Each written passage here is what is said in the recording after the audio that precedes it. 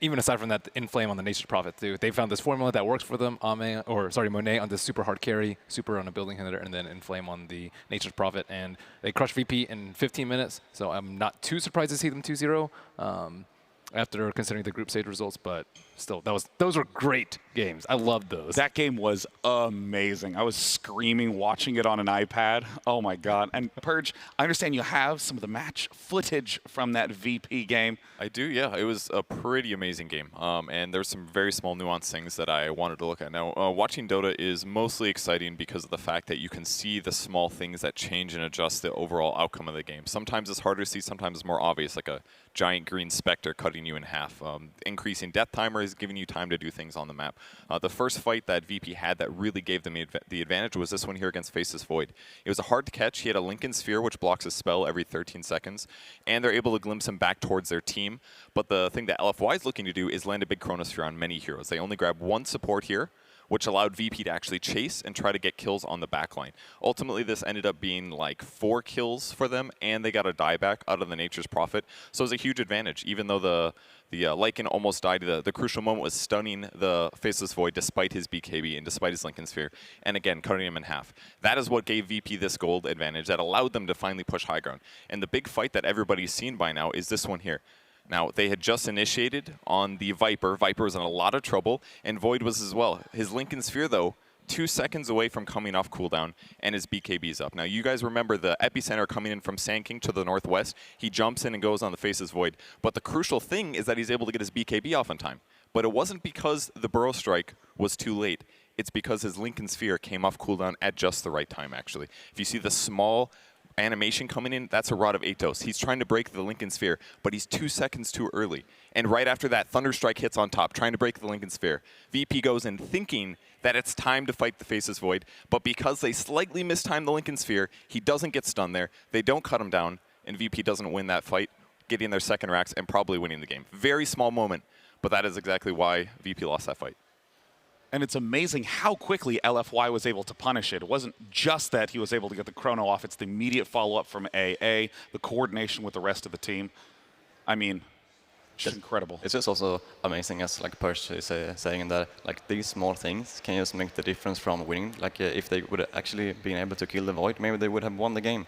But now they lost instead. And it's like these small things that makes the difference from the best player and like almost the best player. Yeah, I feel like there's like a huge multiplier that represents your skill level where, you know, if you're a weak player and your opponent makes a mistake, maybe you'll get them to half health. If you're an amazing team and your opponents make a mistake, you can win the entire game. I mean, the fact that everyone punishes in those small windows so fast. You think that was all skill? Maybe not a little bit of, VP getting unlucky? I think it's not unlucky. I think it's like they, I don't know how to put it. It's like they know that the Lincolns was popped before. Yeah. They're trying to pop it, but then they still go for it. So they're kind of like taking a chance in a way, I would say. But yeah, it was tough. A little unlucky. 19 seconds unlucky, out of but 20. They actually try to pop it, but they see it's not popping. So is that the cooldown of Lincoln's? Isn't it 20 seconds? I think it's shorter. Lincoln is 13, I think. 13 seconds. 13 seconds. Purge, 13 seconds on Lincoln Sphere. I don't. All right, we get the nod from Purge. All right, so 12 out of 13 seconds. He is essentially the Liquipedia. We give him all the information. Excellent. He's great. You know, so one of the things that, that you brought up about it is that unlucky. I feel like it's one of those things where every team is going to make some mistakes at some point. And technically, yes, you can click on, you can know the exact cooldown based upon when the timer went off. But things always get a little warped when you're on there in the pressure, in the moment. Especially here at TI on the main stage. I would imagine so. The crowd was going pretty crazy at that point. Yeah, yeah. It was. And it's probably just going to get worse and worse with like these things. Like when you get closer and closer to getting to hold the like Aegis, the nerves is going to like get to you, and you are going to make more mistakes. Yeah. Sometimes the finals isn't always like the best Dota because teams are so nervous, and they just play with a little bit of anxiety. Yes. Well, at this point, we're still quite a ways away from the grand finals of TI7. Taking a look at the brackets, you'll see that we have 3 matches that we're going to be doing today from TI. We also have the All-Star match that will be happening today, and we'll talk about that in a moment.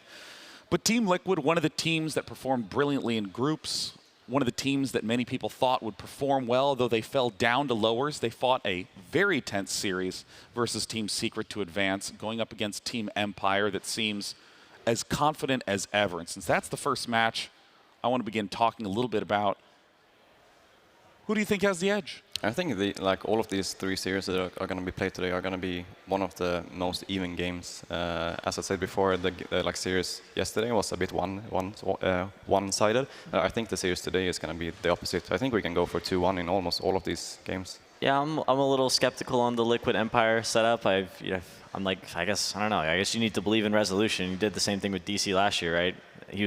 DC was like the underdogs in every single match they played at TI6, yet they managed to get to the finals. And I think Empire's in a similar boat, a little bit different of a team makeup, but it's resolution at the helm carrying the team. So I'm excited to see how far he can take them, but I still think like it's hard for me to say they're not the underdogs. I think that's might be a good thing for them, though. Like all the favorites are in the lower bracket or already out of the tournament, at least what we probably thought going in. None of us put these Chinese teams up in the top, and VP's also in the lower bracket. Yeah, I mean, looking at it, I guess you'd have to say Empire is now the underdog of the tournament. I Definitely the dark horse. Yeah, for sure. I mean, if you look at the brackets of the 6 invites to TI, 5 are still remaining. So, I mean, it's a lot of the teams that people have been looking to do well have eventually gotten here to top 8. I think Liquid's probably, I mean, if I was in Liquid's position, I think I would be happy that I was playing Empire. I don't think they expected to be playing Empire. Maybe they're a little afraid of the momentum, but being able to play like a team that you viewed as like a weaker team to get into like top, what are they playing for, top 6 at this point? Yes. And also, if you look at all of the other teams that are left, then, as I said, like I think probably Empire is the best opponent for them to play. Now, before we get this day underway at the main event, we want to have a little bit of fun before we step to the tense matches. So Casey got the chance to have some of the players draw some art of their favorite heroes. Welcome to Draw That Hero.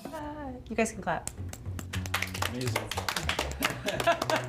You can pick any hero you want, pick something and interpret it to the best of your abilities, however you want. What hero would you like to attempt to draw today? Me? That's you. We're talking to you. I select Shadowfiend. Slark. Mountain King. I make faces boy. You may use anything on that tray. 3 minutes starts 3 minutes? What? now. I'm ready. Go. Let's go. Maybe a bowl? Is he in a bowl? Is he in the grand scheme of things? Oh, it could be actually. 画3个天音界在头上。不是画2个头就好了。你画画比川哥还有。 Dude, he's actually good. Dang, son, you're good at this. Is he being helpful? No, they're not supporting at all. That's good. It's awesome. That is good. He can't even draw straight. Did you break it? No, it was break already. Is he better at Dota or art? Maybe art? 他是一个被Dota 耽误的画家。 What? No! It's just a fat faceless boy if you look at it, you know? 30 seconds. GG. You can't GG this. Definitely a dire tower. Wow. Okay, actually, I'm done. 可以了吧？ How would you rate your work? I think it's not too far-fetched to say this is potentially some of my best work yet. 满分，1分不能再多。 1 out of 10. 9 out of 10? Teammates, do you agree? No. I mean, it looks even better than Shadowfiend. It's like a tower, you know? Yeah. It's bigger than a Shadowfiend. Tower field. Tower Fiend. Dear God, what was your approach? I just draw a hammer as the head, Yeah, you did. and yeah, then I just try my best. You feel proud? Feel good? Yeah, kind of actually.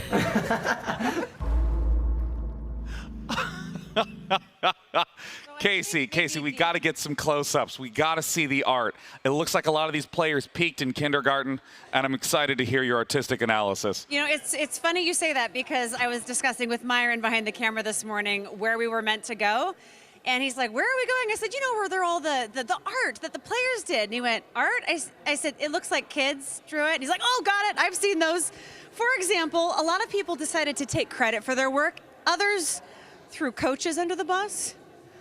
I don't even know what that is. Guys, we had you gather around for a reason. What do you think of this amazing art? It's beautiful. Like this one, it's I think it's an elephant. It's really, it's awesome. I think it's supposed to be Batrider. No, it's the new hero from Valve. It's gonna go out this afternoon. Oh, you heard it here first. Yeah, obviously. Fabulous. What did you guys think? What's your favorite piece on this wall?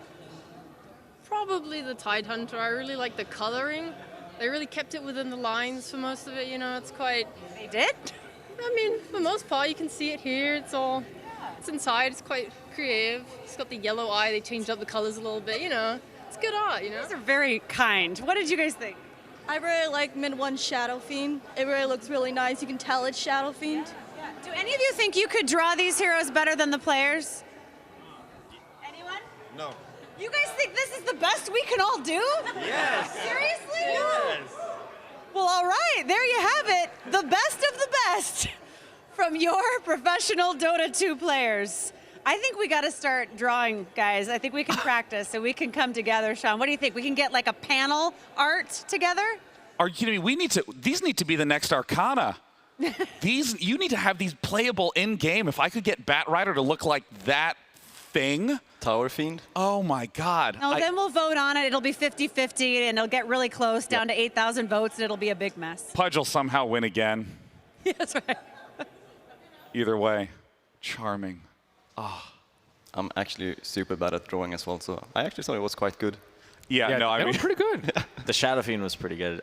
Tidehunter, I'm not too sure about. You could tell who he was. It was green. So. The Batrider was awesome. No, the Tidehunter looked great. like Pac-Man, and the ghost from Pac-Man had some sort of ugly baby. Oh my God, it was awful. The Batrider would be a great graphic tee. It would. It would. It would. Oh my gosh. Someone cheated and did IO. IO's just like a ball. They wanted to select the easiest one. That's what I do whenever people are trying to ask me to draw here. Mine looks like a scrambled egg, though. Now, if any of you haven't seen this, if you ever find Slacks around here and ask him to sign something, he does little drawings. I've seen his little scrawls on everything. And I'm excited to hear what Slacks thought about all the beautiful art we have here. Slacks, how's it going, man? Oh, that was art. Yeah, that was wonderful. You know, pro players. They're not the most creative, but hey, you know, we love them. They're fantastic. Hey, you know, I want to show you guys something a little creative. I bet you guys at home, wouldn't you like to know what it feels to be a pro player here at TI? I thought we'd do a little point of view. Everybody, pay attention to your screens. Audience out there, help me out. Let's give you the pro player experience. Turn this thing around. Here we go. All right, you're getting ready for the match. You're behind the curtain. You're nervous. You're a little scared. All right. They call out your name. Viewer number 7. All right, it's time to go. And there we go. The crowd goes wild. Oh, my God. Oh, the pressure is mounting. You got to get up to that stage. The world is waiting for you. Millions at stake. Will you be the greatest Dota 2 player of all time? Up on the stage. Yes, yes. Looking around. Oh, is that one of your favorite fans up there? Oh, they love you. Give them a nod. Look at one guy. Oh, yeah. All right, into the booth here. Here we go. Up the stairs. All that pressure, but all that dreams. Everything coming to this moment. We pull up the chair. Oh, he sits, yes. And we got it. But what's that over there? Is that the Aegis right there? Everything that you've been working for this moment? You found it?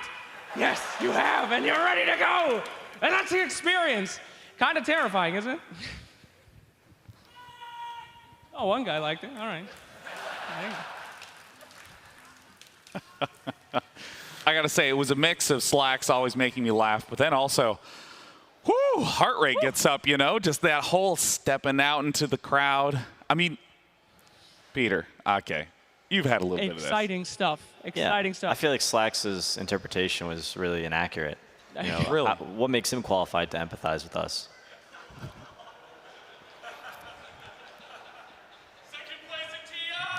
You know, that is a good point. If any of you recall, Slacks was part of the second place TI team last year. Slacks, an extraordinary competitor at the International year after year. That's like saying this DC team is the same as last year's DC team. Come on, Sean. I'll pull that off later, too. DC might make another run with the same name to top 2. Well, they actually got eliminated yesterday, which was unfortunate. God, really, tried as hard as I could. I was disappointed. Yeah, it's fine, though. But I think one of the things you also think about when you go up on the stage is you got to watch out for those steps. Nobody wants to fall, right? Yeah, no, I mean, I fell walking down the staircase to get coffee yesterday, so. I remember that. Yeah. You were just like, all of a sudden, just this like pool of person on the floor. And I was like, yeah. Are you okay? But actually, I think most players are quite calm when they go out. I think they're like, focus on the game and just, I don't know. I don't know about you, man. I mean, I've been very calm actually. Yeah, you're like one of the most calm people out. I know. I don't know. You get some butterflies going. Yeah, no, I got butterflies just seeing. I mean, like, we're just in a hallway right now. Like, we have our own little crowd here, of course, but that's a huge crowd in the Key Arena. I mean, it's tens amazing. of thousands. It is. But yeah. I think if you've done it like a couple of times, then you actually get quite used to it. But it's super awesome, of course. Everyone at Key Arena is super supportive. So everybody claps, everybody cheers, and it's a nice time. Always is nice. I wonder if there'll ever be a team that gets booed. Think it's possible? I really don't think so. Because public enemy #1, like everyone just hates this team. I mean, the thing is, I feel that everyone has their favorites, but the #1 thing is that everyone just loves seeing good games of Dota. It's true. What about Sumail in China? Did he ever get booed? I remember they hated him. I don't think he got. The China fans are so nice. I don't think they would boo. I think if there was one chance, it would have been maybe that. Yeah. You know what that means? It's the horn. It's time for the very first match to begin. It's going to be TL going up against Empire. Let's bring out the men in blue. It's Team Liquid.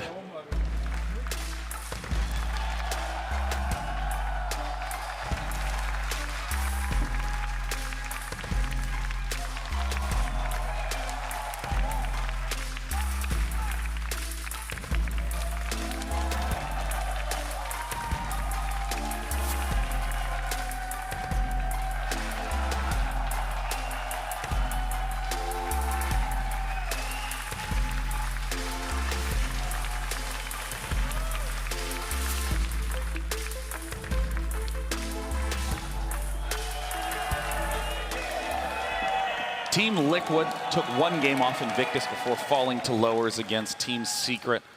Pulled a comeback in Game 3 in order to advance to here today. And as Kuroki said then, he keeps trying to bring the fire into his team. He keeps trying to make sure they stay focused and stay motivated and don't get defeated.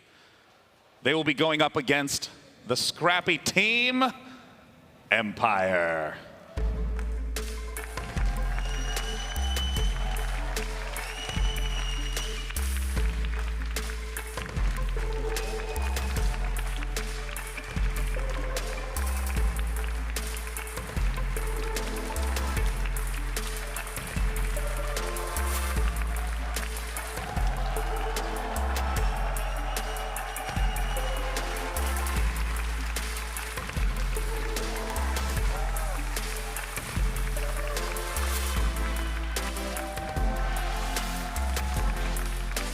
You know, we've seen team after team come out of those booths after a win, have a little bit of relief, but still trying to stay focused. Resolution comes out, huge grin, smiles, cheers, waves towards the crowd. And of course, huge fans for Resolution, including up here on the panel. He's been getting a lot of fans, I think, throughout these days and from last year, of course. But it's just that it just seems that he's really enjoying it as well. And I think everyone can get the feeling themselves from it as well. And that is also why they really like him. Quickly becoming the hottest free agent on the market post-TI. Yeah. Even production teams want him. Oh yeah, that's true. Yeah. Well, he's a very charismatic guy, and he's very passionate about Dota, and he's one of the nicest people I know. I mean, and what was so cool is we talked about this a little bit yesterday, that Empire looked a little bit centered around Resolution. It was a story kind of about his play. But then in the games yesterday, they looked much more holistic. It was like a team all having strengths together. Sure. I mean, Resolution standing in with this team, he is the storyline. He is sort of the star of their story. But the rest of the team played really great yesterday. Ghostic played fantastically, and then FN on the Marana was super impressive. He really brought his team back in that game. Just feels that they're going further and further away from just trying to center it around Reso and trying to make the whole team work. And that is also why they have been able to win these games in the lower brackets. And it makes it way harder for opponents. I remember we had someone up here, they're like, oh, we just wanted Resolution to play something that he couldn't really carry with. I forgot what hero that it was, but their entire draft was centered around making sure Resolution had a bad time.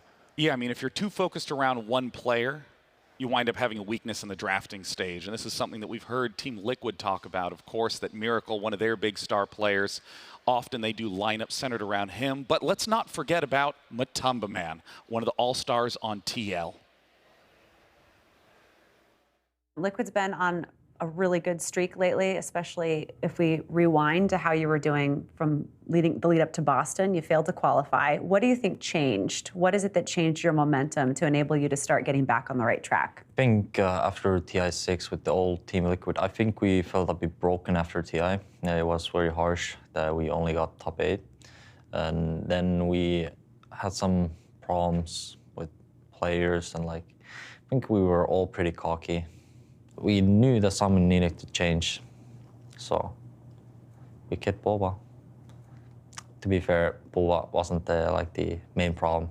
Last year, we weren't confident in what we did, but we tried to copy other teams, and it didn't work out well in the end, because you can't change the play style you are doing too much.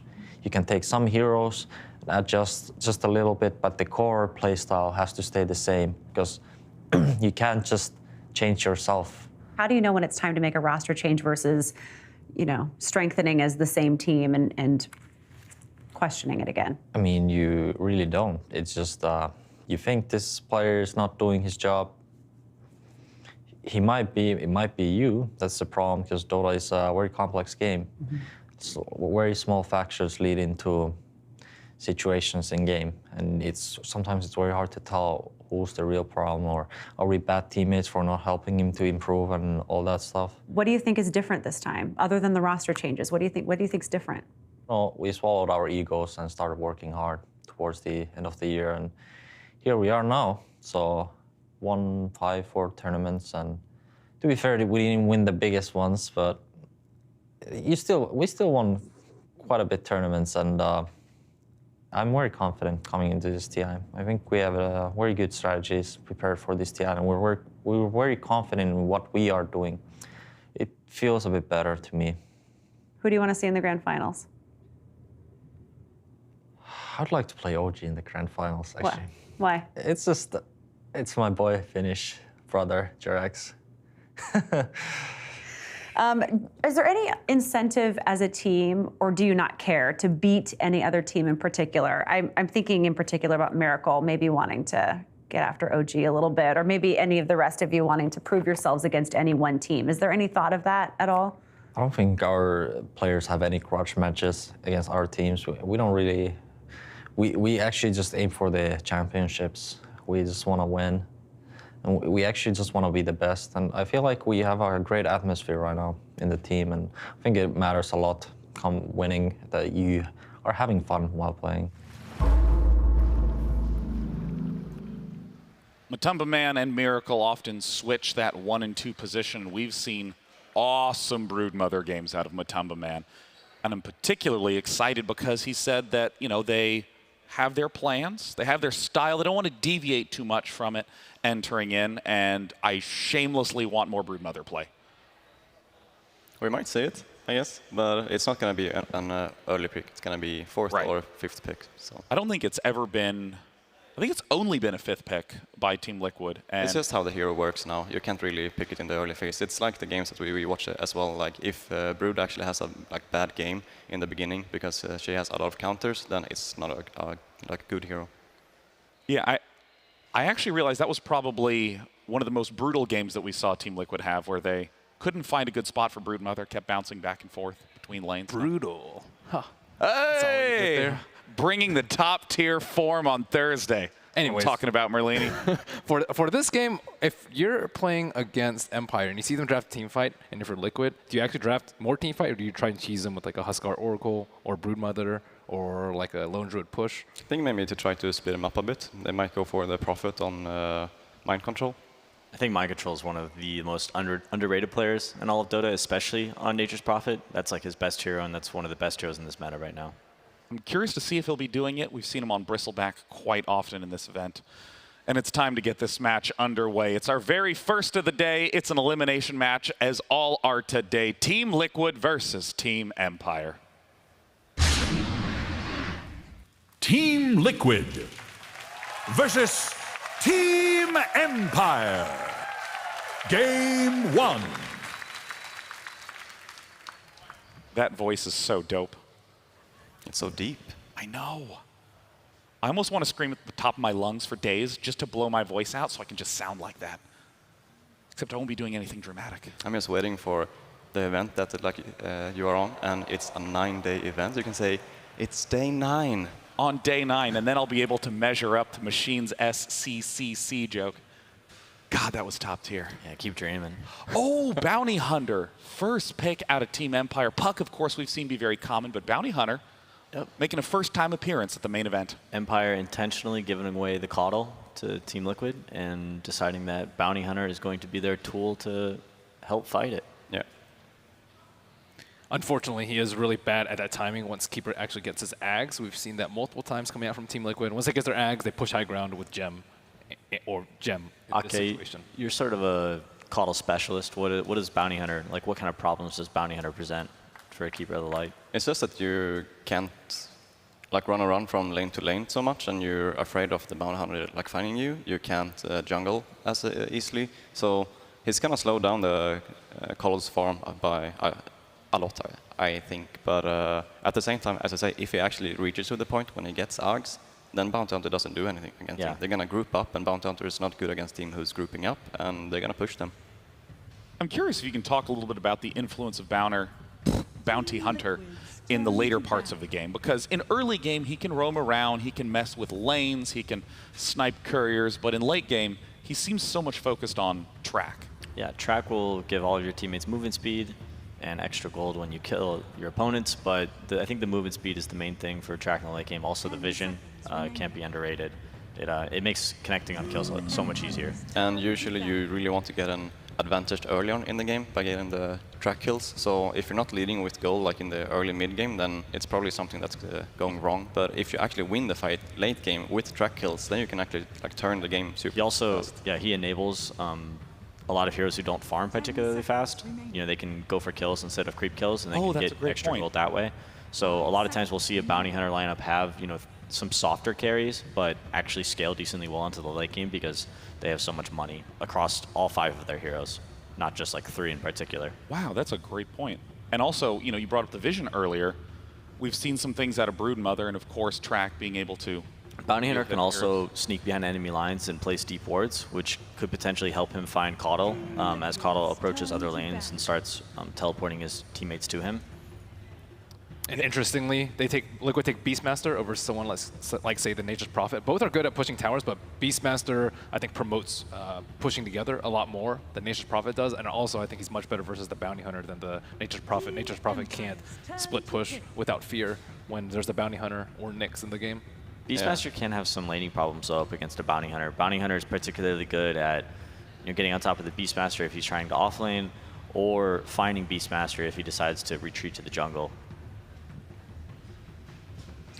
So they only banned one of the pushing heroes in the Lycan, and there's still, I would say, the Lone Druid, which is, they've picked a lot recently, and I think you definitely want to 5-man if you're Team Liquid.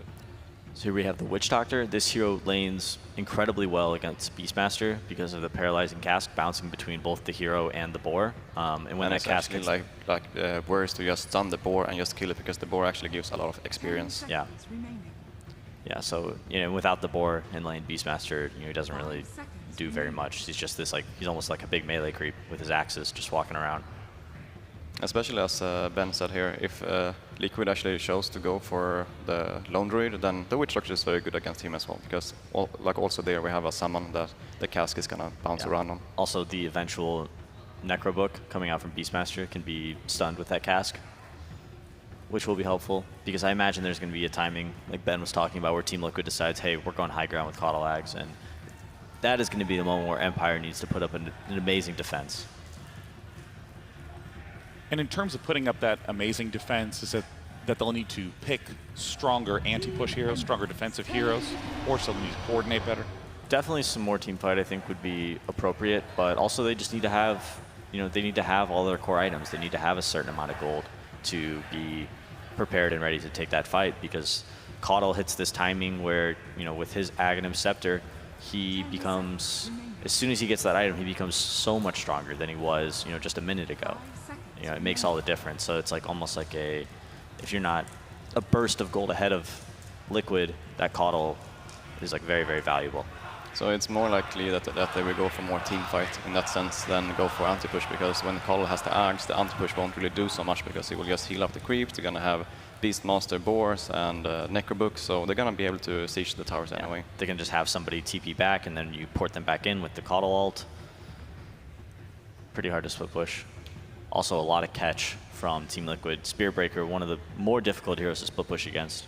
They have been like answering the opponent's pick, almost every pick. Like the Bounty Hunter is a response to the Caudle, the Witch Doctor is a response to Beastmaster, the Spearbreaker is a response to Bounty Hunter. And then Weaver is a response to Spearbreaker. Yeah, so it's just it's very fun to like see these drafts where they actually try to outdraft their opponent every time they pick. I think that's where Dota is, and you need to, why not take advantage of your fourth pick? Can you explain the Weaver's response to Spearbreaker? So Weaver is a natural Linken's carrier. So Spearbreaker generally wants to just charge somebody across the map, which he won't be able to do.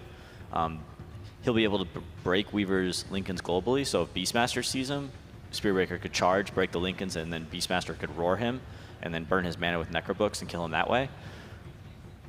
But having a Linken Sphere against Spearbreaker is super nice because he can't really touch you without help. And if you actually see the Linken's pop on Weaver, then he knows that it's something that can happen, so he's just going to Sukuchi away. Good way to sniff out wards or vision you didn't expect. But doesn't Weaver struggle a little bit until he has that Linken Sphere, because suddenly his invisibility doesn't allow him to evade Spirit Breaker as well? He certainly can.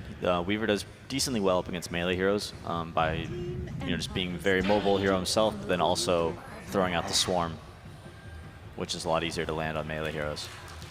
Here comes the fourth pick, Brood. Here's the Brood. Yeah, this is this is definitely a comfort pick for Liquid. I think that Empire is decently equipped to deal with it. They still have one more pick for their core position, and they could do something like a Bristleback or a Sand King, or they might be a little light on carry. But like I was talking about earlier, I think Bounty Hunter lineups can get away with having a little less carry than other lineups. So their options for a fifth pick hero up against Brood, I think, are much larger than they would be without the Bounty Hunter. Also, Bounty Hunter throughout the game, he's pretty good at catching out Broodmother.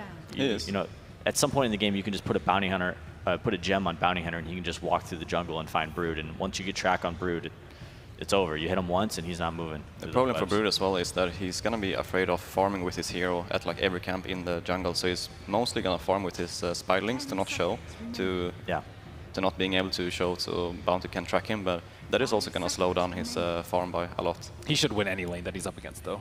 How is it against Puck mid? I think he crushes Puck. I think so, too.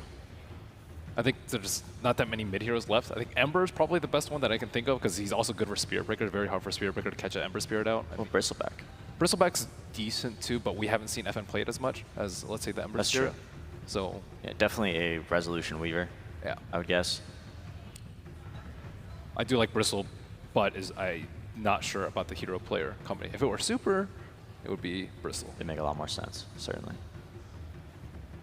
In terms of win condition, I mean, we've talked a little bit about how powerful Oggs is for pushing with Keeper of the Light, but is Team Liquid going to be just, you think, exclusively focused on pushing in mid and late game as a core win condition? I mean, Spirit Breaker is so effective at... You don't know what their last pick is. They could easily do like last pick AM, and they have another way to win if they want to take it late. So. They could do a couple of different options. They have a lot of vision during the day with Caudle and Beastmaster, but it's it is kind of difficult to split push against Bounty Hunter because he places these deep wards and he finds out all the information about your team, and he knows, oh, there's 2 heroes on this side, there's 1 hero mid and 2 heroes down there. So we can send 3 heroes top and gank those guys. So you get a lot of information when you have a Bounty Hunter, so split pushing isn't always the best strategy. I think just finding the right timing, which I think they're definitely geared up to do here, and just going high ground and ending the game early where Bounty Hunter really has a very low impact on team fights is probably the play. They're just really going to try to get some pickups early with the Beast and Spirit Breaker, and maybe Brood can get some picks and make sure that the Keeper will get his Aghanims, and then they're probably going to try to force Roche or Towers during the day. Does it almost feel like there's a clock on Team Liquid? They have to begin winning this thing sooner rather than later? I don't think so. It just depends how many kills they give up. I think how many track kills they give up is what's going to determine. I think otherwise, they're fine going into the late game. Caudle and Beastmaster will have a huge impact for the vision of this game. And the Necrophos is always like scary in the late game as well. Batrider good at picking off the Broodmother, not particularly good in lane. I think Liquid, you got to watch out for Matoma Man on this Broodmother and make sure he doesn't get out of control. Interesting to see the last pick Batrider, as he was often one of the first or second picks in virtually every game he's been in. But with the drafts being completed, it means it's time for game number 1 between Liquid and Empire. Thank you very much, Day 9. And indeed, another day begins here at the International 2017. Empire versus Liquid, an incredibly interesting matchup to start the day with. Empire, of course, having this run, Liquid being this incredibly dominant team that's ended up in this lower bracket. The drafts are out, Fog. What do we reckon? We've got a Broodmother game. It's looking a bit scary in the laning phase from Liquid. They also have very good ways to kind of deal with Bat later on into the game, like they were talking about. The Beastmaster, Hawk Vision, the Caudle once they get the Ags. Usually what I've been seeing from GH, he gets the 4-staff first, and then it's usually between the 20 and 28-minute mark. He gets that Aghanims up, and they go for that big push. I'm really liking what Liquid's got going here, though, for them. Yeah, I mean, I think pretty much the panel says, it does feel like that. Obviously, they saw the Caudle, and it was clear that Empire, they feel that they have a plan in terms of the draft. But instantly, once that bounty comes out that early, Liquid, they have this lineup. They've got the Breaker. They've got a lot of good catch. Rezo, obviously, on one of his very comfortable heroes that we've seen here at TI, that Weaver, that he's carried many a game upon. But they've got a lot of lockdown. This is a game where Lincoln's, it may not be enough to keep that Weaver alive in the fight, with lots of ways to break through it. And lots of big, heavy control, whether it be the Reaper Scythe, the Primal Roar, that could cause issues for the Weaver. Yeah, definitely. And tons of ways to break it. Like Mana Leak, there's so many ways that they can do that. And with these lane matchups that they're already kind of getting, it's going to be the Caudle and the Beastmaster bottom pressuring.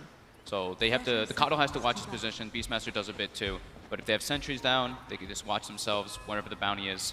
As long as they can keep track of where Roger is, they can do very well in their lanes. Every single one is pretty much a winning matchup except for the Necro mid versus the Puck. Puck favors a little bit higher than that because of the base damage advantage. And there might be a bounty hunter lurking in between the lanes, so. We'll see if he gets away with this as well. He's at the rune spot, Roger. Already a charge coming out. Will he be able to get this? He's going to try for it for sure. He gets himself on top of it, looks for it, and he'll take it. Empire get themselves 3 of the bounty runes there. Nice little way there for Roger and the gang to begin.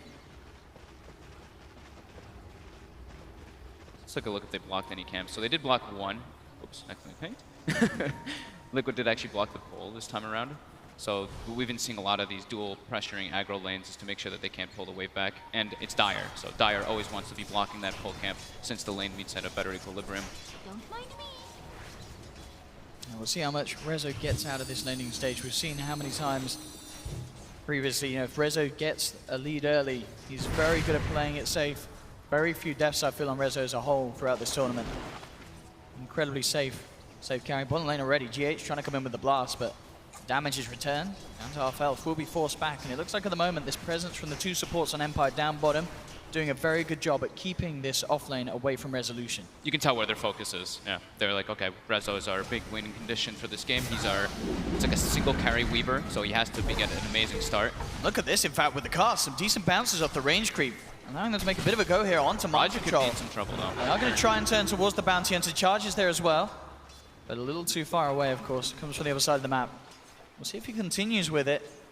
It doesn't look like he's going to hold back. He's going to continue flying across the map here. Liquid's very low on regen in this dual aggro. They actually Kuroki have 3 tangos.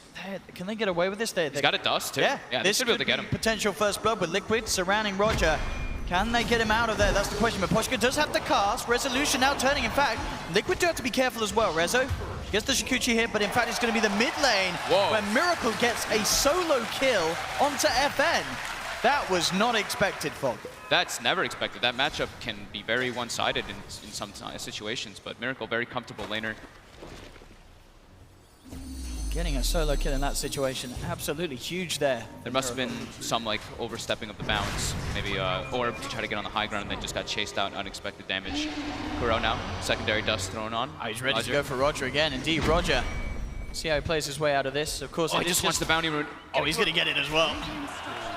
And he should be fine getting out. No one else from the side of Empire heading over. Kuro getting away with that CS in the mid lane despite that death on the puck. Very even at the moment. Yeah. Necro has a pretty high int gain, so your base damage gets better and better in that lane matchup as it goes on. And then the double nulls, of course, as we've been seeing happen very often in all those mid laners, just get double of your stat priority item, so you can just have an easier time laning. Definitely the scariest lane at the moment being that top lane. The fact that this watching Ghostic get Brood is absolutely dominating this lane, Matumba Man. He's getting eaten every time the spiders walk up. Very low armor hero, the Bat Rider. If he's able to get a lot of sticky stacks though, if he can see the actual Broodmother hero, he can get a dust off and they can probably turn and kill him pretty easily. But it's all about having that vision and knowing exactly where he is. Like with the Sentry Ward down. The poor Rodri, I mean, Ghostic's trying to go, but still there's a lot of spiders on him. Kuro's going to be coming in with the charge as well. Firefly onto Matumba Man, does have a couple of stacks, pops the stick charges though, trying to man up onto Ghostic, and with the spiders, he may just get this. No, he can't. Gets him. He does get him, okay. Looks like Matumba, did he get out as well? He's out of range of the sentry, and he's fine now. No more detection on Roger. Matumba Man survives. Saving all those stick charges. A little bit of a bait play there coming out from Matu. Playing the lane very well. And now they force movement, so Bounty Hunter went top, and now it alleviates bottom lane for GH and My Control to start attempting to pressure Rezo a bit. But like we said, they really emphasize on making him farm. And now they're actually turning on GH. They get the Maledict and the stun, and GH is going to bugs on both, here. yeah, GH. Rezo might drop surviving. him, though, but he's got the stick charges. He could turn and try and have a bit of a punch back into Mind Control if he wants. He's thinking about it as he heads forward, but well, with the Grenex Tree Wave come in, he will hold back. But at the moment, you know, Empire, as you say, with the way they start the lanes, wanting to make sure Rezo has a good start, and they're certainly getting that. It's just that it's costing them up towards the top half. Mid lane, not so much. Sure, there was that one kill, but other than that, FN still standing pretty strong against Miracle in this 1v1 matchup. That kill could be big, though, because now Miracle's going to get level 6 way earlier than the Puck does, so they actually have... Necro can go for kills on that Puck very easily with that Reaper Scythe. He's stepping up aggressively, right? He went for it right away, yeah. He's trying to just keep that Puck at bay, and Puck has to go back. Doesn't even have bottle yet, so no regen. Now it's going to be quite a Necro favorite matchup with that sustain. Cask actually bounces onto My Control there. May have been able to get push cup the RNG, wasn't like that. Roger, I think noting that FN's probably getting 6 soon, trying to make plays around the mid lane, but FN does have the Shrine, it's about to be 5 minutes, so that'll be useful. Still 1-2 at the moment. Matumba Man, I mean, the panel said this, you know, Peter was worried this could become the issue, and already, you know, this is a Broodmother that has been pretty much untouched for the start of this lane. He gets involved in a kill. There was only the bounty that came up to try and have a bit of a look in on bringing Matumba down, but even Roger coming in, having the sentry there ready to go, it's not enough. And this Matumba Man Brood is going to become very scary very quickly at this rate. Top of the CS. Roger, finding GH here in the jungle. This is what Ake was talking about. It really just messes with your farm as a coddle, having that Bounty Hunter constantly poking you since your solo armor. Every time he hits you it's an immense amount of damage. Mind Control, looking for the courier, and he may just find it here with the wolves, and he does. Gets it. That's pretty huge, actually. That surge of gold for the Broodmother and for the Necro mid is going to be very useful. Roger will be able to steal the bounty rune here. They pop the dust, hoping to get him on the way out, but Roger did take the safer route up on the high ground. Meanwhile, down bottom again. Look how low Ghostic is. Once more, this pressure. As soon as Kuro joins Spiders the forces of Matumba. Yeah. Too many spiders for him to try to turn onto Matumba. Without a pre-sentry ward down, being able to get those initial sticky stacks, he's unable to deal with all those spider I mean, because of the pressure as well, Matumba's putting on the top lane. Miracle feels safe to play aggressive mid. Roger actually gets the courier because of Miracle's aggression. Now they'll make a bit of a go. Dream Coils drop down. They quite have enough damage, though. It looks unlikely. He's still got... He's very tanky. You can't kill this Necro with just those two heroes, not at all. But with the treads as well, he can, you know, tread swap with the stick plus the Ghost Shroud. It's very hard. And in fact, now Roger's the one in trouble. Kuro and GH wrapping around. Do they have detection? They do. One more dust is out. GH to get the kill there with the Illuminate. And that GH's presence there, of course, being off the back, because I think you called it, what, GH? He died bottom. Taken down bottom. Yeah, Rezo dove behind the tower for him, alone though. So Rezo's putting on aggression by himself, which is very important for them for that bottom lane. But the discrepancy between the Necro is really showing to that Puck. 1,200 gold lead for Miracle here. Yeah, the difference between the offlaners and the mid. Look how deep he's playing too. May pay for it if there's some lucky bounces. I don't know. Between these no lucky two, bounces. Yeah, it feels very unlikely with the levels that Miracle has. without the coil, with all the stick charges saved up, that that 75% amplification from Ghost Shroud. Bottom lane, Rezo, he's being gone upon here. They've got the Primal Roar as well to lock him down. He The does bash? not have the ult up. He does have Shikuchi, and that's going to be enough. That bash actually almost got him killed. Time lapse now back and available as well for Rezo. If he gets pressured upon again, we'll have that to rely on. So they do have Lasso now on Ghost Stick, so same kind of scenario. They still need to have a pre-sentry ward down so they can see where Matu is, and then 1 or 2 stacks they can go for that dive with the bounty. But it's still a very hard kill with all those spiderlings around. Matu looks like he's going for a Deso rush too, and he's going to have it very soon, to be honest. He's about 500 gold away from that Desolator if he wants to get it right off the bat. It's pretty absurd. Look at this mid lane. They're eyeing a Miracle. They do have Dream Coil to set up to allow Ghost Stick to close the gap. Has got Lasso. He will get it off, but already Miracle. He got the first heal. Now the charge from Kuro onto 3. Miracle is just going to look to turn. The Reaper sight comes down. Roger's gone. The rest of Empire have to back up. And this really is the problem now. Because of the start Miracle has, it takes so long to even get close to bringing him down that there's more than enough time for Liquid to react. He's got so many stat items, plus the raindrop. So he absorbed a lot of that damage that was coming out from them. Since right now it's actually for majority of Empire's heroes, it's all magical. It's really just the Weaver who's going to be delivering that physical aspect. So much pressure on Resolution's Weaver to perform here because that is where Empire did put the focus on making the safe lane happen. But elsewhere, I mean, already just 9 minutes in, starting to get this 3k gold lead. And as you say, with Matuma's build, very close to having this Deso. It's going to be sort of a pre-10-minute Desolator. I mean, Liquid, they've got the lineup that they could just group up, they could push. Is one of the methods, as the panel were talking about, to deal with a Bounty Hunter lineup. And if things go Liquid's way, this game could be over around the 20-minute mark. Yeah, he's got Deso. I mean, that's one of the fastest Desolators I've ever seen built up. Empire have to somehow find some way to sort of stop this 5-man from coming together. GH will be found in the jungle. Resolution should be able to get the solo kill here. And indeed he does, so Rezo still doing as much as he can. Bottom lane, Maposhka getting gone upon by Mind Control. Rezo is coming in. Ghost Stick with the TP as well. Doesn't quite have the lasso, but with the Maledict upon Mind Control, he's buying out all his items. He's going to be falling low. He's going to go down. Rezo picking up the double kill. It's getting him up. He's now on the same net worth, pretty much, as Matumba Man. Yeah, you know, they tri-lane to secure this Weaver's farm, and it's happening. But Bounty Hunter. That's a massive point. Look how much that's the Deso. It had the Deso. I think it had the Veil. Oh my goodness, that's such a... That's one of the biggest courier snipes I think we've seen here on the main stage. Yeah, it's at 10 minutes. Like, that fact that it's that early with that many items on it is super significant. Matu still is going to be able to pressure the top lane very well, though, as that Broodmother, and gets it down to half health, and more than half health. What a snipe to have there. No. We'll see how much of a hold it does put onto Liquid's momentum, but yeah, definitely a sizable pick off there from Roger. Roger very, very close to nearing that level 6 as well. So something that's certainly going to help Empire recover on these other cores. They're going for lane, yeah, he's gone on. Quite some time here. Still goes down. Maybe they can get a kill in return. This is a good paralyzing cast. And with the lasso as well, dragging Miracle back. Resolution's turned up as well with the bugs out. These would be massive kills. And with the Dream Coil, they might just get them, and they do. They take down both Miracle and Kuroki. Big response there from Empire. All 4 of them making that rotation in, literally everybody. Rezo being extremely involved, as he needs to be. You know, he's the strongest hero on his team at the moment, so he has to be making those rotations, those plays around first to make sure that his team doesn't fall behind. Bounty about to get 6, as you were mentioning. Get that track online. My control pops at random dust. He's aware of it, yeah. Pops the dust straight away. Through the scan first. So it did seem like he knew that the bounty was in the area. But now, same thing. Matu takes that top tower, another 1,400 gold.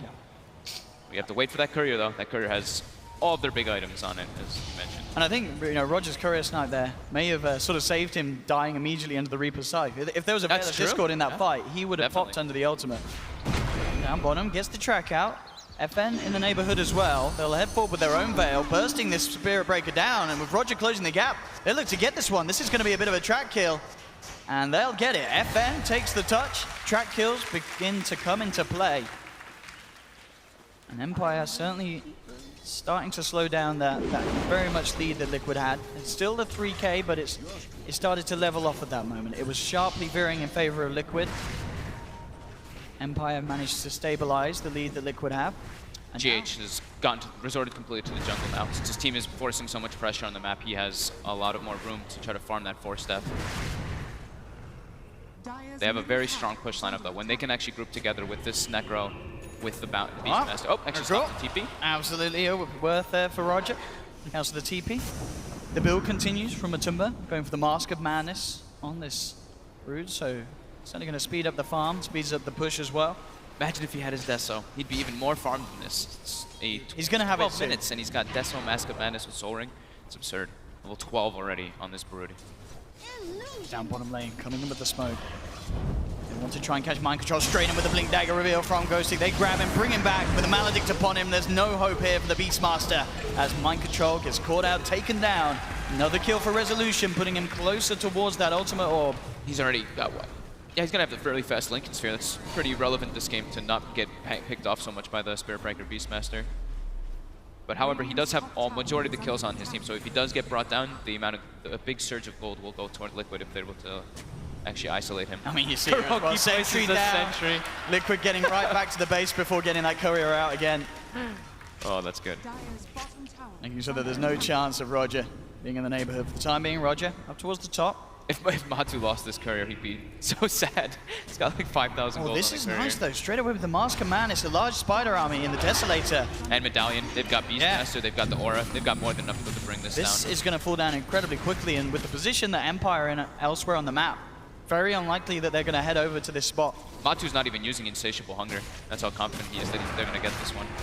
So for the push, he's going to be able to use that for the fight. Just trying to hold on to it, to the ultimate as long as possible. 14 minutes. This Broodmother is a menace.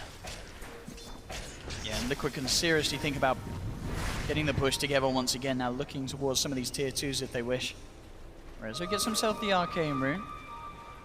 They can continue just forcing pressure and forcing Empire to react to them. Well, like we were talking about, the very important thing is GH's Ags, and slowly but surely, he's approaching it, just sitting in the jungle. I mean, this is the big kill. They will have to do it twice. It looks like they may do it once. They have the track upon him, now trying to stay with the Insatiable Hunger, but he's held back by the Dream Coil. Matumba Man silenced as well. That's one kill. Can they do it a second time, though? GH in the neighborhood. Empire going to come back in. They've got the lasso. They saved it for the second round. Dragging Matumba Man back. Tracks upon him again. Roger trying to fight him, and with the burst from FN, they'll take him down. Aegis gone. 3-man track as well. Very nice kill there, bringing down the Broodmother twice and taking the Aegis away from Liquid that quickly after they pick it up. Big plays there from Empire. Bottom lane, Rezo. Matu's playing in a very aggressive stance there in the enemy jungle farming. While his team's everyone else was completely away from him. Nobody else was playing around Matu there. Well, maybe seeing if they can make a play happen here. Rezo and Roger. Eyes towards Miracle. The bugs are out upon him. He's got no TP, so they will be chasing for a bit, but there is backup from Liquid approaching. Mind Control doesn't quite have the Primal Roar backup. And indeed, yeah, a little too hard for Rezo and Roger to chase down. Kuroki just went on a big warding expedition. Just got 2 very deep, actually 3 very deep wards, watching a lot of what Empire is going to be doing in the next couple minutes. And yeah, here we see the sticky napalm is super obnoxious for Broodmother, having one of the worst turn rates in the game. Unable to actually focus on anybody with that Insatiable Hunger. And they're looking to go on him again. They might get away with it, Ghostic. Can he close this gap? Put the orb for him. I'm going to jump in another moment, just trying to keep him forced back away from this. Again, this is sort of the similar sort of play that we saw from Empire in previous games, where they have the 4 of them working together. Rezo just given that bottom lane, making sure that Weaver continues to find the space. He's got the Lincolns nice and early. 16 minutes of treads and Aquila. 6-0-2, a KDA that we've become very much used to seeing on Rezo in the early stages of a game. Very, very few deaths on this man. They get the scan out onto what they would probably think is GH. GH has literally just been jungling still. So it's been about 7 minutes, getting closer and closer toward that Aghanims. Goes for the 4-step first, as always. But Liquid is very content with seeking to farm, letting Empire make mistakes and go the pressure. Roger and they're going in on him with the Veil upon him and the Reaper's side. There's no escape for that man. Resolution's going to try and turn the Ghostic, jumping forward with the lasso. Will grab the Spirit Breaker. Kuro down. They do lose 2 for in the long run, so Liquid are happy with this one. If they can get Rezo, that would be massive, but the Lincolns protects him. Ghostic getting slowed up a lot here, but gets to the high ground. So Liquid definitely showing us, once they could get a lead in like that, they can find the trades, come out on top. Matumba Man already sweeping back over to Empire's side of the map, has eyes on FN. Those Resolutions around as well. Rezo sitting in the middle lane. It really tells what Liquid's idea is in this game. The fact that he goes for the Deso rather than go for something like an Orchid. Because Orchid this game versus Puck versus Weaver versus Bat can be extremely potent this, so far. But he wants to be that big physical damage dealer because he is pretty much their one hero. They have a Necro who's going to be building toward that Radiance, as we see Miracle getting very close to it, actually. But he is the big physical objective taker. He's the one who hits buildings, so he doesn't really care about killing heroes. That's not the nature of Liquid's lineup. It's about that siege. Again up top, Empire looking for the easier kills. Oh, GH is gonna they're gonna chase him down here. With the blinding light and the force stuff, yeah, it's too much. Too much distance for Empire to close. They can look to put some pressure on this top tower. Ghostic and Roger in the neighborhood, that's so. Back up in 25. GH has like a specific formula. It's always like Tranquils, Windlace, and Force Death, so he's got that extra movement speed to get away from those ganks too. They're so comfortable playing around with this hero. Look at how much they're farming. They're all kind of like positioned around each other. Right now, it's not the time for Liquid to force anything. They're like, all right, finish up our next big items. The Radiance, of course, or Miracle, which is about 100 gold away. We have nothing else that's too massive other than the Ags on the Coddle and perhaps a BKB maybe on the Broodmother.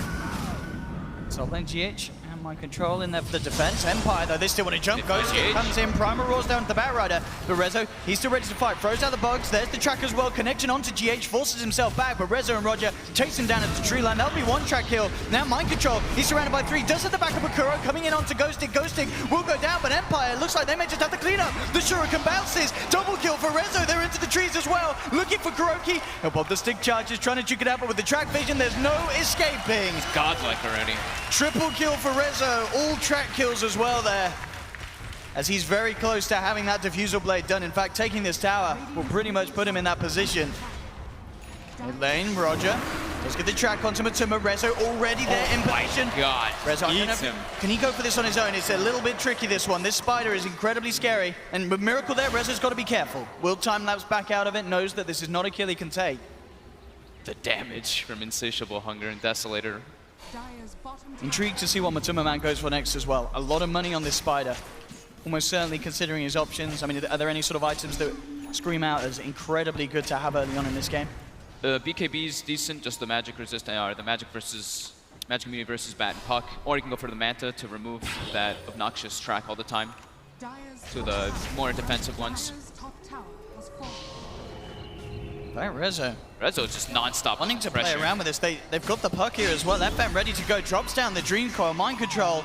He'll turn. He does have a Primal Roar, but he's silenced up. There's no escape for this Beastmaster, and Rezo just continuing the streak. 10 kills already on this Weaver. Yet to die, and that was without the Diffusal. He has that now as well. 13 of the 14 kills with Rezo running around. Absolutely insane. Mid lane Maposhka will be fine. Miracle. Not quite close enough to get off that Reapers to hold him back. But overall still, as we can see, slight net worth lead here for Liquid. Yeah, just about 4K. Just the fact that Miracle and Matsuba farming a little bit better, but it's incredibly close. Yeah, does look GH though, I mean this, it's going to be another freebie here for Rezo and the gang. Tracks out as well. And I mean, Resolution, they're just giving him every kill. Loving his life, and this is insane. Rezo is going to be such a threat this match.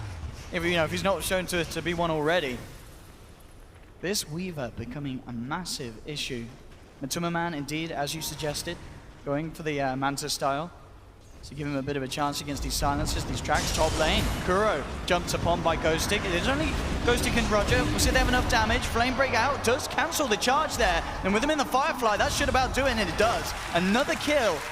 And I've got to say, 21 minutes into the game, this is so many track kills. Yeah, he's already hit the level 12 threshold on the Bounty Hunter, so that's where it actually becomes a lot more useful for your teammates and for yourself. That increased gold that you get. Rezo mid. Being eyed up by Matuma and Mind Control. They do have the Primal Roar, but again, without Lincolns, it's hard to make it go. In fact, there's the wraparound around for Roger. FN drops the Dream Coil. Tracks start to get laid out. They've got him onto both. Death Trap's there as well. Matuma getting bursted down low. FN coming forward for the Reaper side down. Rezo, it's not enough. Time lapse is out. Resolution survives. Turns back towards Matuma Man. Matuma, can he survive with the Insatiable Hunger? He can't. Matuma Man's down. Kuro looking to charge forward, trying to get the Witch Doctor. Will find it. The Resolution survives. It's just a 1-for-1. Empire only losing the support. Again, getting track kills, a big kill as well, bringing down Matumba, who was at the time top of the net worth. Rezo living again, though. He's becoming way too big. It's becoming a massive problem. Another crack. And he just picks up line control. In fact, maybe he's got a double damage. Rezo's got a double damage. This is so damn scary. Looks towards Miracle and KuroKy. He'll take the tower first under their nose. And now he says, now I'll come back to look towards you. Does get back up. Can he get out of this one? He's bringing Miracle down there with the Shikuchi. He does it. Oh my God. As well. Ghost Stick with the lasso. Grabs GH. Brings it back. They get the full team wipe.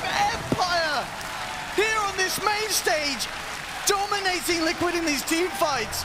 Resolution going absolutely ham, and it isn't just the Rezo show, it's his full team enabling him. The track plays Roger on this Bounty Hunter. Just getting so much done for the team. And you see Rezo, he's just focusing the tower. He wants the tower first, then he turns back for the kills. And again, playing on the edge of his life, does not have time lapse yet to rely on, and he just swags it out of there with the Shikuchi. It was actually so close to him dying there. But you see how aggressive he's playing? There's like no downtime right now for Rezo. Every single situation, it's not like he goes back to farm. He just goes, looks for a rune, goes for a kill, non-stop looking for GH to try to punish Liquid. Since he is still pretty hard to kill. The only real thing that they have for him is the Spirit Breaker, but with that Linkens, it's a very tough thing to bring down. This Weaver is very elusive. Now with the full Maelstrom picked up, gonna be going for the BKB next. When he's got that magic immunity, it's gonna be very scary for Liquid. But now, you know, Liquid's draft is all about getting that Aghanims timing, and it's getting closer and closer. 1,600 away for GH now. Now Roshan is up. We'll see if either side looks to take it. We saw previously how quickly Liquid can find it. But Liquid themselves, they will get a free pick here. Roger caught out in the river. Reaper's sight down. Make sure that bounty's out for as long as possible. 65 seconds without that bounty hunter. Liquid's gotten pretty tired of all this invis mechanic bugging them so much. So, yep, gem picked up. No more of those shenanigans. They need to control both Roger and Rezo. They're having too much impact on the map. Just knowing when to take fights. Rezo's just showing up to all of them from that bounty hunter, giving him all the vision. Roche is back up now. Does get scouted out. And Liquid has a very good team to Roche with his Insatiable Hunger and the Beastmaster. They got away with it last time. Liquid looking like they have a pretty good shot at getting away with it again. Rezo is in the neighborhood though. A couple of hits on Takura already. Linkers will be procced. He has to be a little careful now in case he gets locked down further. He tried to turn towards Kuro, but the charge is Can they get the kill? No, Rezo! He's forced out! Rezo will survive for the time being. No, the Reaper side comes in! Massive kill for Liquid! Now they can look for more. Miracle up on the high ground. Did get dragged back by Ghost Stick. Empire have to back off. With Rezo gone, dead for 90 as well. Such a huge kill, an insane amount of gold as well going towards Miracle, about 850 for that. Ending the streak. Yeah, and experience as well. That's a very over-leveled and over-farmed Weaver, so they get a chunk going for them. And this is perfect. Now they get the Aegis and the Cheese. They're starting to pick up more ways to break that Linkens, now with Dagon as well.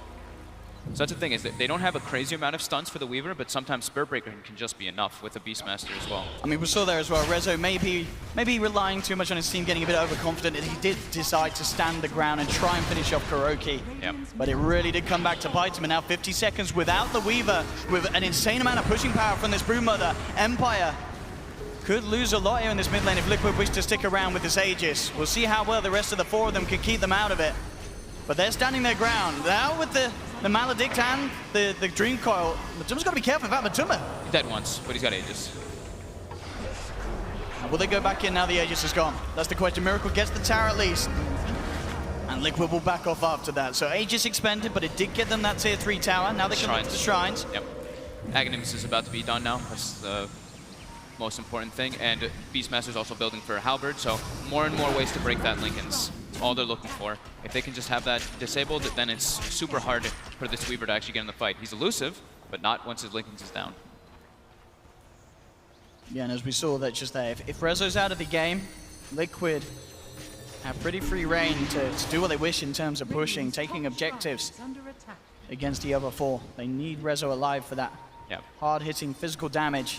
FN's starting to get up there too. So 4-1 and 6 on this puck. And we'll see it again here. I mean, it's a Resolution, as you can see. He turns back towards Kuro. Feels like he can get the kill, but immediately, once that charge comes through, does get the initial time that's off, but Miracle beautifully holds onto that Reaper's Scythe. Make sure it's there for the second time. And the big kill is granted for Liquid. Yeah, Liquid knows they just need to pretty much expend everything on this Weaver. Yeah. The other ones, you know, their damage, they can be annoying, but it's nothing in comparison to what the Weaver's doing. Now Liquid. She's ready to come down mid again. The wall's working on the shrine. Empire needs BKB on Weaver, and a secondary Linken's would actually be super useful. Matuma comes forward, but he will get caught under the sentry. First track's out, they'll knock him back with a flame break. Has the Manta Star dead forward as well. Ghosting being charged upon, he'll get Yule's up. Liquid, Miracle, Kuroki closing the gap, jump forward with the Nether Strike to Reaper's side. That's Ghosting down for 80 seconds. Already on the back getting line. isolated. Resolution's gone as well. There's no buyback, that's 70 He's down seconds. for 70.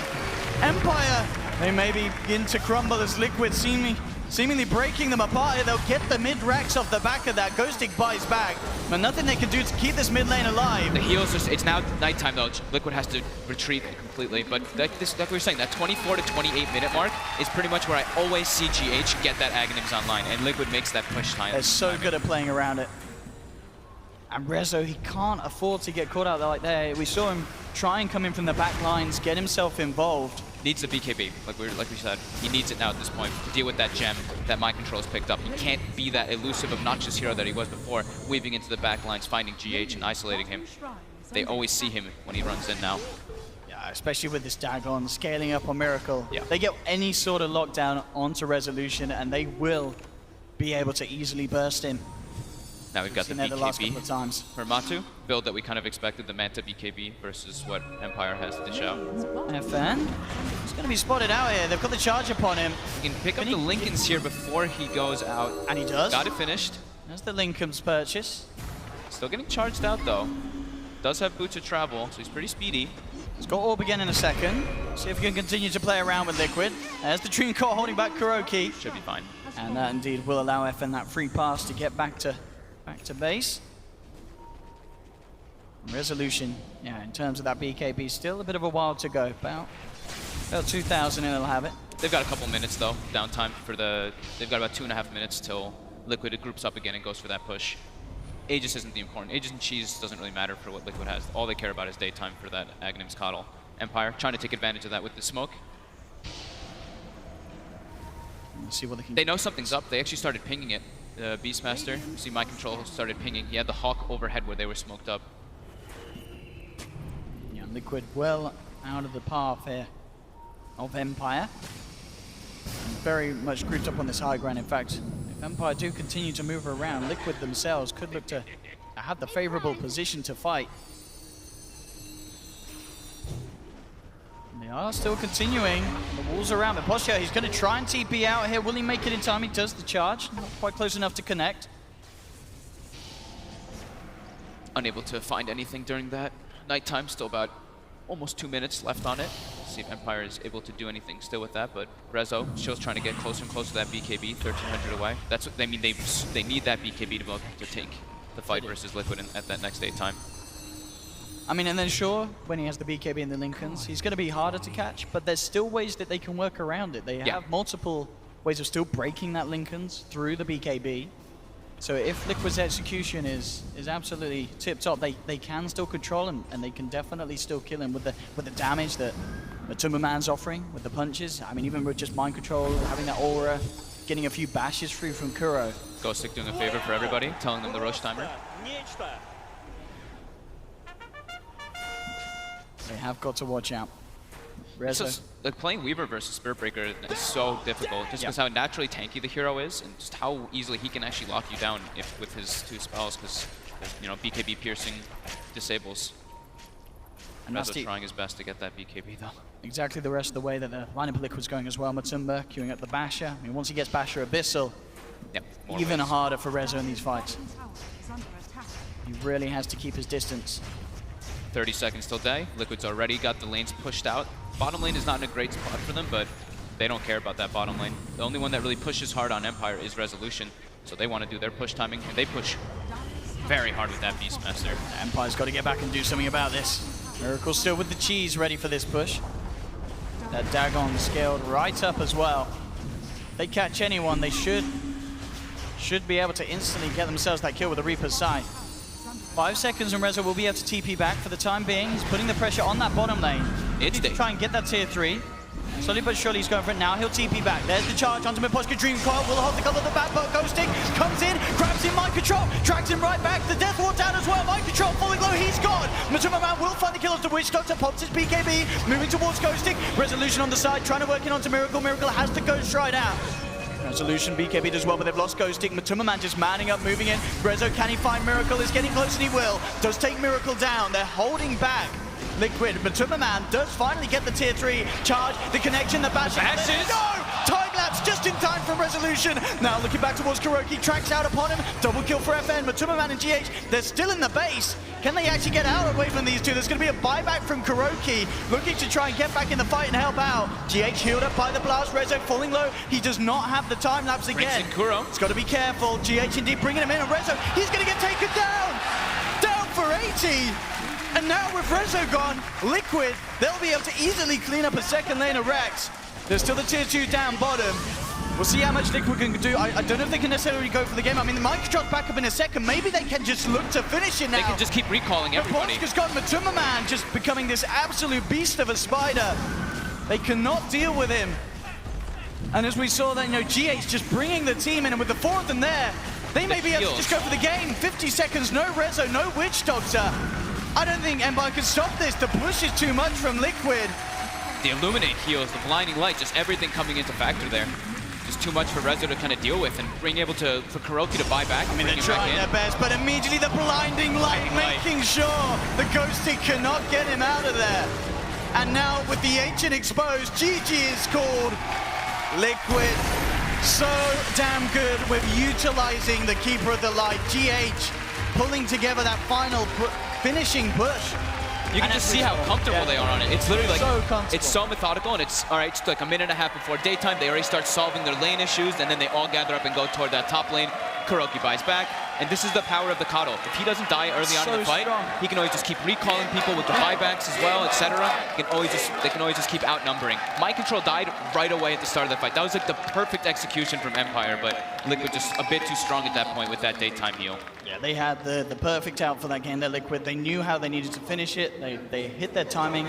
And again, despite Rezo's great play, great farm, incredible start in that early mid game, the couple of times he was caught out, didn't have buyback, very little that Weaver can do in response there. And I really think, obviously teams before this have totally said the Keeper of the Light, you can't let Liquid have it. I think we're seeing here why. I wouldn't be surprised if we don't see this come up again in the rest of the drafts. Yeah, they play just so damn well around it. He always gets his Aghanims around the same exact timing. Yeah. And with the Matu Brood as well. That's also something that people could start considering banning in the 3rd, 4th.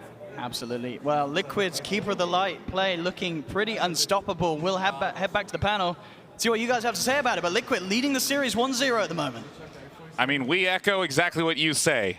Stuff happens, GH gets Aghanim Scepter, and then good game. I mean, before that point, we were all looking to Empire. The Bounty Hunter got, what, 10, 12 track kills in a really short period of time. Resolution was 10-0, 12-0? They were doing a very good job at trying to keep the call down and just getting kills all over the place. So the game looked good for Empire in the beginning, but as Owen and I think one of you said, and the fucked off, of course. When GH gets his Aghs, then stuff happens, and they get kills, they push, and the base is gone.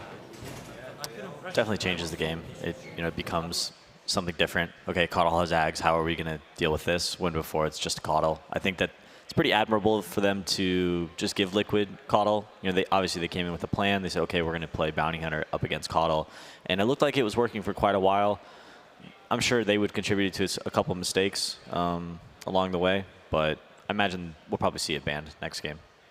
Yeah, and I mean, if Bounty Hunter gets to do what he wants to do, in theory, you'd expect that if your strategy was having that as a central piece, that you would win. And what do we see? Bounty Hunter not only getting the track kills, but the 2 key courier kills. Oh my God. Back to back. Yeah, the first courier dies, it responds, and it comes out with 2 Mithril Hammers, most of the ingredients for a Veil, a Wind Lace, a Clarity. I mean, it was like a $5,000 courier just went busto. That is actually like game-breaking or game-losing for them to actually lose that courier, but they managed to pull it off anyway.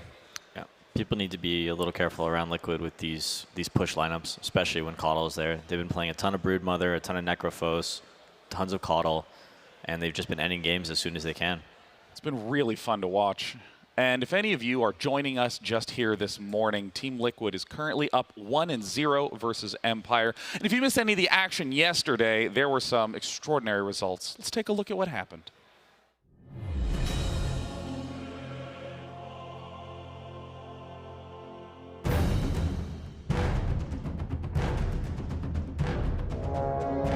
With the horns sounding, that means that teams are ready to head down to the main stage. OG streaming in. They want their vengeance for last year, and they're going to get one step closer if they can close this out. Raven, the front line, he doesn't have to BKB. We'll get absolutely blown up. Game 1 is OG's. Let's see if TNC could make this work, and they have to. This is their last shot. One hero shot, almost got 2. Now the echo from Jerax. A dagger through the heart of Filipino Dota. The Eclipse comes through, but it's a futile effort from Raven. OG take the game. Revenge is theirs. The people who will be going up against OG in lowers will be decided by this next match. We're blessed, dude. We get a Meepo game, the first Meepo game of the tournament. Bowman charges in, gets the dust down for him. With the Sonic. Got 11. Oh, the RP! Comes out! The Starstorm as well! LGD absolutely destroying Digital Chaos. The insane start for the series for LGD. DC is 1 game away from elimination, and LGD is 1 game away from top 8. This should be enough damage, but 11 comes in with a 3-man RP! And the boat! Here comes the shark! Triple kill for Arme! Can he get the rampage? He can! LGD knocking Digital Chaos out of the tournament 2-0. The players are ready. Newbie will be going up against Invictus Gaming. Who's going to take it? Who's going to stay in this upper bracket? They're ready to run in and go. Triple C zips in immediately, looking for Birdie. Wants the BKB, grabs Birdie back. Smashes one, Birdie getting bursted down low. The cold embrace is there for Q. That's burning down for 50 seconds. Oh my They've God. lost 3 as Newbie just move in. SCCC on the storm. Again, these final picks of the drafts doing everything. Newbie take the series. They'll be moving on. Already Virtus Pro have taken out one LGD team, but now they face up against the Forever Young team, the team who looked amazing through group stage. They actually got a chrono in. No one! He's literally hit nothing! It was a replicate bait! Everybody splits Delta-wise from Virtus Pro, but it's no one who is just an absolute beast! Killing off DDC! 4 heroes from LFY! Now manure for the ground! At the center. Viper is dropping low, and here's the Epi with the wall on combo with the Ice Blast! With the faces for Chrono! Virtus Pro! You have nothing! Rolling boulder, Afu, he jumps in! Where's the Aegis? He snatches it! Afu! You thief in the night! In my That's it! The Chrono's locked in too many! 4 heroes! And sweet, sweet as sugar! Virtus Pro are gone, and LFY will advance to the winners bracket final!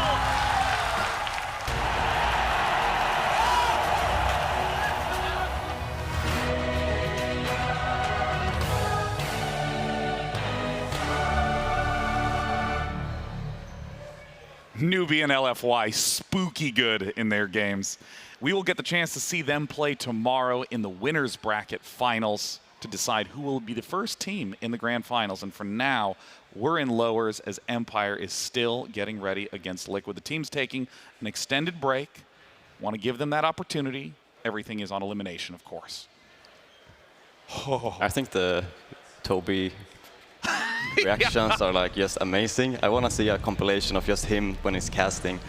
I mean, I feel like in that VP game against LFY, you could just film reactions to the steal, to the Faceless Void Ice Blast combo. I mean, everyone lost their minds everywhere at that.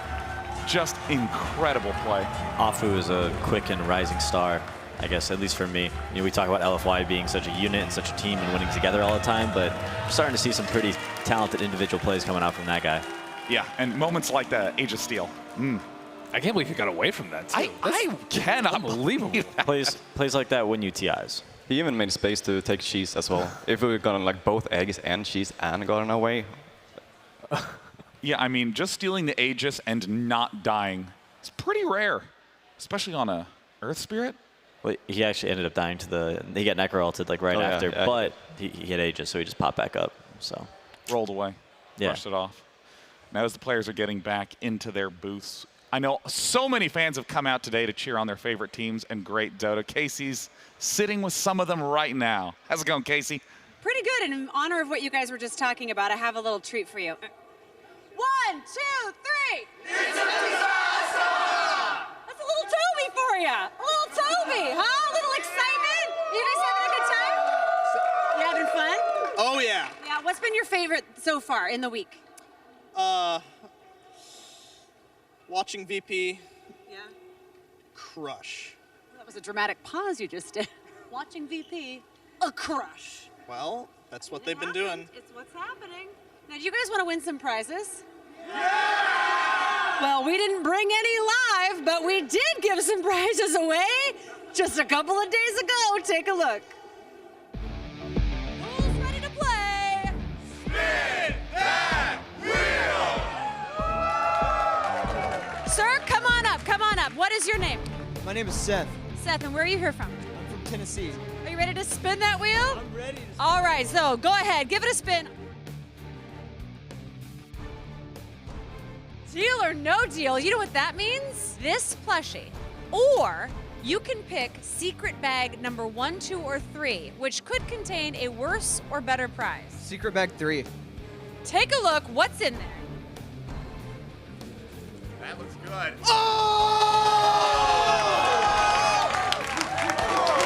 Show them what you won.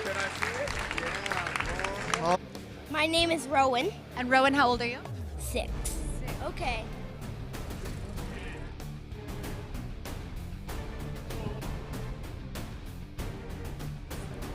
I would like that. You want this? Congratulations!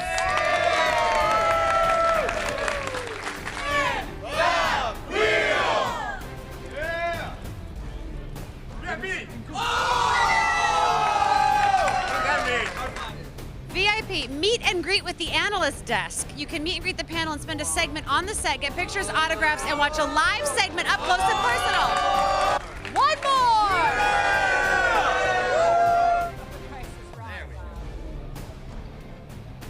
Game! Ooh! Okay, I'm gonna show you a scrambled word, and you're gonna tell me what the scrambled word is scrambling. Does that make sense? Don't help him out just yet. All right, what is that word?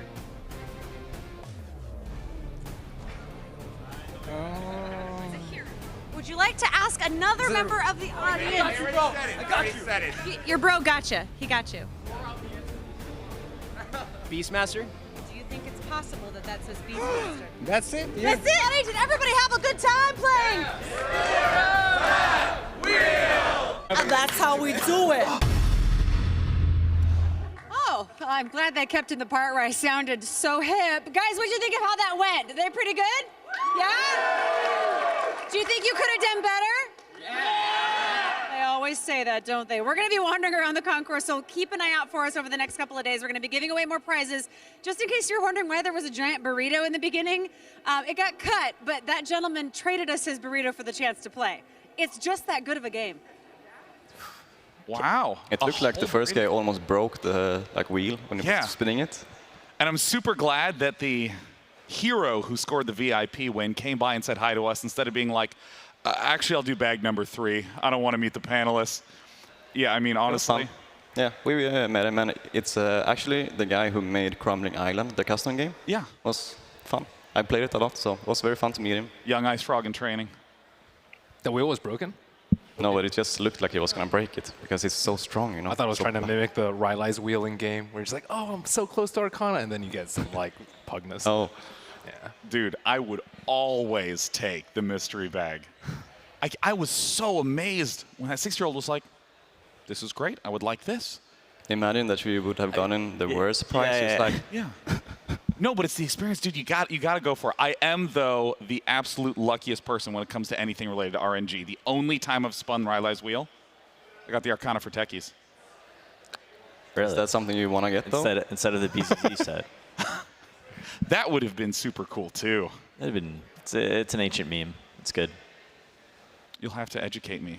The BZZ Pugna set, you're not aware? No, no. It's one of the no, come on. One of the most common rare item sets out there. There's even a golden BZZ set in its honor. Ooh. I'll just keep rolling Arcanas, no problem. And I have just been notified that the match is ready to go, so no more memes get to be explained or explored.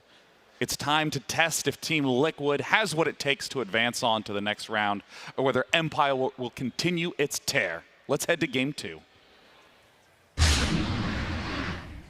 Team Liquid versus Team Empire. Game 2. I think playing versus Team Liquid, priority actually matters the most of any of the matchups because you have 3 heroes that you want to take out. We saw Wisp, Shaker, and Coddle, the main 3. And then if you have first pick, you can just ban Wisp and Coddle and take Shaker yourself. And then you're actually in a pretty good position. I think one of the series that they won was when GH was put on a Visage. And he wasn't really able to do anything. And that's, I think, how you want to limit Team Liquid. 10 seconds remaining. Yeah, I mean, there's a number of heroes that seem pretty important in terms of fighting against Team Liquid. Obviously, Wisp and Coddle, we see Team Empire banning both of them. They're the significant heroes in the meta, which we see Nightstalker and Batrider. I should say the meta for TI. These have been the most popular heroes. Did they ban Ancient Aberration last game? Yes, they did. Yeah. So that's the emergence of that ban. That's something no teams have been really doing this tournament just yet, but that hero's been rising in popularity and having a ton of success, especially from LFY and Empire yesterday or the other day versus EG. I want to ask that we've seen most of the teams do some combination of Nightstalker, Batrider, AA. A lot of these are Lycan as well, regular picks. Sure. Has Team Liquid stepped into that at all? Because I'm trying to remember if they've ever. It depends if they get their comfort picks. They'll definitely take Coddle early. They've taken Wisp early. They'll absolutely go for Nightstalker early. But this is the Darkseer Slardar approach is a direct response to that Nightstalker first pick. Slardar can actually give you some decent vision on enemy heroes with Amplify when you do kind of lose track of your opponents in the nighttime. And Darkseer with the Ion Shell will allow Slardar to actually battle up against Nightstalker in the early laning phases. And all with these 2 heroes, you have this combo vacuum into Slaughter Blink Stun. Yeah, pretty easy to execute Darkseer combo. It's quite nice to have that with the first 2, so they don't have to commit any other heroes for the Darkseer combo. The lineups when they pick Darkseer without any of these combos just feels a bit off. So yeah, I would like to see Team Liquid still pick up one more Initiator. I know it's something I've been harping on all week, but I think two people that have blinks and can go in and stun. So in that sense, nice. They have that there, right? Like both Slaughter and Darkseer will get a blink later on. I don't know how much of an initiator Darkseer is. I think he's more of like a counter initiator, or how you have someone stun, the enemy team reacts, and then Darkseer Slaughter come in with this big combo. 10 seconds remaining. Team Liquid showing respect to Resolution, chucking Sven out of the pool. Of course, Sven is just super solid in this tournament already. That Warcry giving his team armor is really, really great against Slardar. Kind of negates his amplify damage. I think it's far more underrated for Sven, because a lot of people just know Sven about the jungle farming with his great cleave and huge amounts of damage, but you guys have been bringing up Warcry again and again every time Sven's mentioned. Armor is a really important aspect of this game. Physical damage is, especially in the late game, is the majority of the damage that is happening on teams. I think they're going to get the Oracle on Liquid. It's a hero that Kuroki plays quite some, and they have Batrider on Empire, so it's a very good counter to make sure that you aren't afraid of the Batrider ultimate. I think we've seen them run that support duo before too, Oracle Slardar. Yeah. Looks a little risky to run versus Nightstalker. I wouldn't feel comfortable as Oracle. What hero would you feel comfortable on as a 5? I guess not really any. Yeah, there's not a lot of great options. It's like Ogre. Lich? Yeah. Ogre. Ogre Lich. Yeah, but Lich, we talked about Nightstalker roaming a little too much for Lich to keep up with. But Lich totally ignored by both teams so far.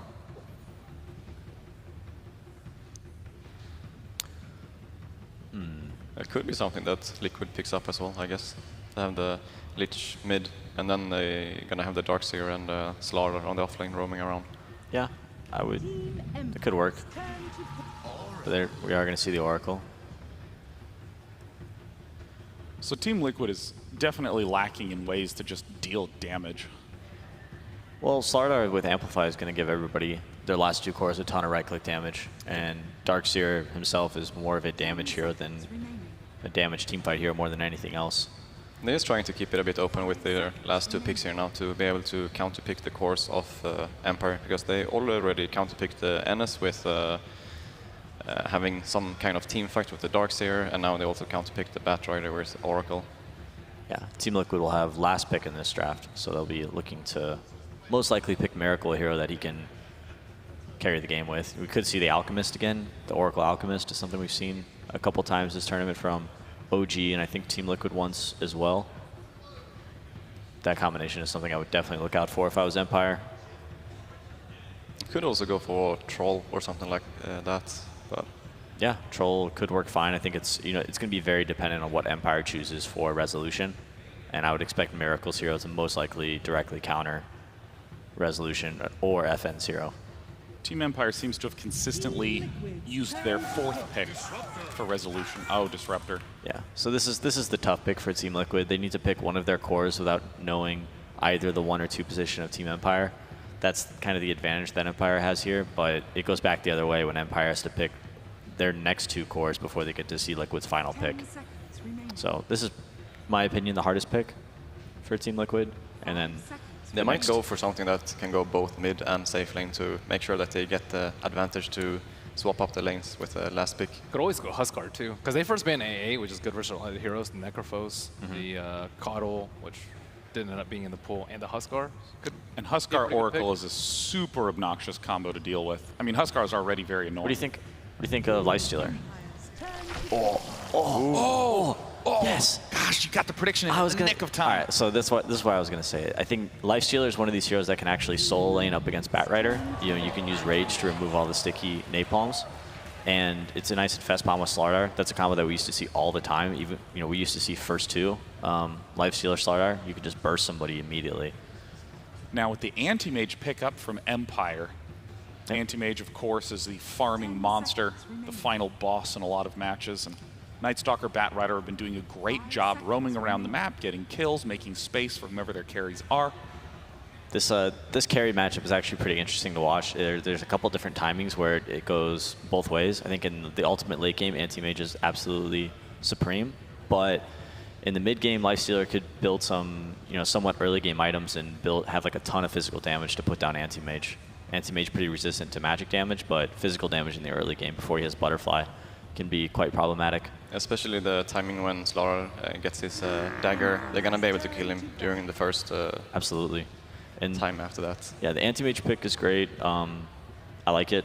It's also very good against the Darkseer. Yeah, it's a similar idea of picking the Lifestealer against Batrider. They pick Anti-Mage up against Darkseer, who can actually solo that lane if he needs to, and have an impact throughout the entire game. I think Liquid really needs to pick the last hero that are good against the Anti-Mage, so they actually can go late game. Because as you said, if it actually goes late game, Anti-Mage is a lot better than Lifestealer 1-on-1. I don't think there's that many mids that are good versus Anti-Mage, though. The best that we've seen is TA, but even TA, I would say, is lackluster versus AM.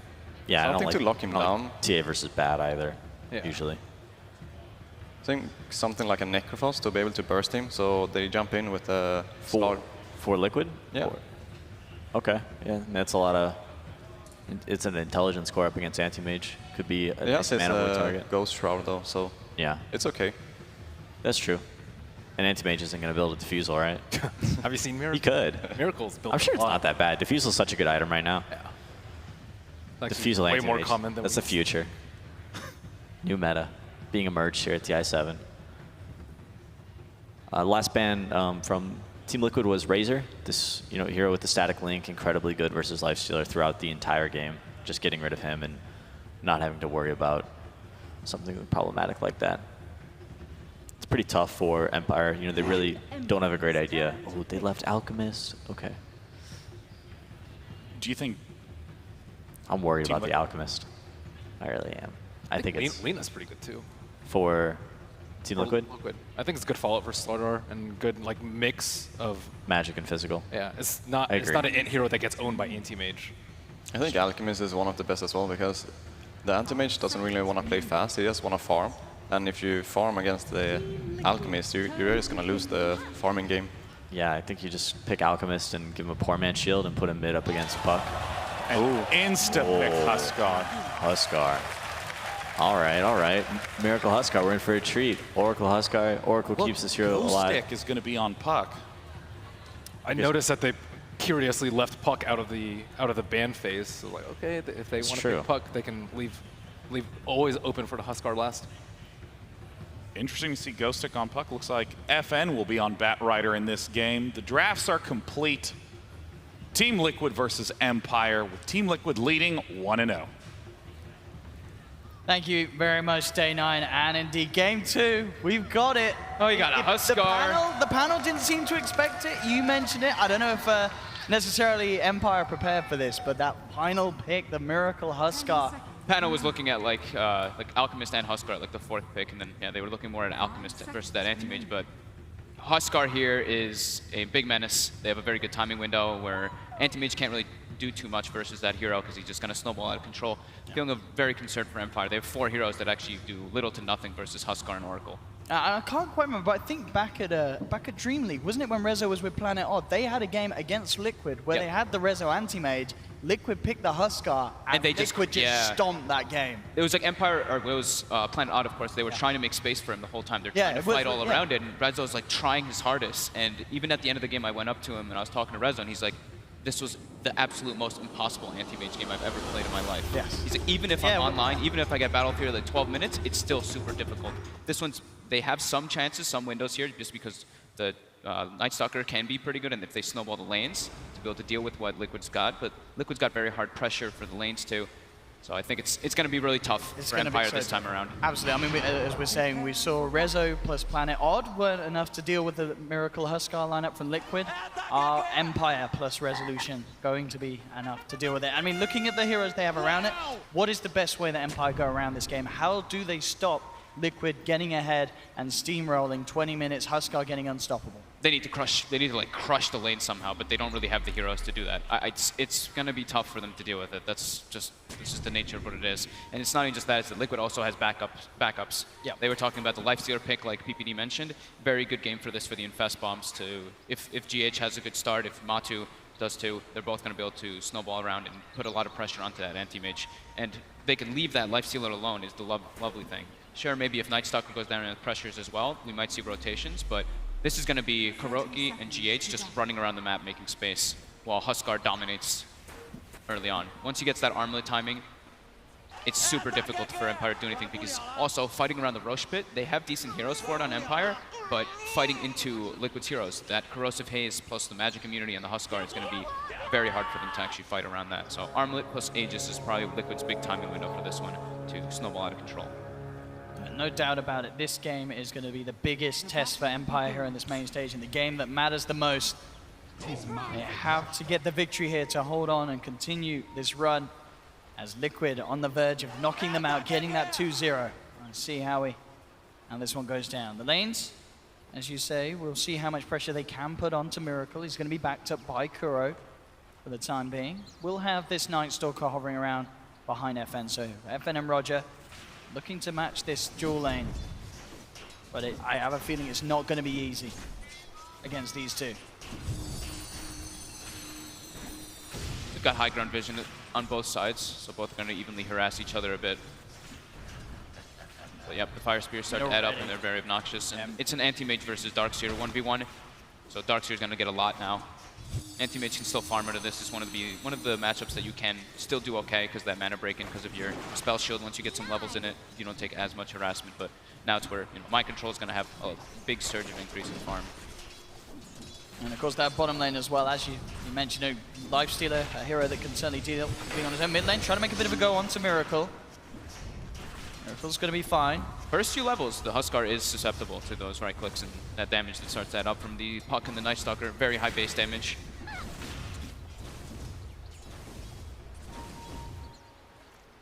GH in the neighborhood, but yeah, as you were saying, doesn't need to be there with Matuma Man. Matuma Man very much can survive on his own down here in this 1v1 with the bat. Just gives Ghost Stick more farm, of course, if they do the 1v1 matchup. But you get an Orb of Venom on Lifestealer, and you could just start trading hits with the bat for the most part. Resolution getting a little bit of space as well, whilst Mind Control heads to the side camps with the Dark Seer. Top lane will be opened up. Mid lane, CS-wise, 8 for Miracle against the 5 for 2 of FN. Roger back in the lane. Miracle constantly being backed up though by Kuroki.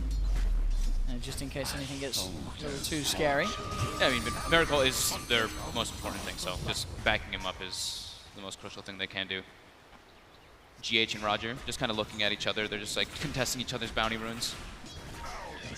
Yeah, bringing the Disruptor over, maybe seeing if they can make a bit of a go onto the mid lane. Trying to close the gap here, seeing if they can get a grab, but already Miracle and Kuroki back off.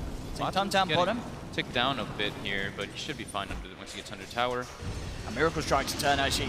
Look towards Miposhka. Bringing the spears stacked up, but he does get glimpsed away. GH also trying to close the gap. They're going to chase this though. They've got another Fortune's End, and there's going to be a Crush follow-up. This should be first blood right here. GH brings him down. The rotation for Liquid making this mid lane even scarier. The Arcane Rune on Kuro, really just letting that happen there. The reduced cooldown on Fortune's End, having it up super quickly there. Resolution is getting his farm though on that top lane. But definitely, as we've seen, Liquid can certainly get the momentum going to the point where it doesn't matter how far at all this anti-mage is in the first 10-15 minutes. If the other lanes are going their way and if they can start to get the ball rolling, once these level 6s come online, once they start to group up. Yeah, that's exactly what it is. Yeah, once Liquid starts to group up with that armlet, once they take over the Aegis timing, it's all about if anti-mage is going to be able to split push hard enough and his team can make the space for him to become that super massive anti-mage that they really need him to be in that later stage if it gets to that point.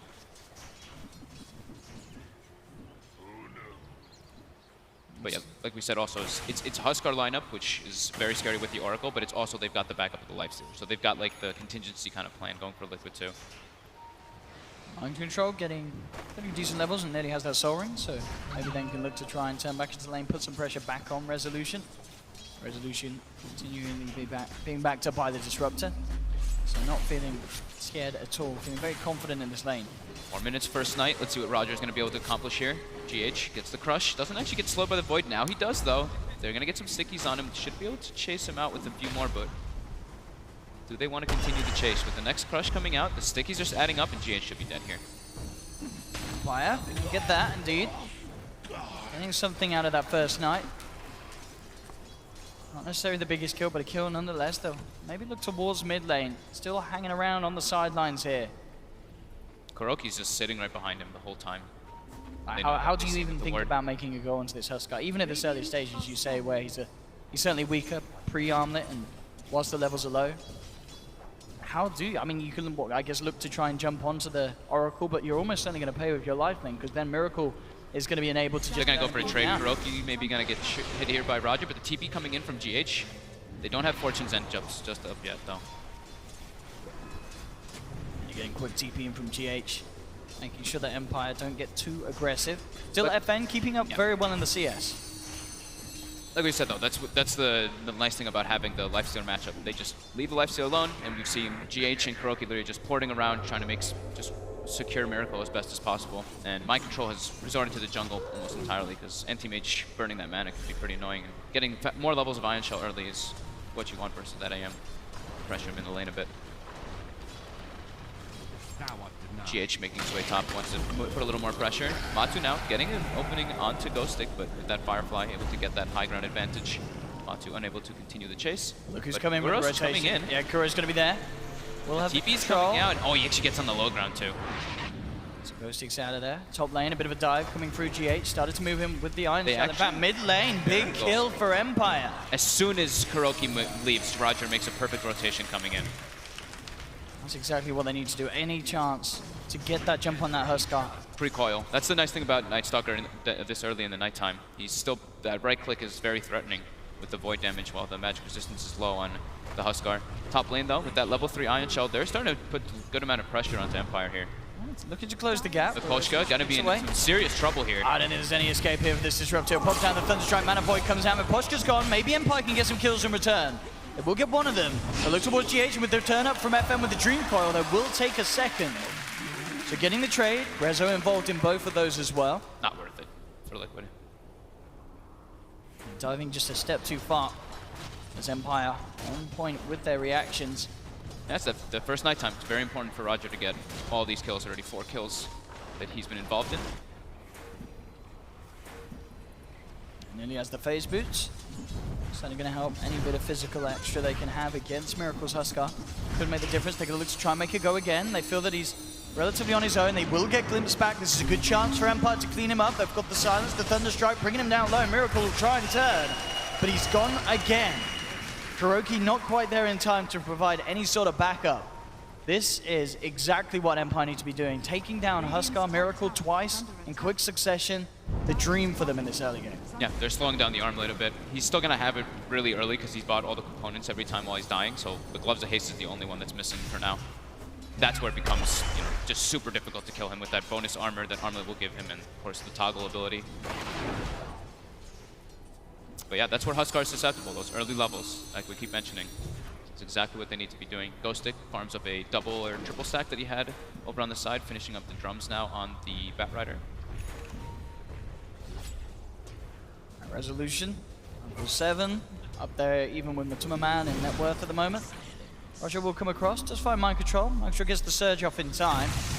Washka's there as well. In fact, with the kinetic field, they've got a good chance of finishing this off. GH coming in to look for the crush to keep him alive, but FN jumps in with the Dream Core. That's enough to take down one.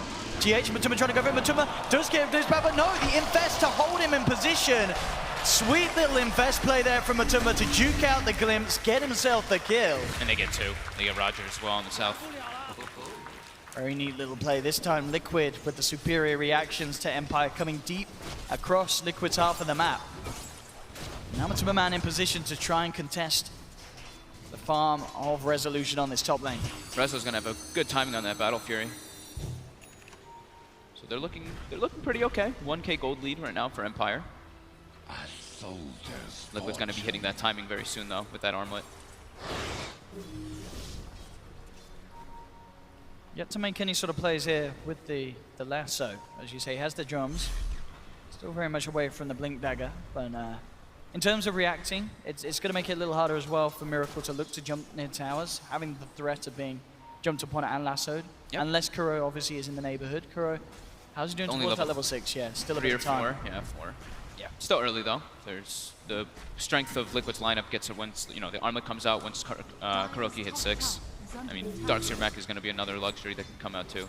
But now Matsu with that move, that natural TP top, he makes his way toward top and is actually just pressuring the tower. Got to be able to bring that one down soon. So that's going to give him good access points to put some wards down and watch Resolution where he's farming.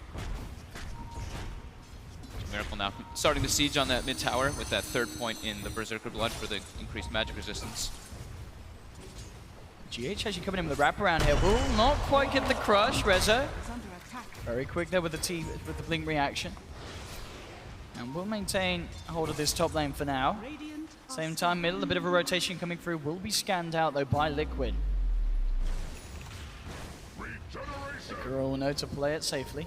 Empire smoked up around the area too. The scan didn't catch the actual smoked heroes, it caught the bat, but let's see if they're actually going to get a pick off here. KuroKy trying to get that level 6 online. There is back. Look at the position though. Miracle and GH still prepared for any sort of play that comes in. Trying to use KuroKy as bait at the moment. Polska really wants to dive this. He's picking it out. Liquid's in position. We'll see if they get away with it. They look to lead in. They've got the flame break pack. Immediately going on to KuroKy. Trying to get in position for the crush, but KuroKy's already down. They glimpse Miracle away as well. So Liquid do not have a chance to do anything in return. Empire just taking the kill from right into the noses and at the same time up top. Looking for Matuma Man. Matuma's out of mana. Wow, they actually get him here. Playing around there in a situation where he had no chance to rage. Another free kill for Empire. Rezo blinks himself away from GH just in time. Empire playing that very well. Roger getting that super early level 6 on the Night Stalker. They're able to turn it to nighttime with that darkness. And with the sticky, that's where the slow turn rate is always obnoxious. Lardo was unable to get the crush and they couldn't get any trade kills. Miracle now putting some pressure on that tower with the wagon. Polska's got Glimpse and has Static Storm. They have a lot of TP rotations. They want to try and do something, but their false promises now up. Yeah. So this becomes a hell of a lot harder. They'll look towards the side. Do you pick off Liquid's GH to begin things now? Turning towards Miracle. Miracle feeling very confident. In fact, he jumps straight in. Looking for Roger. Will get Glimpse back. But Roger getting wrapped around upon by Matuma Man. Vacuum's there as well from Mind Control. They'll clean up the Night Stalker. Liquid starting to get aggressive. Empire, can they slow this down? Flame break onto Miracle. Still. Where it begins. 5-man early group up together by Liquid with that armlet, with that level 6 Kuroki. GH now looking for a bit of space. Needs a little bit more farm. He's not been having the most successful rotations. 1 and 3 actually on GH on that starter. I mean, Empire have to be so careful around this mid lane. We've seen, you know, if they show, Miracle will jump on them. Yeah. He knows that he can survive at this stage. It's with nighttime the backup now. around him. They can start to make plays around their vision. If they can get the silence onto Kuro with the Static Storm, maybe they have a chance, but without that, there is just no killing this Husker at this stage. They'll glimpse him back. Kuro, can he save him in time? He should be able to. False Promise out straight away. I mean, they will force the ultimate out. Maybe they could try and fight around the cooldown of it. And Roger, he's looking to intend to do so, comes forward. You know, without FN having the Dream Core back, still down for a minute. Very hard to even try and take those fights when the False Promise is unavailable. They're trying to use their night times every single time though with Empire, because the anti-mage isn't fighting with them. They need that benefit of the night. So they're going to smoke up again, continue that pressure to give Resolution space to get that battle period a good timing, and he's very close to it, 500 away. Smoke breaks, Kuroki sees it. They're trying to go for Miracle again here, but he actually Miracle just disjoints jumps it. in. Miracle's ready to fight, jumps forward onto Roger. There's the lasso, but immediately there, the Fate's Edict on Miracle. The magic damage is not going to go through. Miracle just chases down Roger, who tries to fly himself away. The rest of Liquid looking towards the remainder of Empire, towards the side of it. Get the vacuum back onto Miposhka. Great response from Liquid. Did he disjoint the glimpse of the life break? It looks. That's what it looked I like, don't know if right? we can get a replay of that one, but something happened there. But either way, it's just the Disruptor going down, but still it's getting scary. We're seeing Liquid grouping up as a team. Empire having a lot of trouble trying to even dent this 5-man lineup that Liquid are presenting. GH gets picked off again though, so it's slowing down his farm and his levels quite a lot. They actually really want him to get that level 6 early for that Roche. Now we'll see it again here. There was the glimpse, and indeed. Yeah, he did. He disjointed it with the because of the life immunity. break. Yeah, you get the invulnerability during that like split second when you're jumping. So really well played by Miracle there, not getting repositioned. And now the deep aggressive wards come out to watch where the anti-mage is going to be farming. 3 placed by Liquid. Now the next one that we talk about usually is the one defensive ward you put in your jungle to watch when anti-mage goes in there. So that'd probably be the next thing Liquid wants to do. 14-minute bout of Fury. Absolutely perfect here for Rezo. And as expected, did have, for the most part, an incredibly free lane up on the top.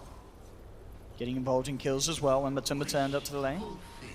But of course, this is all something that Liquid, they allowed this to happen. They know that where they have Rezo this. is too. They're going for him. They get the vacuum up on the high ground, and with the Infest Bomb, really well played there by My Control. Liquid just aware of where he was farming. Yeah, and this is the thing. It doesn't matter what time you let that anti-mage get his Battle Fury by if you're able to kill him, and Liquid have such a good lineup, as the panel mentioned, for taking down this anti-mage that's still going to be in farming phase for quite a while. Yeah, and that was without the ward. They didn't have any vision of him actually being there. They just figured that that's where he's going to be farming since they have 3 aggressive wards. And now they placed the 1 defensive ward to watch when he does walk into their jungle. So yeah, that was just a perfect smoke, because there's 2 wards actually there to defend him. But of course, under that smoke, they're not able to see them. Still nighttime for 50 more seconds. Empire trying to keep their aggression going, but Liquid now all are reacting. Everyone is porting down bottom. Yeah, they see them under this ward. And I mean, Empire, they have 2 heroes here. They could be in trouble. Miposhka goes straight for the TP out. Make it. No cancel there quite in time. Roger still very deep. But Liquid themselves, no wards down here. So Roger may be fine. He doesn't actually have a TP though. So he's going to have to find a long way out of this. He's going to have to wait. He's trying to go for the courier is what it looks like here with the base boots. It looks like he can get away with it. All right, Roger. We saw him do it game 1, game 2 he gets it. May pay with his life. GH on the prowl.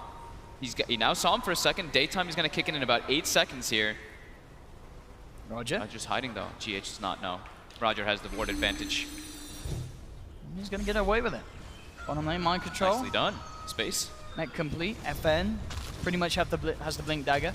And absolutely crucial item, as we're saying. If either FN can get onto this back line, or you have the Disruptor with the Static Storm, anything that they can do to stop Kuro from being able to save Miracle on the front lines.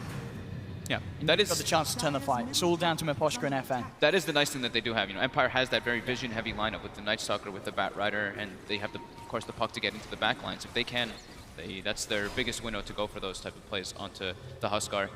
But, you know, it is, like I keep mentioning, you know, it's a Huskar lineup, but this Lifestealer is very threatening. Already about to have Desolator finished up on top of that armlet. So his damage is going to be no joke, and it's really only the anti-mage to deal with that. The other 4 heroes do not match up well versus Lifestealer or Huskar. And because of the brilliant way, as you say with the Desolator, that Liquid are itemizing it whole, it means that there's just no chance that Empire can set up the fight. We'll see GH's vision here as he went for that chasing deep. Roger with that position around the tree line, no vision at all. GH, of course, making the nice call as well, not to waste too much time hunting for it. Gets back to his team, a bit of a smile there as well, as he knows the Duke's successful there. Top lane, Miracle and Matumba pushing down this tier 2. Some tower trade. Very even game though so far. About 1k lead for Empire and 2k experience lead. They've been doing a good job of using those night times aggressively. All 10 kills have been involved with Roger. So these we keep like beating it to death basically, but these roaming forests are really the crucial things for a majority of these teams. They now know where Rezo's farming. We actually do see, I think, the ping coming up from Miracle. And this is what we were talking about. The Armlet, the Corrosive Haze, they can walk straight into Roche Pit, even open wounds on top, so the sustain is there. Empire know that this is going on. In though, yeah, they got did the scan it outside. They're heading towards the pit. Are they going to be able to take the fight? That Miracle already heading straight in. Jumps forward on Roger with the Corrosive Haze. Roger just evaporates. Now, they do get the lasso, but again, they should have potential save. They have got a false promise, Static Storm keeping them at bay, Dreamcon as well. Kuroki, he's still got the range though, gets the false promise off onto Miracle. Miracle no longer in any sort of threat. In fact, Miracle goes forward. He's going to get ghosted with the spears, back up to full health thanks to Kuroki on the Oracle. And Liquid could head straight back into the pit. Empire, very little they can do at this stage of the game. They need to just hope that the time's going to be there for Rezo to get a few more items. He's trying his damnedest. At least the Manta style. Yeah. He's trying so hard to get that split push. This is what's so crazy though. It's like the Huskar Oracle and the Dazzle Huskar kind of things is, you know, of course he's very immune to most damage, but it's that you're so low. So you have the max Berserker Blood like pretty much at all times. So you have 340 bonus attack speed in all of those instances. Yeah, there's just no way that Rezo can turn up to a fight in this state. And they have no damage for, they don't really have the damage for Huskar or a Lifestealer in that case, because he's all their physical. Yeah, this is just a Huskar pick, as usually is when Liquid find the chance to pick it. Was such a strong final 5th pick. We'll get Glimpse back. He's got Aegis. They may be able to bring him down once here since he's so isolated. The armless upon him. Currently not quite in the neighborhood. It's the vacuum wall though. Empire already backing up. They know they can't kill him a second time. I think he actually, it looked like he double tapped the armlet there. Maybe a slight mistake. Oh, in fact, Matumba might just find Pushka. Ooh, my Pushka. We put the TP out, will keep himself alive. So much weight on Rezo this game. He needs to farm his backside off and the quickest he ever has. Nearly has the Manta. At least at that point, it becomes hard for Liquid to catch him. But of course, the way that Liquid are playing, they really don't give a damn about this anti-mage. They're not hunting him down. They're just pushing the lanes. They know that they can win this game without having to even think twice about the AM if they continue at this pace. Yeah. GH is getting very close to Blink Dagger, so they'll have that catch mechanic at least for him later on. And now the Courier is going to be delivering a lot of items here for Liquid. The Greaves are finished up, the Desolator. And you can see this trying to somehow find the back lines, but Miracle jumps forward, goes to, will get the blink off, does have the lasso. He's far away now from Kuro. Kuro getting up to the neighborhood, and there we have it again. False promise out to the Huskar. Miracle's going to be fine. They should be able to get ghosted because he gets nuked down by the Purifying Flames. The two-man stun. Gets the two-man crush as well onto FN and Roger. And Liquid, they can move in for more with the vision from the Corrosive Haze. Miracle jumps up to the high ground, takes down Roger. The rest of Empire sent back to base. They just cannot deal with this combo. We saw them there trying to somehow wrap around the lineup of Liquid to get to Kuroki, but Kuroki's positioning absolutely perfect, constantly keeping his entire team between himself and that of Empire. They're hunting Rezo. He's got Manta style, so he's able to remove that vision of the Corrosive Haze, but GH continues to chase, sees the real one. It's going to be close. Unable to find him though, too fast with that blink. I mean, yeah, Miracle as well, 21 minutes in, Halberd has the lifesteal, armlet. I mean, if Empire could somehow defeat this Liquid Huskar lineup, it's going to be quite the performance. They're trying their hardest to make as much space for Rezo. He's getting pretty big. He's got Manta style almost toward the butterfly, building toward the butterfly next. Imposture just gets shredded. Playing a support in this game is probably one of the hardest things to do versus a Huskar Oracle. Every time you're seen, you're dead. Roger actually walks up, gets spotted for a moment, but he can fly. Looking to try and get that Solar Crest on Roger. I mean, any sort of thing they can use to try and slow down the potential of Miracle in these team fights. Resolution.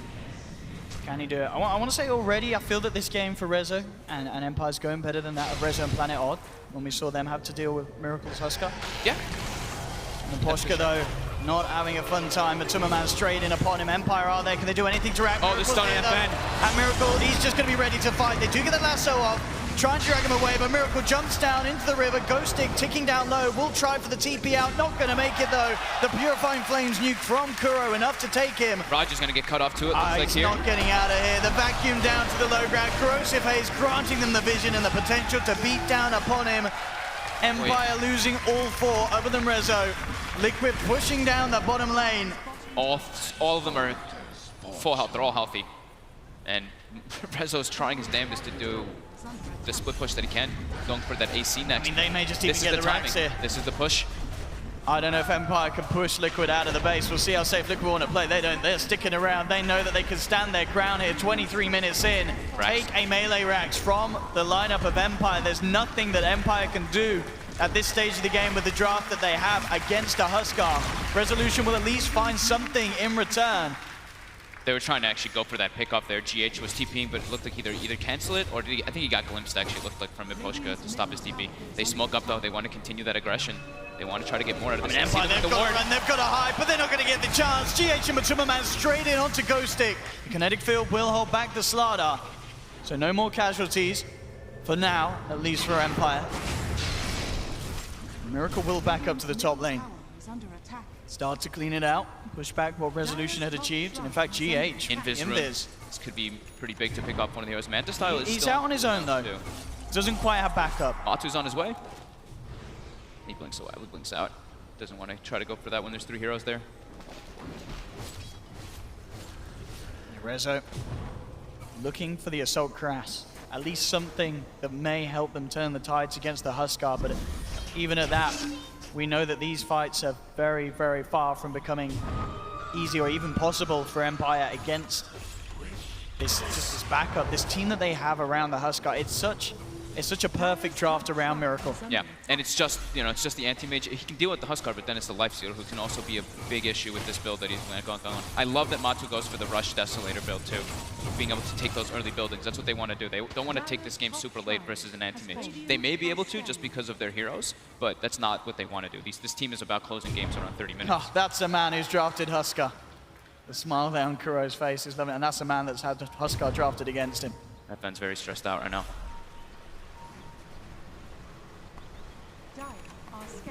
Nearly, well, closing in on having an Assault Cuirass as well on Miracle. As the money for the Hyperstone, about 1,300 to go, and that will be there. Yeah, the AC on a Huskar, Deso, as we've seen obviously on the Timber, as you mentioned, picking it up as his first major item. The last pretty much 13 minutes has had 0 kills for Empire. They have been stuck at that 10 kill mark while Liquid picked up an immense amount, plus Shrines, plus Racks.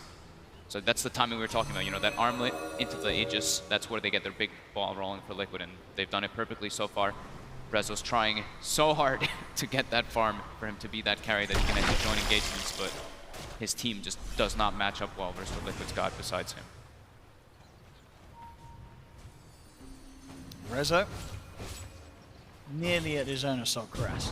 So at least something, and as well as obviously for him giving a bit more chance when it comes down to being forced to fight. Also nice for the pushing as well himself. Maybe he can continue to look for this rep potential. We know that Liquid's line up, for the most part, to get the job done. They do love to move as 5. He can try and slowly pull them apart to these side lanes, make them react to his plays. But he has got to be on the top of his game. And so far, in terms of the farm he has, but can Rezo and Empire outplay this incredible force that Liquid have here in this game too? Definitely not if they get Aegis and Cheese. If Liquid gets this Aegis and Cheese, they're going to be able to just walk down the mid, or maybe even just the top lane. Top lane is usually easier to push because there's not as many shrines accessible. Mid is one of the hardest because of that triple shrine. And Roche, we're going to find out in about 10 seconds how long it will be till it respawns. Full AC for Miracle, so already has that one to match up with Rezo's when he does get it. That's going to make their siege a lot easier. And Roche is a very short timer, 18 seconds until that's going to be coming up. Don't know if Empire can take the fight around that Roche. Kuroki, though, does Oh, get yeah, isolated by Rezo. Rezo. So gets at least one pick off here, while Kuro's trying to get wards out to prep for that Roche. And they start pinging it out already on Empire. They know that it could be a problem. Now Roche will spawn. My control walks in at the exact timing that it does. I mean, is it at the point where you look to FN and say, you've got to go in for a steal? You've got to look for that Aegis steal play on the puck. They got to go for some big fight. They have to get very good vision around that Roche pit to look for that Oracle. I mean, if they can find Miracle whilst Kuro's down, Miracle very close to them there. They're looking to see if they can get some sort of a catch. Have they got the vision for the glimpse? They have. Miracle glimpse back. They will grab him into the lasso. No Kuro for 10. Three-man crush. Comes in with the crush. Grabs the ball. Matumba Man gets the double kill. It doesn't matter that Kuro's not there because the rest of the team have Miracle's back. GH there, quick with the jump in. Now they turn towards Roshan. Empire with 2 down. Kuro's back in the game. This should be an easy Roche for Liquid. And Empire know that they cannot come anywhere near this. It's down, it's gone into the hands of Miracle. The Aegis is there. Aegis and Cheese, their top lane is in a perfect position for Liquid to push, so down the mid lane, the line is drawn. Now Rezo has to try to push out this bottom wave. And now you see Rezo actually puts the BKB into his quick buy. He needs to fight into this next couple situations, but he's still fighting his way. Here. I mean, there was so much hope here for Empire getting that grab back, but immediately GH joining in with Matumba Man. Very little that Empire could do to react to that. The rage out before Miposhka could get the Static Storm out in response. It was pretty surprising that Miposhka didn't actually just try coating the area with the Static Storm early to preemptively expect maybe some kind of rotations in. Top lane, but here they just comes the siege. Didn't expect GH there, and yeah. Rezo, the query is though, he's going to look to try and force some sort of reaction. The tier 3 falling though, they have the fortification. Rezo continuing with the split push pressure.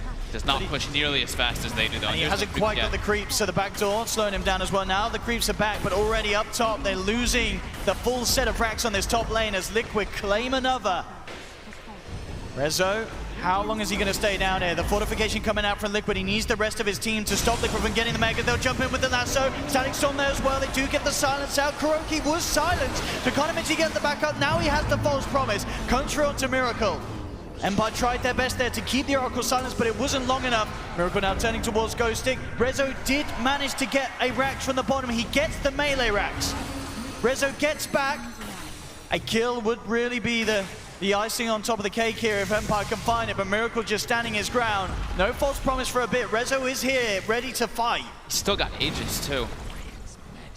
Now he's going to jump in, looking for the back line. He's trying to go for Mike John. Miracle jumps on him. Miracle will get brought away there by the glimpse. Rezo able to blink out again. Jump forward from Ghost Stick, looking for a target here. See if Miposhka can get out. He cannot. Will get brought down by the Crucifix. The crush from GH, but buyback immediately. Ghost Stick as well. Drawing Liquid away, but Miracle's just standing his ground, beating into the mid-racks, looking for the Mega Creeps. He's going to get it. Mega Creeps are out now in favor of Liquid. Empire, they are still all alive here for this defense. What can they do to stop this now? Up against the Megas. Jump forward from Miracle, looking for Miposhka. He gets the glimpse back, but he's already gone. Miposhka down for 40. Roger, Corrosive hazed up as well. Matumba Man chases him. Resolution moving in, but GG. Good luck next is called by Empire. It's all too much. Once again, this Huskar pick pretty much setting the game. Some would certainly say from the start. It was such a beautiful pick there from Liquid at the end. I mean, beautiful if you like Huskar things, but of course, if you're a Liquid fan, you would have been smiling all the way there to the end. It is what it is, right? You got Huskar Oracled. Yeah. Not even just a Huskar Oracle, they also have the backup of the Lifestealer. So overall, well-rounded draft from Liquid, and Empire just, these 4 heroes cannot match up versus Huskar Oracle. Anti-Mage takes too long to get online, and they're just able to siege all the buildings. Anti-Mage jumping into those heroes is also just super hard, because let's say the game does get to a point where he's super farmed, he will have to deal with the Darkseer illusion too. So it's just a super difficult game for Empire to do anything. They fought admirably though. That early game was pretty damn crisp from them, but nature of the matchup. And you knew that Liquid, they knew that they had it in the bag the whole time. That we didn't ever see them put any attention towards Rezo. They let this anti-mage get all the farm in the world, as Liquid knew with this draft, with this lineup, with this sort of play, as you say, nothing could be done there by the heroes on Empire's side. But this team knows their strengths. They know their timings with their certain lineups. When they've got this Huskar Oracle, when they've got their Broodmother, when they've got their Coddle, they know when they become the strongest. They know where to hit, when to get that Aegis, when to pressure. Now Well, absolutely insane. Of course, Liquid now moving on, getting the 2-0, knocking Empire out after a very admirable run, of course, though, by Team Empire. Coming into this, Hell yeah. a player down, Rezo standing in at the last moment. I think, you know, at the end of the day, they're still going to, obviously for now, not feel content with being knocked out, but the fact that they got it, the fact that they made it here, there's certainly something for the side. They earned themselves a lot of fans. People are definitely looking at this team, much more respect to them. They fought really hard and withstanding. It's admirable. And of course, this is going to be a great platform for Rezo. It's going to be very interesting to see what team looks to pick him up, obviously after the next shuffle period and such. But what a way to end that game. Liquid, classic Liquid style there with the Huskar, the Oracle combination. Great plays all around, though, in both games from all of their players. They love closing games at 30-minute marks, though. That's just their cookie cutter Liquid now, it seems, at this point. Nahaz is smiling at home. He certainly is. Liquid indeed. 2-0, knocking Empire out of the competition. We'll be able to head back to the panel to see and hear their opinions. The series is not tied, though. Come on, Valve, please don't lie. It's over. Indeed. We now know that Team Liquid will be advancing forward to face Virtus Pro. And I mean, I can't echo this enough that Empire had a great run through lower bracket, but every team that gets eliminated at this point, well, let's be honest, the teams are insane this year. So there's a lot of great competition. Liquid, kind of my favorite to move on. Disappointing to see Empire go, but they went beyond expectations. Yeah, and I mean, to talk a little bit about that match and everything that happened, we got Zai joining us. I know there's a lot of fans of Evil Geniuses and Zai out in the crowd, so we're going to get some of your thoughts. What do you think was the big key that let Team Liquid win these matches? Second game in particular, they exploited the last pick very well. I think it was a rather free Huskar game for them. I think Empire last picked the puck, which matches up pretty poorly against Huskar. They had 4 heroes that couldn't really touch him, and Antimage had to get farms. So it was just a timing game, pretty much. Once Liquid reached that point, it was very hard.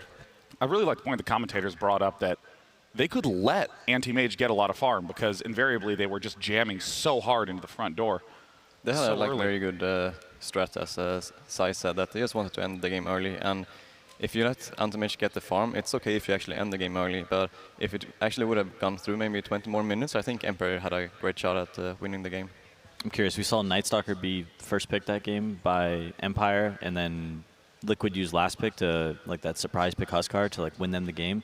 Have you noticed any teams, like, favoring second pick more than first pick at this tournament? I think Newbie in particular is one of the best second picks team this tournament, because you were mentioning it on the panel the other day when they played. SCCC seems to get the perfect hero every single game when they have a second pick. Yeah. And it usually just, if the draft looks mediocre up until that last pick, with that last pick they just... Yeah. That's what I've liked about Liquid now with this lower bracket run. After they lost in the winter bracket, I think they went back and looked at their games and they said, let's really enable Miracle. Let's reserve our last pick, our last 2 picks to make sure that he has a hero that he can succeed on. Yeah. I feel like one of the big outcomes from that game was just how surprisingly little Disruptor was able to do. I mean, we've seen Disruptor do huge plays throughout the entire event, and he was dead a lot. Yeah, bad matchups. Honestly, he does nothing to Huskar. And it was weird because Disruptor wants to fight and he wants to pick off heroes, but every time he would glimpse someone back, it was generally just the Huskar in the front hitting the tower, throwing spears, and then he would glimpse the Huskar back, and Huskar's like, "Oh, you guys want to fight? I'm down."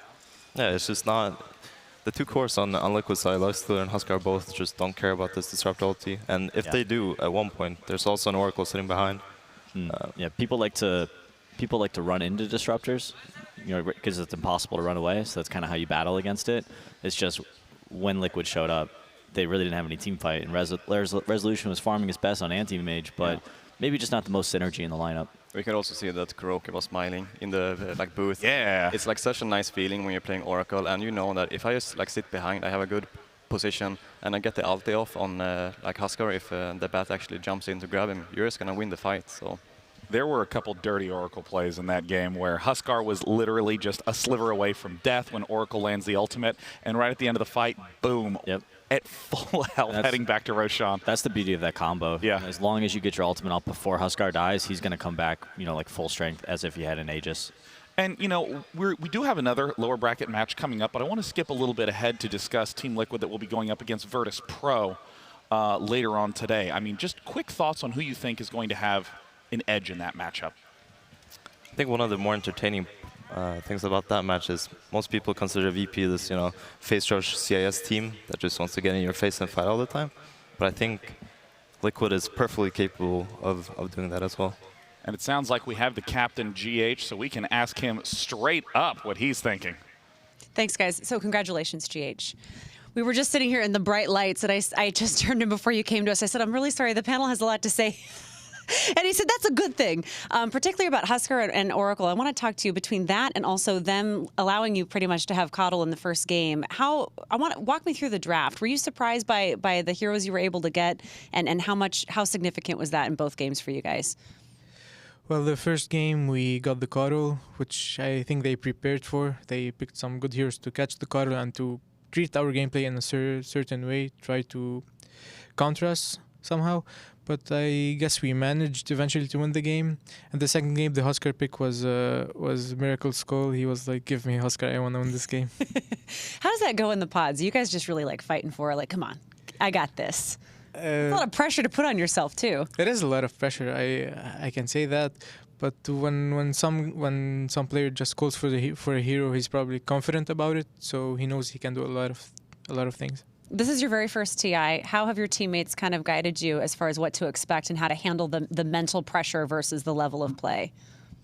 Well, yeah, it is my first TI, and the mental pressure is really there. So it's kind of hard at first. Because, as I remember, our game versus IG didn't go so well, so we had some kind of issues.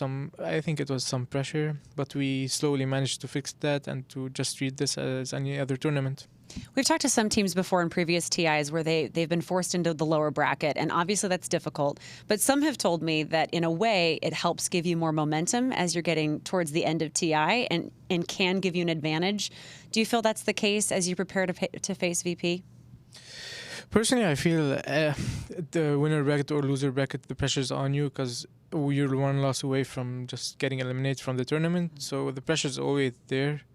Winner brackets, might be treated a bit more comfortably because you have one more chance. But I think in the end of the day, the pressure is on both teams. How do you think you match up against VP, and especially considering you got to face them here in just a few hours? Well, I enjoy the full day of Dota. It's better than just going back to the hotel and having a day off. So we'll get to play here. Well, congratulations. You guys are really fun to watch out there. We look forward to talking to you again soon. All right, thank you. Back to you guys. Big point GH brings up. This is going to be one of the first times at this main event where players will be having 2 games in one day. This might actually be the only time that happens. It can happen on the final day. Oh, of course, right? yes. Because then it's the lower bracket final and then the grand finals after. Actually guaranteed at that point. It's guaranteed, right? Yeah, but I mean, it's important to make sure that you have enough energy and enough focus conserved to be able to execute well in the second match. And Team Liquid just sounds really, honestly, just relaxed. It's very scary when you actually try to counter a draft. As I said, that they really try to counter this call pick with a bounty hunter and the other picks that they made, but they don't manage to do it. Then you get into the second game where, all right, we actually have to ban this hero, and that is where they can draft whatever they want. I think things are about to change a little bit for Liquid coming up against Virtus Pro later this afternoon. I think that's like their first really big challenge. Excluding IG, this is like the new Liquid, the new lower bracket Liquid. I think they're a different team. I think they've got things a little bit more figured out. But Virtus Pro is just probably gonna draft their own lineup, and they don't really care about what Liquid is gonna get. Yeah, and I'm interested to see how they match up against a team that we looked at as potentially somebody that could win this tournament. I think playing up against Secret and now playing up against Empire, I think those are 2 teams that they were incredibly confident against, and now they're going to be a little bit more uneasy coming into a tougher matchup, in my opinion. I'm curious to get Purge's thoughts on the matter. Purge, talk to us about that entire series. What were the big plays that you saw? Well, the last match, it was very important, like you guys said, that the win conditions for both teams ended up going through. And the big one for both, for Empire especially, was that their anti-mage gets way ahead. And on Liquid side, what they want to do is keep pressure on the map, take towers, and make sure that Huskar is in a good position. So what was really impactful about this Roche fight is that if they get Aegis on Miracle on the Huskar here, then he can actually die twice when he's actually sieging. So when they initiated this here, FN was scouting the pit using his orb. And the problem with doing this is that as soon as it got in the pit, we see a Matumba Man over here on the Lifestealer end up coming out with Rage on, which means that if Disruptor comes in Static Storm, it doesn't really do anything at all, which basically means Empire calls for retreat, which is kind of why they moved in, realized it was kind of bad fight. They end up losing Roger for almost nothing here. And at this point, Ghostic kind of felt like they could maybe get something out of the Miracle kill, but it just really showed how difficult Huskar is to kill, especially when Kuro here on the Oracle can guarantee that he doesn't die for 6 seconds and also gets a lot of heal. So this gave Liquid a pretty big advantage. Winning this fight, they got the Aegis as well. Shortly after, Empire was able to kill the Aegis from Huskar, which is a huge thing to grab because then they don't have to actually kill him twice. They can just kill him one time if they get the opportunity.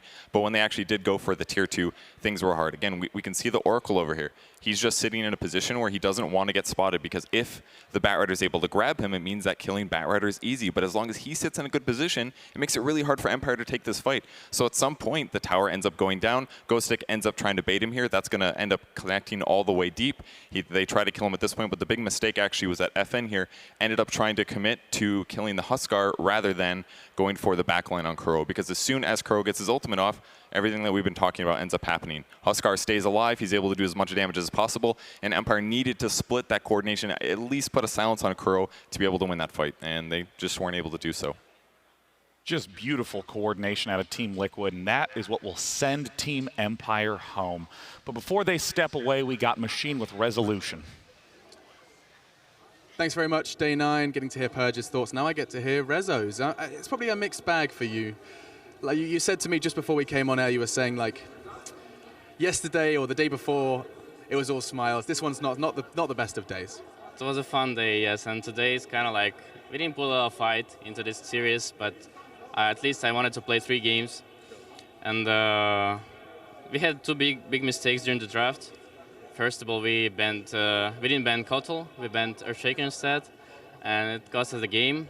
It's like even though we were fighting, like I was beyond godlike, something like that. But yeah, it happened. Kotal got his Aghanims and he just smashed us. And the second game, second crucial mistake, we didn't ban Huskar. And like we pick anti-mage, and it's really hard to win a game against Huskar's anti-mage. So these 2 mistakes cost us the game pretty much, as I see it. And also like we could have won first game, of course, like if we just like keep fighting them, but we kind of stopped at one point. They took Roshan, they got a kill on me, and the game became rough. And I mean, your adventure here at TI has been quite crazy, right? When did this phone call happen? When did they go, hey Rezo, do you want to just pop to TI and help us out? And now you're sitting here beating EG, beating Cloud9 on that main stage. It's been quite a journey, quite a week. I mean, it was a cool run, of course. Yeah. Like I really enjoyed the time being here and all these emotions, like after this crowd, it's amazing. And I'd like to say thanks to all the people, even though they were cheering for EG, but they were also cheering for us, which was amazing. And I'd like to say thanks to Team Empire that they gave me this opportunity to actually be a player on TI. And I'd like to say thanks also to Valve that gave me this opportunity. Like they allowed me to play here as well. So big thanks to you guys. And I'm excited for next season. Yeah. I think we all are. We can't wait to see more from you, dude. Everyone has been talking you up on that desk. Resolution is a name that just kept getting said again and again. You played some fantastic Dota. Last question, and it's just going to be a quick one. Was this as fun as it looked when you were on that stage? It was super fun. I love TI. This is the best tournament. Like this is the best emotions I ever had in my life. Like previous tournament, previous TI, and this TI is like, woo. The highest highs and the lowest lows. Yes, yes. Like when you lose, it's super, like, I don't know how to say, it's super frustrating, and when you win, it's like super happy. Well, we'll leave it there. We have Resolution, mixed feelings. We'll head back to the desk, and he's going to go ahead and kick back and relax. Thank you, Machine. Thank you, Resolution. An extraordinary player with an amazing attitude, and of course, Team Empire will go out in top 8. But it's time for the very next match to begin, one that a lot of people are very excited about. It's going to be OG versus LGD. Let's bring out our very first team. It's OG.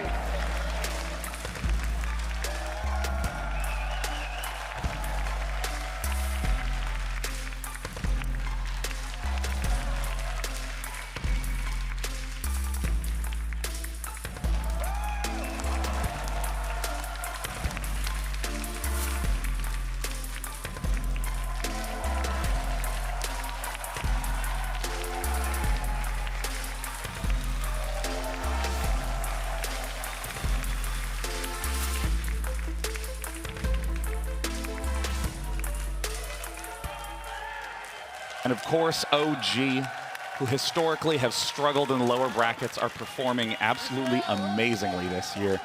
A lot of eyes are on them. Of course, S4 on the team, one of the few players left in this tournament that has the opportunity to win 2 TIs.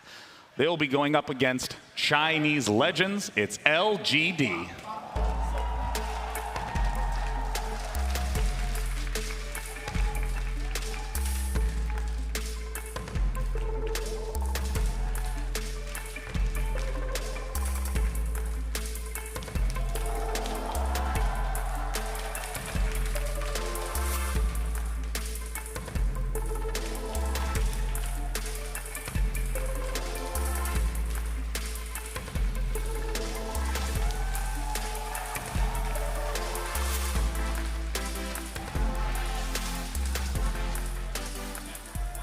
LGD, I gotta say, I don't really want to say carried by Magnus, but their Magnus blew me away last round. 11 was an absolute monster.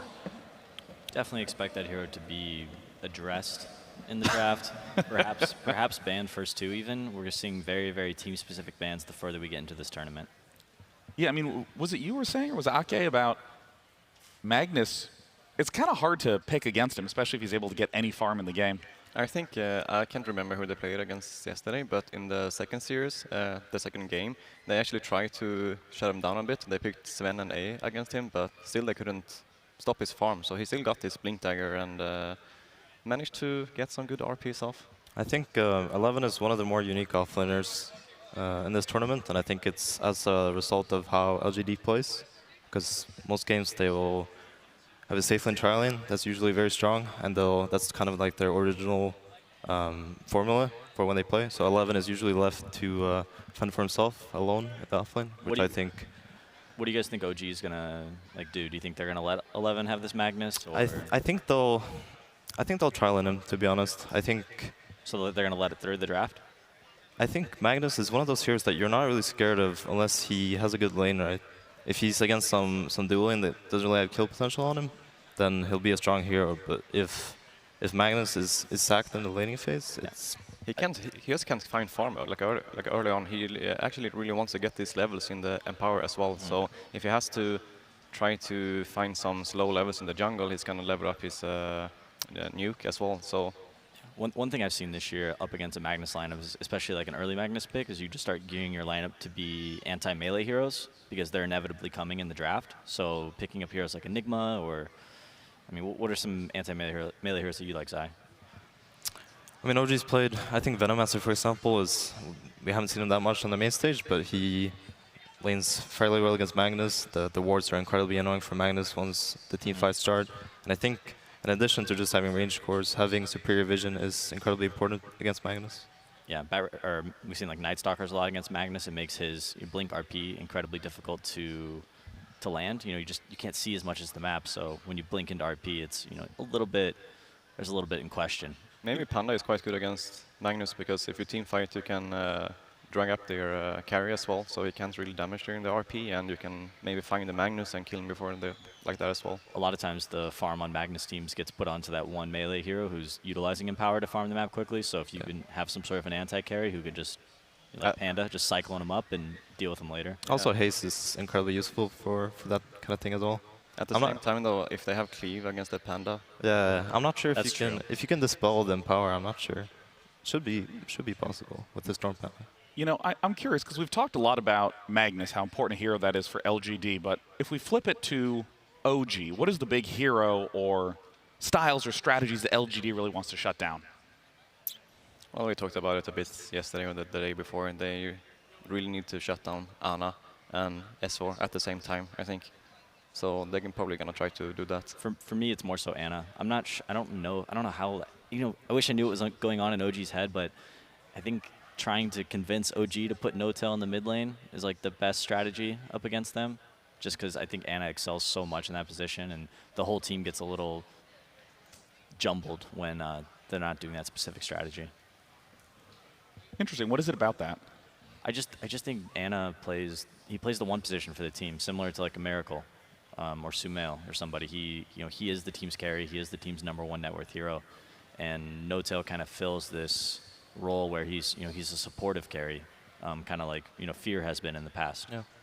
So it's weird when they start putting a lot of pressure on No-Tail to carry the game, whereas Anna really succeeds in that position. Now, in terms of laning, I mean, do you anticipate Anna might not be in mid lane in this game? They've been doing both, though. It just depends on like which lane that he's gonna get the most farm and not being pressured the most on. They did it quite a lot in the group stages, and they didn't do very well in the group stages. We saw Anna play Sven a couple of times. We saw him play anti-mage, and No-Tail would go mid on Panda or Death Prophet, or I don't know if he's played Dragon Knight this tournament, but that would be a hero that he could play in the mid lane. I think from an observer perspective, it can kind of be obvious if there is a mid laner who's getting huge. I mean, we saw this with Anna's Invoker. We saw it with his Alchemist. Just this enormous net worth. So obviously you want to shut this player down because you can see what happens when he's able to get that money. But you've brought up S4 time and time again, Ake. What are the things that S4 is doing that have that high impact that LGD wants to shut down? I mean, the thing is that if they shut down Anna, then if S4 is getting space, then he can get Anna back into the game by team fighting around the Panda or get kills with the Centaur. It's just giving him back some farm that he got because they focused on Anna. And S4 is just very good at that because he's a very smart player. He knows at what hero he has to jump. He knows what he needs from his team to actually kill this hero. So it's just that the role really fits him well to initiate and be able to understand how to take the fight for his team to win. Teams with incredibly experienced players are really good at playing around these new young guys who are more so focused on just playing their own game. And S4, so much experience. He just does what he gets a little bit of farm in lane and he says, "Hey, Anna, how can we help you?" Have you seen any recent examples of these experienced players sort of messing with the young sort of tunnel vision players?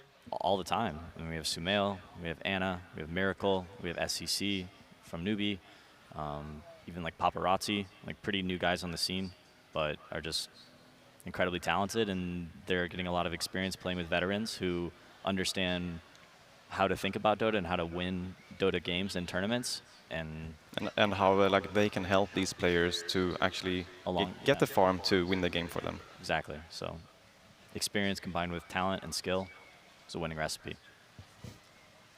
And, I'm curious about also the position 4 that, in the early parts of the tournament, we were saying that position 4 really is the story of this tournament, the ability for that hero to impact this matchup.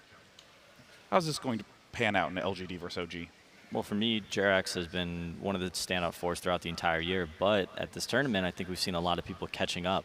We start hearing about Afu and who's the guy from Newbie, the 4, Kaka? Kaka, yeah, just phenomenal players. These 4 position players across the board are stepping up massively, but Jerax was kind of the original 4 position that got a ton of attention. I think this matchup is somewhat interesting in terms of 4 players, but because you have Jerax on one side, and then you have Victoria, who is not really that flashy of a 4. He's not the Jerax kind of player. He's not an Afu or anything like that. He's just this 4 player who plays stable heroes. He plays his Kunkas, he plays his Nyx Assassins and things like this, and he's just very good at casting spells. Yeah, there's still 4 Chinese teams left at TI. Where do you think LGD rates among those? For me, it was closer to the bottom. Yeah, I think LGD is probably one of the more predictable Chinese teams in terms of playstyle. I think they have a pretty apparent formula at this point in how they play. What is that formula? I think the most notable thing is that their supports do a lot of things together. They start on the tri lane, in the safe lane. Maybe they do some pulls, maybe they don't. But as soon as they get level 2 or 3, they start moving around the map together. They go into the off lane, they go into the mid lane, and they just want to make plays.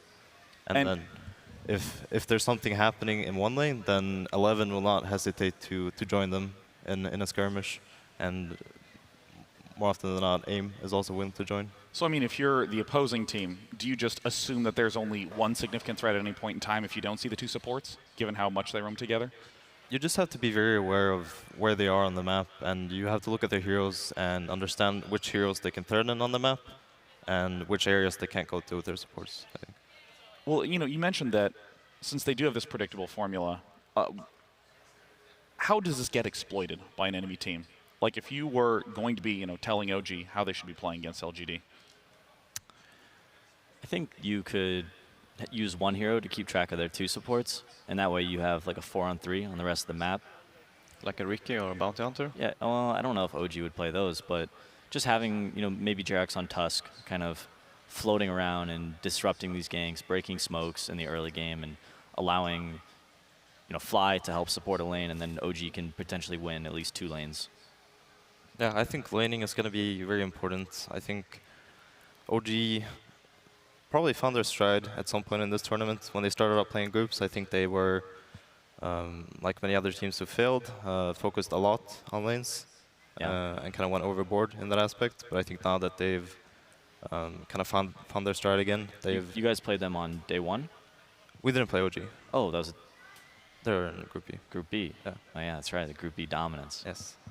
So I think they're smarter about how to approach the early game at this point in the tournament, and I would assume the same thing goes for LGD. So it'll be interesting to see how they approach the game.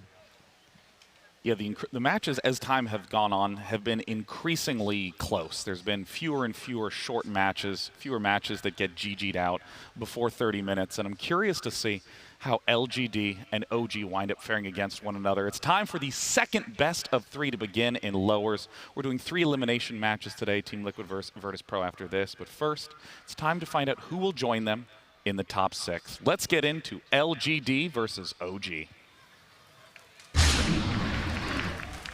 OG versus LGD. Game 1. Ancient Apparition once again sneaking into the first 4 bans of the game. An Alchemist first ban by LGD. Yeah, that's what, I was talking about that in the last series. We saw the Ancient Apparition ban there as well. That opens up all these kind of, I don't know, lack of a better term, cheesy defensive supports plus intolerable carries, such as Huskar and Alchemist. Oh, I gotta learn Huskar, man. He's great. A is just one of those heroes that have turned into this kind of hero that you don't want to pick a certain amount of heroes into. Sort of like... You limit your options. Yeah, some like Nyx Assassin, some other Titan or anything like that. Obviously, they ban out the 2 supports that I think LG has had the most success with, A and Kunkka. Yeah, OG not banning Silencer this series was something they were doing before. I think they've really... Oh, wow. I like this. Did not pick they actually steal the Magnus from them. Yeah, what I was trying to say, Fly has been really leaning towards playing his defensive supports, which he's been known for playing so incredibly well. He's one of the teams, it's an idiot as well, right, that has been picking the Winter Wyvern a lot. Yeah. Winter Wyvern, Dazzle even. And his Dazzle Shallow Graves have been insane this event. Yeah, and those heroes are just so incredibly hard to play against Silencer. So, yes. Any defense, you can't play defensive supports against Silencer because every fight is going to start with that global silence. Yeah. When you're playing against Silencer as a support, you want to be something that's going to front load everything. I haven't seen much Warlock, but I actually like Warlock quite a lot against Silencer. You just, very beginning of fight, you just drop all your spells, and then you just chill for a couple seconds while you're silenced. Can't silence a giant burning demon. You cannot. 5 seconds. Well, you could, it's just he doesn't have any spells. He'll just look at you and burn you to death. LGD's turn to bet. They actually commit with 2 cores straight away, because I assume that the Magnus is going to be on S4. Yeah, I'm pretty sure it's bound to be an S4 hero. So this is No Tails, most likely No Tails PL. Yeah. A hero that he's played quite a bit. Another like semi-illusion hero. PL's an illusion hero, but it's different, right? It's a bit different, and it's like a combat illusion hero. Yeah, in addition to being a comfort hero for them this patch or this tournament, it's also a very good matchup against the Batrider in lane. Yeah, he can solo that matchup, right? Yeah. So that's usually the go-to place for this PL in the game against Batrider. It's super convenient to have carries who can solo the offlaners, and that's why when LG reveals that Batrider, you say, okay, let's pick PL, and if it so happens that our PL is laning up against Bat, our supports can do other things. Yeah. Also, you've mentioned many times before, empowering on a melee core, really, really strong. Always looking for that Magnus melee core combination. The only problem here is that PL is not the best hero with Empower, I would say. He's more reliable on the illusions to multiply and deal damage with the Diffusal Blade. There's also the problem of if you're empowered on your main hero, then don't know which one is real. It kind of tells, yeah. Right away. Yeah, it shows the empower whoops animation. But I wouldn't say it's that big of a deal. I think PL usually builds a lot of stat items, which benefits a lot from Empower. Definitely. So He's going to do a ton of damage in the late game, no matter what. Yeah. They're also going to stack the Ancients and actually gives Final Lancer a way to clear them faster. For sure. So there's a spend ban from OG. What else are you worried about with like a Magnus PL draft? I'm not sure how the core matchups go. I think one interesting thing about this draft is that most of the support heroes are being banned out. We already see Nyx, Earth Spirit, Kunkka, 3 potential JRX heroes that are just gone. Nightstalker picked. Nightstalker picked. There's going to be 2 more bans coming out. Wouldn't surprise me if LGD targeted one of their bans on. Could we see Monkey King for JRX with the Empower? It's possible. I'm not a big fan of Monkey against both Nightstalker and Batrider. Why is that? Because I think Monkey King he's in a pretty awkward spot as a 4. I think Boboka is realistically the only player that had any success with Monkey King as a 4 in this tournament, and I think that just comes down to his experience with the hero. Experience with the hero is like natural talent for the hero. It's also 2 heroes here that actually can scout him when he's hiding in the trees. Yeah, there's the that. Ennis can fly during the night, and the Bats can fly at any time. And I think in one of the scenarios where I would want to play a Monkey King as a 4 is if I had a very clear offlaner in my lane that I could zone easily with my passive. But against Batrider, it's incredibly difficult. Yeah. There's the Tusk still that Peter was talking about before. Yeah. Tusk is a little less scary, especially when your heroes can fly over ice shards. Yeah, but it's actually quite a bad pick for them right yeah, now. yes, but it is a super comfort pick. What else? What has JRX played? We've seen him play Visage once or twice. I would definitely prefer him to be on some sort of tempo hero. There's still an Earthshaker actually. Oh wow, Earthshaker's still in the pool. So that wouldn't surprise me at all. That could actually work super well with the Magnus as well, as we were talking about, that you like really want to give him some space and levels early on, and the Magnus can help him with that by blocking the wave. Yeah. Up against Nightstalker and Batrider though, you kind of want to be able to push or have some sort of vision hero to deal with this, or what do you think is the best route for LG or OG to go at this point? I would agree with that. I wouldn't be surprised if they started looking towards some Templar Assassin or something like that, which is incredibly useful against the Nightstalker with the traps giving off vision. Oh, man, they took the Shaker too. That's another JRX hero down. And that's what? Okay, so that's Are those 2 supports there? Which 2 heroes are playing support there? I would assume Nightstalker is by default support. Batrider has been played as support by a lot of Western teams, but I haven't really seen the Chinese do it yet. So yeah, you're almost like a Chinese expert, right? Like you have a lot of friends on Chinese teams. Yeah, Yao's a good friend of mine. I know Jai pretty well as well, and LGD is obviously their home. So I'm somewhat familiar with them. But you got an LGD jacket, right? Yeah, I got one at DSC, the first one I think. You gonna cop one here? I don't know, man. I'm more of a newbie fan now. Oh my gosh, you've changed. I've changed. Have you told Yao? I haven't. And it's gonna break his heart. It's gonna break his heart, especially if he loses this one. Nice. You're gonna give him the bad news as well today? We'll see. But speaking of bad news, there's also good news if you're an LGD fan, because Jai had his first baby the other day. Oh. Which most people probably don't know unless they follow the Chinese scene. Wow. But there's something. Congratulations to him. Lich, Akayu. I feel like started really loving Lich, and over time your love for him slowly dwindled. Yeah, like we talked about it yesterday, that people or teams more that they understood how to play against Lich, and people have been picking Crusader Maiden and those heroes, but here at least it's not a first pick Lich that we've been seeing the other games, but I mean Nightstalker is good against Lich, so these picks are fast. Yep. Yeah, I was gonna say. Kind of, different Leshrac pick. I think we've seen LGD play it before. Maybe it's been a Leshrac fan this tournament. He's played it multiple times in mid. This is kind of an anti-melee core. It is. Lots of AoE, like ground damage around him. I would imagine the matchup against PL is also super good versus PL. Yeah. That was like a TI5 thing, right? Yeah, PL versus Lesh. Well, I mean, often Leshrac is sent to the mid lane, and I mean, what do you think about the fact that it was an instant response by picking Ember Spirit? It seems like it will naturally be a difficult matchup. Yeah, I think Fly will probably look towards sitting with Ember Spirit in mid if they go for this Ember Spirit, because as you said, it's not an ideal matchup for Ember. Ake, do you think this is an appropriate Lich game, or what do you think Fly is going to be able to do? Okay, it's The only problem I see is that it's not a physical heavy lineup so far, at least on LGD, so the ice armor won't really do that much, and they have the Night Stalker that can roam around and use that the Lich is standing still on a lane. So OG's lineup looks a little slow to me. So I mean, but it's a good hero in the way that they can actually make sure that Ana is having a good game on the Ember Spirit, even though it's a hard matchup mid with the Leshrac, so it can do the job. I think this is going to be the most interesting pick of the draft.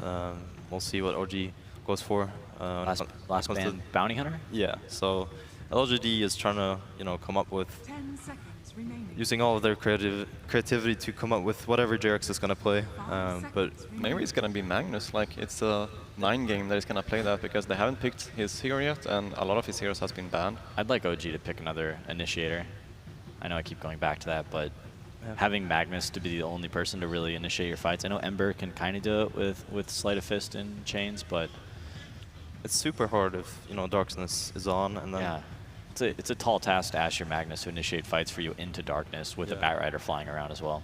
So since LGD gets the 5th pick, we've talked a lot this event about how influential that final pick has been. Is there any key hero you see LGD might be looking for that OG could be worried about, or that LGD is well set up for? It's going to be their carry hero. I think it's pretty clear at this point, right, that it's going to be Aim's hero. Yeah, you definitely want something that can deal with. I mean, Leshrac can kind of deal with the PL illusions. Ember Spirit doesn't really have many hard counters. Like, it's really hard to just counter an Ember Spirit like that, especially with your core hero. Yeah. I'm not sure what direction they're going to go with that final pick. It'll be interesting to see. Maybe something a little bit different than we've seen at this tournament. I think they're leaning more towards hard carries as this tournament has gone on. I was going to say anti-mage, but OG bans it out. I think it would have been a pretty good anti-mage game. Not that much hard lockdown on OG's side. Yeah, once they go late game, I'm sure the Night Stalker, Batrider, and anti-mage trio would reign supreme. Yeah. So JRX needs a hero, unless he wants to play this Magnus as support skewers from people up cliffs. But yeah, we haven't seen OG really wait this long on JRX's hero this tournament. It's been generally one of their first 2 picks. Yeah, but I think that's the specific approach that they took to this game. They decided on stealing the Magnus away, which kind of makes it hard for them to pick JRX hero in that slot. Shifting priority to take away heroes from LGD rather than pick heroes they want for themselves. And it also doesn't really matter if they pick his hero 4th or 5th, because they're still going to have to pick the hero before LED is going to pick their last hero. So Rubik, one of these ranged 4s that we've seen doing decently well, mostly Yapsor from Team Secret playing it. But it acts in the same way. I'm sure he'll be roaming around and helping out lanes as much as he can. It's one of those heroes that JRX used to be incredibly famous for it, but in recent times he hasn't really played it that much. Yeah, definitely fallen out of favor. I'm sure he's still very comfortable with the hero. It's pretty good against Leshrac. You can steal a lot of great spells, also being able to get Fissure. Yeah. So they do go for the support Batrider. Yao picks it up. Shaker's going to default to the offlane. And Bristleback appears to be in the hard carry position. So the lineups have been set. LGD will be taking on OG in the lower bracket best of 3. Whoever wins this moves on. Whoever loses is out. Let's get the series underway. Here we go. Lumi, OG taking on LGD. I think the last time we saw OG in a similar position this early in the lower bracket was the Frankfurt Major 2015. It's too early to talk about making the run the whole way, but this is, for the first time, they've gotten that monkey off their back. They've taken some games here on TI, new roster, it's a new day, and they've taken a new approach. LGD coming into this match 8-1 on Magnus, but OG, they've stolen it away with the first pick. Yeah, OG, I think they're definitely coming alive. Beating Infamous, taking the series yesterday against TNC very easily. I think this is going to be the first true test. I think Infamous and TNC, some would argue, are not at the level of OG. LG definitely is. And I think moving forward, both of these teams could make a very deep run. But like you mentioned, let's focus one series at a time. One game at a time. One game at a time. If you're OG, if you're LGD. For LGD, a duo that's been very successful this event. Yao going to be playing the Batrider, and we have Victoria on the Night Stalker. This vision control, pick-off-centric duo, but they're up against some elusive cores here. You've got the PL, you've got the Ember Spirit, not the easiest ones to initiate on. That said, OG, they don't really have a vision hero in their own right, which has caused quite a few teams problems heading into this main event. Hey man, Rubik steals out of Napalm, start zapping the map a little bit, tiny bits of vision. But don't rule anything out with Jarex. I do want to kind of mention the draft a little bit in terms of the speed of how these teams will play. The last time that these two teams met up was at MDL. They had 2 series against each other in that tournament, and LGD took all of the games. They didn't lose a single one to OG.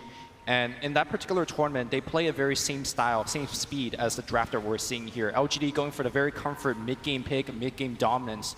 And OG kind of fell into the trap. OG was picking support heroes like Phoenix that was a little bit slow.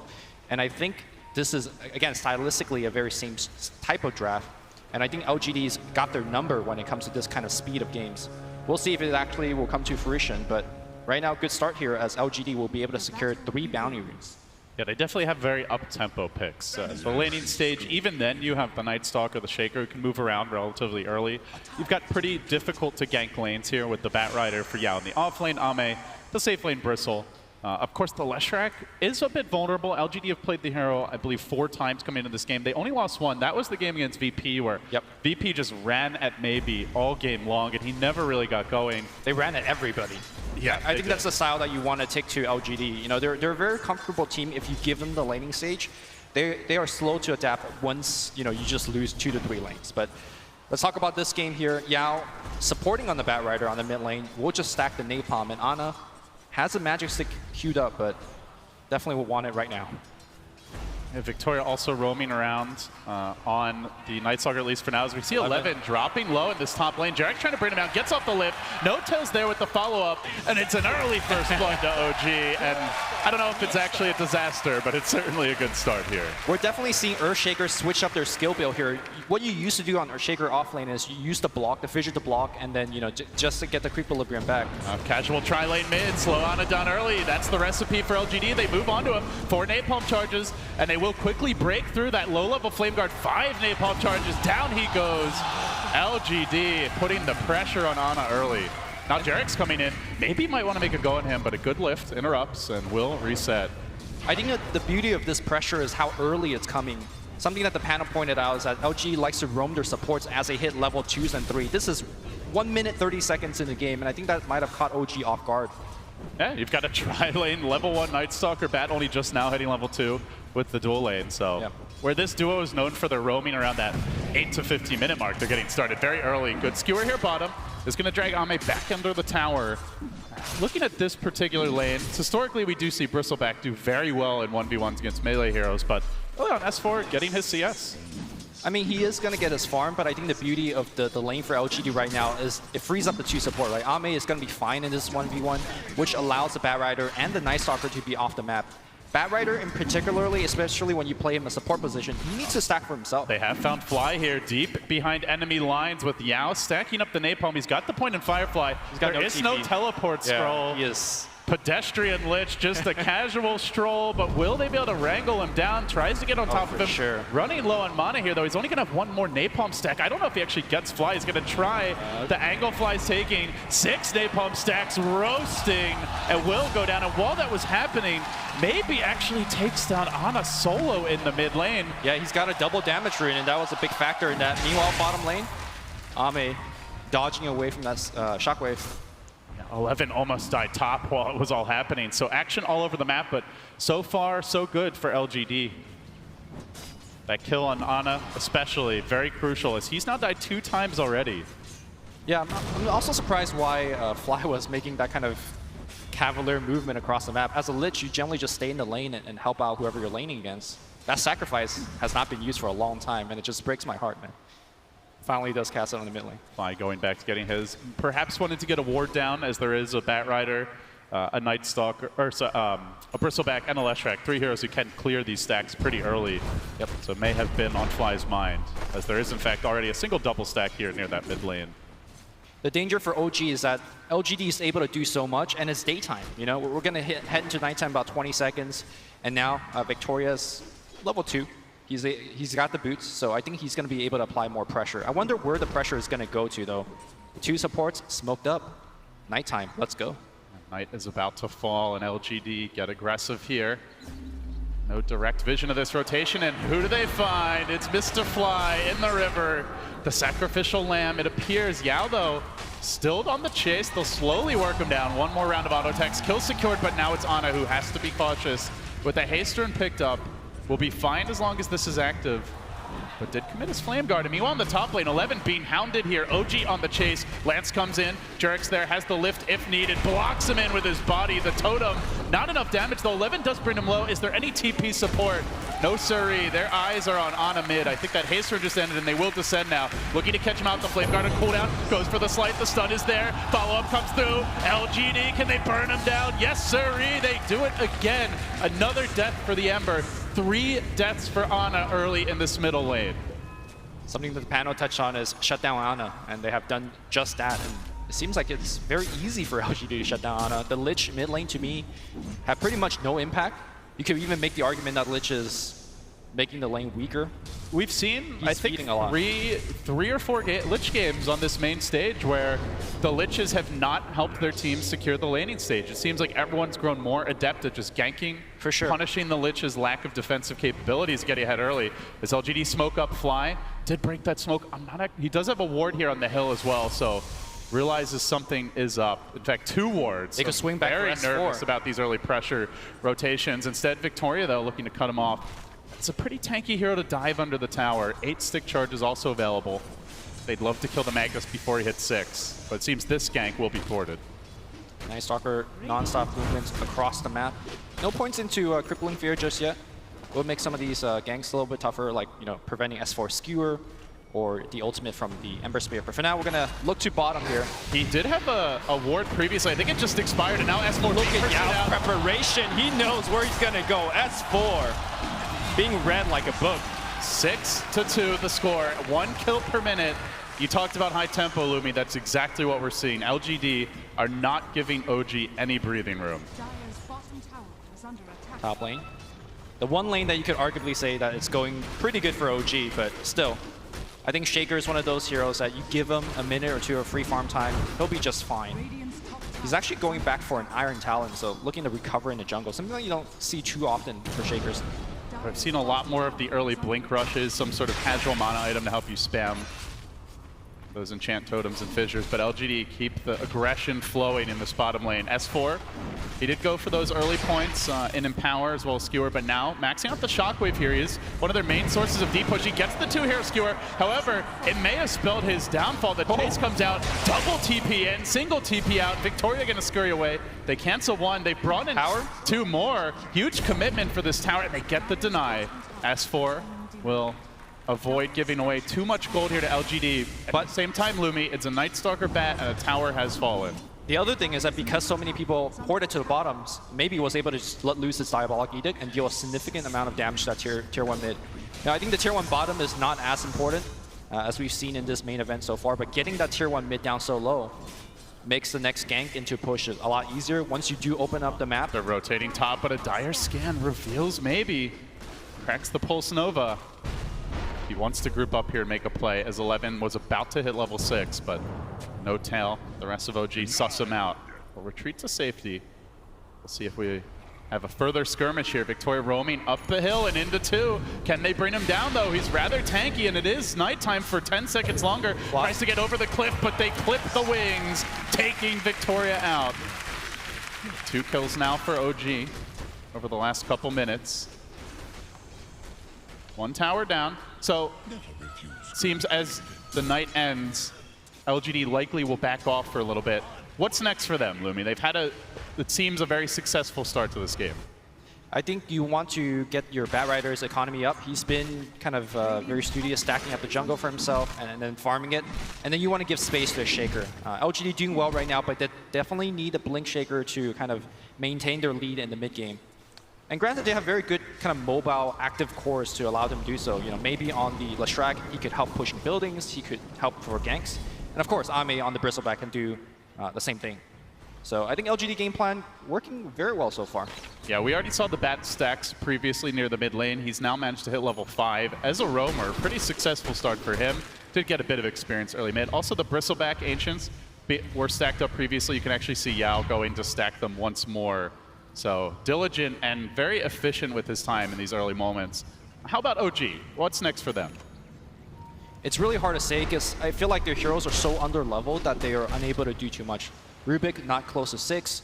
I mean, Lich also want 6 before you start that big engagement. It's a Lich who's lower level than a Batrider that's been ganking nearly constantly. Yeah, he hasn't been able to cast a sacrifice. But top lane, 11 does get caught off here. We're able to pick him off. The Echo's available. NoTail knows he needs to be very careful about how he pursues, probably hoping to force a TP, but 11 is very patient. And LGD won't overcommit to that. I think the big point here for OG is going to be the Blink Dagger timing for Magnus, but S4's also got a very tough time in the early lane stage.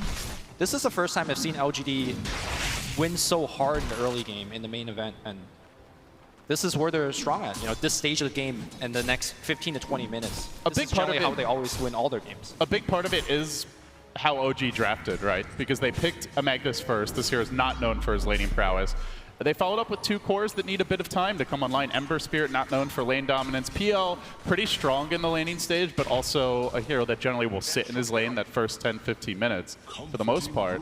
And passive supports the Rubik, who can get aggressive, but needs a partner to roam with. And of course, Jerax really needs to be a big impact player for the team, as they're a bit light in the initiation department. So he spent a lot of time farming, and it's in part because of that passivity of OG's draft that it feels like LGD have been allowed to dictate the tempo early. Yeah, passivity from the support, from the Lich, from the Rubik as well. I mean, what we saw out of Jerax yesterday, he was breaking smokes up hills, he was planting very deep wards, he was active all over the map with heroes like Earthshaker as well as Earth Spirit, but today, just very silent. Here comes the next bout of aggression. LGD smoked up and out in front to try and reveal this. Is Mr. Otto, but he gets caught out here. Can they lasso him down? They do have it available. They drag him back in. They'll pick him off. They lost the Shaker, though.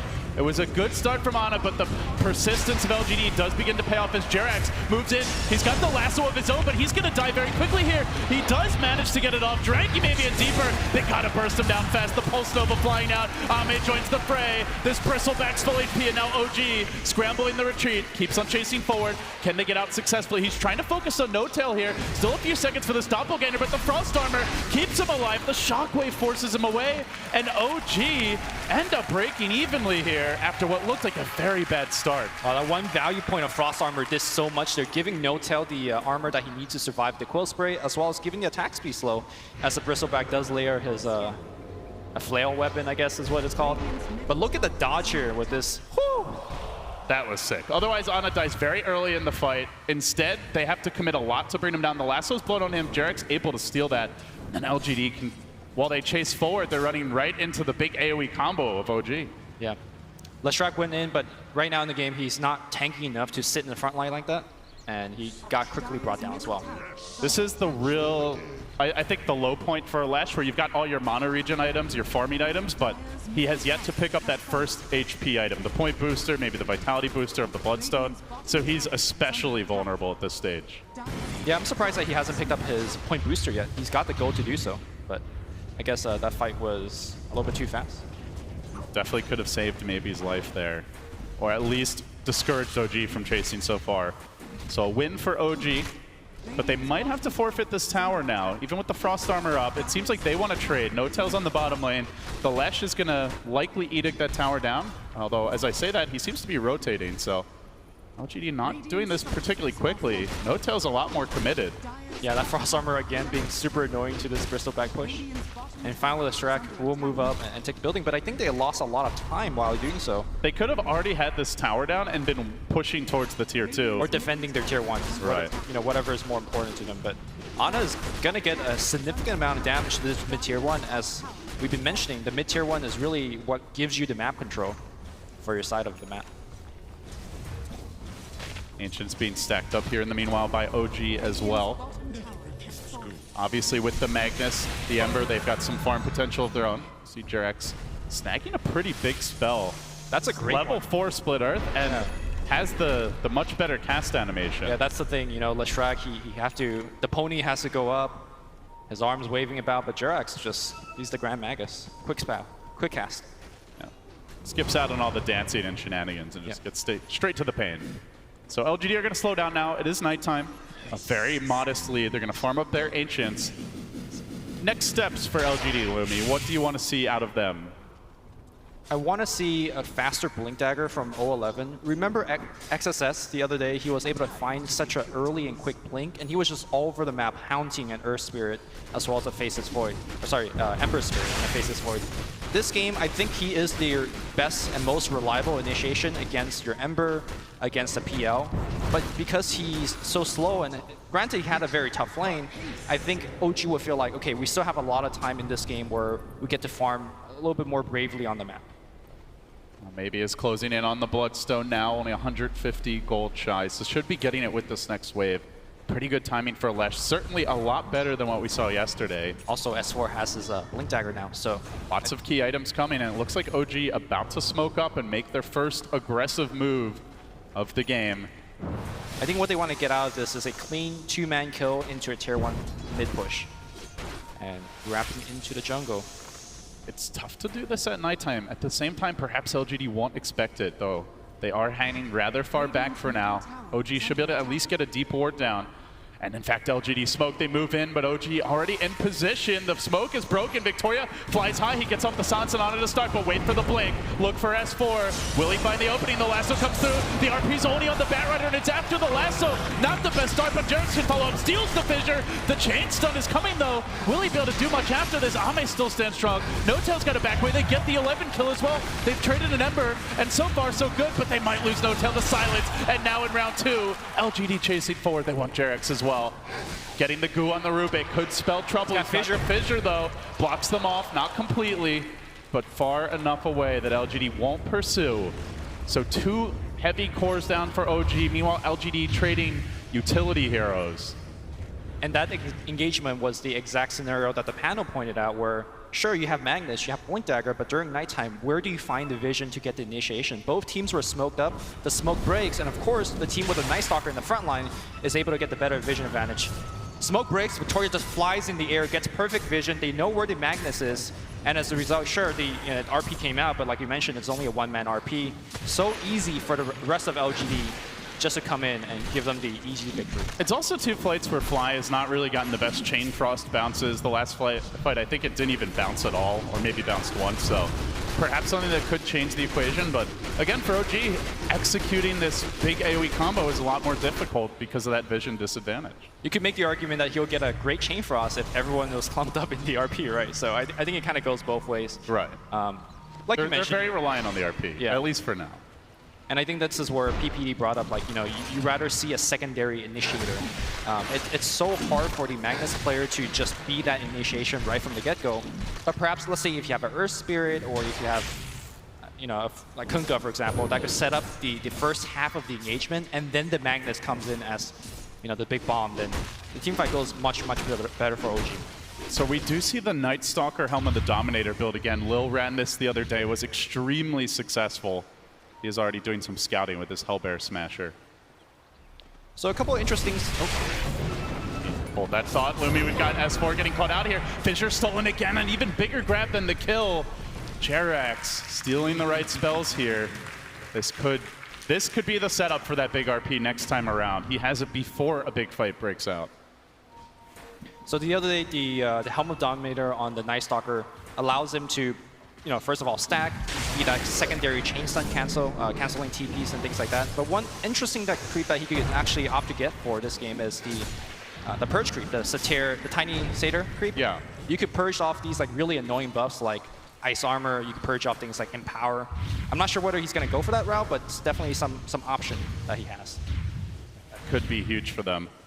As far as other item progression goes, it looks like Ana is going to build an early Yule Scepter here. So feeling very pressured by that Night Stalker silence.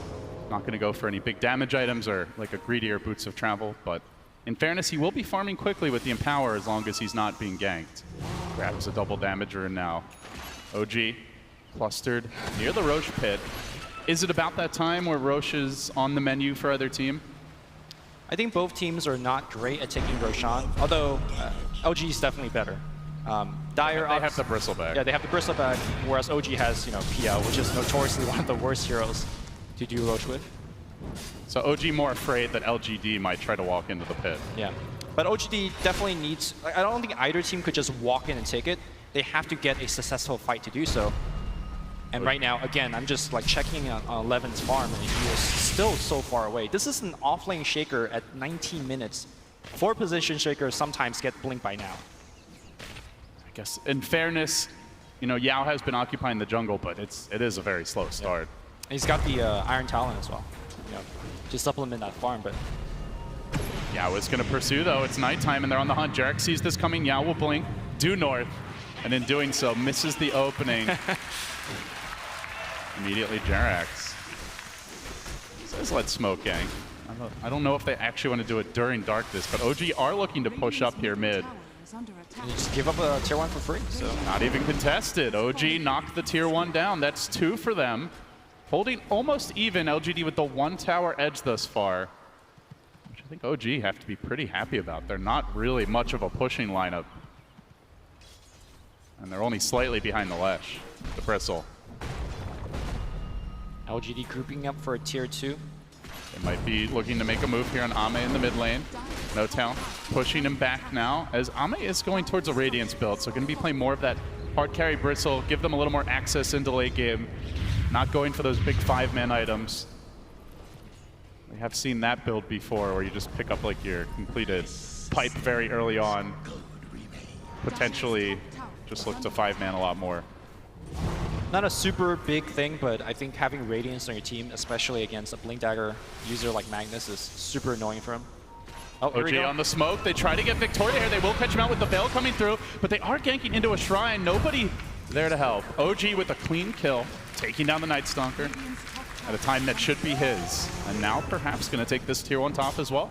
He was actually busy microing his Satyr Banisher, and then I think his hero just kind of ran the wrong way. Oh, there's that purge creep you mentioned. Yeah. It's the hidden downside to going for the helm.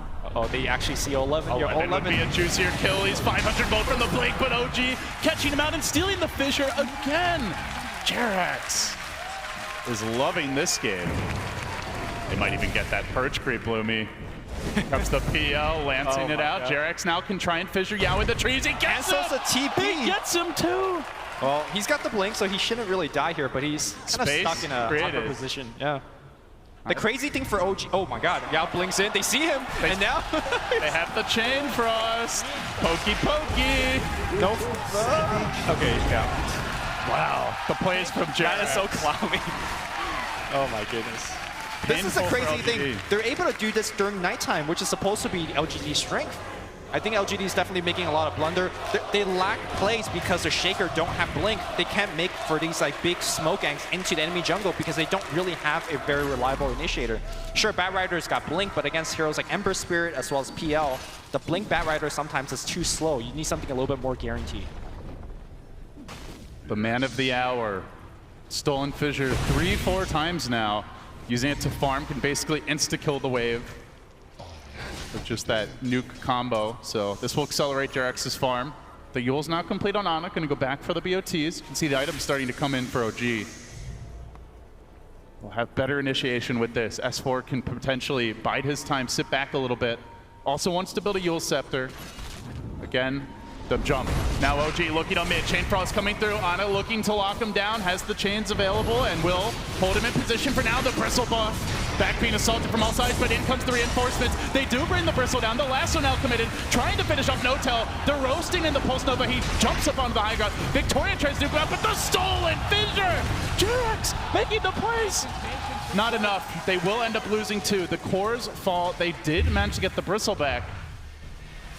And it ends up being a bit of an LGD win here. A big LGD win. They also committed the RP for that. I think that was very unlucky bounces from the Lich. It only hit him 1 time. That was the initial cast. There was no bounce back. It's just, it got dispersed in the creep wave. S4, quick snipe, but maybe the punish now. Oh, Fissure gonna whip.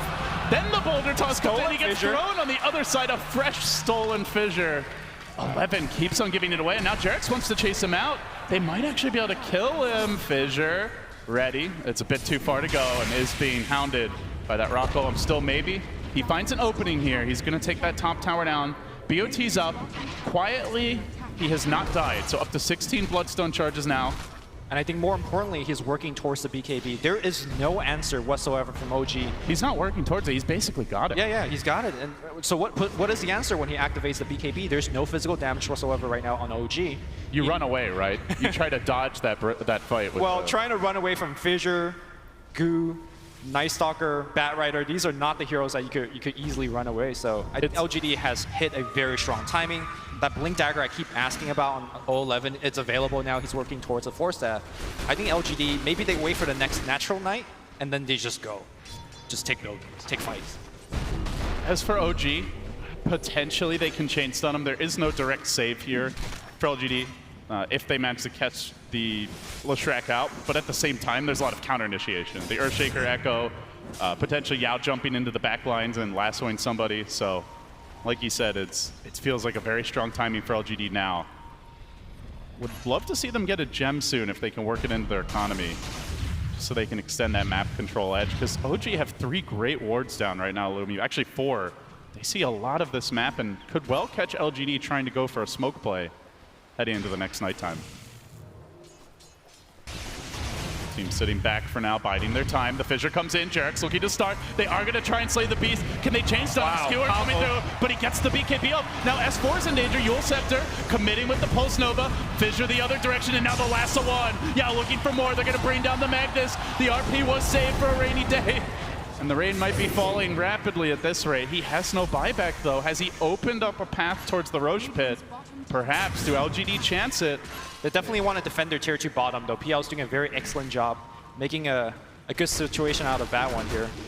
And yeah, we're going to see maybe Port's bottom. What? You say that, get a but he kill gets here. echoed. Now the totem as well. Maybe trying to change somebody. It's not quite right. No time manages to juke away. The micro skills are a bit lacking as LGD still nuke him down. Nice silence. Charging forward. Ana wants to get aggressive here, but as mentioned, he is silenced. Jerax lurking. Gets the Tiro Fissure. Chain Frost coming through. How much will it bounce? Once. Oh, again, Fly can't get these bounces. Still might be enough, though. Victoria's on the run. Yao with the Yule Scepter trying to stay alive. They don't finish up the Night Stalker. They will cage the Bat. So they get something, and actually the Night Stalker did get clipped as Jerax jumping in at the final moment manages to take Victoria down. Still though, OG are losing a lot of cores here, Lumi. Yeah, they lost the PL. The critical kill of going for Leshrac, not possible. He is so tanky now. 18 Bloodstone charges with still a 9-second BKB. How do you kill this Leshrac? If they're perfect, they might have been able to. Like the RP came a half-second late, quarter of a second late. At least maybe they bring him low enough he's running away, but yeah. For now, at least, they do feel a bit lacking in the physical damage department. It's an empowered PL who can hit fairly hard, but also does not want to be standing next to Lesh in the middle of a fight. I mean, they could definitely kill Leshrac if he's on his own, but all Shaker has to do is just throw him one fissure, and then I think suddenly it's BKB and the fight turns. Yeah, exactly. The other big thing is that, you know, as we've been pointing out, Jerax has been able to steal these fissures too easily. I think 011s definitely need to pepper in enchant totems in between his spellcasting, if possible. So far, I haven't seen Jerax steal anything apart from fissure, the Shaker. That's true. Any other spells that you have your eyes on? We did see the Lasso steal early in the game, so that could be a nice pickup. And the Lesh stun. The Lesh stun is quite good. Lightning is also not bad from the Leshrac because the slow that you get. So again, the cast animation on Rubik is so good that you could kind of sit far back, get that lightning out. But if you pick one spell, it's Fissure every time. For sure. So LGD going to slow things down now. Taking a look at their item progression. BKB is coming for Ame, but before he gets it, they've got an Alpha Wolf. They'll bring it into the Roche Pit. Looking for an early Aegis and potentially a timing push. There's only 2 tier 2s up right now for OG. It's nighttime, Lumi. Can they contest this Roche? Will they try? He's already down to half. They are streaming towards the pit. It looks like they want to take this fight. Look for the jump forward. Illusions are going to get the scent of what's going on. But Hero's yet to commit forward, just slowly plotting them in. S4 looking for the jump, but he does get fissured. Blocked away for now. Has to bide his time. Ana can start the party if he wants to jump in with a Remnant.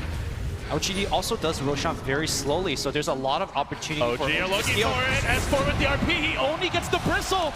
Now pulling him in. The Chain Frost is going to bounce. They might build a burst him. It's a huge kill. Bristle down. That is next. He buys back. He's going to buy back, though. Time for round 2. And in the meanwhile, they do lose their PL. Also dead for 70. The Roche is critically low. If they don't buy back and go in now, they are giving up this Aegis. No PL for 70, no RP, so even if the PL buys back, I don't think OG could actually make the challenge. LGD will get the Aegis. They give it to, I mean, I think normally you want to give it to Leshrac, but of course, the Bristleback just bought back, so you give it to him. And now I think you got all your timings, you got all your items. It's time to actually just put your feet on OG's throat. I think it's really tough for OG now.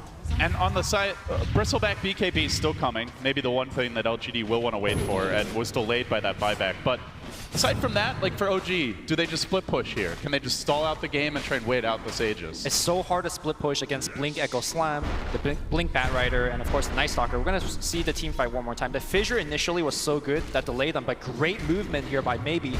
Jukes away, and yeah, sure, the Bristleback does die, but look at how much damage Maybe he's doing. He's just in the middle of everybody. And the zoning potential there. He forces the Rubik back. He forces Fly away. Even the Magnus has to get the hell out. So they can't really fully commit forward there, aside from that Bristle kill. Still waiting for one of those larger scale fights where the Leshrac can potentially really take over. But at least for now, they just do not want to fight the Disco Pony when he's reigning the golden BKB. Shiva's guard coming out here from the Disco Pony as well. And then suddenly he really doesn't have to worry about... Oh, they're going to try to find Ana here. Could be caught out, dropping the chains, but he gets silenced. The Void comes through. Yules, can they time a stun just right? They do! They catch him. They got the ensnare as well. Can he actually cast it though? They have enough. LGD, sick timing. They get a crucial kill on Ana. Out for a minute, and that might just be this tier 2 bottom. They cluster up 20 Bloodstone charges. The Maybe machine is gaining steam. 8-1-5, the score on him. He's been in almost every kill. And the Echo looking for the jump. No tail S4. Dude, try to run away. It looks like they'll get out of there. No pursuit. The Bat Rider, the Night Stalker, a bit late to join this. So missed opportunity mid. It's going to slow things down. It might actually save this tower bottom, as the Lesh did leave that lane. Walking towards it again? No, he's going to pop the Shrine on the bottom side. Good movement by OG. Yeah. They lose a crucial hero in the Ember Spirit, but they limit the structural damage. I think this game, more than the one that we saw from Virtus Pro, is showcasing the Night Stalker Helm build. Like, he's cycled through so many different creeps. Having the Dark Troll Warlord here, again, they're pretty nice against a hero like an Ember Spirit. Yao and Victoria, the Winged Brothers, looking for that opportunity to jump. There is no RP, out for 70, and LGD make their committed move forward. Banging on the tier 3 in this lane. TP coming in from the Ember. He gets hit by a stun right upon his arrival. Ana not respecting LGD. A huge kill to start it. And now the lift, trying to turn things around. The left though, very tanky, has the BKB. Is going to force OG back on their heels. They can turn for this tower. The Ice Armor's there though. It's keeping it alive. Can't purge that off. And as the BKB ends, the tower drops. Will they commit for more here? Illusion's coming in. OG still holding the line, buying time for the RP. But the buildings are dropping quickly. The Fissure's there, forcing them back on their heels. Here comes the chain pulse, but creeps to tank it up. For now, at least LGD staying alive. Still Ame has the Aegis. It's going to pop once. And they do it again. RP counter at 30. I don't know if they have enough time. Gray Skewer backward by S4. They purge him up as well under the tier 4. He explodes like a faulty S7. And now we're going to go in LGD trying to do enough damage to the Rax. They will take it down. 011 will give up his life. Maybe, I think it's time for him to retreat. No, he wants to go back for more. They got 2. They're looking for more. Aegis also down, and OG on the warpath. They did forfeit a melee, but still, they chase onwards. Maybe getting forced back. Will he make it out to safety? In the trees, he lurks. He's got a BKB in 15. OG trying to find these easier pickoffs. Yao is isolated. Yao is going to go down to no tail. A 3rd kill in this chase. Looks like maybe Light's still being hounded though. S4 gonna find him. Skewer him back. No RP. Big commitment. Still he's tanky. Can they bring him down? I think they aren't confident in this, but they've got 4. BKB. Does he try to TP out here and get away? Does he have it? No, the TP's on cooldown. S4 chasing forward for more. In comes the remnant. The chains as well. Lift him up. Blow him up. He's got to deny himself. They give up 4 and an Aegis. Granted one of them a deny to get that lane of Rax. LGD did get that set of racks, which is the important victory, but I think they definitely could have gotten out without losing so much. OG getting some signs of light here as they're going to get this tier 2 as well. Still, though, I think OG is climbing back. 11 lurking with the Echo. Tries to combo, but the interruption comes from Ana. Gets his PL back to safety. Now trying to juke out. And away into the trees he goes. See you later. Good feints coming here, but still no tail. Getting caught. They dive deeper for him. The lasso connection scores the kill. OG overplaying their hand a bit. Now 11 looking to cut off this pesky Rubik. The Grand Magus has no TP. Did they scout that? Do they know? Doesn't seem. They'll find him. The ward will identify him rotating into the base, but I think he's safely out of range now. 11 will not pursue. A very tense game. The gold lead has never exceeded 3,000, nor has the experience. That is very unusual at 34 minutes.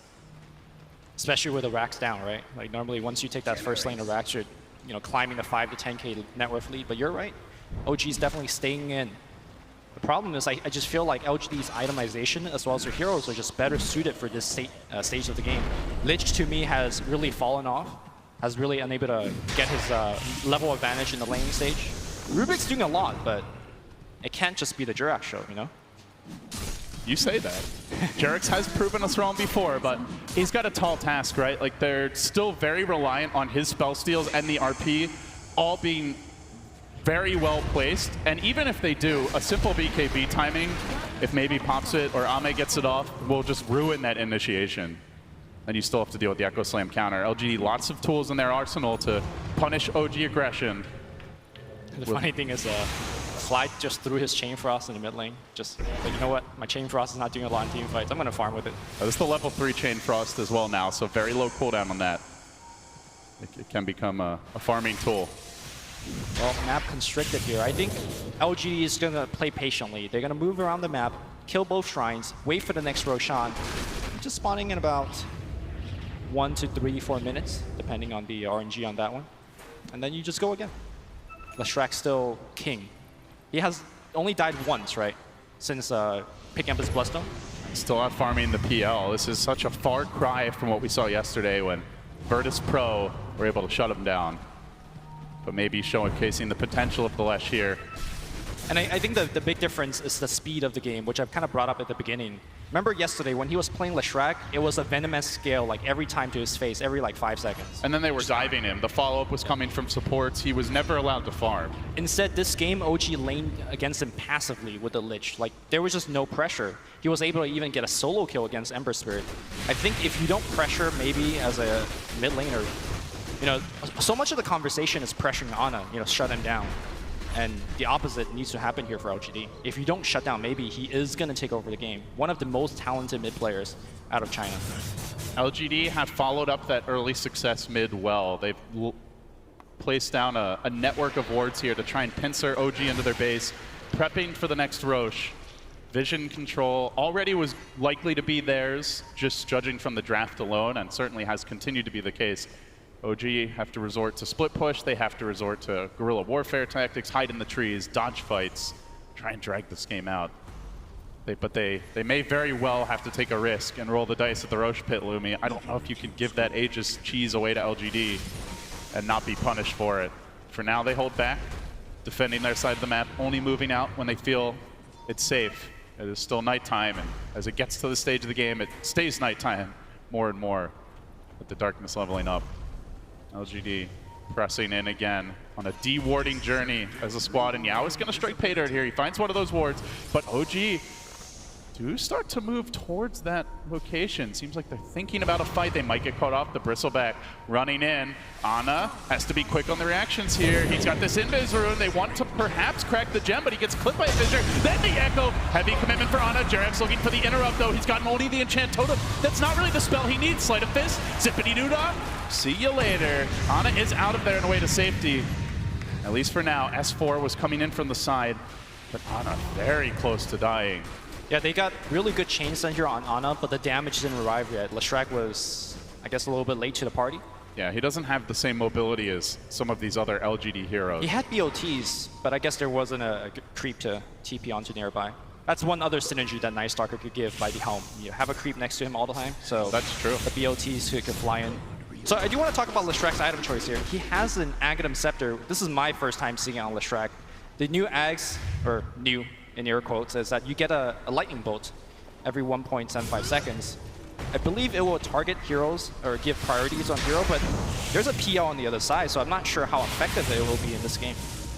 It could just be another way to maybe deal with those illusions as well. Does it work on illusions? Yeah, that's the thing. Like, it will target the illusion. Okay. Rather, it will target heroes, right? Like, gotcha. So maybe just looking to try and limit what No-Tail can do in these fights. We'll see. As S4 makes his move, Blink skewer forward, they drop the Veil. Can they chain stun him perfectly? They maybe want to force out this BKB and then retreat, but he's patient. Ame, a tanky Porcupine. And OG won't be able to force it out. Still they pursue, though. Still they have RP. Yeah, like you mentioned, I think they wanted to force out BKB or just a group up for LGD to set up for RP, but neither have been. LGD was very calm. They're like, okay, Bristleback is skewered in. He's very tanky. Let's just chill. OG still taking some risks here at nighttime. Still pushing up, playing rather aggressively, trying to get their own network of wards down, maybe trying to find that pick off, but out comes 11. They understand that if they get a big win here, they can take Roche and Cheese and Aegis. Looking for the leap forward. RP. And now the RP, the 3! Looking for more S4 with the Chain Frost. It's a bounce and a beauty from OG. LGD might have to blow these buybacks now. Leshrac. They don't call him the son of Magnus for nothing, Lumi. And of course, that was the first time they actually had vision advantage. A very important observe ward on that hill, overseeing the 3 heroes. As a result, perfect RP. They get 2 buybacks. Will OG be brave enough to take Roche? They're walking towards him, but okay, they're scouted. Yeah, they had to blow the double buyback. They don't have the Shaker, though. Again, and OG can look for the punish here. Jerax creeping into position, gets the lift off. This could be potentially a dieback. They're going to lose the Bat Rider. He's almost down. He will fall. They need to at least get on it. They have to find trades here. Skewer forward, dragging 3 back. Leshrac, though. The Vanguard in the front lines as Notas faints away. They are going to lose 1. The Magnus down, but he's already committed his big load of spells. Can they find more? LGD need it. They need it now. PL will drop. He's also, actually doesn't. No buyback. This could be costly. Now they're chasing out. Maybe looking for Otto on the low ground. They do lock him in position, slow him down. The Lightning hounds him. And maybe now up to 18 Bloodstone charges again. They rush towards Roche. They know RP's on cooldown. PL may not have buyback for this. Okay. We can force the objective. Does Jerax go for the steal? He's got Blink. He's got Force Out. Maybe he drops a gem before that play happens. Do they have a gem detection here for the Invis Rubik? Doesn't look like it. There is a dust on the Shaker. Perhaps we'll just pop it, but Jerax also, second thoughts from him. He still lingers in the neighborhood. This is risky, but if anybody saw Afu's heroics yesterday, they're going to be tempted in Jerax's position. He won't risk it. Well, Aegis and Cheese will pass on to LGD. Great play by OG there, at least the first initial half of the fight. But coming in here on the second half, they didn't have the RP. Sure, you got a quick bat pick off.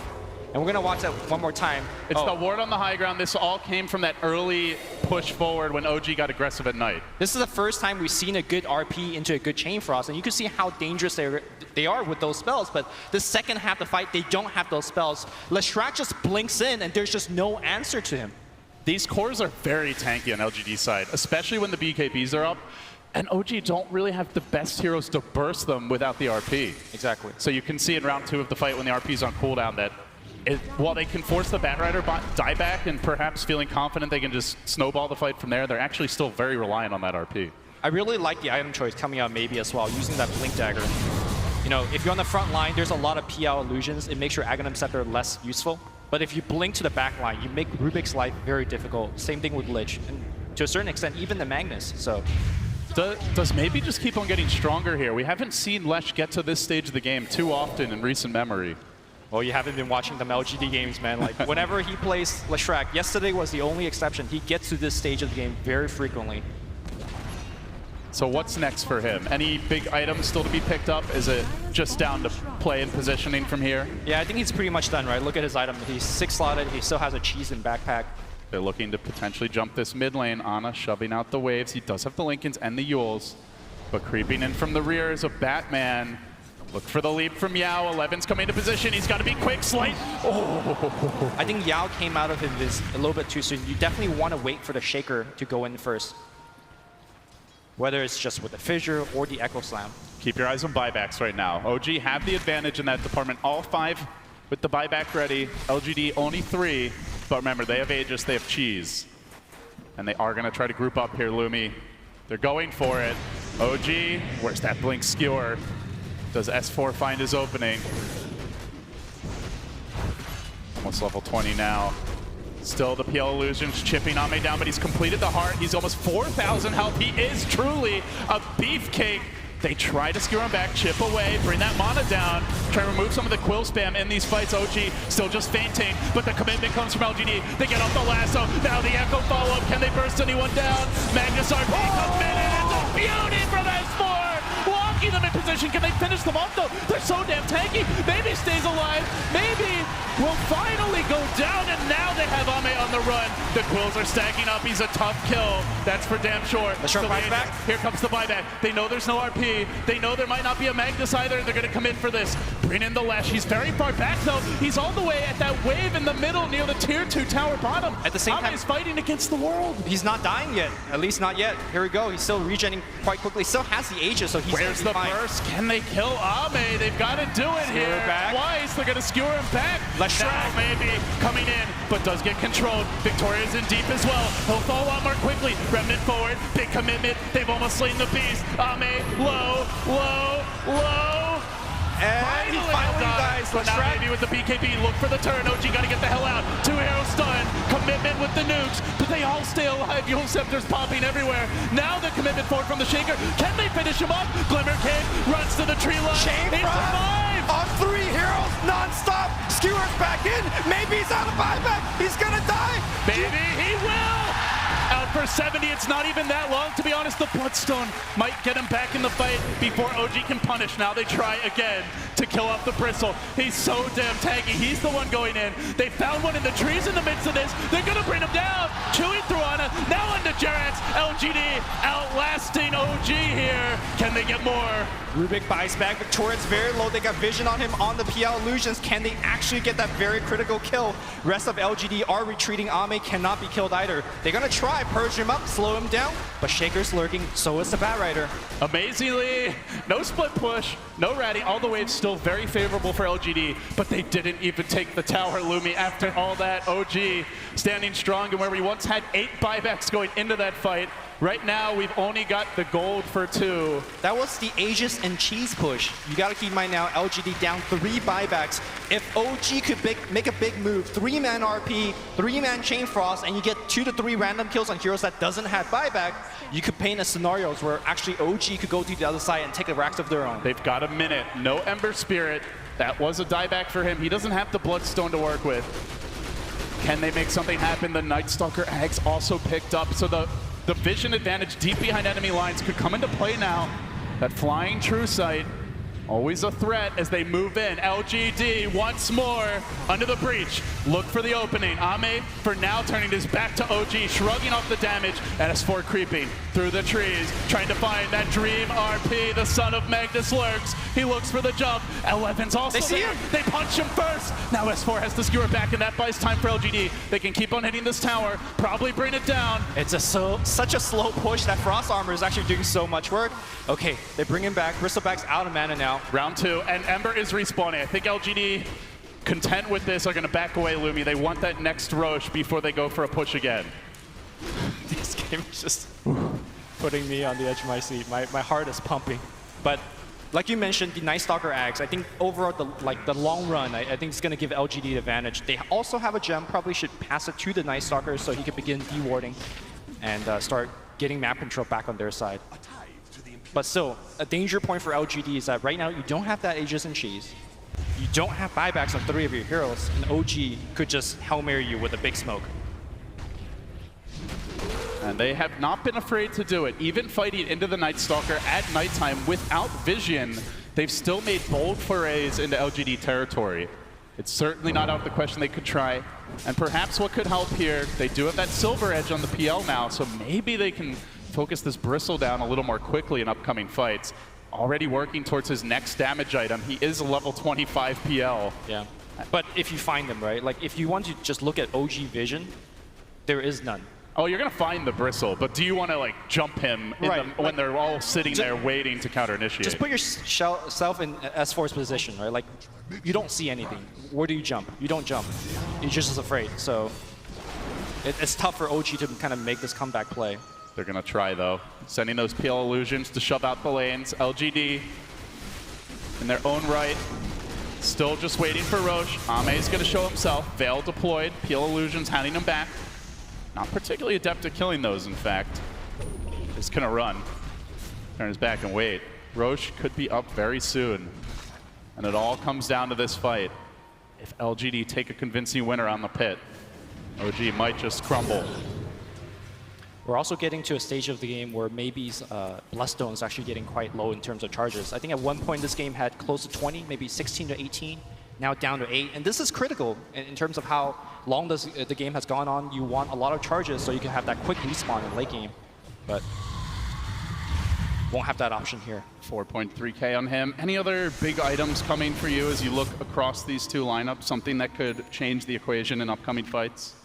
I feel like it's not about his item choice. Maybe he could get a Hex. That would be like critical in terms of picking some of these very key heroes. And he does have a Blink, so it is a Blink Hex initiation, but in deep right now is N0tail. 11 actually gave a quick swing at him. I think they've seen N0tail. He's in too far. LGD now want to chase him out. The Fissure comes through. S4 is waiting, but he gets caught out. The lasso's there. JerAx with the steal. Who will he lasso? RP on 3! He gets them, but where's the follow-up damage? OG need more. Ame's rushing in. He shrugs it off. Lesh is staying alive too. And OG, they're going to wait for round 2 of this engagement. Now the commitment forward. The Batrider's down. That's the 1 hero advantage. The Echo from 11. Swing and a miss. Here, Bata says N0tail chasing up towards Victoria. The lift comes on the Bristleback. They're going to drag him back. They really don't want to focus him. They'd like to ignore him, kill his team, then come back for him. N0tail will poke, will prod from the rear, but really it's about these squishier backliners, and they're not finding too many. The rest of them stagger back to the base. OG on the chase. S4 has a Blink Skewer available. Will he see that opening? Still no buyback on LGD heroes for 2 minutes. OG just searching for something, but RP has been spent, and I think OG just have to back off. Roshan is back really, really soon. This is See, LGD are just gunning for this Magnus every single fight. S4 running around in Shadowblade, and they still manage to find him up a hill with the Blink Lasso. And he gets off a good 3-hero RP, but it's not like the ideal timing for OG where they're ready to RP, just kind of has to throw it out and then they hope to react. But here's the thing though, there's no more gem on LGD now. If they probably need to buy one. I'm not sure what the cooldown is on the gem in the shop. They stole the gem in the last fight, and this is critical. If he is in that Shadowblade, they won't be able to find him again. Victoria being hounded by 4. Batrider also gets caught. This is going to be huge here for They OG. have the stolen lasso as well, but the Fissure from 11. God, he would love an Echo. My kingdom for it, he says, but it's too late. Bat down for 60. OG making all the right moves here down the stretch. They're going to bring the Night Stalker out as well. They've got 80 seconds to work with. No Night Stalker, no Batrider, no Flying Fiends in the night.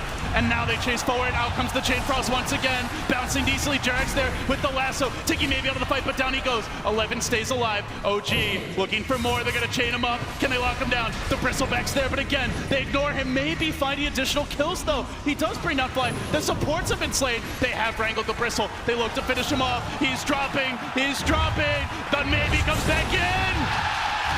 Triple kill for him. Looking for more. The Fissure as well. On the dodges. Echo Slaps turns it! N0tail, he gets the kill here. 60-second on respawn time. The heart on N0tail. It's the heart of OG right now. His illusions are so tanky. I keep saying that Shrek will do a lot of damage to the BL illusions, but because of the heart that he had for such a long time, he's able to tank through absolutely everything. N0tail looking like a jewelry shop, has all the gems on him right now. He needs to take it back his base. And critically, guess what? Roshan's alive right now. Will OG be able to take this Roshan and the Aegis and Cheese away from LGD? We'll have another look at this absolutely crazy fight with the Silver Edge. They can almost bring Ame down, but 11's Echo, you can see it's still not cooled down, and gets it right now. Comes in with the Fissure first. The follow-up's there. As Ana is coming out of the Sleight of Fist. The timing could not have been more fortunate for LGD. A second or two later, they get that kill, they back away. Ana, like, man, I thought he used that already.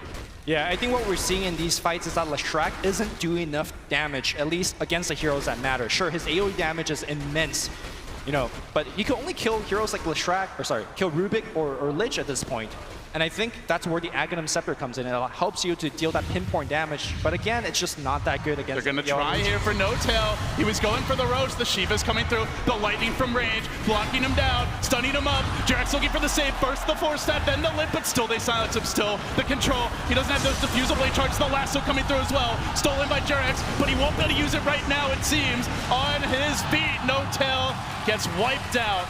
Out for 100, but does have the buyback. OG could still fight this. No RP for 10, so even if he buys back, I think Roshan might be too low at that point, although LGD's not committed. They're scared. Yeah. They don't want to overextend. You mentioned buybacks, and we're at a stage of the game where nobody's buyback is on cooldown, so even though we can see who has it, who doesn't, LGD don't know. Radiant's top shrine Well, LGD will start on the Roshan. It's going to be not the fastest one ever. But look at the position of Yao. He's ready for a smoke play from OG. He's going to break it on Ana, break it on S4, or in fact the whole OG squad have been revealed. The Warren in the lane stops them out. There is no vision They on. might actually jump on this Lumi. OG are lurking in the tree lines, but you can see Heroes looking like they want to leave that pit. For OG now, they're gets Roche. content with a potential Roche, and it is about to drop. A just snagged up by Ame, and now the bat can lunge forward, look for the jump. Who's he gonna find? Hunting OG through the trees, they look for Ana, jumping back to the mid lane, but the Goo is gonna stick onto him. He gets slowed down, he tries to remnant backwards, but Yao is there with the catch, the lasso again! RP, he blinks into a stun! S4 didn't activate his BKB in time, and he couldn't get off a good RP. Now the chase forward, Ame looking to muscle S4 down, skewer to the high ground, try to live, try to survive. OG must retreat. No Tail holds the line, at least for now, but being hounded by nukes, pounding into him. He scurries backwards, still they chase in pursuit. Ana also slowed, in danger. Flame Break pushes them back. No into buyback the on PL. maybe. Now on to fly, onto the high ground, into No Tail. They run him down. Rough shot through OG. They're crumbling here. LGD dive deeper, straight to the tier 4s. That's the call. They want to finish off OG right here, right now. No RP, no PL, no chance unless Shaker from S4. Gets skewered right into the base. Defense for Forstaff gets him back out, but the buildings, they are falling very quickly. Diabolic Edict right now is doing so much work. Muster your courage, OG. You have only moments before LGD take this game 1, and there's the GG. LGD have done it. Amazing play by Earthshaker towards the end. He just blinked into the base, just gave space and time. Fissure, Enchant Totem, Echo Slam, buying time for that Leshrac to do the damage to the final sets of buildings. What a carry performance by Maybe. Leshrac was huge. So many incredible individual plays in that game. I don't even know where to begin. You go back to the first gank, and there was that sleight of fist dodge from Ana, and it felt like the whole game was like that. Everybody making their own plays, where there was Batrider initiations, Night Stalker getting off crucial silences, the big RPs multiple times from S4, the skewer backwards. But LGD, they just outlasted OG down the stretch. I think the big problem was that they depended too much on the Magnus, right? The only fights they won was due to S4 landing a 3-4-man RP. Imagine if OG had another weapon where they could initiate and then S4 could follow up. Yeah, the only follow-up was Jerax if he stole the right spells, and in some of those crazy fights late game, like, how do you stay safe? He was just getting hounded by How do you stay safe and also steal spells? Maybe he just jumps on you. Yeah. You have to blink away. At that point, you might not be in position. I don't know that OG could have executed that much better in the fights. Like, they played them really well. Yeah, I felt like the LGD draft where they just keep banning out all of Jerax's hero might be the way to go. It was the Snatch Magnus strategy that OG employed. That was the key to their draft. That's how they started the game. Can't really fault them for that. OG, look at LGD. They're coming into this series 8-1 on the mag, but even denied their mag, LGD still prevail here in game 1. What an unbelievable game of Dota. That game had so many plays. Those battles were so long, happened over such a long amount of time. I can't wait to talk about it. Joining me up here, we got PPDZai, and of course, the man himself, it's Bulba. What a pleasure to have you here, Bulba. It's good to be up here. Actually, maybe it's not also because I could have been playing, but yeah. If I wasn't playing, it's probably the best thing to be. Well, dude, I got to know, Bulba. Talk to me about that last match. That was insane. Yeah, it was. The team fights that OG did. I mean, I thought LGD was gonna have a clean wipe. I thought they outdrafted OG quite well, but OG just team fought so. Their execution in the team fights was so good. The way they used their vision and stuff, especially versus Night Stalker. I didn't think that Magnus would be able to get any good RPs off, because it's really hard to play Magnus versus Bat and NS, especially at nighttime. But S4 played really well that game. So, ton of back and forth. We're starting to see some really good games now that we have these top teams emerging into the later stages of this tournament. That graph was just up and down and up and down and up and down, and then 1 hour in, I think there was only a 5K net worth difference or something, even less than that maybe. Yeah, LGD, one of the few teams to pick Leshrac, maybe seems to like it mid. I think that its best matchup is probably versus PL, so maybe that pick from OG just a little too early. It just matched up incredibly well against both their core heroes. Ember and PL both are, these squishier agility heroes that have to get on top of Leshrac, and once this Leshrac gets his BKB Shivas, he just sits there and kills everything around him. Yeah, Octarine core too. Yeah, I don't think he had one this game. Oh, he didn't? No, but the ridiculous thing that I saw was that I hadn't seen before was the Aghanims combined with his level 25 talent. Because usually what is his level 25 talent do? There's the Diabolic Edict one that makes your Edict do a ton of damage, and you also have plus 3 seconds of Lightning Storm slow. Okay. So every Lightning Storm that popped out of that Aghanims, which is every 1.75 seconds or something, just slows for. It's like a purge, right? In terms of slow. Yeah. And it lasts for so long. So this Ember, like in every fight, he tried to Remnant away, and this Remnant is just going I saw that. slowly. Like an old man Ember Spirit crawling away. Yeah. And every time the fight recap graph was brought up, I mean, Leshrac was like close to half the team damage almost every single team fight. Yeah. I think it's one here that we haven't seen that much this tournament. Yeah. It was incredibly popular during TI5. But this tournament, I think LGD's the only team who's been playing him. Yeah. But it seems like it works incredibly well for them in the right draft. Well, go ahead. They're kind of like newbie. They last pick his hero, and they usually it's his hero or Amy's hero, and it just like fits the draft perfectly. Like the Storm game that newbie did yesterday was like the perfect Storm game, and then this game, I think in general LGD we played them yesterday. And they definitely feel way stronger. We scrimmed them as well before the groups, but they've like fixed a lot of their things. I thought before going into this tournament that them and LFY were like the two best Chinese teams, like after MDL, because MDL they got top 2, right? Yeah. And LGD won the best of 5, and it was super close. It was like 3-2.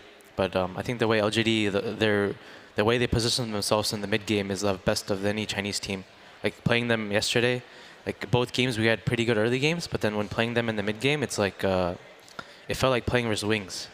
I don't know, like last year when you played versus Wings, even if you lost the early game, like even if they lost the early game, they actually always lost the early game. Yeah. There was like this thing, like my friends made a bet, like Wings would always give up first blood every game, and it was like 90% they would give up first blood. Yeah. And then they would always do these things in the mid game which come back, like the way they show on the map and the way they play on their vision. And when I played versus LGD yesterday, I felt that it was this. I think comes a lot from Old 11. I think he's like a big shot caller on this team, and I also think Yao is a big shot caller. And like you can see in the game, like I feel like they're like them and LFY play a lot like Wings. I think the later a game gets, the better teams stand out. There's so many more different decisions. Like the early game can oftentimes be a little static, and there's only so many things you can do during the laning phase. But once you get into like the mid to late game, the opportunities for different decisions are everywhere. Yeah. And that's what makes good teams win. Yeah, that's why I think like these teams like Wings and this year LGD, LFY, and Newbie, they stood out because like before Chinese teams that always go around as a ball in the mid game, and then now I feel like the Chinese teams are maximizing their efficiency a lot more. Like if you watch how they play a lot more split on the map, and that was a lot of you saw that on the Western teams. You like Secret at TI6, or sorry Secret at TF5. Like you guys played a lot split. Yeah. And then you can see like these Chinese teams, they incorporated that. It's like really cool to see that they're taking a lot of these Western ideas and putting them in their Chinese philosophy. It's like you can't team fight them, and they're also out efficiencying you. And like that's why I feel like these Chinese teams are just owning this tournament because they have best of both worlds right now. So. There's honestly so much to talk about from that insane match, and I gotta ask Purge. I don't even know what clip you choose, man. I could use any fight that happened. They're all amazing. They're all super close, but. Yeah, they were all really great. The one that I did end up grabbing was the bot Rax fight. Now, the cool thing about this was we're 43 minutes into the game, less than a 1K gold advantage for LGD. It was that close, and really OG's win condition, like the panel pointed out, is Magnus. He's looking when his opponents are as grouped as possible, and usually when you're going high ground, it's kind of dangerous because it kind of funnels you into this area where if you get too clumped up here, you're going to end up going down. So his job is basically to look for those opportunities and try to get the RPs if possible. But if he doesn't have those, what he can do instead is end up skewering one person really far away from their teammates, which buys their team some time to do damage. Now, again, because the Magnus is really important here, the Batrider is looking for him if possible. He wants to get some vision on him, jump on, and disable him. And if he can grab him with his lasso and follow that up with the stuns, they can kill Magnus, which then disables any potential of him getting an RP off. But the crucial thing that he just did was the Echo Slam came just a fraction of a second too late. If that hits, he stays stunned, possibly dies, but he gets the Yules off, which means that after his Yules ends, he's clumped up around his enemy heroes because they thought that they had this kill opportunity. And because he was able to get those disables off, or get the Yules off just in time, it buys them some opportunity to kill a few heroes. They got 3. They weren't able to kill the Bristleback. He's able to escape. But man, every fight was just intensely close, just like this one. I don't even know how many buybacks there were that game. Probably like 10, 10, 15? At least, yeah. Bristleback makes these crazy fights from time to time where you're trying to kill everybody else and ignore him, yet he's just in the way, and he was like unkillable that game. He was just way too tanky. One impressive thing that I just noticed was Fi actually had a beyond godlike streak on Lich. Yeah, he wasn't dying at all. It's pretty mind-boggling. Yeah, I mean, some of the Lich ultimates in those fights, you just kept seeing them dance around endlessly. And, you know, I wanted to come back to something you said earlier, Bulba, which is that you felt like LGD had the better draft. You talked a little bit about the vision in terms of Night Stalker Batrider against Magnus. Do you think that was the core deficiency, or were there other aspects of the LGD draft? I mean, every game at this TI, I look at one team, I feel like they have the easier to play draft. And I think that team usually ends up winning. Like, in this game, I feel like the team with the Leshrac and the PL, they're going to essentially have a better, easier game. And then Dire has this Magnus that's going to have to hit this RP, and they have no real hero that can tank spells. So like, instead what happened is like LGD is going to run with the Bristleback in front. And as long as the Leshrac doesn't get picked off in the fights, like the team fight for Radiant will always be better. And Dire will have to have like, they don't really have someone that to do that.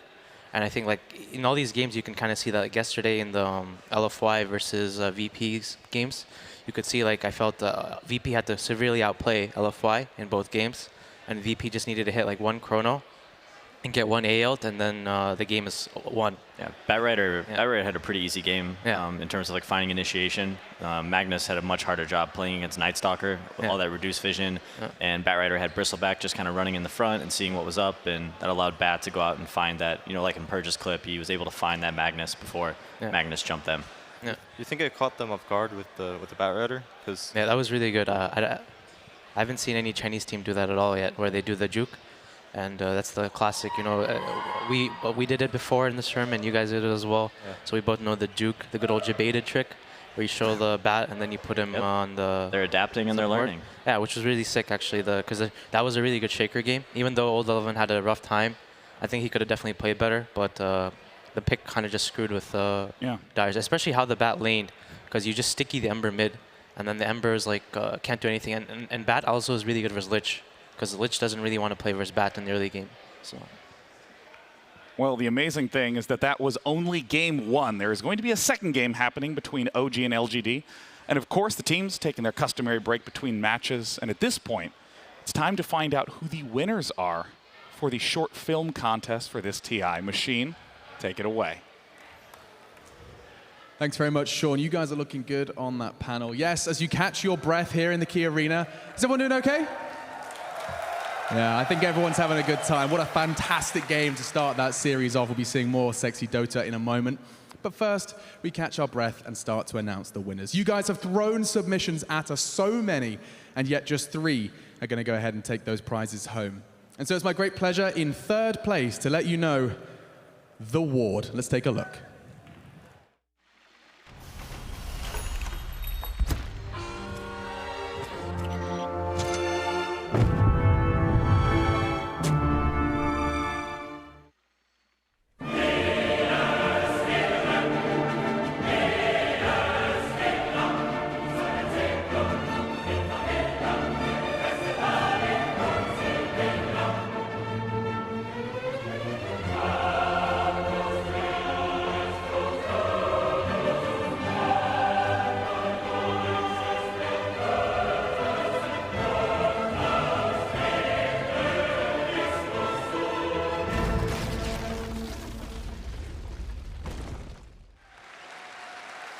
And that is third place. There's a whole lot more to look forward to. KDC, a lot of love and appreciation for what you've done there. 45 seconds of gold. And now in second place. This one is a personal favorite of mine. This is a whole lot of fun, so strap yourselves in for Ability Madness.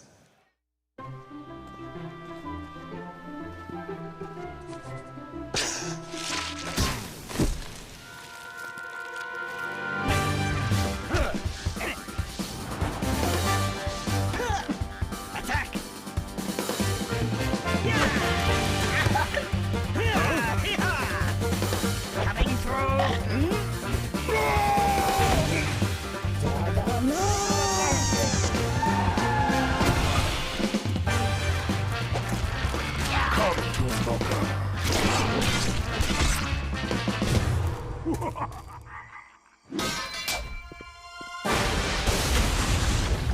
hate magic so much.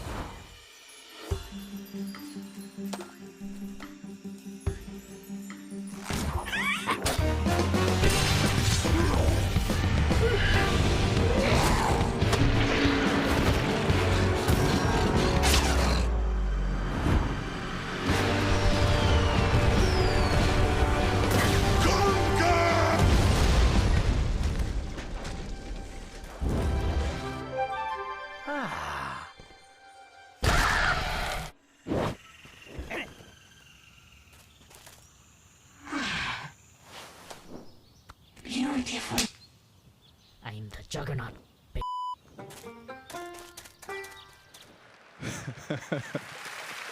Give it up.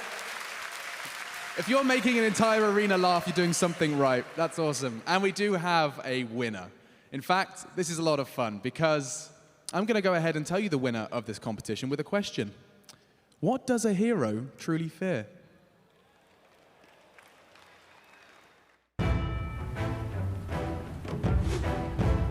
Attack! Not enough mana.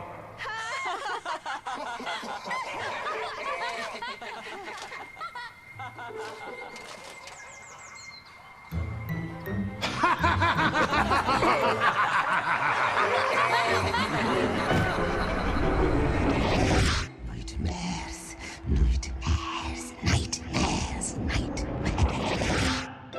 Carl, here's your final test. And now for a very simple chain of invocations. Nothing too complex.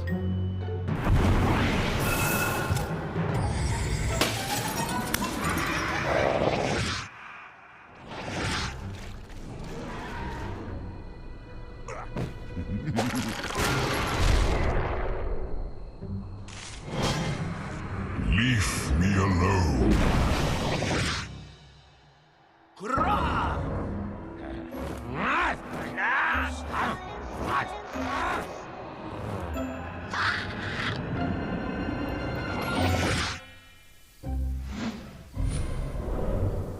Have you ever wondered what kind of nightmares he can give you? No.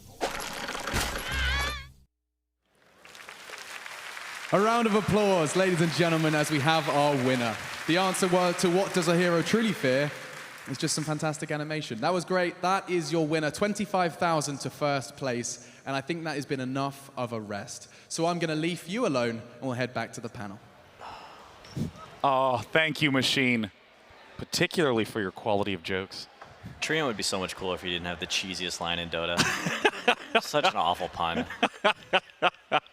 Of course, so much talent in the Dota community, and love the chance that we get to showcase that in the short film contest. And of course, these two teams coming out, so much talent among them. Epic music for the match. Before we head into the match, we have the resident expert on all things China, Jack. There's no Machine to help you out, but I don't even think you need it, Jack.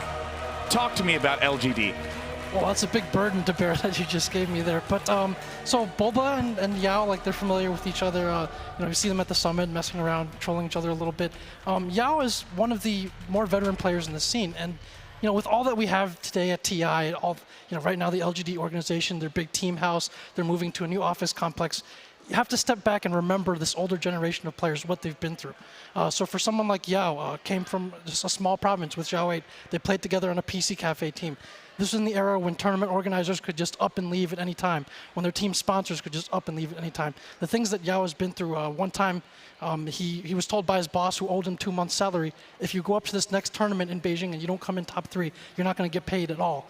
He ends up taking a 13-hour standing train basically up to Beijing to play in that tournament, and then just countless stories like that. There's this term called blanket players, where they would take their blankets with them when they left their house because they didn't know where they'd be sleeping at the next tournament. So just to put that in perspective a little bit, someone like Yao, who's this year has finally managed to emerge more from Zhao 8's shadow and take charge of his own team, the journey that he's been through to get to this kind of competition with these stakes. That is just extraordinary perseverance. I mean, I know in the early days of esports, things were very volatile. even some of that volatility still remains. And, you know, with LGD being one of the Chinese teams in the lower bracket, so many other teams have already advanced forward. What is it that will make LGD stand apart from them? I think in Boba, and as I mentioned some of this already, I think they have a bit more draft versatility, a bit more daring in them. Boba mentioned that kind of wings component. If you look at their playstyle versus someone like LFY or Newbie, I think they're more willing to take risks and just pick something out of the box, an idea that they believe in, but maybe haven't practiced fully before. That's something that separates them a little bit from some of the other Chinese teams. So that could be the key ingredient going forward. Do you think Leshrac represents that?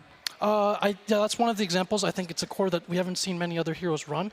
This team likes to, as mentioned, protect their two cores later on in the draft with Yao and Ame. And so that includes finding good fits for them, whether they think that it'll work well for them in-game or it's something the other team isn't really drafting for.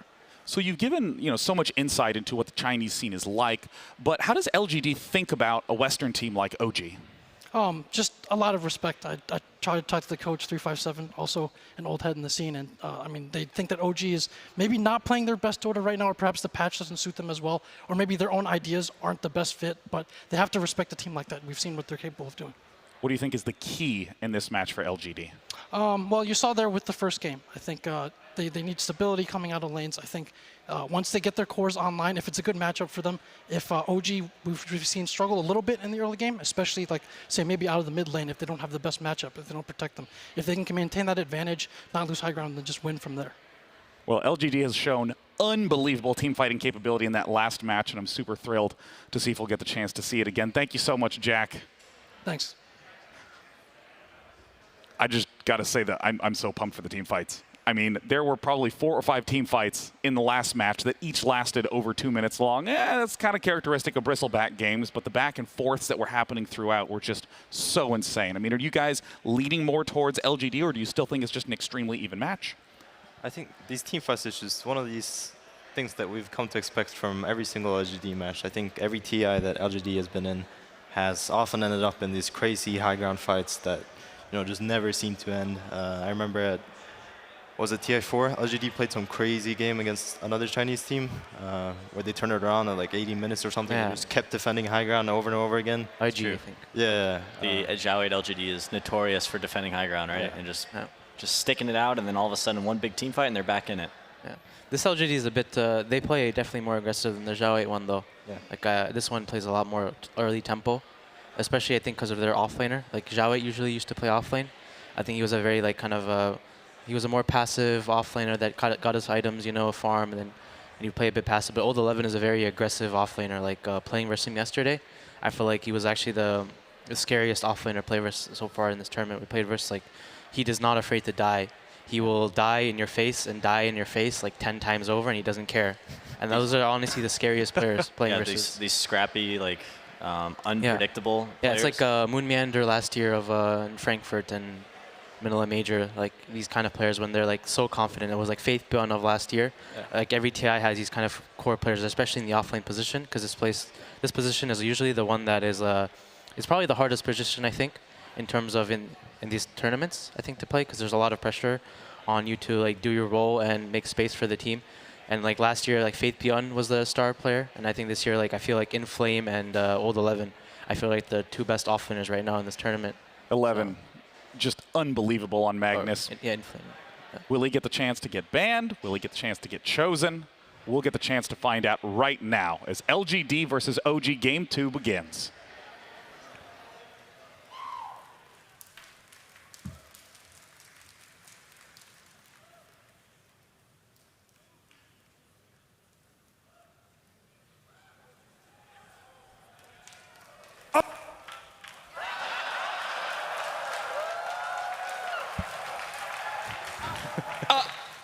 And it's time for the second game between LGD and OG. Sam, I wanted to get your thoughts on the very first pick Magnus from OG. Deny picking or taking that away from LGD. Do you think that was just happened again? They just did it again. So yeah, tell me. What do you think? It's remember the Kiev Major finals?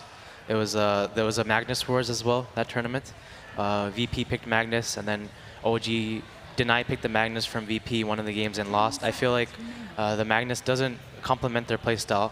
I think Magnus, as far as a really good Magnus, like I'm not saying he has a Magnus, but I feel he needs to play fast tempo playmakers for his team. Did you just abbreviate Magnus and bad into a Bagnus? I might have. I didn't mean to do it. Damn, dude, that's pretty savage. Yeah, but yeah, so I feel he should be playing more high tempo heroes. He needs to play his Legion Commanders, his own Bat Raiders, his own playstyle of heroes, and I feel like Magnus is too slow tempo for this team. Because in general, he needs to play like the aggressive playmakers, and then this hero doesn't really do that. He wants to get his items and farm and empower your cores and camp them and not really make plays. And yeah, so might have been a slight mismatch between the tempo of their cores in last game, because they had 3 heroes who aren't that fast in the game. They have very slow starts from both PL Ember and Magnus. It takes them quite some time to get going in the game. Yeah. And I think LGD really abused that tempo last game. Different first 2 bans this game. OG actually elected to ban Night Stalker instead of the Kunkka. Yeah. So now it changes the game a little bit. I think it'll make S4's game a bit easier on the Magnus, finding those initiations and pick-offs with his RP. Another set of respect for Ana's Alchemist gets first round banned by LGD. Yeah, and they get the OP bug as well. Nyx Assassin. Yeah, they go like in China they call it like OP heroes bugs, and Nyx is literally a bug. So it's like a common bug. He has like insanely high win rate in this tournament. They had this option in last game, but they opted for Phantom Lancer against the Bat Rider in the last game. But they probably changed their minds. I think it's a fine approach if they want to stick to the Magnus. But switching up their opening a bit is probably a good idea for them. Qualitatively, what's the difference between the Kunkka Bat Rider combo versus the Night Stalker Bat Rider combo? I think Night Stalker is a much stronger laner. He has really high armor. He has a strong nuke, and as soon as you get nighttime, him and the Bat can play together. You can do anything. Like last game, you saw even though it was Bat support, the Bat and the NS still played together at nighttime, and they made plays. And you can still do that when the Bat is core as well. And it's just a really good combo. I think Bat Kunkka has a slightly worse laning phase. I think also when you do this, the potential for 5-position Bat is also weaker, because I think Kunkka is a weaker lane support. Yeah. So when you have Bat and Kunkka, I feel like the support duo of that is weak. And if you pick that, I think you can contest their lanes. I feel OG should really contest the lanes of LGD, but I feel like throughout this team, the past year, they don't really put much importance in the laning phase. And I feel versus LGD as a team, I don't think you should. Right now, I don't think you can give any Chinese team a free laning phase. I feel like the Chinese supports are like they're too good at maximizing everything and understanding movement. And like our kind of general plan versus these Chinese teams was to contest their supports. And I feel like OG, when they picked this duo of like Magnus and Nyx, it plays into China's hands.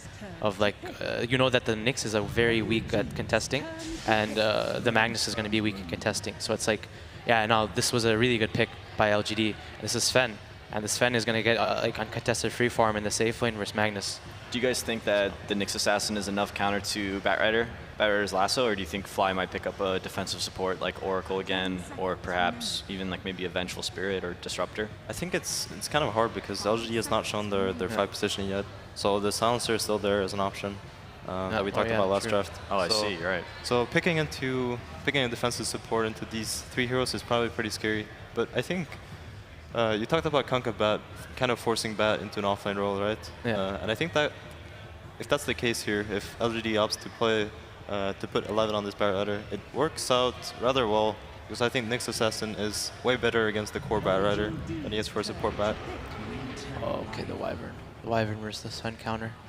So I think if they opt for Silencer, I think it doesn't have that much synergy with Kunkka in the lane, but I think if they just play a slower game with Bat Silencer, play their safe lane trial lane, it should work out pretty well for LGD. This was kind of a open Sven pick, kind of just like third picked here. I don't think it's particularly great against Magnus or Nyx. They just kind of picked it. Do you think Sven is in a good enough place for that to be a viable strategy? I think it's fine because it eliminates Snowtail's hero pool. He plays a majority CK and PO in this tournament. Oh, I see. And when you pick Sven like this, you eliminate that. Now I think they wanted Magnus Chaos Knight. Magnus Chaos Knight's a really good combo because CK has problems farming, but when you empower him, he plays a really fast tempo. Like he'll push waves and he'll farm super fast. Now they're going to stay away. I think that was a really good Sven pick because even though the Magnus is good versus Sven in the game, it's like Sven will get free farm and then it eliminates Snowtail's hero pool. and now he's going to have to play. It's going to be an awkward here, I feel, for him right now. I don't really see what he's going to play. At this point with LGD, increasingly clear that Bat Rider will likely be in the off lane with Kunkka and Shadow Shaman going to be taking the 4 and 5 support roles. Sven is carry. So LGD at this point missing a mid player. Earlier on you mentioned the Winter Wyvern counter to Sven. What is the element of that? Sven's got really high physical damage, so if you ult, use Winter Wyvern's Curse on somebody that's near Sven in a team fight, Sven will just smack his ally and like 2-shot him. You can also freeze somebody and they'll take 0 physical damage. Yeah, 0 physical damage, and Sven is basically 100% physical damage. Yeah. 400% physical damage. Yes. Any number you want over 100 works for me. I actually don't know what OG pick here. I'm trying to think of their hero pools. I feel they, God, not sure. What melee core do they pick? Yeah, I don't know. I'm not a big fan of this Magnus. Yeah. You just start, you have to Because deal it with heroes that also are great against melees. eliminates Ana's Invoker. I don't think you can pick Magnus plus Invoker. And eliminates a lot. Ana's a very farm-heavy mid player. Think they'll go back for Ember Spirit again? What is this? Juggernaut. Juggernaut. Okay. Probably for No-Tail, I guess. That How matchup. do you feel about No-Tail's Juggernaut? I mean, he played Juggernaut a lot in the old OG. Remember with Miracle when they won. But this hero feels so weak in this patch. He's been so nerfed for a year. Yeah, it's a nice Diffusal Blade hero. It is. I think Juggernaut has been. I mean, he's not the greatest hero this patch, but I think he's been undervalued in some matchups. For example, against Kunkka, Juggernaut excels, I think, because he doesn't have to care about X marks. Doesn't have to go BKB. Doesn't have to go BKB. He's also fine if he's laning against some Bat Rider. If he has to support, he doesn't really have to worry about dying in the lane. This is the first instance of seeing Juggernaut at the main event. That's surprising. Juggernaut's been a hero for like the last however many years. He's always been somewhat in the meta. But yeah, Jugmag, a timeless combo. That was super huge with the Kiev Major earlier this year. Yeah, it's been huge a couple times over the last couple years. It's been around. It's popped up here and there at tournaments where all of a sudden Mag and Jug are just first pickable. It's one of those strategies that you just can't forget of. Like no matter how bad the patch might be for Magnus and Juggernaut and physical damage carries, you combine these two together and they can produce something great. Yeah. And Juggernaut is one of those carry heroes that benefits a ton from any buffs on him, pretty much. Like if you pair him with some Ogre Bloodlust, if you pair him with Magnus and Power, he just skyrockets as a hero. I really like the Shadow Shaman pick from LGD. This is going to give them the ability to force down towers or maybe do Roshan, and I think that's where Kunkka is definitely going to excel. Kunkka is one of the best 4 positions in team fights. You can't underestimate his ultimate. I have an idea. I think OG should last pick Venomancer mid. I feel like that'll salvage this game for them. And why do you think that? Because I feel Veno completely owns the way LGD wants to play this game. It'll give vision, and it'll give vision for Magnus. I feel like you need to play fast tempo. I feel like if they're going to give the lanes to LGD, I think LGD's timing is too fast if Sven gets free farm. Because the thing about Sven is if he gets free farm, he gets masked really fast, and you're going to give your support, Queen of Pain. I was on board with the Venomous already as well. Matches up incredibly well against Bat. And it's also kind of a counter to Rum that most people don't think about. If you go into a fight and the enemy team has a Rum on them, you get Poison Nova off. As soon as the Rum starts ticking down, the Poison Nova damage just demolishes heroes. Queen of Pain's a pretty safe pick though, especially when you don't know your enemy's mid laner. Queen of Pain generally matches up pretty well against most heroes. Oh, Storm versus Quap Nyx. Spicy pick? I'm not a fan of this. I think they should have picked a superhero here. Superheroes like the heroes that are these melee heroes that just sit there in lane. Oh, gotcha. Yeah. Well, with that, we now have the lineups set. Storm Spirit versus Queen of Pain, the last 2 picks will be facing against one another in the mid lane. With OG down 0-1, they have to clutch it here for the opportunity to play once again for their tournament life. It's time for Game 2 of LGD versus OG. That's right. Thank you, Sean. Game 2 on the horizon. And Lumi, OG, I'm going to say they mostly stick to their guns here. The first overall pick, Magnus, remains the strategy. Obviously, very happy to grab the Nyx versus the Bat Rider. So that's something where the draft looked great for them. But how much do you worry about their ability to deal with the Sven, maybe to a lesser extent the Storm? I think the Storm is going to have a little bit of trouble in the mid lane. First of all, Queen to me is a good matchup against the Storm. Fly likely will fly into the mid lane with Arctic Burn and give him a little trouble. Kunkka, on the other hand, is not exactly the best laner. So in terms of the 2v2, I think Ana is going to have the advantage. But the big thing for me is the Sven. Sven I mean, notoriously is one of the best counter to Juggernaut, right? Like what you used to war see. cry and Omnislash Right. does What you very used to little. see in Pro Dota is like one team's pick a Juggernaut and then the other team counters the Sven. But this time they pick Juggernaut into the Sven. The war cry, like you mentioned, so good. Also, Sven is one of those heroes that once you blink in and you stun, whether it's a Magnus or Juggernaut, they just die. So that's a big concern here for OG. Patience from Zoe. We'll get underway now. Game 1 was very back and forth. LGD barely pulled it out. It came down to just a few clutch moments. Like if that Echo Slam had been on cooldown just a little bit longer, maybe the game goes entirely differently. So OG, back to the chopping block now, heading into game 2. Laning setup looks pretty much the same. They're gonna still keep Ana mid on the Quap. I think the one thing that really stood out for me in game 1, Lumi, was just how much Ana struggled. He died, what was it, 4 times very early in the game. He eventually caught up a bit in farm, but felt like he was always playing from behind. And that's a really rare look for OG. Generally, they give Ana a lot of help. I don't expect that to happen again this time around. He has the matchup advantage. He's going to get help from Fly again, so he should be okay. Early D ward here for LGD. As 11 will strike pay dirt. I think the most important thing about this game, apart from the draft, is the way that OG chooses to play it. You know, something that Pano kept talking over and over again is the speed of the game, the tempo of the game. And OG does have some heroes that could kind of come online very quickly. No Tail and the Juggernaut, look towards him to make that smoke gank around level 6, level 7, use that Omni Slash. Same thing with Queen of Pain here, a hero that comes online very quickly. That will help Magnus to actually get that blink online. Last game we saw that OG did absolutely nothing until the blink came online. And I think OG this time around will have a lot more play before that point on. They have multiple ways to get the game started. They also should have a better time here mid with this Queen of Pain pick. Yeah, for sure. The other thing for OG is they're better at taking Roche. Like, they have the Mag again, but this time they have a Jug instead of a PL or an Ember, so... Yeah, both teams could actually take Roche very easily. We've been seeing actually Yao opting to go for Medallion of Courage, and then he just walks into Roche, pops down his ward, the Medallion, and take Roche like that as well. So I think the mid-game fights will determine who gets the Aegis. So as mentioned, Batrider did get a very early D ward here up top, and that is going to give him maybe a bit of a laning edge. We'll see some early pressure from Jerax. He does plop down a ward around the tree line. Might have been scouted by LGD as they have their own ward over near the cliff. Jerax will come in for a bit of early pressure, but they're fishy with the Torrent here on that Queen of Pain. Now, harass on Jerax, so an early 2v2 skirmish, but OG are fighting uphill into the storm. So other lanes, the Bat will be offlane in a 1v2. We're going to see S4 in the offlane again, also in a 1v2. Anything standing out to you about this landing setup? I think S4 is going to have a tougher time. Once Yao gets his level 2, he could just walk up with Shackle and just really control where S4 can be. Also, the physical damage that Yao could throw out is a lot. Meanwhile, it looks like a TP was forced out. No proper stuns here in this top lane, so we might see a lot more of that from 11 until that Wyvern manages to hit level 6, or until they bring Jerax in. Speaking of which, he is moving about, but under cover of a Radiant Ward, so won't get very far on that gank opportunity. Tries to find out where the openings are. Seems like LGD either didn't see that ward or just have not been able to de-ward it yet mid, so could help Ana to fight uphill. So far, even Stevens here as far as most of our cores go.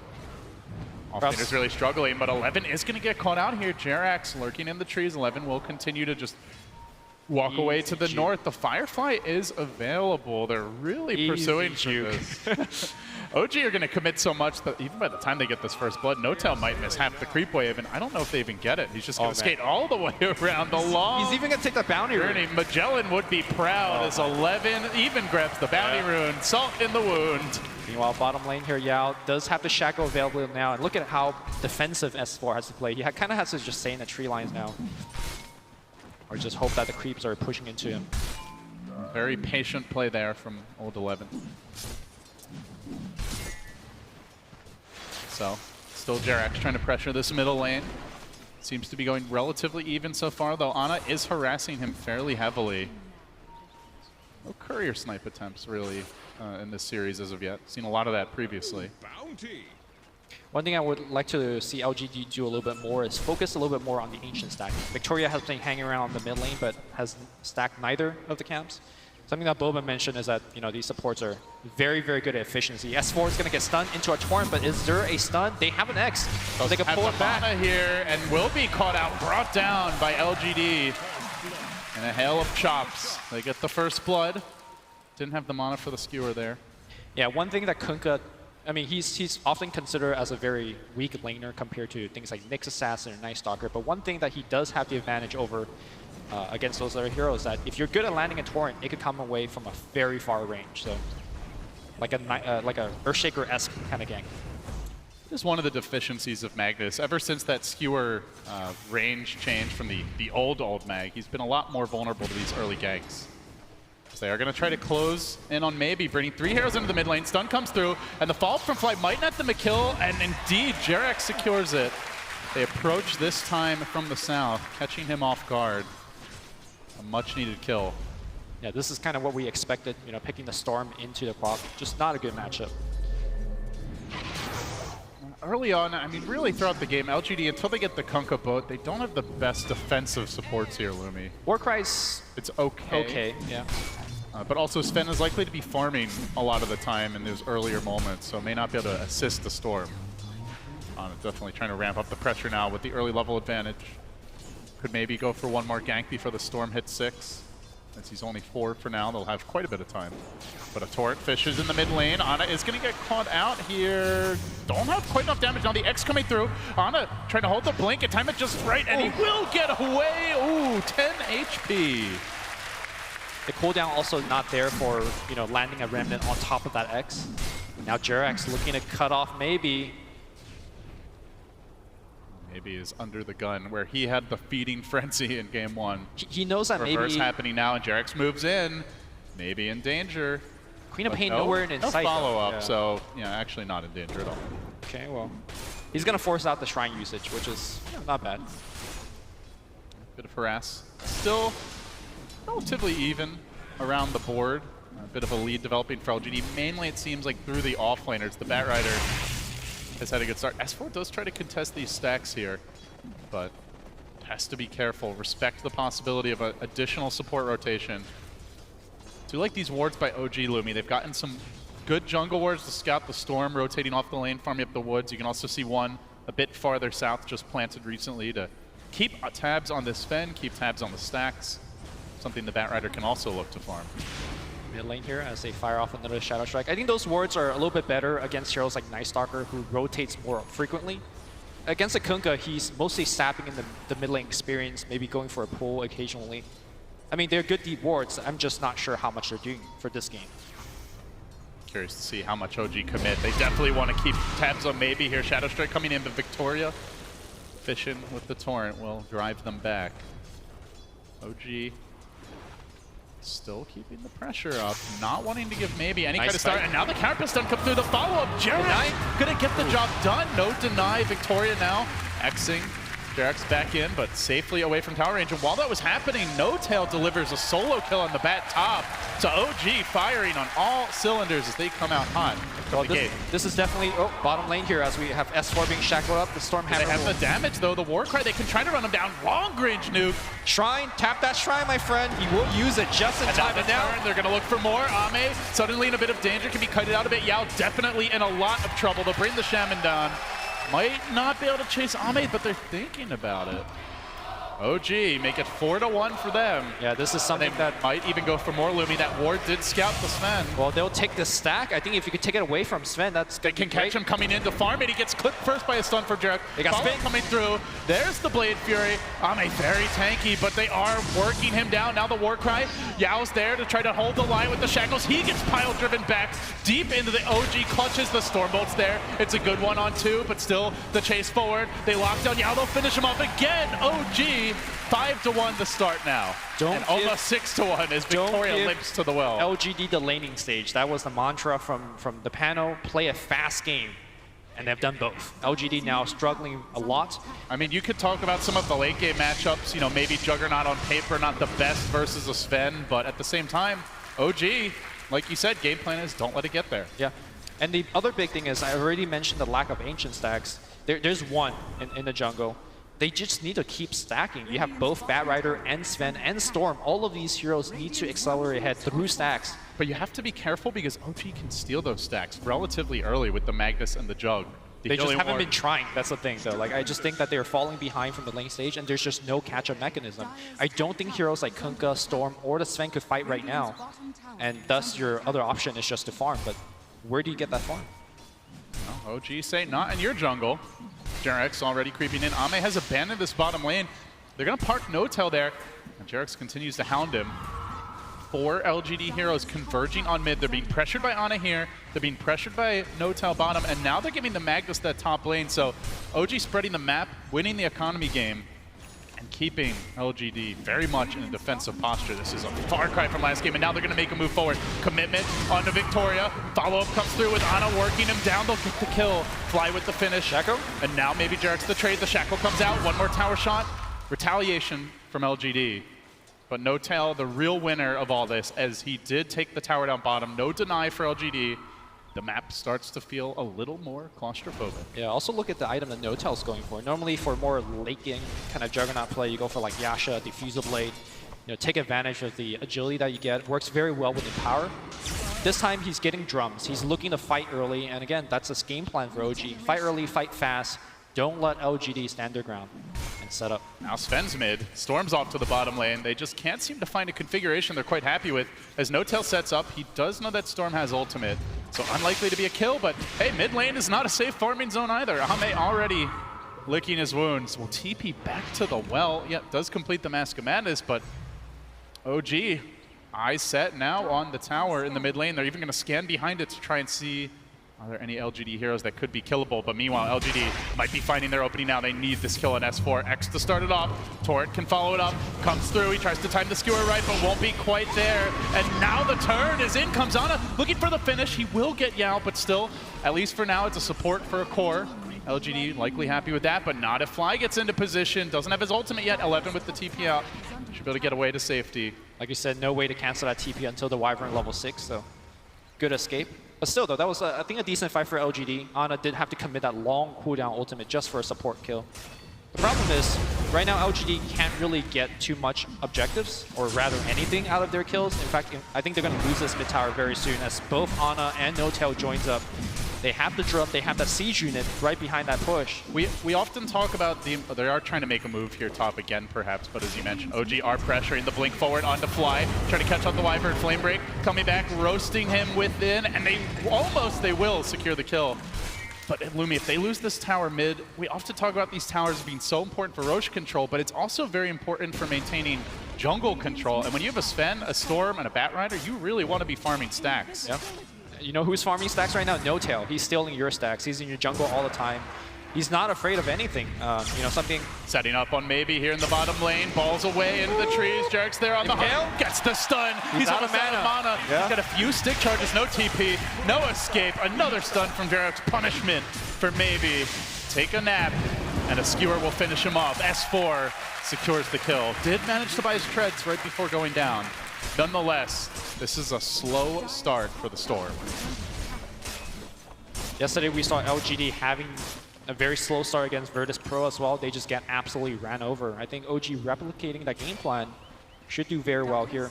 It looked like a very similar start to the draft, but they took a very different turn with these last couple of picks, going for Jug, going for Quap, very aggressive early to mid-game cores who can really flex on the map. Yeah, it's also the itemization. I talked about Notel getting the drums. I think they're going to keep going down that path. Empower is going to allow them to see Victoria here in the woods going for the TP out. Notel. Okay. Not going to find him in time. But an instant D-ward. OG keeping this jungle firmly under their control. Jarex hunting again. He does have the max carapace, no points in the mana burn, just pure stun lockdown from him. LGD smoke gank, they have the blink bat. They could set up here right on that remnant. That's when Jarex would love to make his move. The carapace stun didn't come out though, and now the lasso holding the Wyvern in place. He's gonna have his ultimate, won't get it off. A bit of a buffed gank really for OG. Still they're gonna chase it out. Blade Fury by Notel. Can they look for more? 11, no lasso. There won't be any further commitment. It looked like the timing wasn't quite right on the carapace, so he wasn't able to lock that Storm down. For LGD, the game plan now is to slow down the game as much as possible and get levels on their heroes. Victoria already has 6, so he's combat ready, but they also need Yao to have that level 6 as well. Once the Shaman has a level 6, a lot of your options open up. You could go split push on his own and maybe get a tier 1 or a tier 2. You could even make a dangerous smoke play into the Roshan and claim the Aegis if you have a medallion to back up those Serpent Wards. But he's still struggling. Storm as a hero, very slow to get things off. Diving on mid, they're going to try to catch out the Batrider, spin, and a win.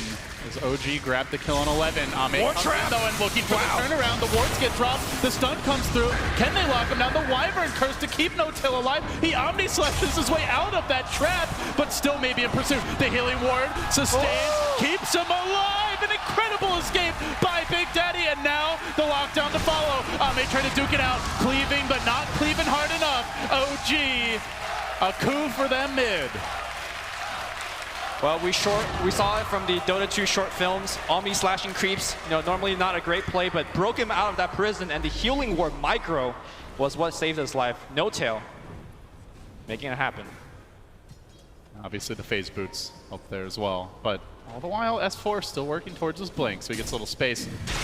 See the commitment here, the Wyvern save came through, first putting him under, then the curse deployed, gets the Omni off immediately, just phases his way right out. And the drums. And the healing ward was there. They weren't able to focus it down. Something LGD would love to prioritize moving forward, but it's not defense that they have to worry about from OG right now. It is the offense that's ramping up. The dive goes on to S4. They'd love to keep on slowing this blink progression down. In comes Jerax, though, looking for the turn. The RP's there to start. The Torrent can interrupt, but Jerax coming through with the connection. Quapo committed. Boat keeping him alive. Turning the fight. Might be Jerax down as well. LGD making a double. Can they get the triple? Ana blinking away, but Victoria chasing him out. Do they have to follow up? They're too low to pursue.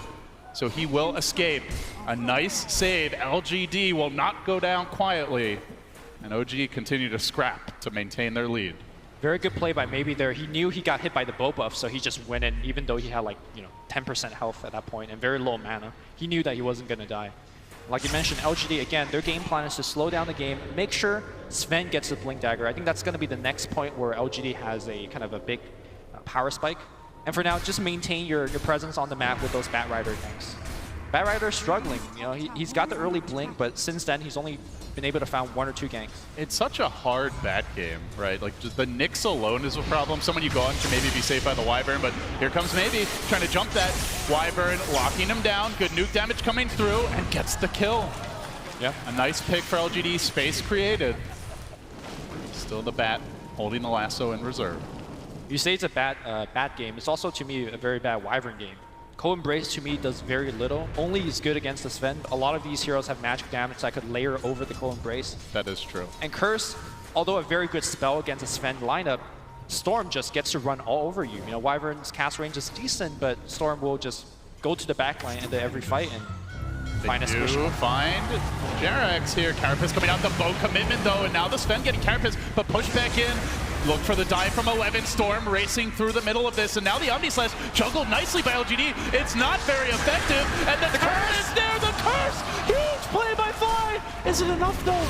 They now chase forward. The stun comes through. The healing ward keeps him alive, but still the lockdown. Still the lockdown. Ana's waiting. Doesn't have the ult, but does have that slow damage. Fly keeps his brother No-Tail in fighting shape. Victoria hanging on. Ame still swinging that cleaver, looking for more. Ana's low, but Ana will prevail. He stays alive. The torrent from Victoria again, trying to salvage this fight, taking the cores down. He may pay as well. Goes for the TP. Is he gonna make it? Yes, he will. Wow. Everybody hitting the deck, and S4 says, great. Little farming time for me. Finally, they leave me at peace. I mean, that was a 5v4 engagement, and OG still came out ahead. Of course, like you mentioned, S4 got the farming time. He is going to have Blink for the next team fight. LGD, though, still okay one for them, given the situation that they're going through.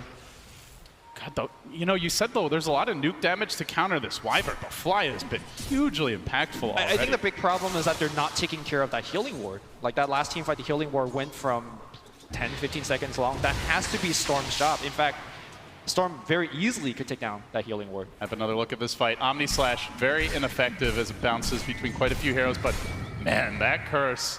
It didn't feel like a 5v4. Shaman dies very early in the fight, doesn't get off his wards. Had he done that, it would have been different. So Fly coming up quite clutch there. Ana comes in late and does look for the cleanup. Good blink scream. And for LGD, losing critical heroes, the Sven dies, the Storm dies, those are heroes that need to be farming and accessing the late game. Still keeping up relatively okay, all things considered, though. Only about 1,000 down against their counterparts on the OG side. Despite the Cold Embrace not being a very effective spell this game, Fly has maxed it. The cool thing about maxing Cold Embrace is that the cooldown. He was able to get off 2 in the last engagement. And sure, you could still damage over it, but I think the healing just overwhelmed LGD's low damage output. And now finally the blink is online on S4. We're going to have a smoke. And this time he doesn't have the pesky Night Stalker to be hounding him. So I think this Radiant Scan isn't going to find anyone, but LGD already knows something's not right. They retreat out. Jarex, the forward scout, hunting for any wayward heroes, but seems they will back away successfully. 11 now going to sound the retreat for himself as well. TP's home, at least for now. Bullet dodged. Still farm time. Storm cleaning up that bottom wave, now into the jungle. He will be scouted out here by some dire wards momentarily. But OG are a bit far away to counter pursue smoke. him. Do they have a blink initiate? They do have it on the bat. OG are a bit scattered. This could get ugly for them. They need to retreat. Jarex is in position to interrupt the chain of initiation. Oh, he's a bit too far back. Actually not there just right. Needs that carapace to come through now, but gets pushed back away from help. And now X'd into the boat. X'd into trouble. Carapace comes through, but where's the follow-up? The Juggernaut's already retreating. They're just going to sack Jarex. It's a 2-for-0 that LGD secure. And now they're on the pit. Yep. They drop the wards. Commitment to a big objective. OG have no buybacks. They need that quad bolt for the damage, Lumi. I don't know that they can fight this. Will S4 make a play here? He has the RP available. They do have such a good AoE combo. They're taking it down very fast, though. Whatever the decision is, you got to come right now. No tail. Rushing forward. He starts with the Blade Fury. The wards are going to peck at him. 11 meanwhile blinking in, trying to keep Fly at bay. And now, look for the jump. The curse was committed. It's only on a shaman. The RP is much better with the cleaving coming out. Might be enough damage. Maybe gets balled into the pit, but he somehow jumps out of there. No tail stays alive. Beautiful embrace. Now the Roche goes to work. OG 6-man, not enough though. Ame still taking him down. Jug down, but Quap is back. They go for the shackles. The Roach dangerously low. In comes on. He can clean up the shaman for sure with the help of Jarex. Dodges the stun though. They're gonna have to chase for a while. That's time they're not working on the Roach. LGD can reconvene. They actually have the Kunkka boat. He's getting the mana right now for it. Do they want to fight? Do OG try to sneak this thing? It's tough. Nobody has a teleport scroll on the side of LGD either. If you do, you could just teleport back home and have Victoria X you. This is especially important on Storm. He could just get a full mana bar. He's pretty low on mana right now, but he's going to be getting more soon as OG commit for the Roche. It looks like LGD might just have to give it up. I mean, imagine if Storm gets a TP, gets X back, and he could make a play at Roshan, but also it feels like OG is just too afraid. They don't have vision over the left side of the jungle, so they don't know what the HP or mana bar is. This is giving them time. The Bat Lasso's cooled down. The RP not available. Scan does hit the LGD. They have the boat ready. Healing Ward poking in and out of the pit. LGD know this is happening. Do they contest? Storm to the north. Sven going straight in.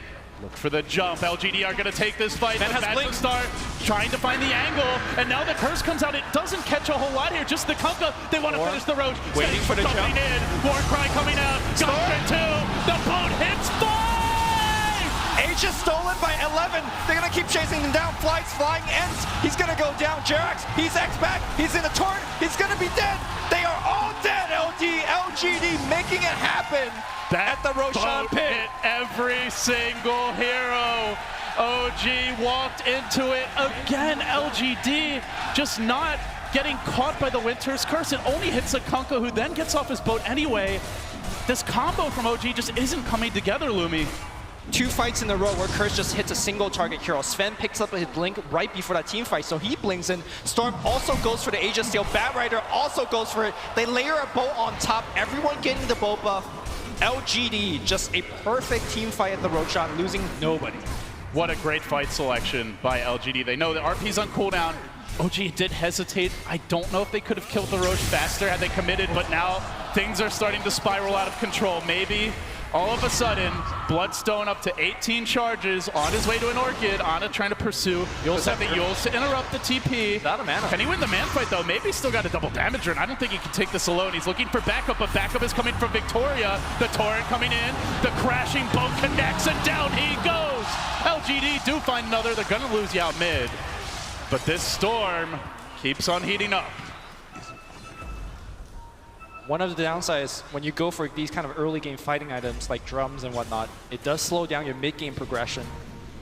Is it too early to say, you know, if OG has to play for the late game? They do have Empower, so that this Juggernaut can eventually get big. But I think then we're getting to the stage of the game where, like we brought up multiple times, Sven Warcry just naturally counters what Juggernaut could give you to the team. I think OG's in a lot of trouble. These cores definitely will be going BKB heading later, and the Nyx will likely be ineffective. You can see the intensity on all these players during that last fight. I think that the looks we've gotten from OG right now isn't true to the potential, right? Like you mentioned, Curse has been only hitting one. But they don't have... Where's the setup? There's no Darkseer this game. There's no Void, like a more reliable initiation to start the fight. So they're kind of expecting LGD to make a mistake. They have definitely more setup than what they had last game, right? Last game, S4 was just had to land raw RPs by himself. This time you have Jerax giving you vision. You know, he has he's going for the blink right now. If Jerax could go in and like stuns 2 with the Impale, I think that would make things a lot easier for S4 as well as Fly. Definitely true. OG going for the wraparound now with the smoke up, but LGD have managed to dodge it, making their own rotation into the Dire Woods. Ame now going to clean up a couple of Ancients. Can OG find that opportunity to pounce? It's a dangerous moment to take this fight. They're going to start with the Courier. A nice consolation prize, but they'd love the hero kill. Blinking out is 11, away to safety. They might begin their siege. They plant down the wards. LGD are unfazed by this OG aggression. Look at how safe this push is. They just drop down the wards. They don't commit any single hero. Storm they know sitting that. on the far side of the tree line. He's in perfect position to counter-initiate if OG jump on anyone except him. Yeah. That ward got planted down behind the trees. 11 is coming from the side. It's a bit of a pincer attack here. Where does OG find their opening? Tower not going to die here, it looks like, but dropping dangerously low. Can OG make a move while these wards are down? Still fighting, at least for now, into some heavy firepower from LGD. Item progression continues up to 19 Bloodstone charges on the Storm. The Orchid nearly finished off for Maybe. And all the while, there's a Sven with the BKB about to be complete. As you were mentioning, Lumi, OG do have a lot of potential solutions to a BKB Sven. In terms of control, they have the RP, they have the Wyvern ult, but do they have the damage to kill him? I don't think they have answers to Sven and Storm. That's the problem. Like, Wyvern could answer Sven, but then Storm is just a direct counter to you. And also, like you mentioned, they don't have enough damage to kill through the Warcry, at least kill multiple heroes. There is one more smoke available to OG, but this is probably the last one in a while now, and they have to make it connect. Also, I do want to mention that this is the second time on the main stage where we've seen Queen of Pain being picked, and then goes for this Veil into Yule's build-up. Yesterday was TNC, I believe. Yes, Cuckoo playing it, and it feels like in the mid-game, you become such an ineffective kind of tempo controller type of hero. Yes, he has to get into this game given the fact that X is such a dangerous spell to play around if you don't have Yules, but it just goes back to the last point of picking Queen of Pain into this game. Yes, you do get the good laning stage against the Storm, but it's not like, you know, he did an excellent job against Maybe. Maybe was slowed down, but, you know, Maybe is still in this game. It does show you the strength of LGD's like options for opening up drafts where like you're so worried already about this mag that you pick it yourselves very early and then you leave the Kunkka in the pool because you're banning out the Night Stalker. Like LGD are going to get something, and something, as it seems, very powerful that even forces Ana into a build he'd ideally not want to go for. Yeah, more than anything, I think this game also shows the resiliency of LGD, right? Like, wind the clock back 15 minutes, it was LGD essentially losing out all 3 lane. Maybe was slowed down the mid lane.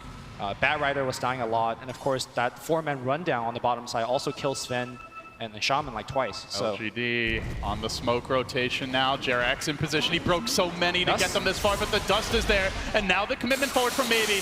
Reeling him in, locking him down. Doesn't finish him off just yet. The help comes from Yao. And now the tower waits. No defense in sight. Imagine LGD are going to commit for this. OG hanging back on high ground. They start to creep down. They might want to take this fight. The Nyx does have buyback. Really, it's like such a difficult engagement with Maybe way out in front. 20 Bloodstone charges. No mistakes yet from LGD. They'll back away. The next Roche could be coming soon. Really like the way that they set up that kill on the Nyx Assassin. It was very easy for 011 to commit the lasso to get the kill, but instead they have vision on the Nyx. Storm jumps in, they retain lasso, They get the clean kill, and having Lasso allows you to push very aggressively. They're going to get a tier 1 because the fact that they have Lasso. And now OG Or pops. will they? Well, here OG again, they've smoked so many times in quick succession, trying to find these pickoffs. It was this point last game where we saw a 3-man RP. Hasterin snagged up, stolen from Ana. Will he get his revenge? No, it's 11 creeping in. Fly's been left alone, perhaps a bit too far. Oh, pushed away from the Torrent. Glimmer to ensure his retreat. Now Jerax lurks on the sidelines of the fight, but he's far away from home. LGD moving as a squad. 5 heroes converging on bottom lane. Ame. It's giving them a lot of bulwark out in front, and Jerax perhaps in danger here. He's in the midst of all LGD. Surely they have some detection. There is dust on Storm, and that's it. No sentry available. Do they pop it randomly? He'd really be sad if that were the case, but instead it's Notel. Gets the jump, but it bounces to Yao. The wards get planted on awkward positioning. Now the Purge can finish Yao off, but Sven comes a hammering, beating his way through the Juggernaut, forcing him into the trees. 11 meanwhile, still looking for the last opportunity. Does Sven not actually, the Wyvern Curse comes through, but he's not hitting anyone. OG are in a full retreat now. Maybe he's into the backlights. He's racking up the kills. They're gonna lose more. The Magnus has been controlled. S4, no RP for you, good sir. Magnus blinked into a Torrent, and he just ate it, and then 11 says, all right, sure, I'll lasso you right afterwards. A chaotic team fight, which I think on paper favors OG because you get better looks at RP, you get better looks on Wyvern's Curse, but again, these heroes are so pressured into dropping their ultimates that the ultimates just weren't good. Wyvern was just on Sven just to try to save the Juggernaut. And you do see some of the weakness of a Juggernaut in these scenarios where he goes in to try and start a fight with an Omni. If that's a Sven BKB Blink stun with God Strength, that's a kill. That hero's just dead. But Juggernaut is unreliable with the Omni bounces, and not to mention the fact that if the Warcry's out, he might not get those kills anyway. So the hero's weakness is coming into play here as LGD continue to ramp up. We'll see this fight one more time. The Curse used defensively, and they did such a good job controlling Notel. Notel also committed the spin to use the kill earlier, so he can't spin away. S4 jumps into the the death trap. Very unfortunate timing. I still don't think that fight really goes well for them. Let's say that he didn't jump into Torrent. Let's say he gets an RP there, and then what? You know, you don't have Omni Slash, Sonic Wave was already committed. Even if he RP there, I don't think anything happens off of that RP. Sven is just feeling a bit too tanky, and the other thing is Storm was alive and not even in that area of the fight, so he would have had freedom at that point to move around freely. OG still hunting for these kills. Jerax got to get scrappy now. They might be trying to cut some waves, but LGD, it's direct and decisive from them as they move around the Roche pit, just waiting for that next Aegis. If you give this Storm an Aegis, Lumi, OG are in all kinds of trouble. The lead starts to look a bit insurmountable. 12, 13K advantage already. Yeah, LGD also has a gem now. So you see Jerax, you know, he was so instrumental in giving them vision in the last fight. But here comes the lasso, quick initiation, dragging Notel in deep. The follow-up comes through, Wards get deployed, but he does manage to jump away. Meanwhile, the backlines, Ame cleaving through OG, brings down one. The commitment from Maybe, he gets 2. 3 have fallen, and now OG being routed. S4 on the retreat. He even dropped the RP, didn't get a whole lot out of it. This is going to be the 4th kill of the fight, unless he can pull out a miracle. Storm balls in, he blinks away. Looks like S4 will get out of there. I don't know whether the camera caught it, but S4 just RP'd the ground. I don't think he got hit by anything. I guess there's just a mistake. He had a good look for a 2-3-man RP. I don't know if it was a Shaman zapping him or something, but he just RP'd the ground and then blinked in. A rare mistake from the Son of Magnus, but a huge one. Now LGD gets Roche off of that.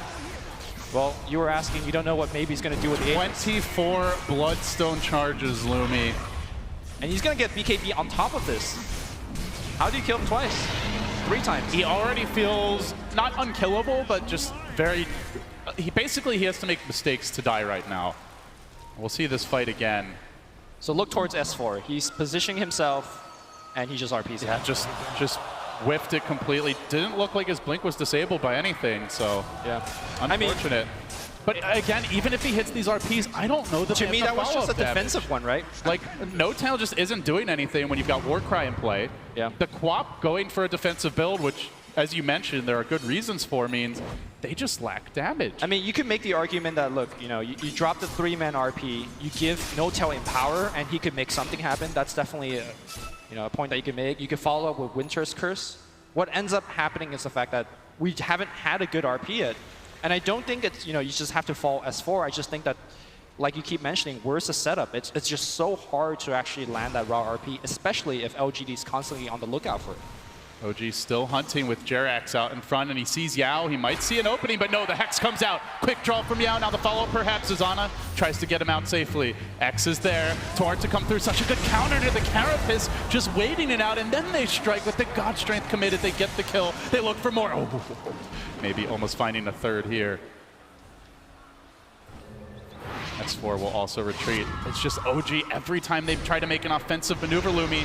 They're getting forced on their heels. Cores are dropping. The game is crumbling a bit.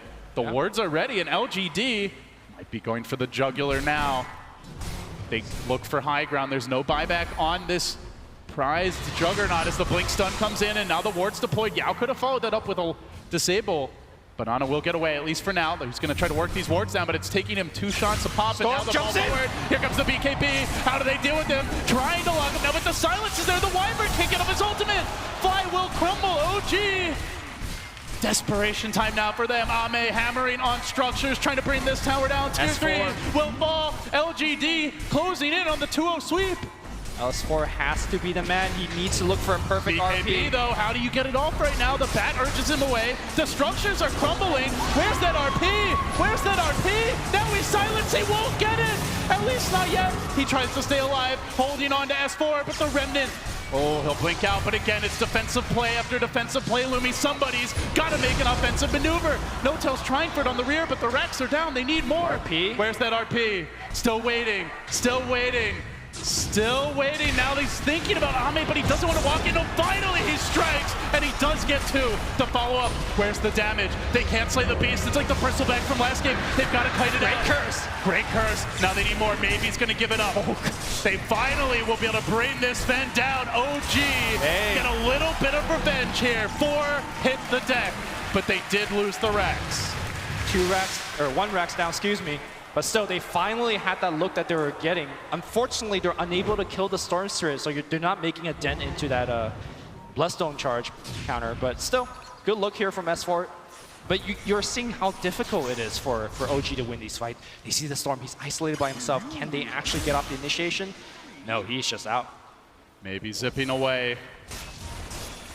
No-Tail now going to push that lane in. Butterfly next on the list for him. Big pickup in this game when you have Empower. Yep. Will amplify his damage a lot. Also a great solution to the Sven, who is not looking towards an MKB. In fact, he's thinking Butterfly for now. So wants some evasion of his own. LGD, they got the lane of Rax. They're up 14K gold, but it's not over yet. You do see that dip there. A glimmer of hope, and S4 looking for more. X for the blink skewer, and now he's going to get pulled back into the boat. The X, 11 coming through, good Yule Scepter to dodge, but now the lasso connection. He doesn't have RP, he gets pulled way up high. The wards block his path, and they converge. They bring the Son of Magnus down, and now OG must retreat, but Maybe's on the hunt. He wants some vengeance, locking them down, pummeling OG. He'll take out Jerax, it's a triple for him. Ana has to run. Don't poke the tiger, and he's not done just yet. Maybe diving in deeper. Ana getting locked down, pulled into the torrent, into the flame break. Can he blink out? They got the X follows him to the end, and Ana 2 and Ultra. Maybe is unstoppable now. 30 Bloodstone charges. Well, they say this is not a maybe hero in terms of the play style, but he definitely knows how to play Storm. Recover from a bad laning start and just went off. As soon as he picked up the Bloodstone, he never looked back. OG taking risks, and LGD just punishing them so hard. That was 1 blink skewer, Lumi. They lose 4 heroes off of it. Great Torrent here by Victoria as well. I think this is perhaps his best heroes. His Torrents have been so on point. It's very easy to land Torrent after X, but a lot of these are raw. I still recall that one, the one that he did on Magnus, where Magnus just blinked into the Torrent. As we see here, LGD cleans up the fight. Well, LGD are about to break the base and go for that second lane of Rax as they push in. Commitment on bottom, Sven hammering on the tier 3, and OG, they have the RP up. This could be Their last hurrah. They've got to find that crucial team fight. Buybacks are Storm's gonna somewhat there, but they've got to commit soon. Ame jumping in. It's a Navy who gets the jump first. The X committed to drag him back to safety. Now JerAx, the Golden Brace force out. They jump in again. Torrent, perfect setup. The boat crashes through. The Knicks almost dead. Not quite just yet. Still looking for the open, and he won't get it off. The RP is still in the back pocket. Melee has fallen, and LGD can just look to retreat now. Can OG hunt them down? They're falling so far behind in economy. They will catch out the Kunkka. It's something for them. Victoria dropping the Torrent. It's really not the kill they're hoping for, Lumi. Meanwhile, Bat bottom, they're looking for more. The Quapple secures that Victoria kill, but already TPing away to safety is the Bat. So they only get a Kunkka kill for those buybacks. They blew one on Magnus and Nyx, and they still lost the melee. It's a tough job for S4. Blinks into Torrents, blinks into Hexes. There's so many ways to control him, so many ways to see him with the Bat Rider scouting. You desperately feel like S4 needs a BKB, but even then there's the lasso to worry about. Yeah, it's tough. It's becoming a game of numbers for LGD at this point. 20,000 gold advantage. Smirking as they get closer and closer to taking the game, taking the series, but now S4, he strikes, but the Hex, the cleave, Ame chews him up, spits him out, looks for more. LGD chasing forward. Now they're gonna bring down the Magnus, but they really want these backliners. No tail running through the river, tries to retreat. That opens the way on mid, where Maybe jumps in, punches through JerAx, keeps on hitting. The Wyvern keeps him alive, tries to go for round 2, but will die in a hail of lightning. Now the silence coming in forward, deeper is 11. No tail with the turn though. He does get the storm. He's back alive. Instantly back. He's TPing in. He's coming for round 2. Long jumping coming. Get ready to ball. Fly with the TP and does make it out. Anti-climatic still chasing. Now he's got it. He's got a bigger target too. Grabs the Samurai, reels him in, keeps on working. No tail's tanky. Pushed back into the flames, into the Hex, and into death. 3 down. No buybacks. This might be Mega's Lumi. Creeps in the base, so LGD could definitely just hit the buildings. In fact, they will. Ame pops a Mask of Madness, tower dropping fast. Nothing a Wyvern can do about it.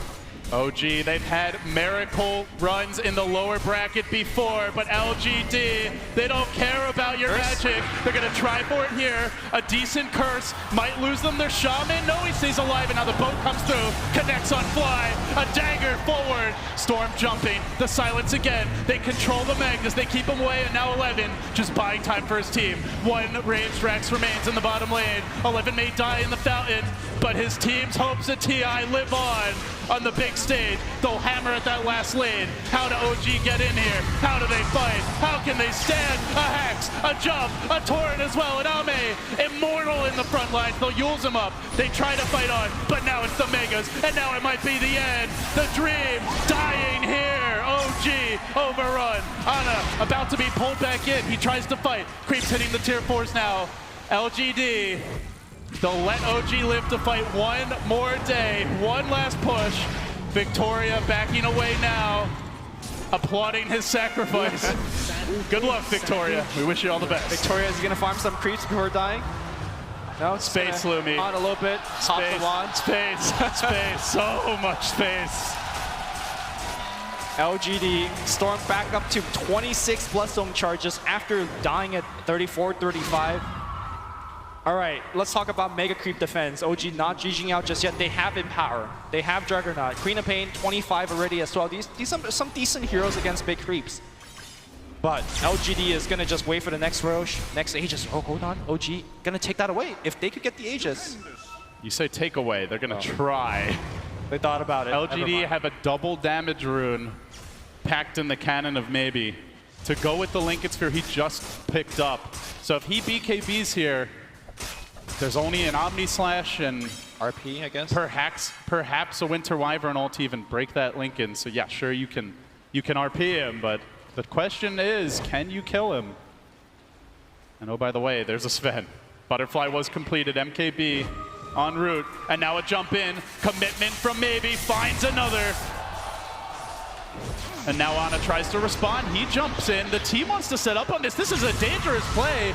Not sure about this from OG. They got to get out. Fly in position. He has the Winter's Curse, but already. Okay. Sven actually dropping pretty low here. Good volley of nukes. S4. Do they commit for round 2? They forced out the BKB. They know the storm's not there. The base is being shoved in. The creeps are doing the work, relieving LGD of their watch for now. Still that Roche lingers. The wards are ready.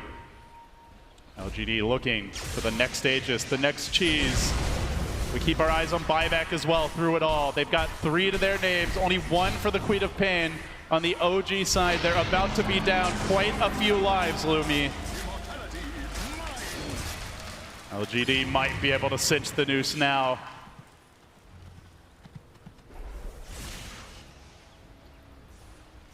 But they're going to be patient about it. Bottom lane pushing in, top lane pushing in, farming up, perhaps trying to get their buybacks. They win this game, they move on, they take the series. They lose. Somehow, OG are going to have a lot of momentum in that crazy game 3. If LG loses this game, this is going to be a hell of a comeback. OG. We have seen 3 mega creep comebacks in TI history, I believe. The EGE home series last year, 2 in the group stages this year. But did they have this kind of a lead? 26k net worth lead, a Storm that is immortal, a Sven that is cleaving so much damage. It's the stuff of legends. The stuff of destiny, if OG get their way. A lot of ifs, a lot of question marks. Not the position you want to be in as an OG fan. This is all they have left. Creeps streaming in. Again, the creeps aren't the biggest issue here. OG can defend. Levin's fishing, he's got the refresher. BKB didn't get off the lasso very early, but now he wrangles in no-tail. He's got another lasso available. RP in control, but there's the RP. Espo with the trade. Quapon over the top, skewering to the side, but maybe on the back lines. Wrecks them all, 3 dead. Look for more. Bloodstone charges piling in. No-tails next. They keep on going. No buybacks on 3. The end is nigh. GG. LGD slay the beast. They move on.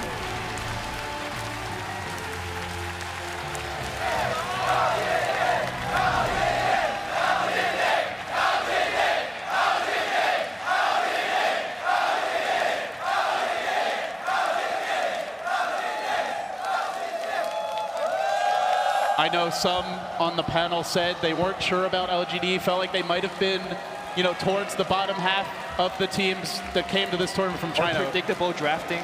Unpredictable drafting? No, they said predictable drafting. Maybe not the case. And even if it was, if you see it coming, can you stop it? That's the question now with LGD. Yeah, I like the fact that OG made the adjustment on game 2. They try to take a faster game onto LGD, but LGD showing some very strong resilience. Shades of the old LGD where they lose the lanes and just come back and win the mid game through some amazing team fights. That Roshan fight where both Storm, Sven, and the Batrider just jump in and steal the Aegis away from OG, taking away that momentum. I think that was where the game really turned. This is a bitter pill to swallow for OG, for their fans, and with their exit goes one of our last remaining TI champions, S4. Out of the running, is anyone still there to carry the crown of a 2-time TI champion? Faith, I believe it's just Faith from now. newbie. He's just sitting in his hotel room. He's like, easy TI. Well, we already heard, it's a big deal for some of these players. We already heard Sumail say, you know, I can't root for newbie even though I like SC because I don't want anyone to get 2 TI's championships first. Well, still a lot more Dota left to be played before we get a TI champion. And it's a lot of determination, scrappy performance from this LGD team. Seem to be gaining steam here in the lower bracket as the tournament goes deeper. Yeah, I honestly thought that OG would be the team that make the deep run. I thought they would have come in and taken down LGD, but LGD just, both games, very few mistakes. They just did well. 4-time major champions, but it's just something about TI that OG just can't seem to get it together to make that run.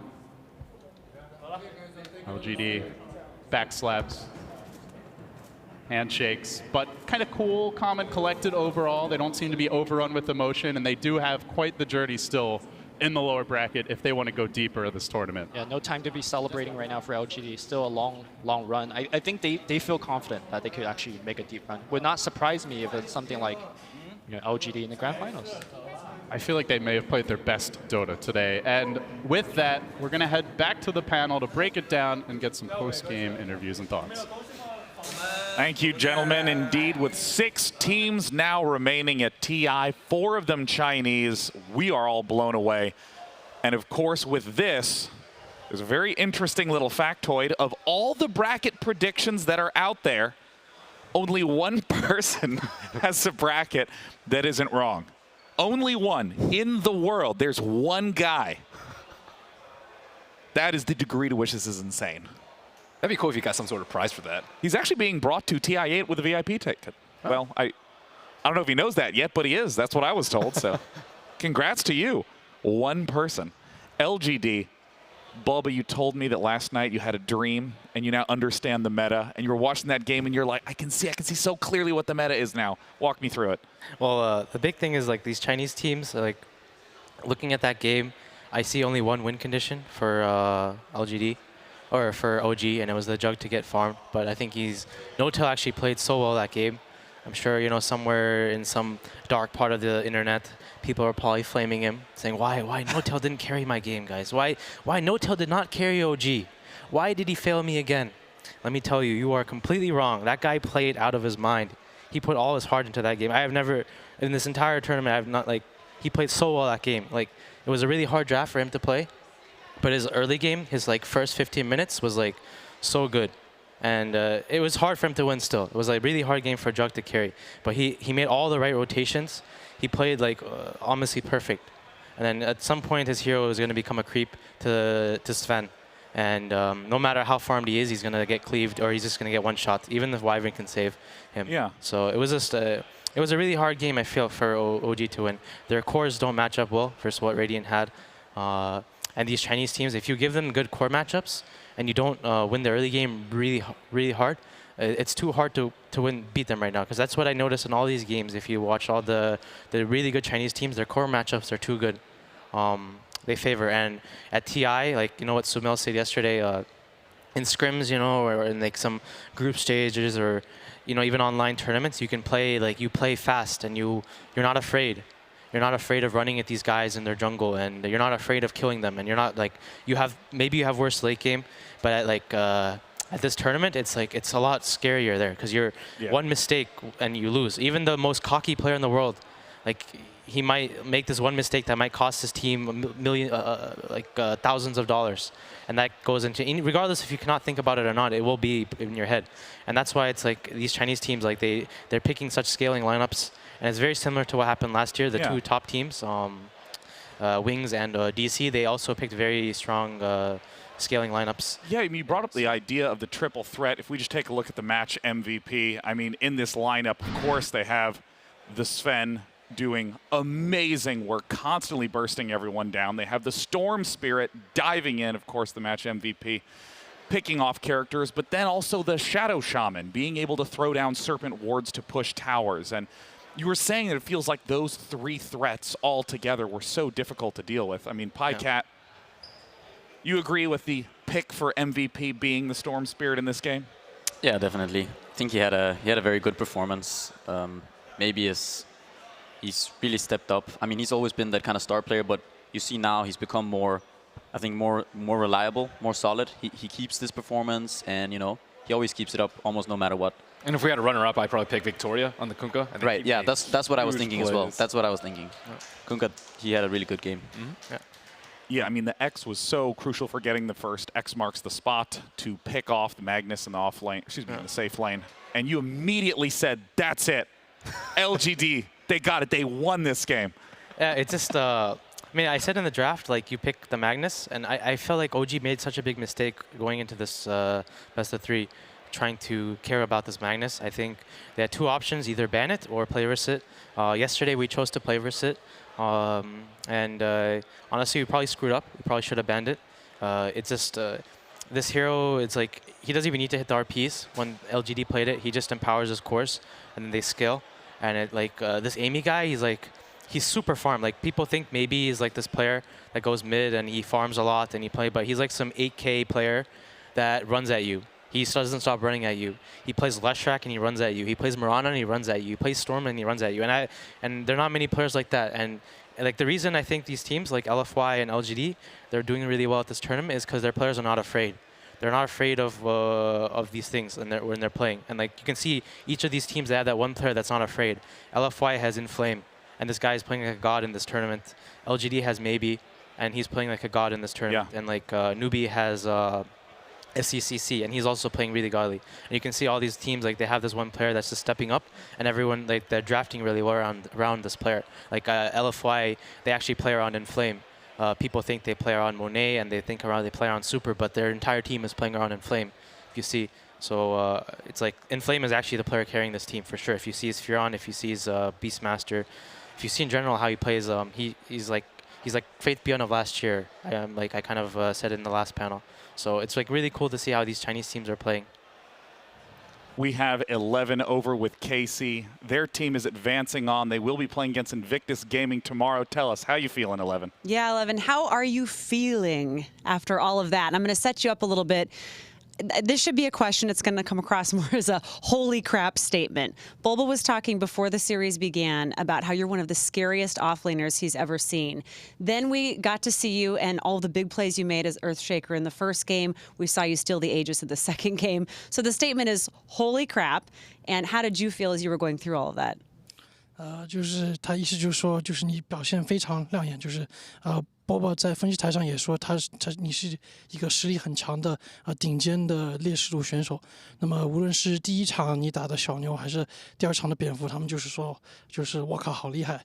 然后你对这个有什么感受？没什么感受，因为我很专业啊。Now I don't understand that, but it sounded quick. 你很什么？因为我是个很专业的3号位。Oh, he said I'm a pro. I'm a very professional position 3 player. It's just what you do. But did you feel any pressure as the game was going on? Because you're always playing at such a high level. We always see big plays from you, and yet watching it on the main stage at TI is something special to see. Are you feeling that pressure, or is this just another day?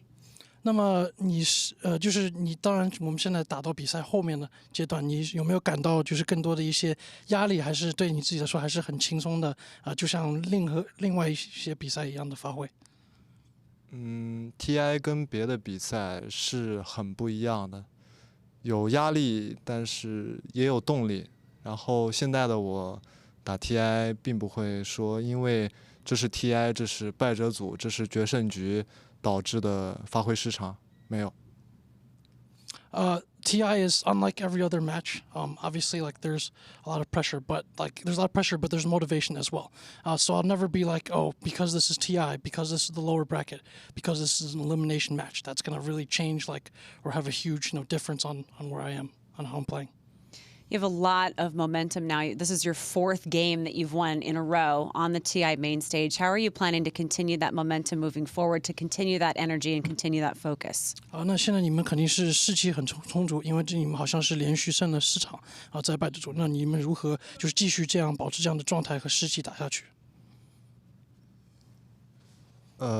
因为我们很团结，我们老干爹是。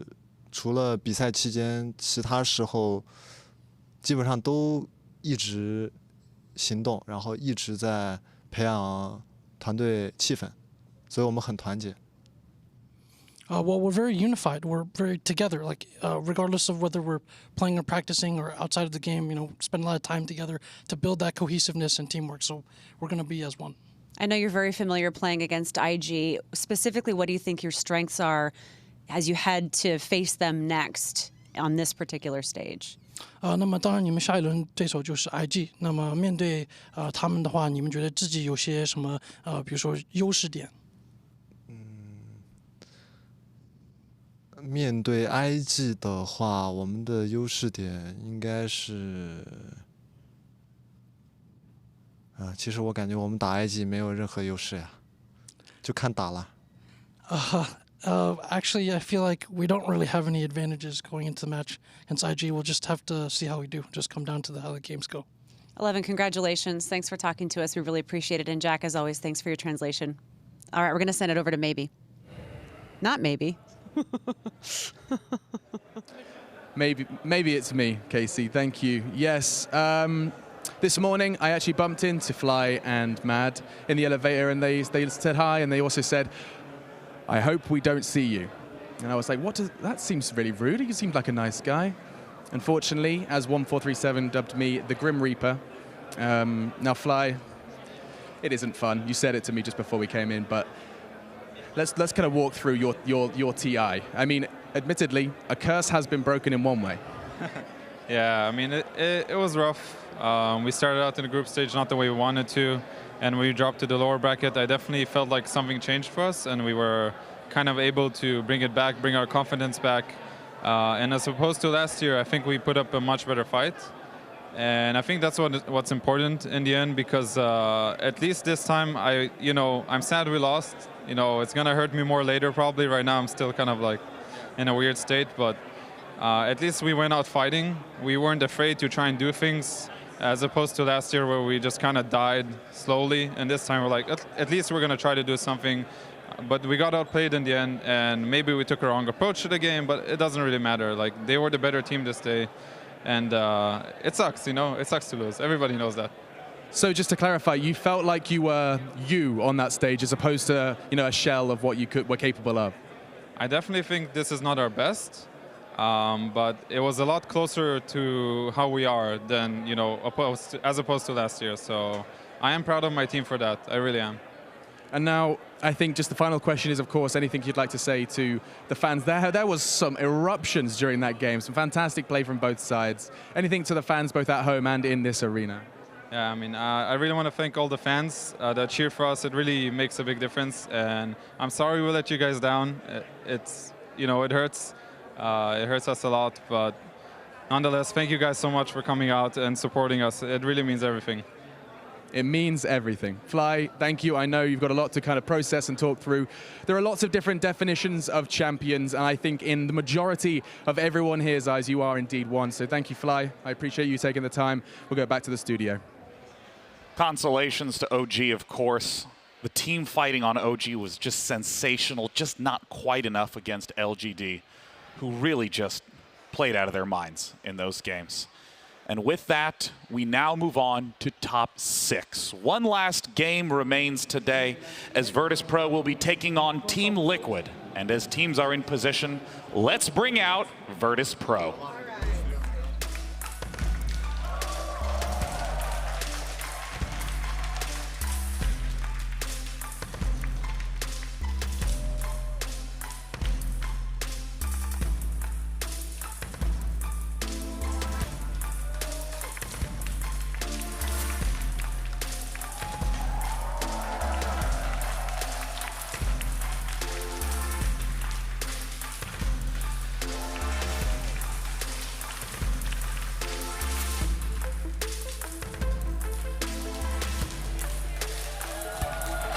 Known for their versatility in drafting, representing the CIS region, Virtus Pro, a big crowd favorite, the only non-Chinese team to make it to the top 4 of winners. They now must face the next team in lowers.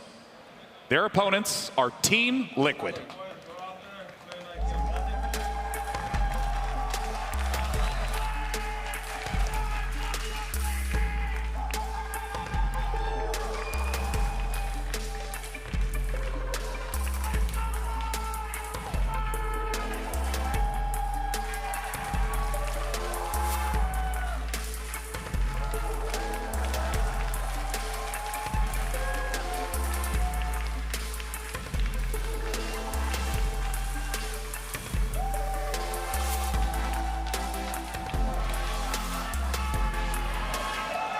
A hype match for sure.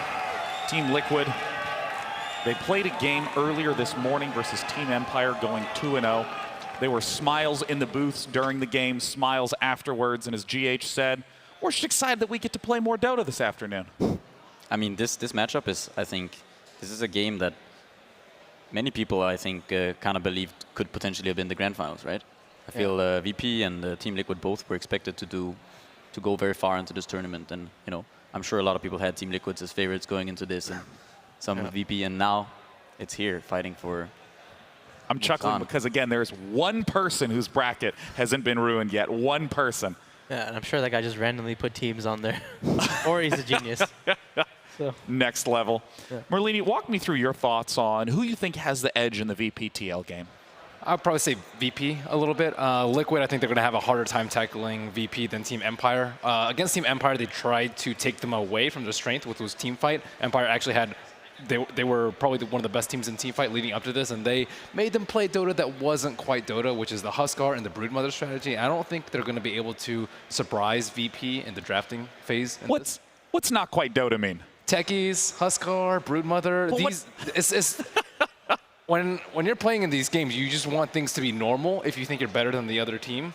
Sure. Or you want to take away their greatest strength. Again, Empire's really good at team fight. Liquid, they saw all of Empire's opponents actually fall to the team fight because they thought they could best them in the team fight aspect. But when it's Broodmother, the lanes get weird. When it's Huskar, you end the game really early. The matchups are always really strange. They just change the dynamic of the game completely. Do you think this is risky to do this? Because certainly I know that there's like this mantra of competitive players that if you think you're better, you want the game to go on longer. You want it to be closer to normal play so you can accumulate those edges over time. But we've seen Team Liquid. I would say they're free wins sometimes versus teams when you can get away with a Huskar pick. Yeah. And Empire, they're a less experienced team, and less experienced teams crumble when you see things like Huskar and Broodmother because they require like a lot of lane swaps and very precise drafting and laning. So it's just way more difficult for a team like Empire to handle it, whereas VP, I think they have so much experience. In terms of, the sort of counter drafting or the counter play that you might want to see out of Virtus Pro against Team Liquid, what are you hoping to see? Bulba, I'm looking right into your eyes. I want to hear your thoughts. I mean, I think there's two heroes you don't give Team Liquid. That's Wisp and Coddle. 100% you don't give it to them because both these heroes enable their cores. This team has like really high skilled core players, like all three of them, Mind Control, Matumba, and Miracle. And Curl, the way he drafts for this team is to enable his cores. And if you look at a lot of the heroes they play, it's to enable their cores. And these heroes enable a lot of these heroes that they play well. And Wisp enables all these mid heroes that Miracle loves playing that are maybe weak in lane, like Ember Spirit. So but then you think they want to give them Shaker then? I think they should give them Shaker. If Liquid is first pick, I think you give them Shaker, and I think you ban Wisp Coddle. Because what Liquid will do if they're first pick, they're going to ban Night Stalker +1. Who are they playing? VP? Yeah, they're going to ban Night Stalker. VP loves Night Stalker. Liquid doesn't play NS. So most likely Liquid should. It's a lot on I think GH played some game on NS, didn't he? I think they played it a couple times. Maybe one game they played Night Stalker and it went poorly for them. I think it's I don't think it's a hero comfortable for them. Do you not like any of the counters that teams have been exploring versus the Keeper? We saw Bounty Hunter, we saw Spirit Breaker. I saw Ricky, I saw Bounty. They all fail? I saw Bat. I mean, just the way he lanes them, it's just annoying. And he plays a really good Coddle because he abuses stacks and he abuses lane pressure.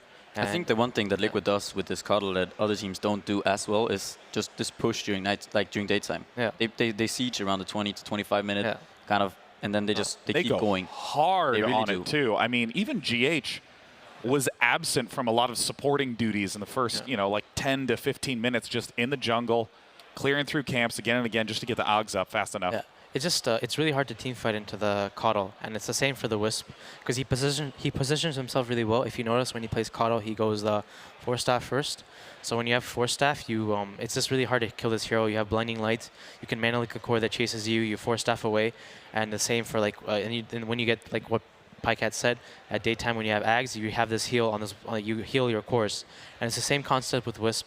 He just keeps these cores alive, and it's super hard to kill them, and that's their win condition, their team fight. I want to ask because we've talked so much about Coddle and Wisp being these core heroes and how pretty much any team versus TL needs to play around them. Virtus Pro I think it was Beyond the Summit that played 100 different heroes or something. Just did not repeat the same heroes at any point until the grand final. Yeah. Are there any specific heroes for Virtus Pro, though, that you're looking to play around? Or do you look at that kind of versatility from Virtus Pro and you just go, well, we just can't plan around it. We actually just have to figure out how to make our strengths work. How do you deal with a team like VP? I think to be fair, VP did that as a response to kind of people saying they didn't play a lot of heroes because they have this play style which they tend to go to, this aggressive. There's a lot of Ursa, there's some Darkseer, Sven. There are a couple of reoccurring heroes that they keep picking, and I think that's kind of what they're going to go back to now. I think VP are the one team that still kind of runs this Darkseer Sven. They do it from time to time, and it works for them. So I think you want to make sure that their cores that get blinks, you don't enable them too much. You don't want no one to kind of snowball his mid lane. And you want to make sure that you contest Ramses a little bit in the early game. And then you kind of just... I think if Liquid can get to play their Liquid-esque Dota, which is this, like Boba said, or like Ben said, the Dota that is not Dota, that's what they definitely want to do against VP. Anti-Dota. Yeah. And I mean, we have seen a lot of Sven have actually just great success. And I'm not sure if Sven has even lost a main stage match. Oh, we lost one yesterday. Oh. LGD. Come on, man. Oh, thank you. No, he's lost a few games here and there, but he's a hard hero to lose with. Because when you play, like, Saul, you have to be the one that's aggressive versus Sven. No, that's not how you were describing Sven backstage. You're like, this he's overpowered. He's a nuke. He just touches you. I mean, you're dead. Yeah, he's actually really annoying to play versus because not many carries have jumps, and this carry has a jump. And also, its Mask of Manus is really broken as an item. So, and he inherently builds it. And he just scales really well. He gives you kind of everything you need as a carry. And if you don't stop him from farming, you're basically on a timer versus hero. And I mean, you're also mentioning the Echo Saber as a huge item that you think is way too overlooked with Sven. That Mask of Madness Echo Saber just makes you I was burst looking too at hard. Some of the Sven games, and I just like this combo. It's like seems really strong. Originally, I thought you just go Mask and then go Blink BKB. But I see like Amy, he always goes the Echo Saber, and I saw Resolution, he also always goes the Echo Saber because you accelerate your farm like a lot faster, and also like everything, you get the objectives faster with the Echo Saber, and you get the Roshan faster, you double hit the towers and stuff. So. Well, with that, game one is about to begin. The lobby is loaded. It's time for Virtus Pro versus Team Liquid. Virtus Pro versus Team Liquid. Game one. Damn. VP are not listening to you, Sam. Wait, why? They're just giving away the coddle, man. Yeah. First pick coddle. Seems like everyone always regrets this. Surprisingly, they didn't ban the AA. I think the reason why Keeper was so successful in the last series was that AA was banned out both times, but Virtus Pro haven't been favoring it too much, but it could be a counter versus the Mass Heal and the Necrophos. Oh, Beastmaster. They ran this the last game. It's a really strong lane. Beast goes PMS, and you just keep the waves constantly pushed in. And yeah, so they picked the Nyx versus the Coddle. Obviously, he's quite good versus Coddle mid-game because it's hard to farm. But I think it's the same problem like these teams face. They pick this hero to stop the Coddle from farming, but he gets farmed regardless, and then you're the one like chasing around the Coddle. And then like what Ben and PJ said earlier as well, like then they pick these like annoying-ass heroes, annoying heroes that are hard to deal with. You can say annoying-ass heroes. It's all right. Sorry. Banning the annoying-ass Broodmother, of course, Sven. Both Sven and Darkseer chucked out for Team Liquid. Sven, first ban, really does not want to let Ramses get on that hero. Yeah, so I wonder, now Liquid has first pick, so they're going to be able to see the core matchups and counter pick that VP pick. And this is where just like Liquid's draft is kind of open. Like they can pick anything because Beast Coddle is just hard to lane with as general as a carry. I don't really see, I mean, PJ, what carry do you think? Because you have CM, I think she's a really weak safe lane support now. Yeah, actually, I'm curious, what do you think about CM as a character? Because we've been seeing more and more of her as the tournament has gone on. I think CM has gained some popularity amongst the teams recently. I feel everyone thought that the hero would be pretty bad going into the tournament, but I think it's a reliable hero. Like you know you're gonna have that aura, you know it's gonna enable a lot of your heroes. This Nyx, he can go around, he can use a lot of his spells. Many of these mid heroes, they really benefit a lot from this aura. And it's also nice that you can kind of just walk around in the jungle and get yourself a lot of farm. So yeah, Maiden it usually, I think, becomes like one of these popular picks that people go back to because it's clear cut what you do with the hero. We see pretty much all the bans on Virtus Pro are, I almost want to call them Team Liquid bans. So this, and less meta bans. VP, when their game versus LGD, they kind of did the same concept. They picked the CM and then the stun. They had Night Stalker the other game, and then they keep killing the Coddle lane. That's how I approached to playing versus Liquid's off-lane duel. The CM didn't really jungle. He just stayed in lane with like 3 clarities, and they kept killing the. It wasn't Coddle, it was like Lich, but I think that's their approach with the CM. I think they're gonna keep trying to kill the duel lane. Do you think that Liquid are just going to stay dual lane, off lane? I think they will. Because, I mean, the Coddle has no other really place. He always plays dual lane. And even if they die there, they're going to keep 3 heroes there. And then this is a really good core matchup, the Lycan versus the Veno. And I think this is both Ramses. They all actually play this hero. I think all of them. I've seen them all play this hero at one point. Like Pasha's played off lane. No one has played it mid, and Ramses has played a carry.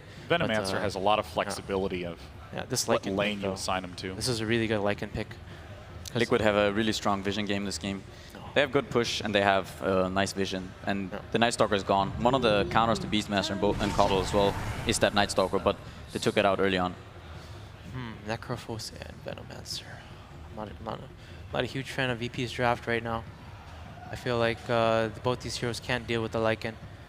I think this Lycan looks like a free game right now. He doesn't really have any counter. I think maybe they want the Necro versus the Lycan in lane. But Lycan has really high regen because of his aura. And he's just going to keep farming. You know, Merlini, there was a lot of talk about how important this 4th pick is, this 4th and 5th pick. Team Liquid is going to get, or actually going to be forced to, close out their draft. And looking at what you're seeing from Virtus Pro, what do you feel like is missing from Team Liquid? What do you expect to see them be picking into? I think Kuro is going to pick himself. Oh, sorry, were you asking someone else? It's okay. You can go ahead. Okay. I think he's going to pick Spirit Breaker or Tuskar, one of the two. He wants to play a hero you can run around with. And then, yeah, he just likes playing heroes that he doesn't really get farm on, because GH takes a lot of farm on this team. Do you think there's any other better cores that they can deal with the Lycan? You said they can't deal with the Lycan very well. You don't like Veno, you don't like Necrophos. I think like Sven and Bloodseeker are the common counters. Do you think there's anything else that's good that's left in the pool that they can pick? Maybe Chaos CK is decent. I'm not sure. That's like something PJ should know. I'm not sure. Like this hero kind of came in this tournament. We weren't really picking it that much, but as soon as I saw EG picking a lot, Liquid picked it a lot, and then like IG picks it. So I'm not entirely sure like what owns this hero, how he plays entirely. Yeah, I think in general these illusion-based heroes are pretty strong against Lycan. I think one hero that could potentially work for VP if they manage to kind of lane the Veno and Necrophos elsewhere, I think TB could be a good hero. It's really strong against both Beastmaster and Lycan because when you use Reflection, you get both the auras. Yeah. And also TB is one of those illusion heroes with a lot of armor, so he matches up really well against Lycan and Beast. True. They do have last pick, but let's see what Team Liquid goes for. His other hero. So he wanted himself on like a roaming 4, and this is going to be a Rubik 4.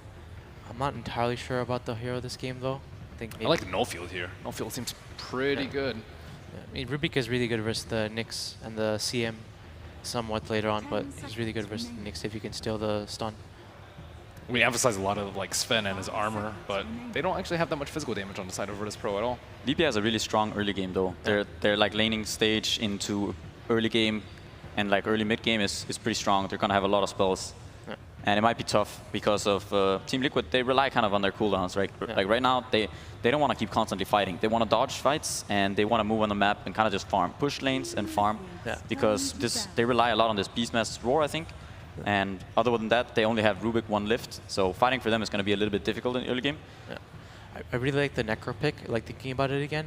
This was the same kind of idea that Secret had yesterday versus Liquid, or 2 days ago. It was you pick the Necro versus the Coddle, and then the Necro doesn't care about harass. You just keep healing off the creep wave.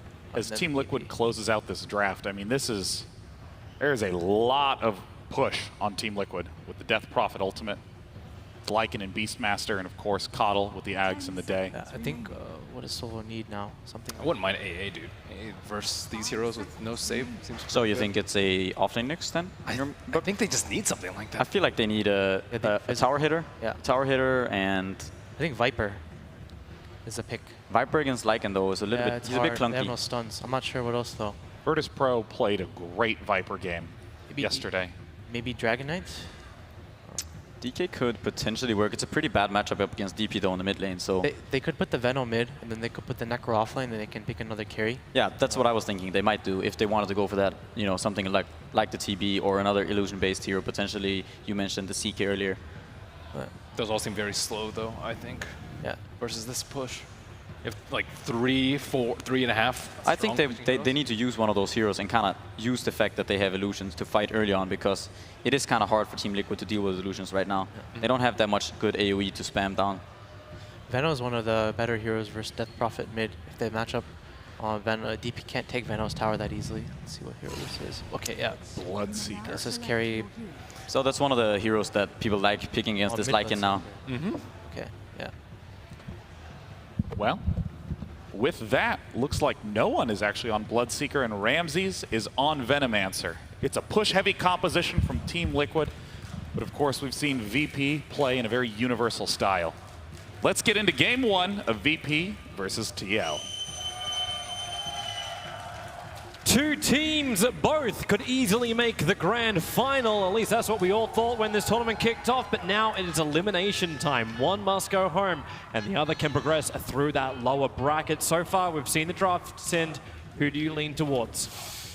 I like Liquid more in this one, I think. The VP lineup seems very fragile and not with too much control, whereas Liquid has this style that they really like to play. They got their Coddle, they have a very teamfight-oriented lineup. I think if VP don't get off to a very good start where they put the pressure and they just let GH play his Coddle and get that Ags, I have a hard time seeing this Virtus Pro lineup defending their base, actually. So even with the 5th pick Bloodseeker, like this Bloodseeker pickup, you think of it like as the Broodmother, the Bloodseeker, both were also flagged as that 5th pick, which we just can't deal with. Is it something that Team Liquid can deal with what they've got? Or is it just they're going to miss the timing? I think the Bloodseeker was one of the better picks for VP in this game. I think you want to try to combat this Matumba Man Lycan by getting that Rupture out, obviously. But yeah, as the panel were saying, they were like, what is the pick here? And I was standing here with the same feeling, like what is actually the solution on this 5th pick for VP? But I'm looking forward to being surprised. I'm definitely leaning toward Liquid based on draft, but VP is one of those crazy teams where sometimes they just take off, and in some ways, in some games, it feels like it doesn't actually even matter what heroes they're playing. It just matters that they're comfortable and that they're playing quickly and playing with confidence. And if they can get that rolling, they could still take this game. Well, you can say no matter what heroes they're playing, no one's actually grabbing this Bloodseeker. He's going to take him towards the mid. There was speculation about where the Necro would end up. It's in the hands of Pasha, Mr. Offlaner, but Solo's the one who's in real trouble, running away from the Liquid. Kank and Mind Control will spill the first blood. And this is meant to be a strong, safe lane. They put Ramses onto the Venomancer, the man who's meant to be safe and away from the aggression of Team Liquid. But Team Liquid are down here in force. Any tri-lane with Rubik and Coddle is very strong for aggressive moves. The reason being you obviously have the lift into the Illuminate, and one of Rubik's problems in the early game is sustaining his mana when he's playing these kind of lanes, but you've got the Chakra Magic to take care of that. So they complement each other very well. I think it's an option Liquid have at least to try to play this, like, not necessarily as a hard aggressive tri-lane, but as a pseudo-aggressive one where they're like moving Rubik in and out and playing the Coddle and Beastmaster together. But for now it looks like they have other plans. They're heading up toward Matumba Men. Well, you've already secured the kill on the bottom lane, so you go towards the top, a place where Pasha may not be expecting the attack, and Kuro can just start once more. Pasha's on the run. Kuro trying to get in range for Telekinesis, able to pick him up and grab him down. Illuminate is available as Pasha into that Ghost Strike, gets hit by the Illuminate GH. Pasha very, very low. He has only got Tangos, no sticks, very far. We'll give him a little bit more life up the hill. No mischance, but Tom and one poor swipe will do the work. And Team Liquid off to a dream start with 2 kills before the creep waves even meet. This is such an unusual lane movement that there's no way Pasha saw that coming. Like you said, they go all the way from bottom to top with both supports, and they were not crossing through any wards that BP had placed, so no information available for Pasha. And not only do they kill him, but they made him skill Ghost Shroud level 1, which is not really the ideal spell you want to have. If possible, you want to start out with Death Pulse if you can, so a little bit of a lane advantage from a Matumba Man as well, based on that. Well, it's nice for him. A lane which is going to be, well, not much of an advantage for Mind Control is going to be that bottom lane. Lil currently staying down here, just trying to harass the Beastmaster out and make more space for Ramses. Ramses, DPS-wise, is just going to win this lane out. No way the Plague Wards can be taken over by the Beastmaster balls. But when does the rotation come towards mid? Nyx Assassin has been known for really causing problems in the mid lane. At the moment, Lil's just trying to cause problems for GH. Don't let him abuse the pools. Don't let him abuse the stacks. Yeah. Keeper of the Light, however, is a very fast hero. He gets Howl. He's actually going to hit Lil pretty hard here. Just keep running at him. And knowing that Lil has mana burn means he can feel confident to use Illuminate at any point in time he wants.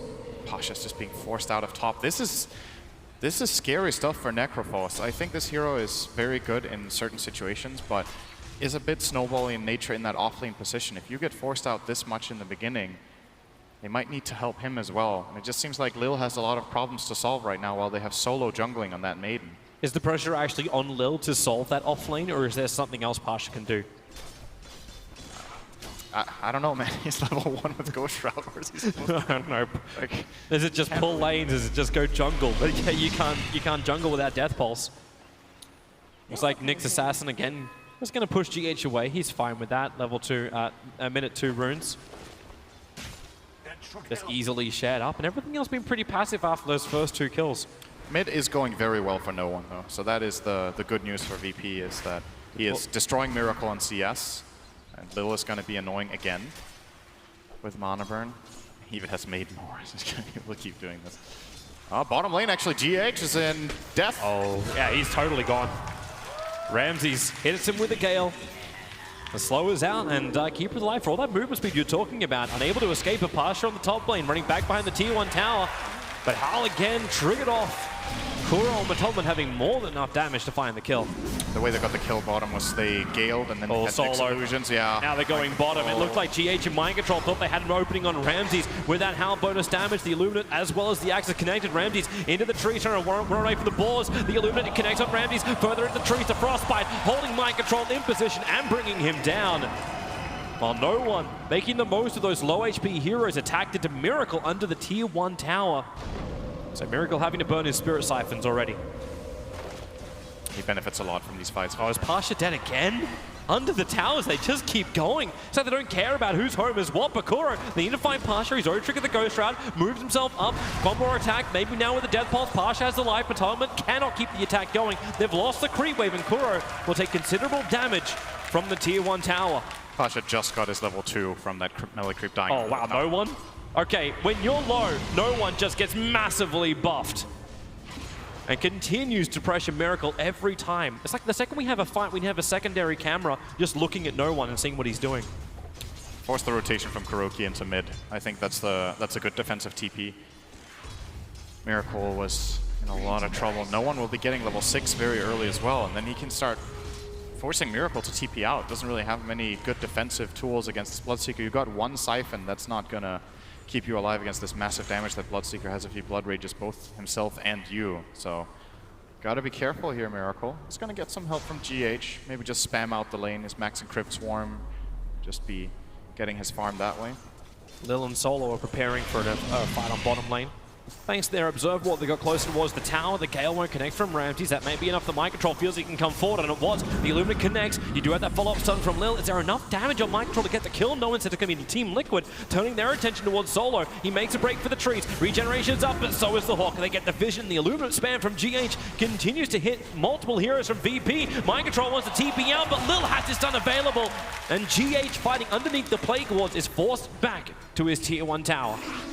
Liquid are taking a lot of advantage of Howl, though. That pretty much this entire play was set up by having the Howl to delay the death of the Beastmaster and get that extra damage in. And they're playing, remember, they're playing this lane 2-on-3 and they're finding kills. So I think Liquid are very happy with how this is going. Even if Mind Control dies a couple of times, that just means space for GH, and that generally isn't a bad thing that the Coddle gets a bit of farm. Kuro just put down 2 Observer Wards. The first one maybe scouted out by Lil just because he found Kuro inside the jungle. The second one he planted right underneath that Radiant Obs. So highly likely that middle one at least won't survive. But it's important for him to understand when the gank is prepping for mid. With Rupture up on no one, there's a lot of kill potential there. And Miracle, even pre-shrining just to make sure he's going to be okay. Here comes the move from VP. Let's see if they can find anything with this 2-hero smoke. Crossing in toward middle. No one is definitely ready. Yeah. No TP on the Death Prophet. Lil's be in a lot of trouble. He says they know it's there, but Kuro, the pickup is down. He doesn't actually stun Lil, but Rupture locking Miracle in position, forcing Matoma to actually go into Lycan form, and they're going to charge themselves forward to the Tier 1 tower. With Rupture already triggered, they know no one cannot instantly counter Matomaman's early aggression, but do they really want to go underneath the tower? You've got that plus armor increase for the Radiant side, and well, this rotation ends for naught for Team Liquid. In fact, it's more space for Pasha to farm top lane. He's going to be very happy that this happened. He's having such a rough game, but finding some much needed space. This rotation from Matumbaman just flat out a waste of time. Maybe he, or actually he did repel them at least, so he made VP back off, but probably didn't have to use a shapeshift in that situation. So the ultimate will be on cooldown for more than a minute, and that gives Pasha the safety top to still stand here with 1/3 HP. Oh, that safety is gone if Kuro... Does he want to? Actually, they don't have the creep wave again. They can't kill him anyway. It's like Kuro's just waiting around the shrine, which hasn't been burnt yet, just to mess with him. And yep, there's Pasha. Shrines it up, and Kuro walks away. No one is so many creeps. And Miracle's getting mana burn. You know, this is so annoying. It's actually so annoying. Playing a mid-intel hero against Nyx, and Miracle has to go all the way back to base to refill his mana. GH is sticking around that bottom area and trying to get himself a game as it looks now. At level 5, we'll be starting to farm up some jungle probably fairly soon. Has a double stack on the top right camp, might triple that and then start getting that under control. I'm interested to see if he'll have the farm time. Ramsey's having this early Blightstone, a mass amount of Plague Wards, continuously pressuring the bottom lane, is keeping GH's attention closer towards the lanes. Beastmaster's pretty good at dealing with this though. These boars do decent damage to the Plague Wards, and he has his own way of like taking care of the wave. So while Ramses is keeping them busy, look at these boars go to work. It's actually a pretty significant amount of damage. It's a lot more do they damage outrange the wards, or do they have the same range? Okay, the wards actually outrange them, so he can't just take them from a distance. There's a 600 range on the wards and 550 on the wards, so he can at least fight back, but Mind Control is easily holding his own here and getting good levels and farm in comparison to the Necrophos, who's still struggling quite a lot more. Yeah, it's really underestimated how much damage those boars do, and every single Plague Ward just goes towards the strength of Mind Control in the future. But you still are going to have the other issues. The top 2 net worths belong to Virtus.pro. The Venomancer plus the Bloodseeker. Lycan slowly moving forward in his items. Is the Necro build actually going to be the biggest impact in the fight, or is this just the standard progression now for him? I like the Necro book. I think if you want to play it, I don't want to call it a timing push lineup, but it's very clear what Liquid's game plan is. Oh, and Courier. Necro book is great for that. Kuro's making the decision if he wants it or not. Mind Control is actually going to roar it so it stands exactly still. Let the ball finish the job. There was nothing on the Courier. But it's Courier for solo. Necro actually TPing over. They want to try and find the kill. Lil's rotated in from the east, but Mind Control, he backed up at the right time. So Lil's stun will not connect. That's a big man to do such fancy footwork. A nice sidestep here from MC. Had the ward in the area, of course, to see Lil moving in. So had the information he needed to go for that. And it's another rotation from VP that doesn't really do too much. Now Solo has rotated top to He's got help. Matumba Man. Actually, no one's still actually farming the creep wave.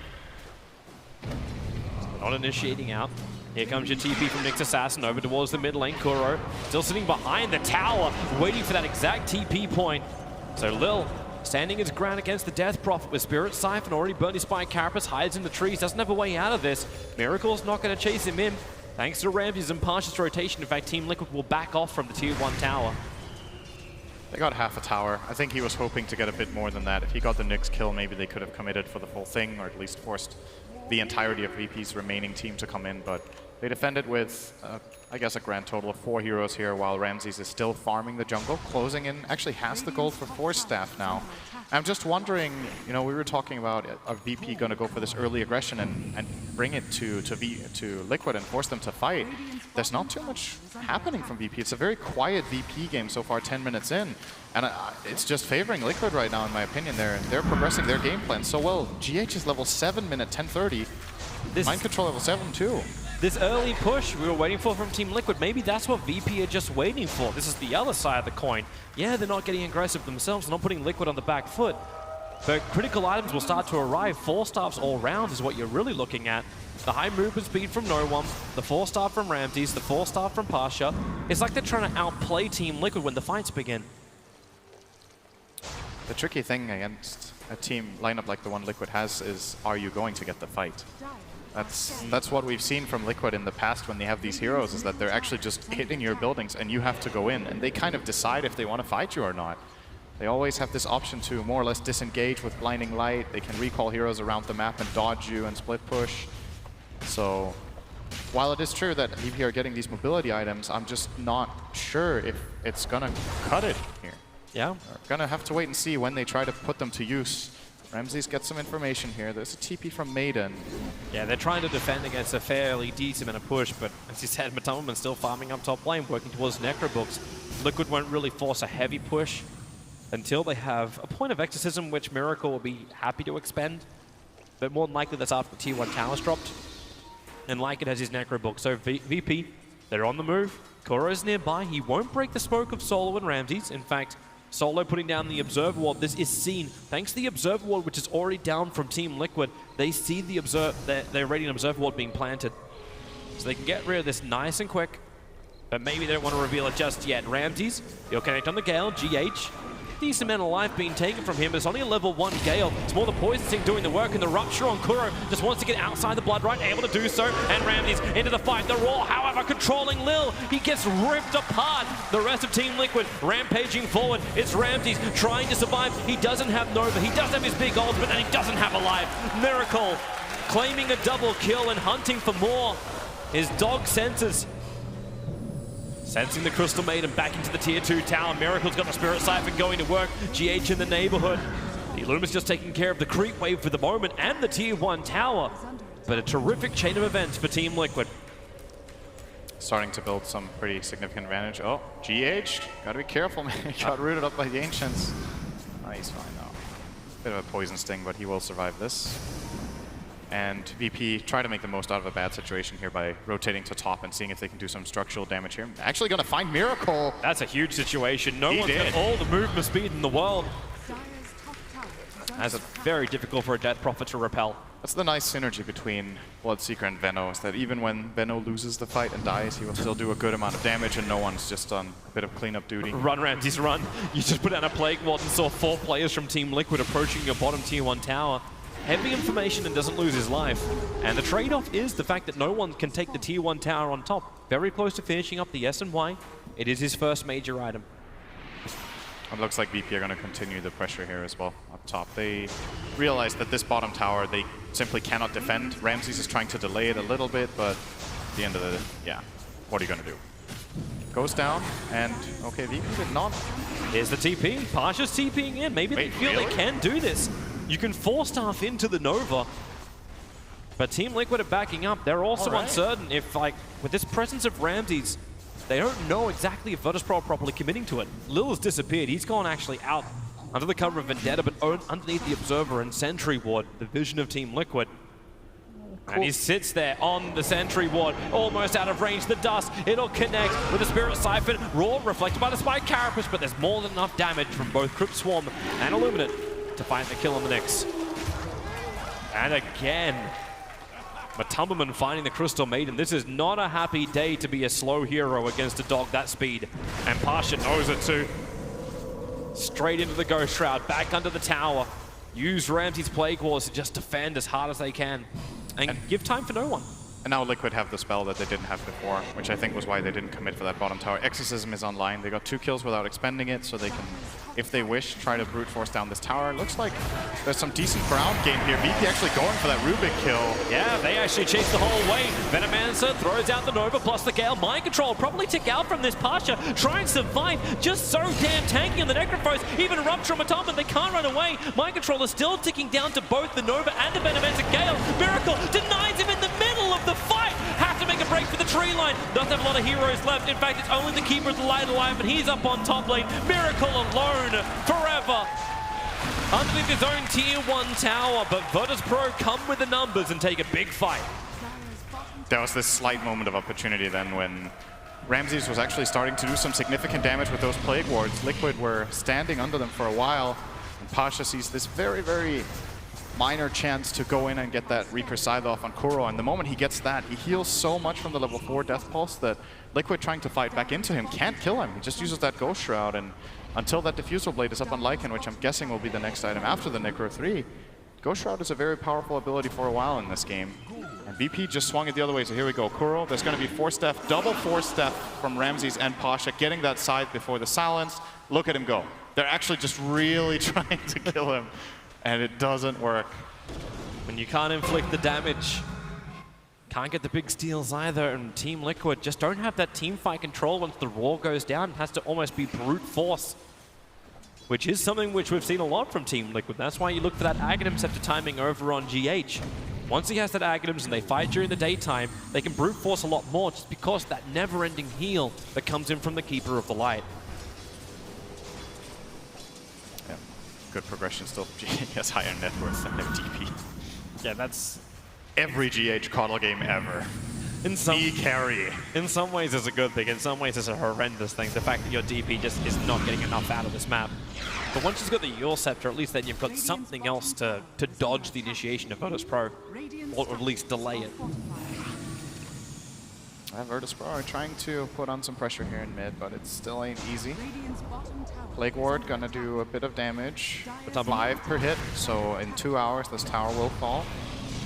Oh, there's something more efficient on bottom lane. It's called Dog and Wolf. Taking out the tier 1 tower and adding more and more pressure. You've actually got Beastmaster giving the balls. There's a lot of summons on the bottom lane attacking or coming towards the tier 2 tower to attack.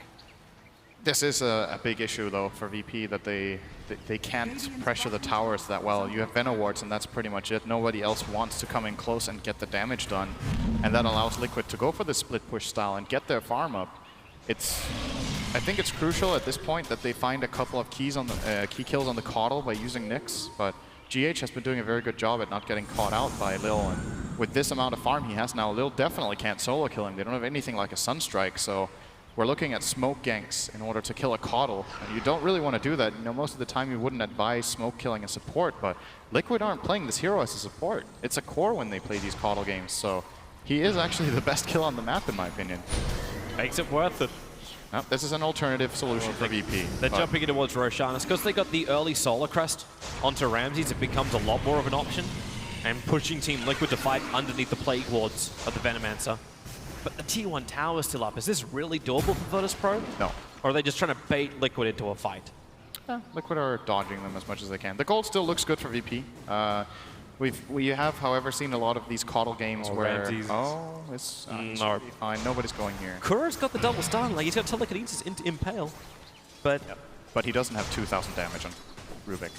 So. Issues. Maybe later.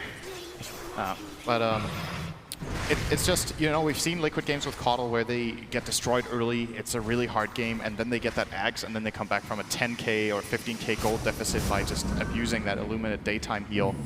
This is one of the better games they've had with the Caudle, so I'm not looking too much toward this gold of VP and feeling like it's an even game. I think that this is going to swing really hard once that Axe comes online. They found the next Sentry on Sentinels, but doesn't have the life. In fact, even giving Vendetta into the hands of Kuro. No mana to use it is the downside for Kuro.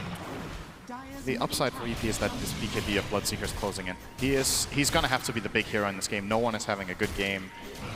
Yesterday, Sumail was talking about how VP's strategy should be to enable no one as much as possible. He sees him as the strongest player of the team, very mechanically skilled player in that mid lane.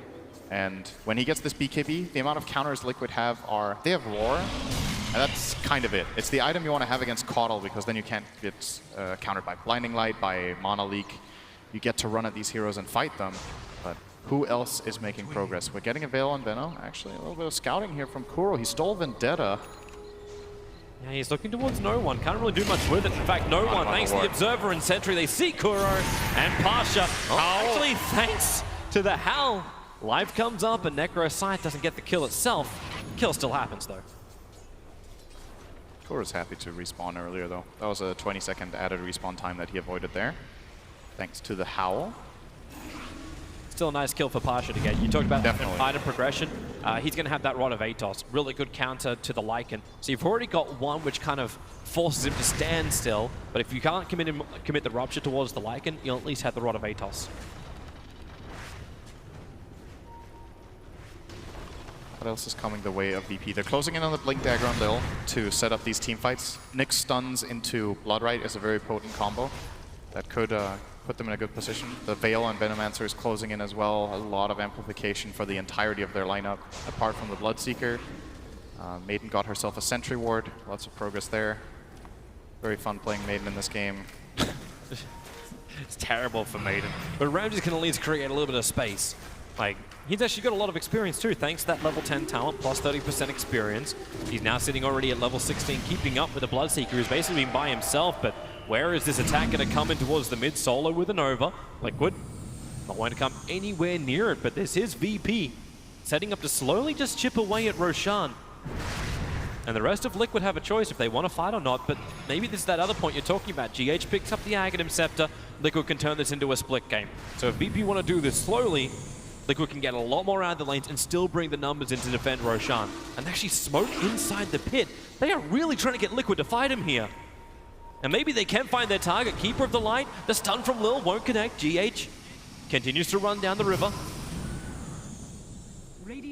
Take a bit of a hit from the Carapace, but he has Tranquil Boots. So this item is very important on Caudle when you're playing against Nyx. This Illuminate will be reflected onto yourself a lot of times during the game. You want to stay on top of your health so you don't get bursted by other things. And well, VP are going to try again. It looks like this time they might be successful. Liquid are feeling like this one thing is the moment where we can lose control of this game if we try to fight them there and VP win the fight. Instead, we're going to split, get that bottom tier 2. Matumba Man should be getting out of here, and they're probably just saying, you know what, VP, good luck. Go push our high ground with your Aegis at daytime, and let's see who wins.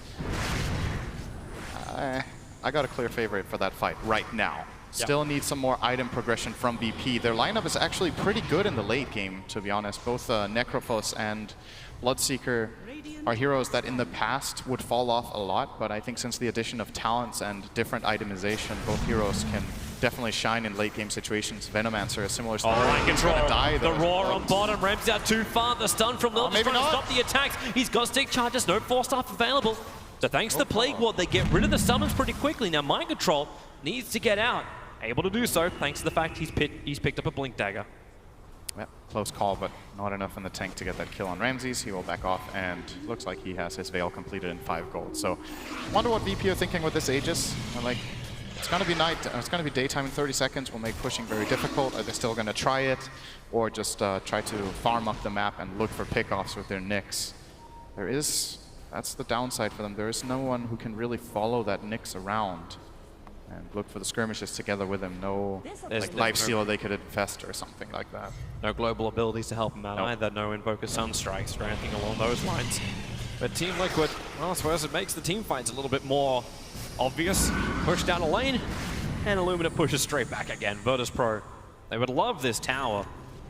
All they can do is start battling for the vision. Observer and Sentry's down there. Sentry on Sentry there.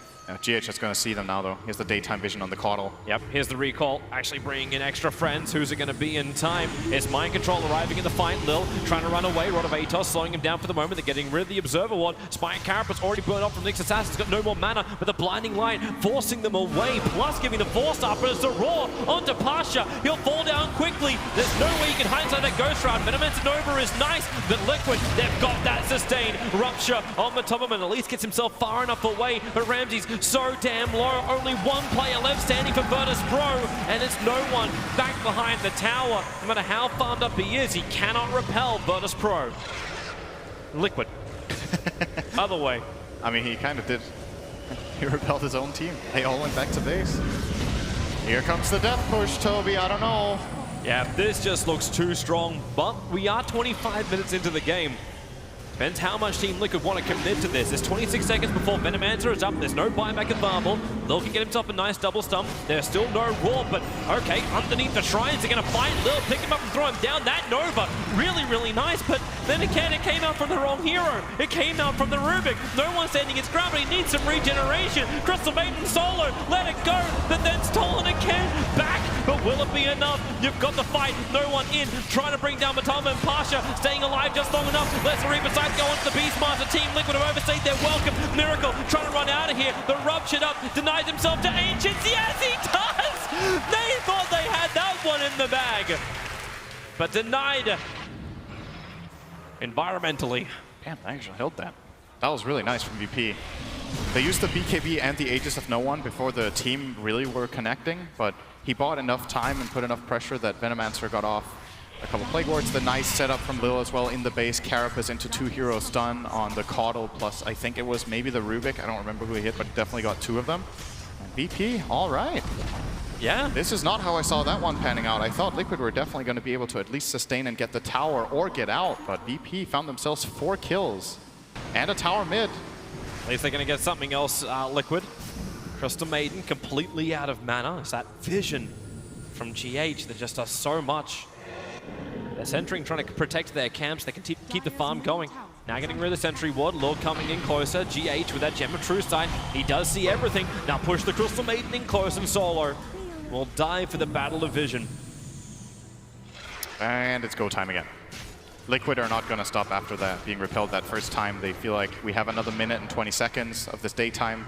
Want to use it as much as they can, see if they can get the tower at the very least, maybe even the barracks. Well, no Aegis the Immortal this time. Nope. You do have the Exorcism now coming off cooldown. It's a decent creep wave pushing in through the bottom, so at least Virtus Pro will have that going for them.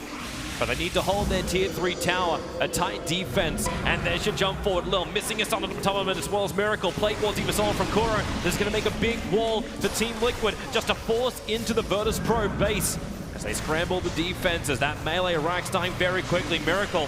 Fortification will slow him down, but then again, GH continuously regenerating up. We've got 37 seconds until night is upon us, and Virtus Pro for the moment are holding their base, but they have to get rid of Kuro's Plague Wards, causing them more problems than the Venomancer ones.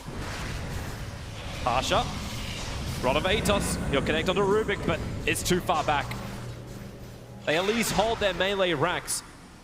Nighttime in 17 seconds. I'm expecting some massive aggression out of VP now during this nighttime. I don't think they can let Liquid get away with just farming for 4 minutes and then going again. Next time the Rax is going to go, and the Roche maybe. Well, Liquid look like they want to fight as well. They're going to smoke up. This is out of vision of Virtus Pro. Wrapping around the back. The Hawk can give a little bit of extra vision. But where is VP headed? They're not even sticking around. They're crossing over to the dire side of the river. Yep. Want to push.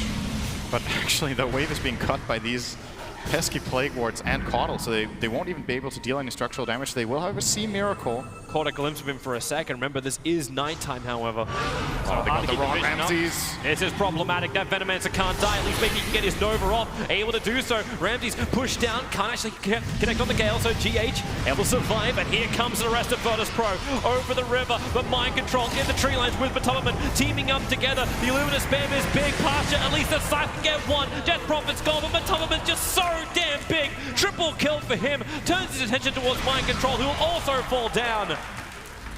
No one, at least getting something back in that with the double kill. I love the itemization from VP this game. They've got Blade Mail on Necrophos and on that Bloodseeker, and they're just running at this DP and Caudle like, cast your spells, go ahead, let's go. GH able to get away. It was the thirst that was giving the vision. These Blade Mail pickups are really, really good right now. That is a problem for Team Liquid that they will have to deal with. So Ramses getting off this Poison Nova before he dies is crucial. Does get blinded back into a couple of Liquid heroes, actually, so he connects on, I believe, 2 or 3 there. And look at this Reaper side. So DP looking pretty healthy, but these Blade Mails just eating her. Together with no one's BKB, that Reaper connects. Pasha just barely dying before Matumba, else that would have looked even cleaner. And with these Blade Mails for now, VP are holding on. It's a great solution to what Liquid is throwing at them right now. The question is, what is the counter itemization going to be from Liquid? Are they going to get some BKBs up and running? For example, on that Lycan, it is closing in. Maybe Death Prophet will change her approach as well. Currently sitting at queued up Octarine core. At least you get the regeneration in from that, but it's still... Might need some, I don't know, magic resistance? They don't really have any... Do they have anyone building a pipe? There's the Glimmer on GH, and they have the Null Field level 3. But I feel like a pipe would be really high value when you're playing into this kind of a Venomancer strategy. So far, so much magic damage on the Radiant side, actually. So far, they haven't gone for that. Beastmaster is one of the older ones that could be picking up those kind of auras, but Mind Control's also looking for his own BKB. Yeah. They might feel like it's too late now for pipe. It's arguably a pretty tricky pickup when it comes this late into the game. It's like 30 minutes you're debating, should I get the pipe or should we all just get BKBs instead? And it looks like BKB is the choice of Liquid. Well, Virtus Pro are already coming, so even with these choices they want to have, it's going to take some time to reach them. So Virtus Pro hunting everywhere they possibly can, but Liquid, their split push is still so damn good. You fall back, Matumman sent inside the tree line, he'll be recalled in by GH. And Virtus Pro, if they want to try and force something, they have to keep just pushing down the lane and potentially into a trade-off position. They got 50 seconds until daytime, but I mean, I'm not even sure anymore if Liquid will win this this next daytime fight as long as these Blade Mails are up and they don't have their BKBs coming out yet. I think VP can contest this Roche later on. They're trying to fight at nighttime. Bloodseeker's up on the top, no one, not going out too far. Just throws out the Blood right to force the lane in. As the Crystal Maiden inside the Roshan pit, picked up by Rubik, already mana leaked up. Solo knows he ain't surviving this. came with observers and sentries trying to help out. His friends are coming. Maybe Lil. Blink goes for a blind stunt to the other side of Roshan, but they do find Kuro now. Completely out of mana. Has 8-1 charges, but then 4 stuff gets him up the hill. Kuro's got the distance. Pasha didn't want to use Scythe on this support kill, and it actually ends up keeping Kuro alive. He gets 4-staffed into Glimmer on the high ground and Howl. Maybe Pasha thought he couldn't kill him. That's also possible, knowing that the counterplay from Liquid is pretty good. And they got that freebie on the Maiden, and now Roshan is about to spawn in about 15 seconds. So Liquid will see this happening the moment it does. Let's see if they can find anything else. Even just forcing a BKB out of no one is a really big deal. If they can intimidate him here with like a mana leak, for example, to...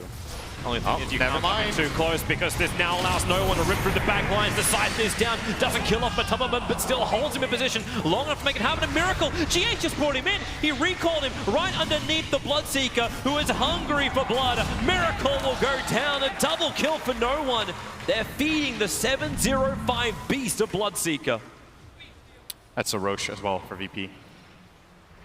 Great sequence from them. So important for them to get these jumps, and this is the weakness that Liquid's lineup has, is that when they're fragmented and not together in this structured setup where they are the ones setting up a 5-man, pushing in from one angle so the Illuminate can hit. When they're fragmented like this and the Bloodseeker runs at them, it's not that easy. The moment Matumbaman gets stunned, they're like, uh-oh, what's your counterplay? You don't really have any save. You Mind control. You didn't want to be this close. They're trying to recall him, but the damage has already been done, so recall cancelled. And Mind Control, all he wanted to do was contest Roshan, but Ramses snots him down.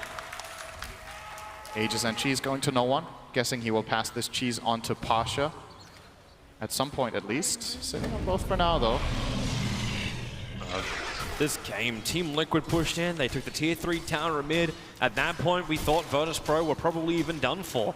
A huge defense, and everything since that moment has swung around the other way. Both teams are still getting objectives, but if you look at the graph with the green as well as the orange dots, is a lot more tilted towards the VP side now. It's just we've seen this game from Liquid so many times over the last couple of months, and this just looked like the textbook win. I was really surprised that VP managed to pull off that hold, and now that they did, Liquid's lineup is gonna struggle here.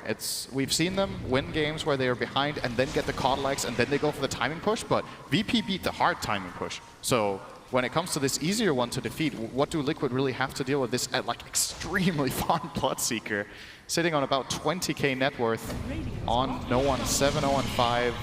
Pasha, after an abysmal laning stage, has managed to recover very nicely and had a high impact in the previous fights. Lil was also slow to get started, but everyone is just coming into this game and delivering. And I mean, Liquid's heroes, even getting BKB and Lycan, you know, you're still gonna get ruptured, man. What's next? You can't move around on this hero. It's pretty bad. It's one of those moments too where you're talking about all the items which are coming in from Virtus Pro. We're talking BKBs. We're talking defensive style items. We're not talking about items which stop the Bloodseeker or kill the Bloodseeker. Nope. So for now, Liquid, they kind of have to do the same kind of thing Virtus Pro did. Hold the line and make sure somehow they survive without taking a huge economical damage. And that'll happen when these buybacks are forced. GH, he's bloody good at keeping him outside the base. That is what Illuminate spam is all about. But Tubman's trying to get a little bit of extra money. They're going after the shrines of the Radiant side. It's still crazy that they're alive. With so many summons from Team Liquid, the Virtus Pro still have held on to their shrines until now. And they're looking for the tier 1 tower as well. This will work. So the money starting to arrive. Do we complete any items from these 2 kills? BKB is almost there for Death Prophet. It's going to be a Yules here on GH, on that Caudal. Going to get 6 slotted as the first hero in his team, by the looks of it. It's a lot of good utility. Yules Scepter can counterplay the Bloodright, when this Bloodseeker starts running in and his BKB drops low, just some sort of control to just stem the bleeding and buy time more than anything. Counterplay the Nyx Assassin on the Blink Stun if he's very clutch. There are opportunities with these items on GH, but yeah, nighttime's coming now. And well, VP still have got a good 2 minutes left on that Aegis, so I would imagine we're going to see this top tier 2 tower being completely uncontested by Liquid. And the pace of the game has definitely shifted over these last 10 minutes, where Liquid looked like they were just going to cruise and run away with it. Now they're just camping inside their own base with very little to do on the map. Yeah, best way to describe it is living in fear. Pretty much. Here comes Virtus Pro. And they're even the team with good vision heroes. They have the Caudalikes at daytime, they have the Hawk, they have the Wolves, but they are still terrified. And on the other side, it's just Plague Wards and this little Nyx scouting around. But even with information, that's the problem here. Liquid can see all the heroes. Just feel like they can't go. 3 minutes and 30 seconds. Now actually 3 minutes 15 before Team Liquid have that daytime advantage once more. Matubberman's continuously pressuring in the top lane, exactly what he should do. Yeah. When things get real, GH will bring him back. Until then, Kuro just kind of needs to get close enough to Ramsey to steal the Plague Wards. So at least they can try and build up a defense, because with Crypt Swarm and Illuminate, the creep waves can't stay alive long enough for Virtus Pro to actually do damage to the tier 3 towers. Do they want to get a pipe just for that, maybe? Oh no. That doesn't look like it. But Matubberman's out. Didn't find him. No. He's gone. Back to base. In fact, everyone has. Pasha's gone to the top lane. Looks like he's building in for a Lotus Orb. Reflect the Roar. Reflect Monolith. That's pretty annoying. Spirit Siphon. Bloodseeker's actually going to be dropping his Blade now eventually. He's looking forward towards the Skadi as his next primary item. Yeah, no one is fat. He has so much farm. 22k worth of net worth, and the closest to him is the 16,000, the Venomancer. Yeah, this is even, he didn't even go Midas on the Bloodseeker, right? It's just kills and good farm across the map, I think. He's 705 with 353 CS in 38 minutes. Yeah, it's been a good day at the office for no one. I wonder what talent he's going to get on 25. If you're struggling to push high ground like this and the opponents are zoning you off, you could argue that the Bloodright cooldown talent is really good. The 30% lifesteal is also really, really nice when you're hitting this hard. It seems like a security thing to have that. Like, if he's going to go for the Skadi, if he's going for that high amount of life and he's got the slow, like, stacking lifesteal on top of that seems like a wise maneuver.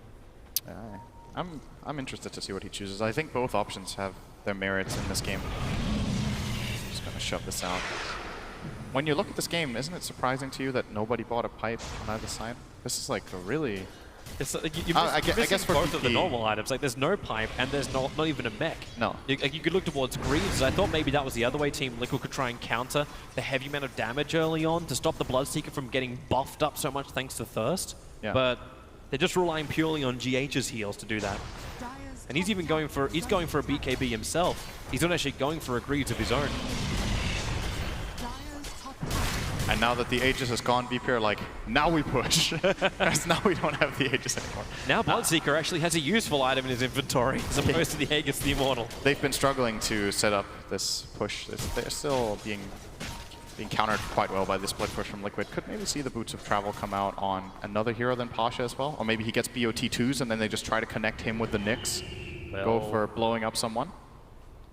Oh, scouting out here at the bottom. It's just a Hawk flying over his head. The Dire is scanning Matubberman as well as Mind Controller, wondering if somebody is here. Day is coming up soon. This is a pretty good timing for Liquid to look for an opportunity. But Lil links out. Yeah, quick blink. Was just scouting out for the rune. It was a haste rune on the bottom. Haste goes to the Coddle. You barely tell the difference in his movement speed. But the fact that was also the 38-minute rune that spawned down there. Now there's an Arcane rune that will spawn in its place. And an Illusion rune top. 40 minutes, 2 runes are now spawning. Action time. Team with the map control. This change, I think, is one of the big contributing factors to the average game time being reduced as much as it has. When you reach this 40-minute mark, the team that generally is controlling the map, this extra rune every 2 minutes makes a big difference. You can go for pushes with extra illusion runes or DDs, and you can easily get the Roche or just get information.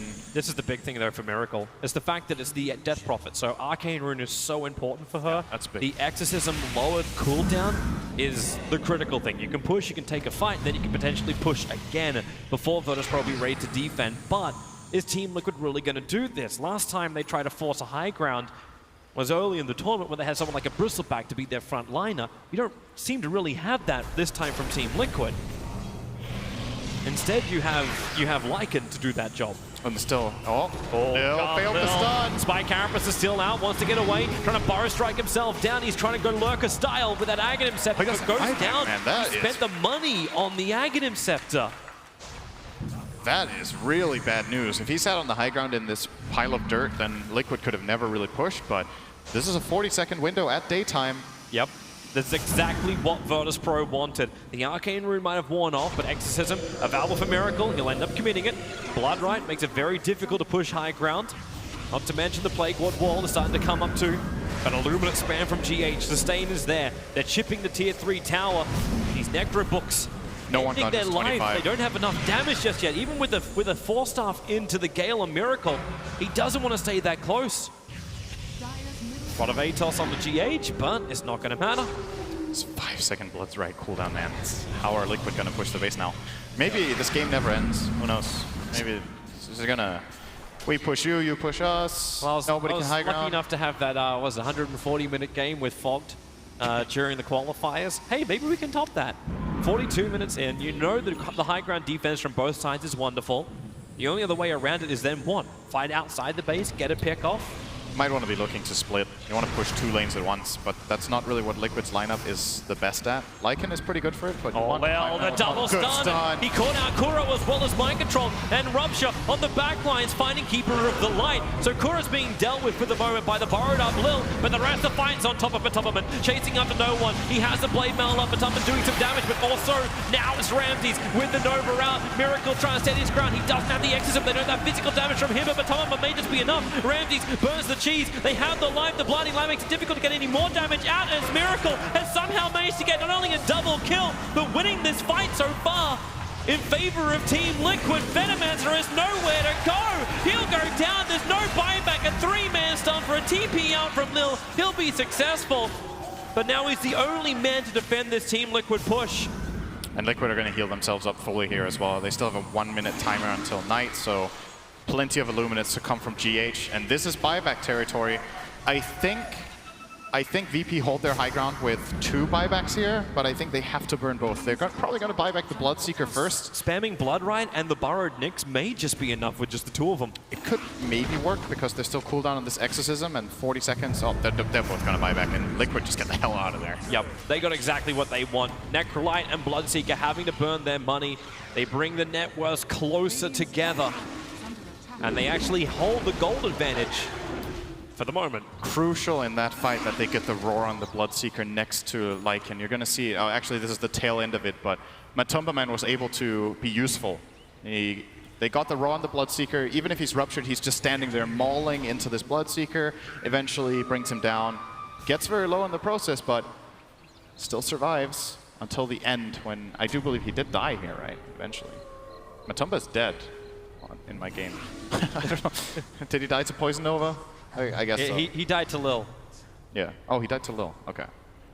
Lil, by the way, finding Mind Control, missing his stun. Hasted Beastmaster, not too easy to hit there, and Lil couldn't have killed him anyway. But big move for Liquid. They got that out of their daytime. Did not get a tower, but forced 2 core buybacks. And if they can get another fight like that where they roar up no one and bring him down, that could spell the end of Virtus Pro, so VP needs to be careful. Maybe get themselves a Lincoln Sphere against that. That'll work. Miracle just got one. Yeah, but he's on the other team. So yeah. That doesn't really help. Wrong side.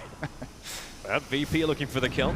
Illuminate spam down the middle, as well as a second wave. Kuro gets a ward out. Both teams having They're so close. Lil jumps in. He's going to get the stun over on Miracle. Blinding Light from GH. Going to create a little bit more space. Miracle. BKBs as well. That was his 9-second BKB. Really not wanting to die. I got scared there. No one's going to clear up bottom. That was the Necro Book and Ultimate used from Matumberman trying to split push, but no one is going to wave clear like an absolute boss with this low cooldown. No problem whatsoever. Take that out. Now the question is, who finds the next opening? There's no dead heroes on the map. Nyx is in Vendetta again with a gem. He can find just anyone. That will be an Aegis for VP. They need this Aegis, I think. If this Aegis goes to Liquid, it's going to get very scary at the upcoming daytime. So Virtus Pro will be trying their best to control the Roshan area. Don't seem to have the confidence to really start doing it, though. They want to push out the waves further. If there was a double damage for no one, then maybe they would believe in this a lot more. But the top lane continues to be pressured in. The Beastmaster is there. Lil's going to find him, or I suppose it's the other way around. Both of the gem carriers see each other and run away.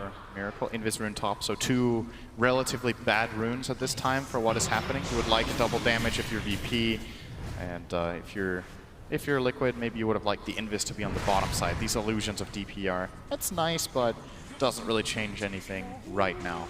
The Invis rune gonna go to Kuro. Might be able to use it to get a ward out at the very least. Something. VP have to defend this constant lane shove out of Liquid. All of these summons, and yeah, for the moment these DP illusions are adding a little bit insult to injury. They really just want the kills. They don't want to be doing this. Right now it's PvE. for Virtus Pro, because every time they arrive looking for a hero, all that's left is the creeps. And nothing's going to stop this. Damn, this Blood Rite is sick, man. I can't get over this. This spell has a 5-second cooldown? Really? No. Really, Icestrong? Balance in all things, Cinderin. Yeah, I guess so. There's a lot of good 25 talents in the game. There's other things where you go like, what? Oh, here comes the Roche attempt for Liquid. They've successfully pushed out the waves very nicely, and this is a fast kill. Burning Exorcism as well. Exorcism, Solar Crest. And there's nothing here to really defend it. Mind Control's watching for it. There's no vision from Virtus Pro around the pit. So if VP are going to defend, they're going to have to do it from their own high ground. And Liquid very quickly smoke. It's like they want that movement speed to get into the base. Still cooled, buyback on cooldown for both Bloodseeker and Necro for 4 minutes. A big window for Liquid if they can get one of them down. Did we mention the BKB on Coddle? We mentioned it was being bought, not the fact it was done and it's already halfway to his Octarine. I wonder what the win rate is of this item on this hero. So it gets picked at like oh, you don't do 2 points in decimals. 0.001% of games maybe? And Coddle in competitive? Like, I don't even know if I've seen this before. GH is really, really farmed. I wonder... I mean, you want to get this item against Nyx Assassin, but at the same time, he's been doing a very good job at staying alive. He's 4-1 and 17, so could have alternatively gone for a secondary Linken's for his team, a Scythe of Vice, you know, something along those lines. Even an Octarine core that we've seen GH build in the past on his Coddle to just spam out even further. But he deems the BKB more important here. It's interesting to see. It's a very uncommon item on this hero. They give Miracle the Arcane Rune again. So this time you kind of almost wish that Team Liquid would buy him a bottle so you're able to hold on to it until the push happens. Because, like, it's the same fight on bottom lane. Miracle burnt through half of the Arcane Rune before he's even thinking about using Exorcism and ended up not using it with the Arcane. Small little things. Yep. But Virtus Pro, they know they're going to come under siege. This tier 2 tower is toast. Yeah, absolutely gone. BP will be playing high ground. How are their buybacks doing? 2.5 minutes they need to hold before they have buybacks. That's pretty much the entirety of this daytime that Liquid can try to siege. I'm imagining the situation they want to set up now is one where there are 4 heroes top and Lycan on bottom. He's currently working toward it. It is difficult for them to ensure that this happens, but if they can attack 2 lanes at the same time, they're going to do structural damage. Still no Lycan's though, so Matumba Man is going to be really annoying. For him. You got a full Abyssal Blade for Mind Control. And Ramses can also survive through this. He's got a lot of blocks on both sides of the fence with a lot of initiation. I'm not so certain about doing the split push kind of thing, because Ramses, he has hit level 25. He's got the 3 Plague Ward upgrade. So with this, he can potentially hold an entire lane by himself. And then Blood Rite does the other thing. You may be right. This is the game that can go on and on and on and on and on.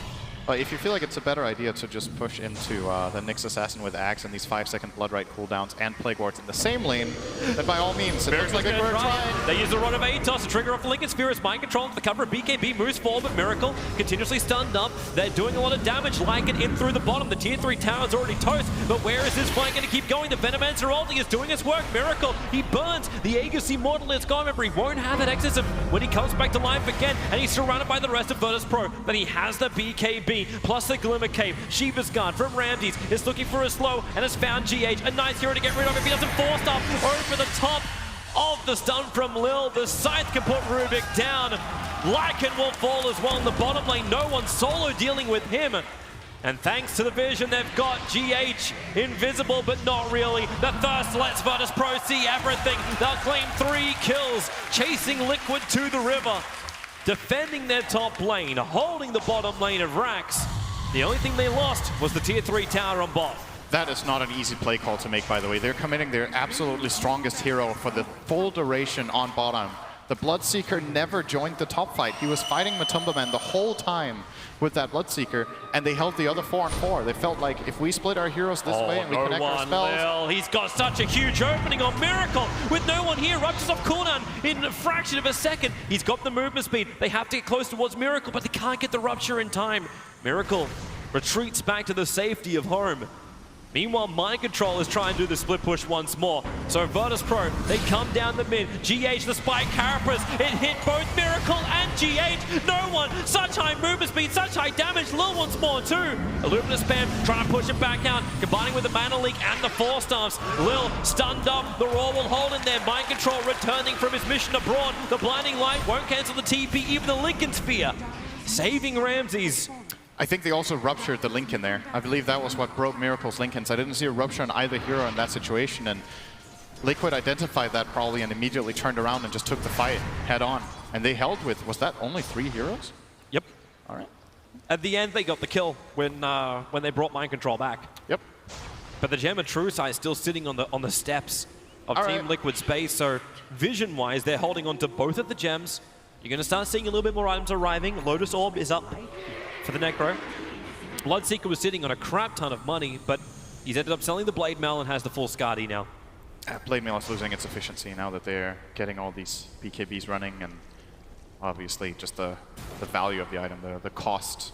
The stats aren't that good. He needs to time the Blade Mail usage very well to make it worth it, and this Skadi is just overall a very solid choice here. So where do you go from here if you're no one? You want the Moon Shard, and then I wonder if he's going to start replacing any items. This Diffusal Blade has still got 5 charges, and he's had it for a very long time, so might even think about getting something else in instead, maybe a missile. Mid, Pasha caught out, puts up the Lotus Orb, trying to protect him, thanks to the Gale from Ramses. Miracle really slowed up as a Necrobooks running after the poor Crystal Maiden. They forced Arthur a little bit further away and Blood Right, just to create some space.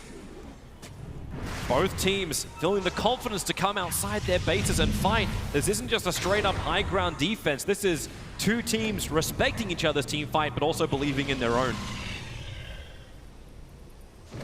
Let's see what is coming in here. I'm starting to look at 25 talents even on the supports, because this feels like the type of game that could reach that state. And when you think about drafting and what heroes are good in general, very rarely are you like, oh, this hero has the best 25 talent ever on my support Crystal Maiden. I'm totally going to pick this hero this game. But now that we're reaching that state, there are some supports that just have incredible 25 talents compared to others. The Nyx Carapace is coming up maybe in about 5 to 10 minutes. Lil could be 25. That's the extra damage. About the Coddle one, where you can actually, like, GH is already sustaining so much. Does he get the 200 damage / heal for Illuminate? The cast range is also incredible. 400 cast range on Coddle is so good. And then you look over to Crystal Maiden, plus 300 damage on Nova. He's trying to catch up to him at the moment. A quick limit cape, GH. Under the cover of Invids, has his BKB. Solo wants to keep up with this. He puts down the Observer Ward plus the Sentry Ward and the Rupture. He'll go on the Keeper of the Light. He's got Your Scepter of Valor. He's just walking it off, and GH is down for a minute. It's a big part of the counter push of Team Liquid. If VP realized he doesn't have buyback, he was the only hero to buyback in the previous defense of Liquids. If VP realized that, they could really try to push their advantage here. I think Coddle is a big problem for their lineup, and having all this time to get something done, they should really try to take advantage of this, but the waves are just Beastmaster pushing in all the time. Mind Control, you don't want to be here. Ramsey's coming from the north, but he didn't fully wrap around. They don't really know the Courier is in fact trying to make a bit of a quick run. There goes your Raw. Out on no one. Does no one actually want to fight this one? He's going to flutter. Look at that movement speed. Matoma's fighting on the bottom lane, but Mind Control is having a one-on-one battle with no one all the way on the north. Starts his TP. The damage, the damage, the damage. Mind Control. Successful TP away. Matomaman will also survive. Solar Crest, good item. That evasion, keeping him alive there, the 20%. I think no one missed 2 attacks. No, that's just what he needed to get that kill. He's running for more. Maybe he's going to get MKB on that Bloodseeker as well. He's against the Crest, Blinding Light. There's a lot of problems for him. But Liquid are doing such a good job buying time. He's in trouble. He's gone invis with the Vendetta. They got the dust available, so Kuro's going to fall down. No buyback for him. 64 seconds. But the Coddle is up again in 5. He is. And the defense, but how much damage can you do in 5 seconds? There's fortification available from Team Liquid. Lil's already borrowed up. They understand he's there. Necro books on cooldown for 23 seconds. They don't have the reveal from that. They got from Mind Control's gem. So the range racks will fall. The double stun. Lil able to find him. Miracle and Mind Control. They're in pretty damn deep. Spy Carabas causing so many inches for Team Liquid until finally they can get the Abyssal Blade hit into Lil. He'll actually go visible thanks to those Necro books, which are up. Ramses has to let the ulti go. Only really connects onto Miracle. He's still got his BKB available. Now going to use it. The side trying to hold him in position, but nowhere near enough damage to actually slice off his head. So they keep the battle going as the Illuminate giving Liquid the sustain they need, or is it no one's just such a beast? Lycan has the cheese usage, he's got the life, but now they're bringing the damage. It's the ultimate with the exorcism, but Miracle is dying too quickly. Ramses is there, they have to fight back, but they committed their big ultimates. Even GH, finally he'll die to Solo, getting the Nova round. Team Liquid, they're missing so many players and so many abilities, while Virtus Pro sustain and continue the pressure. Silence, Mind Control, acts as they are buffed up with that level 25 ability. The damage is nice, but Virtus Pro do the wise thing. They retreat. They got double buybacks from two big cores of Liquid. And they got a full lane of racks. In the middle of that fight, these Plague Wards of Ramses, the strong Plague Wards, are just slowly but steadily getting buildings. Now they're going to wait for the next Roshan, double damage rune as well. Gonna see it here. Just slow, steady push. Lil is playing really aggressive this game. I think that it's tempting to go for that kind of play when you get the 2-hero stun. You want to continue to put on the pressure, but ends up getting killed off. Still, it is a 4-on-4 with the dead Rubik, and VP baiting Liquid outside of their base. This is a really good BKB by Miracle, by the way, blocking the Reaper's Scythe fully. But despite all of this, they still lost the fight. Really great freezing field from Solo at the end of this play as well. I'm not sure if we're going to see that in time. Looks like we will. There's not too much happening live right now. This freezing field, Lycan can't move, Miracle can't move, and they all end up dying off. Pasha just barely getting away there. Everyone just so slowed, and Team Liquid know just how rough this is. So the straight up fights are not working. They've lost their mid lane, but you are running a Lycan. Do you just look for a pick-off? Is it turn this game in now for Team Liquid? Smoke, pick, push? Is that the way they play this, or do they still just try and high ground defense against what we already saw? These kind of games get extremely chaotic once Boots of Travels level 2 come out, because even then these smoke ganks can turn on you if there's like 2 or 3 Boots of Travels that can counterplay. For now, they're not available, but we're not even going to get to that state. It's Roche time. Yep, GH available, but that's done. Lil hits the money. Connell, he lives! The Ul Scepter up! The Illuminus of the damage. Crystal Maiden will end up falling down.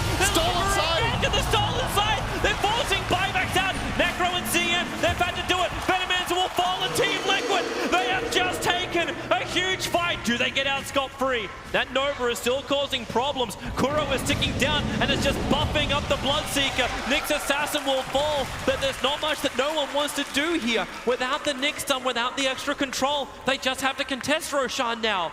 Lil doesn't have buyback, but they do have it on Ramses. He needs to decide if this is worth fighting for or not. I think he will eventually buyback and they'll try to take this fight, but... Pasha's coming closer. Yep, there we go. He's walking in. There's the buyback from the Venomancer. Roshan down to 1600. They're moving closer. No one with the Blood Right. Miracle so damn low, but he gets the Aegis, the Immortal. Beastmaster dying quickly. No Roar available. Bloodseeker will find the kill, but the damage onto no one is ridiculously good.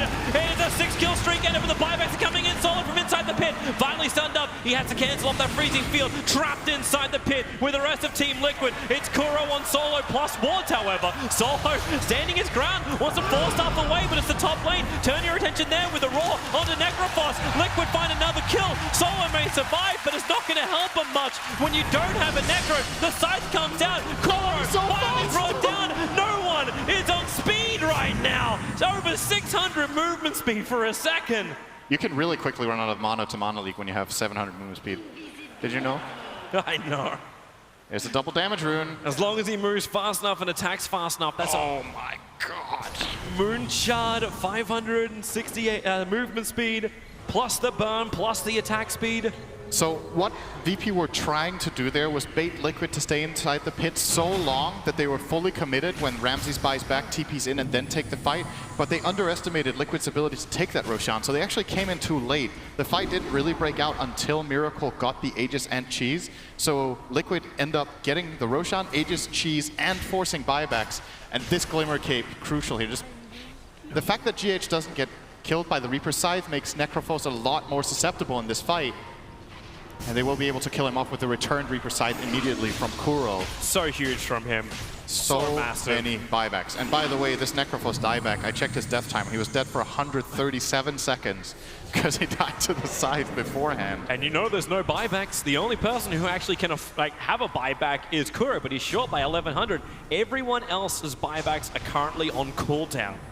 It has been fight after fight in just the last 5 to 10 minutes, and Liquid, they want to get a counter rank, so looking towards the mid. Exorcism is up.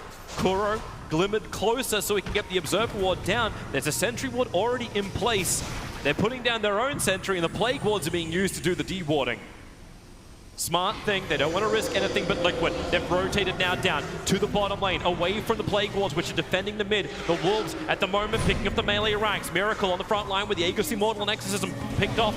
They are looking for just that Rax. That's all they really want from this Team Liquid. They have the sustain to do it. The Blood Ride's causing problems. Miracle continues to drop down low. He's already got it with the melee Rax. Miracle, can he get out free? The Blood Ride, they're out of range of it, and Team Liquid have done it. They've actually brought down the bottom melee racks for no cost. It took them 62 minutes with their Coddle strat to get their first racks. It was like half an hour ago they pushed the mid tier 3 tower. That top tower remains alive on 1 HP. That's all it's got, that tier 3 tower. Oh my god. Okay, so they still have both Aegis and Cheese Liquid for how long is that? They have the Aegis for another 2 minutes. I wonder if they want to try to use it. You're reaching the stage in the game now when the Aegis gets less and less powerful because all the cores are just starting to be 6-slotted, so you have to replace items to carry the Aegis around on everyone. Start giving it to the supports, give it to Kuro. Yeah, I was like, maybe if you give it to the fight. Coddle. Actually, no. Coddle has been 6-slotted for a good 10, 15 minutes now. So Yeah, but at the same time, he's been staring down that Octarine core for the last 25 minutes. I wonder what item he's going to replace, if he thinks the Ewell's Glimmer or Force Staff is more important, or the BKB.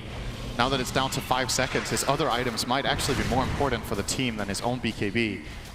I'm going to see if he reaches that stage, but Liquid look to keep on the pressure. They want to use this Aegis advantage. It's pretty big when there's no buybacks on the VP side to push with here. They've got the time. Still not that easy. So it's about a minute now before the Aegis model will be reclaimed. Exorcism just came back off cooldown for Miracle. But they're not close enough to push, but they're all grouped up as 5, almost like they want to go for a smoke play. There is a smoke on Kuro. But this push is also very, very obvious. It's exactly what VP are expecting.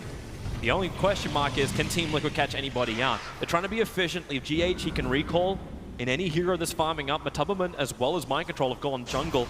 Mind Control's trying to find that second disable. He's looking for the side device. They decide it's too hard to push, so they're going to just use this Aegis to farm. And they're going to build a gold advantage. When you sit on the whole map like this and you farm jungles, you generally gain, I'd say, 500 to 1,000 gold over the enemy team per minute. So as long as that Aegis is up and BPF cooldown on buybacks, Liquid will be extending their lead. At least they should. Well, you actually you've taken a look at that lead. You'll see just how much it swings. The gold graph just goes straight up and down. It moves by 5k up in favor of Virtus Pro, then 7,000 in favor of Team Liquid. And before that 5k advantage, it was actually 6.5 to 7k in favor of Virtus Pro. This game is swinging so hard. What level 25 talents are close? Coddle is going to get it in one wave. Yep. Big is far away. It's like Miracle, can you just back off so GH can have the full experience? There we go. The Crystal Maiden is not far off either, and I think Solo in this game will be taking the Nova damage. That talent is sick. It makes the spell more than twice as effective damage-wise. Goes from 250 to 550 AoE damage nuke on a 9-second cooldown. Is that the reason why Solo's building for an Aghanim Scepter and not just like the Glimmer to hide? Especially with the Gem of True Sight always being on the ground in Necrobooks, there is nowhere to hide for Solo. Oh, once these BKBs drop that low, the Frostbite from the Freezing Field can become very powerful if he manages to set it up. So I think it's one of those, you know, you're playing for that one opportunity. Arguably there are other items here that would be very good as well. But he has been able to get his Freezing Field off in a couple of fights just by being very patient. So if that starts applying Frostbite, then he might go for the Frostbite talent instead. Who knows? Then Liquid have to start thinking about who they're focusing in these fights. Right, for the moment, it's just defense duty from Virtus Pro. They're spamming out as much as they can, but you got Boars coming in pairs from the Beastmaster through the top lane. So Plague Wards are being committed by Ramses across the mid as well as the top, mainly being focused towards the mid. That's where Miracle is, and that's where the last lane of Rax is. Lycan is pushing bottom. Yes, One wolf. Yeah, critical 161 damage. He has 2 wolves now, so he's thinking about it. Healing up. He's got catapults coming. He actually used his ulti here. Might pop the book as well to try to get this range Rax. They're trying to deal with top lane quickly. Back in. Bloodright's not doing enough at the moment. Matoma going to trigger dog form. Damn, look at the damage that thing does. The range Rax will fall. Meanwhile, Microtron pushing through the top, and Liquid, the rest of the force have come in through the mid lane. Exorcism from Miracle. The range Rax are falling. The catapult's taking care of that. Lil jumps in for the stun. Miracle able to protect himself thanks to the BKB, but Rupture is up. Miracle, does he really want to try and run out this one? The Yulsef are keeping him in the air. He'll fall back towards the ground, but the sight will put him down. 154 seconds is how long he has to be dead, but the mid Rax is gone, the bottom Rax is gone, the Beastmaster is also not gone. He has to stick around a little bit longer just to enjoy the company of Virtus Pro before they kill him. Bottom lane GH, TP, starts Lil, there's no stun, they'll penetrate that immunity. So Virtus Pro losing 2 lanes of Rax, but there's a window of opportunity against Team Liquid to push back. 1 lane remaining. The Death Prophet's still dead for 2 minutes, so VP might be able to force this buyback. Beastmaster, however, will not have it at all. He will have it off cooldown in 20 seconds, but is far off on gold. So let's see if VP go for something crazy here. I was waiting Starting to enter Rapier territory. Yeah, I was wondering if that was going to happen from no one. You get the full Mjolnir being purchased up for Ramses.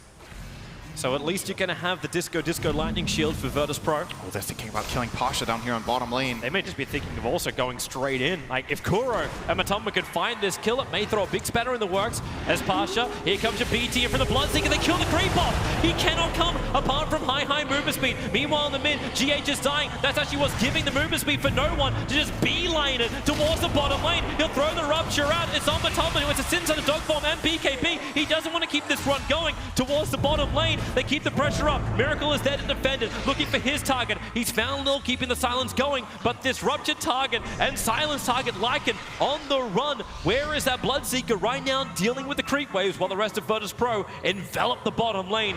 Kuro, he has a TP off cooldown right now, so he'll get away. The poor Courier with the face boots, however, will not be so lucky. That is such a crucial mistake there from no one not getting that teleport in on the Necrophos, but TPing on the creep next to him instead. He does have the BOT level 2s. We're talking about it. When you get to this stage, you can counterplay these ganks by just porting on the hero.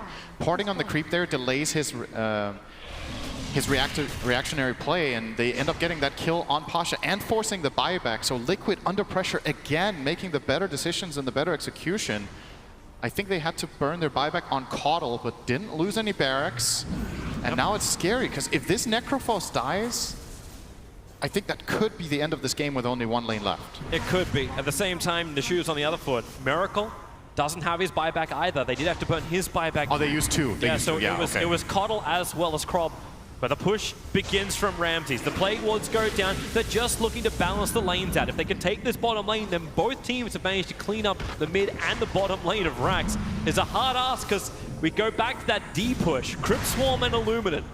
That's all you need to keep these creep waves out. No one wants to fight Mind Control, but that's also a tall order. They don't have a secondary BOT2, do they?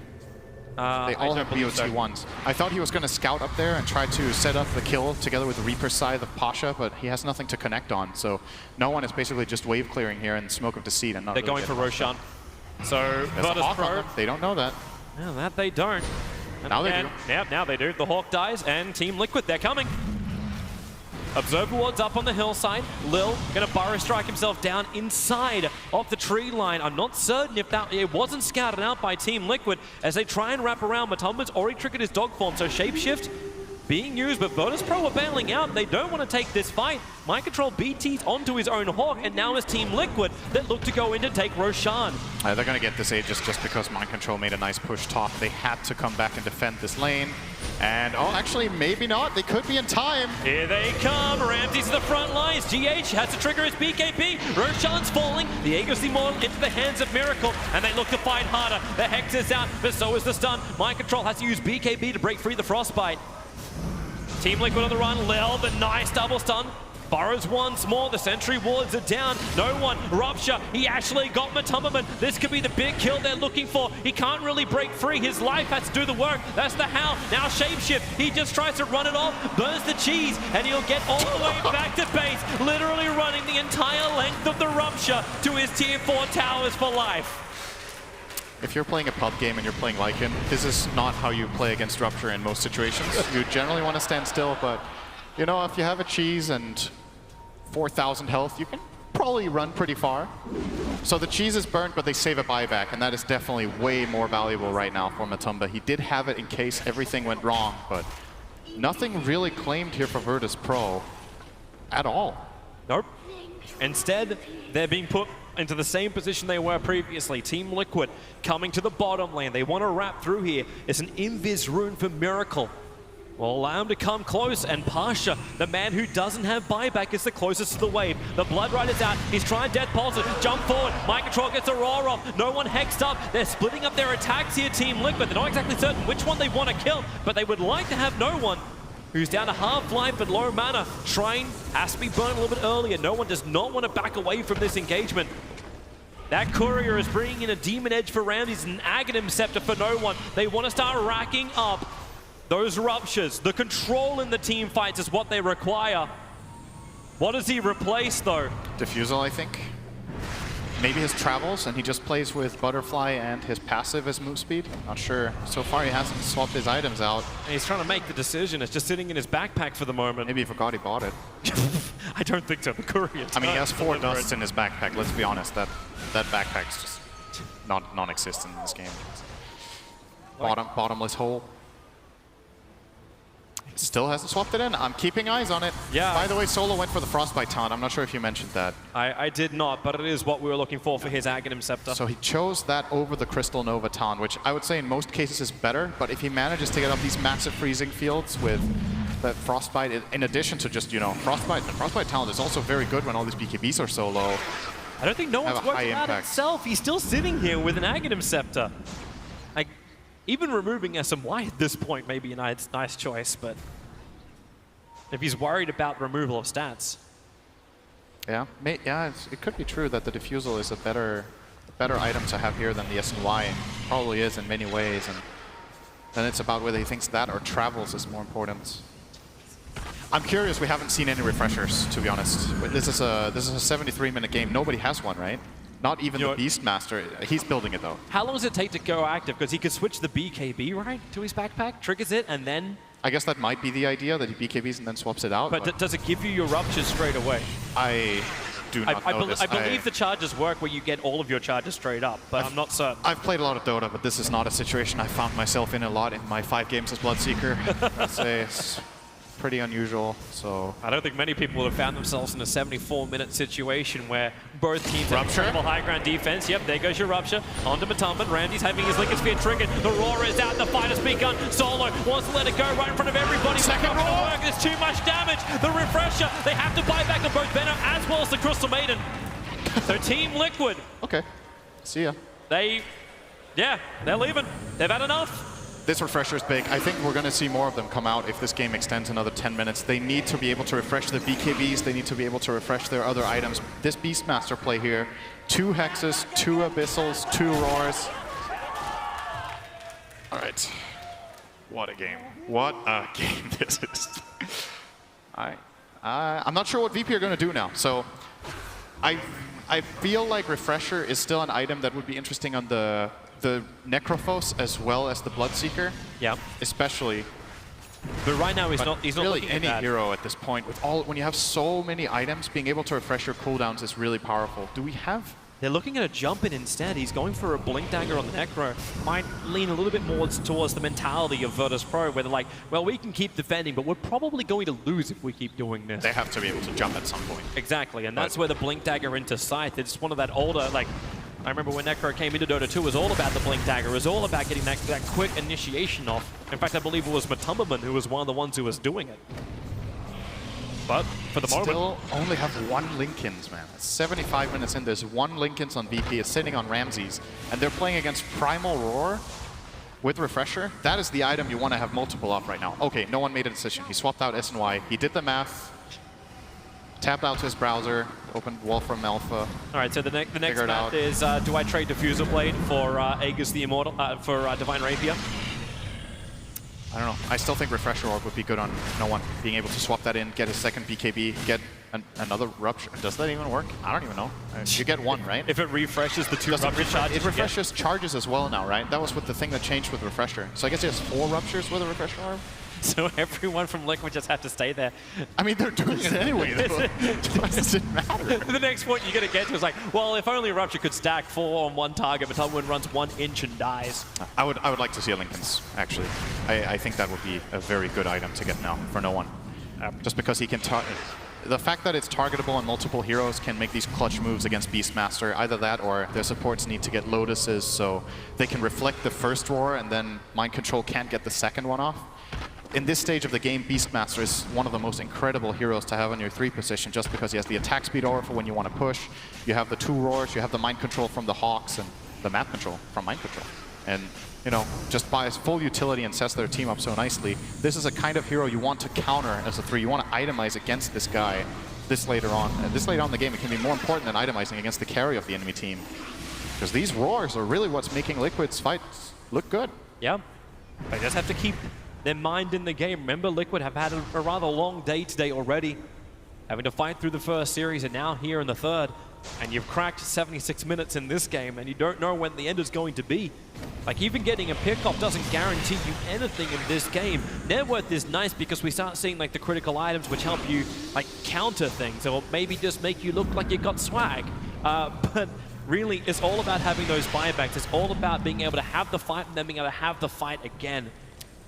And so far, right now, Liquid's in a good position. Everyone has buybacks apart from the Venno and the Crystal Maiden. Yep. And those are still way off. It's 4 minutes to go. So I wonder if Liquid have checked the timing and are just like, okay, if we get lucky, we will have Aegis and Cheese, and they will still have buybacks on cooldown, and that's what we're going to wait for. Push out the waves, keep farming, build that advantage slowly but steadily, get toward our next items. Kuro working on the Aghanim Scepter would be a really sick steal on the Necrophos ultimate, especially having that low cooldown. Look at Solo buying up for this. I'm kind of surprised. Like, he's got 11 sentry wards on this Crystal Maiden at the moment. There is nothing which should remain undetected inside the Virtus Pro base. He can almost write GG with the amount of wards he's got. But what he wants is the last little bit of money. It's another 900 gold, and he can actually have his Aghanim Scepter. Bought the other 2 1k items already. Yep. Of course, the other issue is getting the courier out to the shop safely when you're being sieged up like this. That is a challenge in itself. That is definitely a challenge in itself.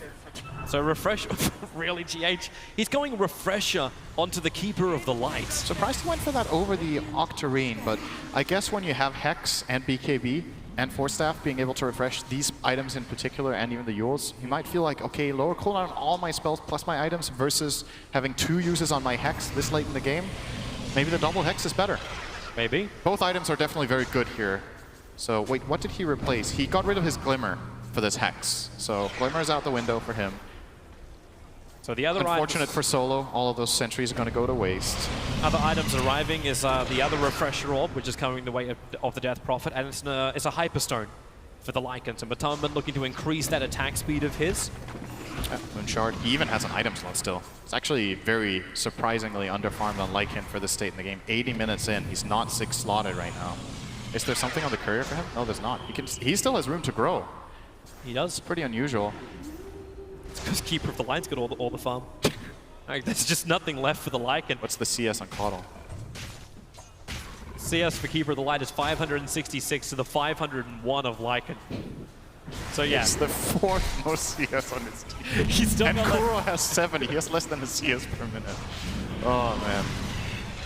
Kuro is a team so player, telling. man. That is so telling about how this team plays when they have Caudle. But you can also look at the money over on Kuro. He's now 800 gold away from completing up his Aghanim Scepter. And remember, Kuro's time, like, we can have flashbacks to when he used to play for Na'Vi, and his Rubik play was the biggest controller of anything. He was the best Rubik in the world. And if you give him an Aghanim Scepter, he'll showcase it once more. There are a lot of good steals in this game as well. Plenty of good spells to steal. Getting the Axe Poison Nova could be nice. Axe Necro ults. Courier. Axe Maiden ulti. Courier, you ain't making that. Especially when you take the straight runs. he's almost trying next level. It's like the Hawk's going to be on the left side. I think no one is going to buy 10 flying couriers now, and then they can just like send them multiple ways around, so one of them will reach the target. That's one. You can buy more than that. He has 10,000 gold. Just send one to each secret shop, and then Air Force One comes in. Get that drop. Flying V, if one duck falls, at least there's another one to take his place. I feel like he should buy more than one. I'm not even kidding. He should buy more than one of these flying couriers so something can get. They can't reach their shop. I thought the backpack was was meant to counter this. The other option you could also go for, I'm looking at Pasha with his Ghost Scepter. He's lining up at like the high-level Dagons. You could even get E-Blade pops into Dagon kills if Virtus Pro want to start focusing down individual heroes. We're reaching the point where that kind of money is going to exist. It's not going to happen though, because he needs the Eagle Song and he can't reach his secret shot. So he's not going to get an E-Blade. Okay, what? We 5-man out for an excursion. Okay, boys and girls, we're going to go on a trip. It's almost Disneyland, aka the secret shop just outside of our base. But it's warded. Yeah, well, you can smoke under that at least. What are you going to do? You're not going to smoke out and try and fight Team Liquid. All right. You're waiting for them to come to you. Here comes another cheese. So Matumba's cheese has fermented nicely. We'll see if he gets a second one on top of that first one. Aged perfectly. Or he will give it to someone else. Aegis looks to be going the way of Miracle. And the second cheese, who cares, man? Who just don't want to bother with them. Just leave it there. Sorry, they're all lactose intolerant. Maybe they can bait a courier onto it. Actually, it's going, Toby. It's on the way. What? Secret okay, it bought the items. The courier's coming with the rest of the Aghanim Scepter for Rubik, all right. Got the courier items. he's dropping his TP scroll. Okay, we're cloud-9ing this up right now. I don't know. Kuro is actually taking it needs to not die to the creep wave. No, no, no, no, no, no, no, no, no! Oops. Oh my god. Oops. Oh my god. They sent it the whole way over there and then it get intercepted by the super creeps. Oh, that's gonna hurt so bad. But don't so worry, that's the Axe of Maiden. There was an ulti orb. It'll respawn. It's not like Team Liquid's gonna push high ground, Synderen. Whose ulti orb was it? On it. It had an ulti orb and it was point Crystal booster. Maidens. It's Crystal Maidens. No, it was her point booster. Was it a point booster? Who had the ulti orb? Who's buying something with ulti orb? Who's got that queued up? Maybe Nyx. It's the Lincoln Sphere. It's the Lincoln Sphere for Bloodseeker. Oh, so Bloodseeker did want the Lincolns. Okay, good. It was good. his. Good choice. Except he didn't get it. Here comes Liquid. Lil able to get the first stun. Look at Miracle. He can't even get past the VP logo before losing half his life. The Spine Carapace is helping out as well. They keep the stuns going. Miracle trapped up the side. It puts him down. The range break is gone. Matoma just wants to get the Mega Creeps up. That long push. Good night. Lil got double stuffed all the way back to the fountain almost. The melee rack stays alive. It keeps the Megas away. And Matoma, he's running off the Rupture once more. That's one cheese down. And Aegis. And Death Prophet ulti. There's more where that came from. We're going to stockpile in Team Liquid cellar. They keep moving forward again. You got the refresher orb, right? Not yet. They have Exorcism in 35 seconds for Miracle. And defense, defense, defense. Yep. I do think Liquid are going to get Megas here. I have to say, this feels like a Megas play, but that does not end the game at all. You know what? That is not the end of this. You're one of those people that's just like, you know what, we should just let them have it. I'm going to sit AFK in Fountain. Virtus Pro, they will stand their ground. They will not get Megas. Oh, they will stand their ground, but they will lose that barracks eventually. But it's not the end of the game. That's what's important here. This can still be defended for a very long time against Megas. Think about how hard Liquid have struggled to even get there. Yep. They still need to end the game, and VP's courier has... Is that the first one or second one? They bought a new one, so this doesn't have the items No, yet. this is the first one, which is holding 3 Observer Wards from Solo, so he can see the inside of his base even better. He ain't leaving home. Yeah. This is a 23-year-old who's just, he knows he cannot get out of his parents' house. We're not talking about crossing the river in this game. We're talking about just getting outside of the perimeter of the base. Yep. Okay, well, Pasha, that's one way to do it. Blink forward into a creep wave right underneath the fresh refresher orb of Death Prophet. Crystal Nova for Rubik. What did he chose 20% cooldown reduction on 25. I like Kuro's quick buy as well. I think Vision is the name of his game. 4 Observer Wards are currently queued up for him. Yep. The Crystal Maiden, where is that courier? It's only They'll have manage like to get all the way out here? Wow, they don't do... Who has the gem on Liquid? Rubik and only Rubik. Okay, so Lil walked into the other heroes under Vendetta and did not get spotted, but didn't want to go on it. I think they're getting a little claustrophobic now, Virtus Pro, but it is a big test of their patience. They know they can't keep Observer Wards outside the map. It just ain't gonna happen.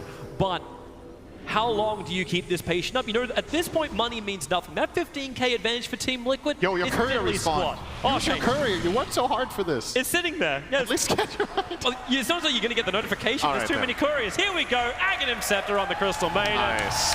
All right. Solo. He actually now can carry team fights with this item. Major progress. This Lincoln should be bought up now by no one as well. He's running back for it. Yep. Get it now. He's like, well, I could put this on the courier. Okay, there we go. Lincoln Spear is on him. He's going to give up his BTs for it. That's fine. He's got the flutter effect. Yeah, and 290 move speed. Very good. And of course, when they get low, he's going to have like 1,000 move speed. So it's fine. All right, here we go again. Never mind. Maybe yes, maybe no. Wait. Maybe back on. Wait. No. They just wait it out. Team Liquid, they can just keep the spam going. They don't have any kind of real pressure. Oh, okay, there's your jump, mind control. Oh, there's the BKB, 5-second cooldown early, so you don't really care too much about it. Ramses, thanks to Mjolnir, they can actually push out quite nicely. The Necrobooks can try and burn a little bit of the mana off, but they're also the upgraded Plague Wards. Just sending your summons in isn't the easiest thing. Ramses can clean up the creep wave and clean up the summons. In fact, VP, they're venturing forward. They're coming outside their base at the moment.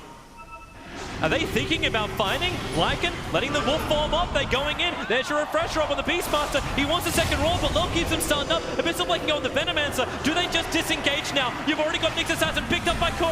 Ready to throw him back in the middle of the fight. Yulzin will buy him time and Solo lets it go on Death Prophet. The Elude will fly through and kills off the Nyx Assassin. Our first kill in 20 minutes. Miracle still wanting to retreat back out again with that buyback from the Nyx.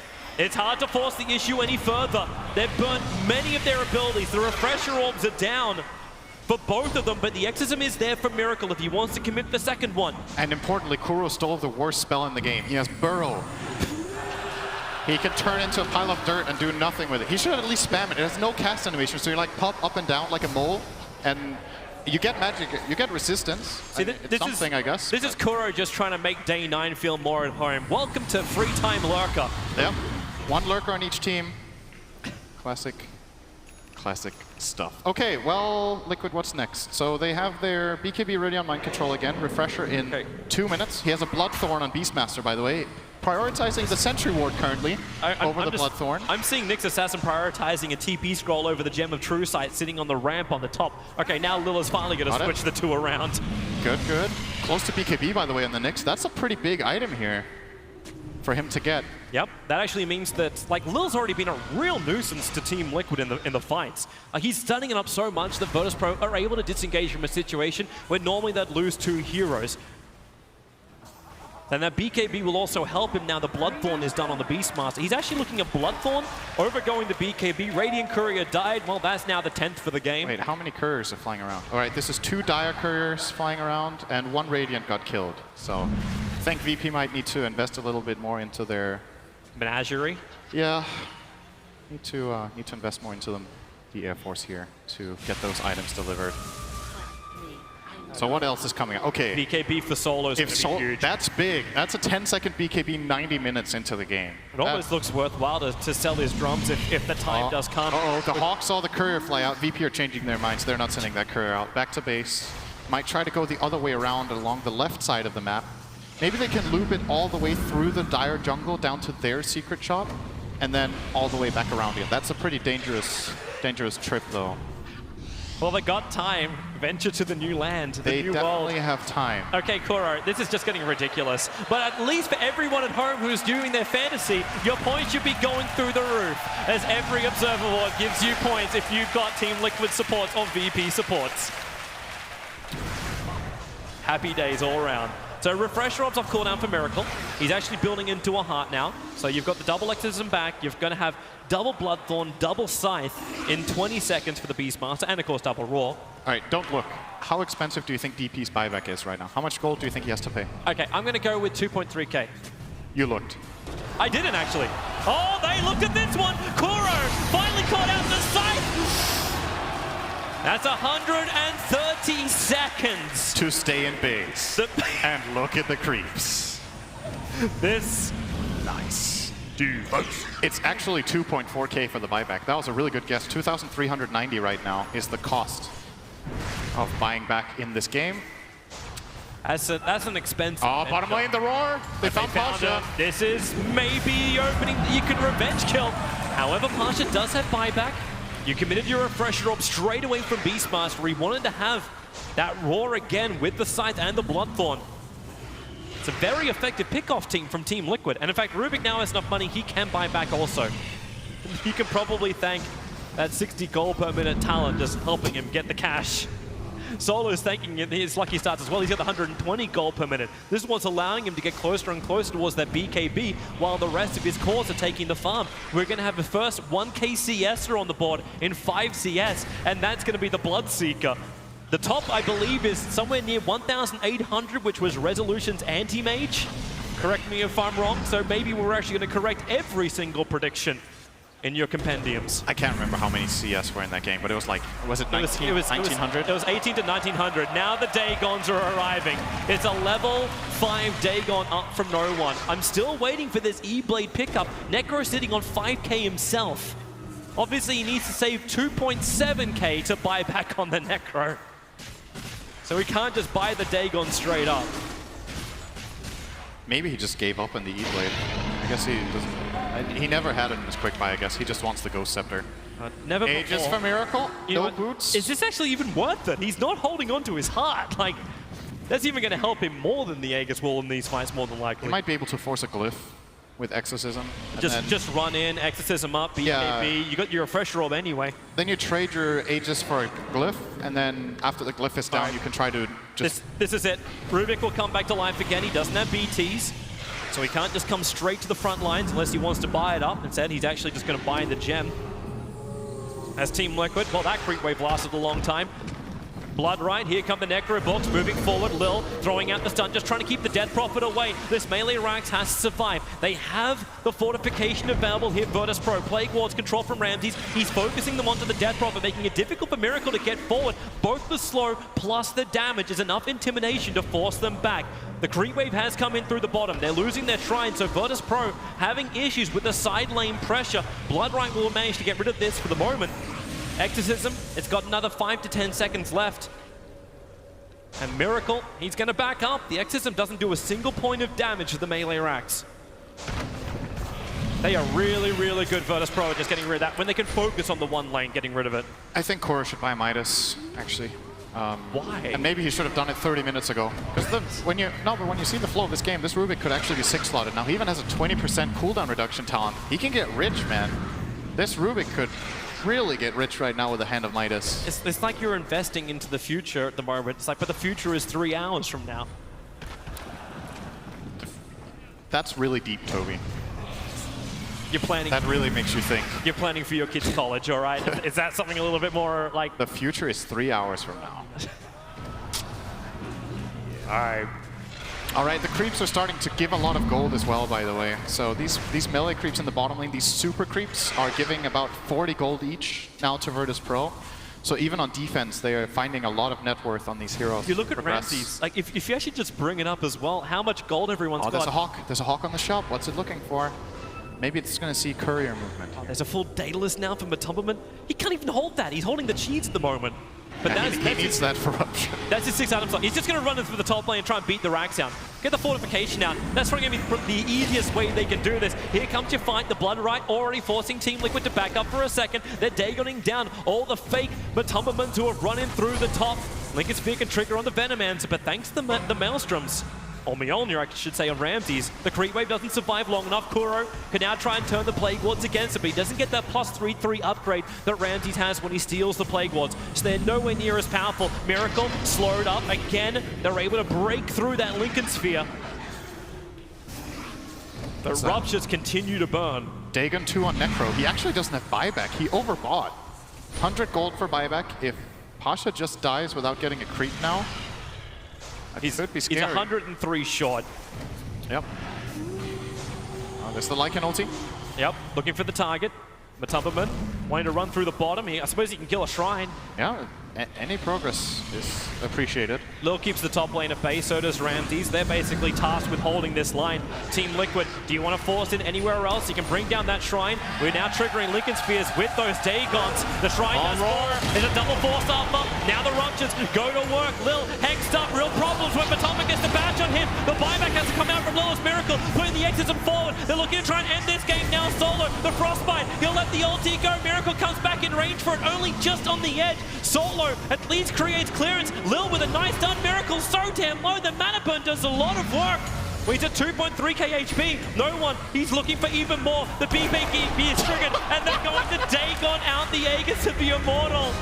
They still want more, however. This game is hysterical, man. The top lane Rax intact. Miracle.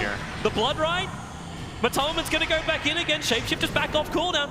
We begin everything once more. There is no Rupture available at the moment for the Bloodseeker. And the Wolves are attacking the melee racks on top. This will allow Liquid to come in through the bottom lane. Lil burrows under the tier 4 towers in the mid. As Liquid, they are still closer to the base of Virtus Pro than they have been in a long time. And that's just the steps. They really just want to pick off now. It's like Liquid have turned this into like we want to fight Solo. May Oblige getting silenced up. Quick force staff gets him back in range of the tier 4 towers. That long range stun. It comes out from Lil. Koro, enough life to survive. Solo's in trouble. He'll actually go down. Buyback develops with the Crystal Maiden, but the bigger problem is Parch from the back line. He'll go down as well. Team Liquid, they're currently doing it. They're looking for the kill. Death Prophet is dying, however. Virtus Pro, they have the damage. They have the power. They have the kills. Mind control will fall. Buyback's available from Team Liquid like it. No mana really to speak of, but the BT's coming towards the top. Beastmaster, he didn't actually get to the creep. He was going up to the creep and it got killed off. So we cannot get the melee racks. They cannot get the megas. He got recalled to bottom. Oh, mind control. Might be thinking, I don't know, Shadow Blade? Do Shadow Blade in and start hitting the barracks? Like come out of nowhere and... How about he gets his own Necro books? Put them in the back. They just send the Necros mass at the racks to finish it. But the problem is that cooldowns now are so long, by the time they go again, the melee racks will be back up to 100%. So who bought back? Ramses, Pasha, Lil. You can watch it all right now. So 3 for 2 buybacks. So it started with the solo attack. Liquid thought they could get in, and the Scythe, Kuro, having more than enough life to survive that. But it's the damage that Matoma did, all these buybacks that got forced. It was 3, I think it was 3 Radiant and 2 Dire buybacks. It was 4 from the Radiant. 4 Radiant Necro, CM, and Nyx Assassin all bought back for the Death Prophet and the Beastmaster. So it was a 4-2 buyback trade.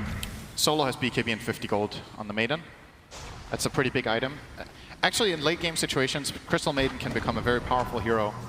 And reaction from Pasha. I gotta do something! But this is Patience. Elimination game as well. And this is only game 1. You gotta remind everyone, this is game 1 of the best of 3. Yule's in mid from Lil. Oh, Lil, nice catch off. They get the summon to GH. Pasha comes out and slice! That's a lot of damage when you reflect a Spike Carapace. With Spike Carapace, when you reflect a full Illuminate with that 200% Spike Carapace damage, and use your Dagon and E-Blades, and Scythe, yep, heroes are gonna die. 160 seconds on the sideline for GH. And that kill. When's next Roche, Toby?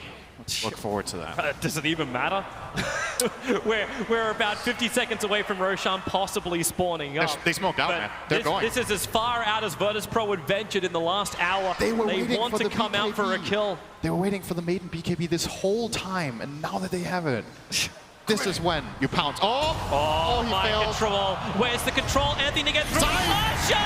They're actually stopping with the side mind control refreshes so he can BT once more. He's gonna get out with it.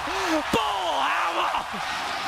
Back to base though. Back to base. The Lycan units are attacking the melee ranks. Pasha's got it though. Defense, defense, defense. It's too illusion. And the Wolves as well.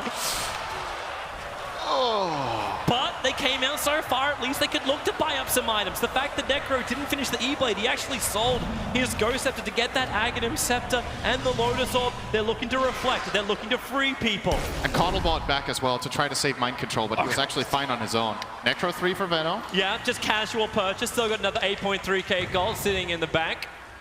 It's like Ramses already has his TI winnings. But Team Liquid, they look to the bottom lane once more. All 5 heroes grouping up. You don't have the double raw cooldown on that refresh raw for 140 seconds of mind control, but you do have the double exorcism of Miracle. This will at least give them the pressure to push the lane. They're gonna smoke up. And where do you go? The Beastmaster once again TPs towards the top lane, but look at Virtus Pro. They're coming out, they're wanting to actually counter that split push, but Lycan, he's right behind them. Maybe they know, they know, the Lycan Wolves get scouted out at least, but Lycan inching forward, going for the prey. This time it's mind control. They're all over him, but looking towards the base. Matumbaman is attacking the melee rack. He wants to bring it down. Fortification stopping it. Beastmaster's gone for 151 seconds. No buyback available in Team Liquid. Run away! It was a distraction play. That was on purpose. Mind Control wanted them to try to catch him there so they could backdoor the barracks, but the glyph from VP keeping them in it, and that's a pretty big death. That's 2.5 minutes without this Beastmaster. He does not have buyback. I don't know at this point if VP are even keeping track anymore, if they know who has At this buyback. point, VP is still going to be actually fearful. They don't have their buybacks for another 3.5 minutes. You've got to play this 5-on-4, man. You've got to do it. He's done it again. The Spy Carapace done. GH has to BKB up. Refresh roll. He just wants a TP out, but the damage is too much. But back up to the top. Back to the racks. Matumbaman, there's no fortification this time around. Megas are achieved. Matumbaman under the cover of BKB will run away. But Team Liquid, they've done the damage. They've got the Megas, but they've got 2 heroes without buyback. They could lose this game right now if VP get a good push going. I think VP are going to all in down mid. Rapier time. Lycan has it. Finally, Matumbaman really feels like a 6-slotted dog. It has to be defense from Virtus Pro. Ramses and Pasha will add the pressure down the mid lane. The ping is coming for the tier 4 towers. That's from Liquid to defend the tower. Miracle, he's BT'd. BOT's cancelled. He BT'd onto the creep that was getting killed up by the Blood Right. Now it's just up to Kuro and Matumbaman. They jump forward. They're looking for Bloodseeker. They want the kill, but next, a huge double stun. Lycan up and towards the air. Lil wants the damage, but the BKB. Matumbaman, how much damage have you got? A crap ton, but he's going to go down. Rapier in front of the tier 4 towers has fallen. Kuro will die with his teammate. No way to run away. He's hiding for the moment. The scythe will execute him. More people dying than the Stark family. Virtus Pro coming to raid the tier 4s. They brought down 1. Team Liquid, it is a 3-on-everyone fight. Virtus Pro, they want to win this. 102 minutes in. Miracle has the exorcism, but it's only going to last a little bit longer. They have the damage output. They move forward. Where's the stun? Where's the control? Lycan now up for his shapeshift. Runs forward. Remember, he's got the cheese. The BTs, they're coming in. The Ancient is exposed for the moment. CM's ulti doing the work. The cheese death Matumbaman looking for the kill onto no one. That's the one they have to get. The fortress is still fortified. No one will fall down. Buybacks have to be committed. You've still got another 3k life on that Ancient. That's Miracle. They're holding. They're holding. They're doing it. Ramses, he's gone as well. Solo. Oh my lord. No one's BKB. Try to protect him, but this could be the dieback. This could be the huge moment. If Bloodseeker dies right now, it could be over. 4 heroes lost from Virtus Pro. They thought they had it, and yeah, 103 minutes. Team Liquid. It has been a marathon, but they will take game 1. Only 1 of this best of 3.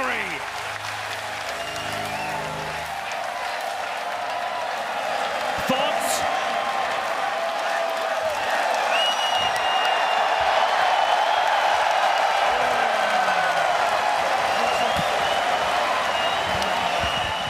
All right, go next. I think we all deserve a bit of a break before we get there, including these players. Virtus Pro, man, they must have felt really pressured. They got the kill, they got the Rapier back, and they tried to go for the GG push. Is that bad timing? You're like, you know what, maybe I'm going to play a couple of more 103-minute matches just so I can understand what I'm meant to do at this point. We almost cracked the 2-hour mark to reach the conclusion of this game, but VP, it's like they just all in. When you reach this point, it's complete chaos, and at some point you just go on 100% gut instinct, and sometimes your instinct is right, sometimes it's wrong. That looked like VP could end the game. I think it would have been a totally different story if Nyx had Boots of Travel at the right time and stuff like that, but there's no... It's like we could talk about all of these details, but you have to understand the mentality of these players in these moments are like, it's complete nuts. You can't keep track of what's happening any longer at this point. You really can't. And that is it for game one. We'll be back for game two. Beverage, break, and more. Well, that was game one. That match had a lot of stuff that happened in it. I mean, for about 30 minutes there, I don't think that there were any deaths. People were starting to doze off, just sitting there waiting patiently for things to happen. But then all of a sudden, things just kicked into gear. I mean, what the hell happened, man? Anyone, Bulba, what happened? Is Venom versus Caudle Gaming or something. When Venom got his level 25 talent, the war just defended, and then Radiant couldn't push versus Caudle, so just a game of stalemates. And then no one really wants to make moves because everything's on the line, and yeah. So the Blood Rite as well, the level 25 talent, it's really hard to go high ground versus that. So the Venom Bloodseeker just sat in the high ground defending. It was just impossible for Liquid to go high, to take the racks. Yeah, we saw the Beast. He started trying to kind of make space. We saw him run around and like he baited some heroes outside the base, and then they tried to go for the Rex, and then they did the same thing again with just baiting with a few heroes and then trying to get the Rex. And I mean, it almost ended with Liquid losing because they had 2 heroes without buyback there.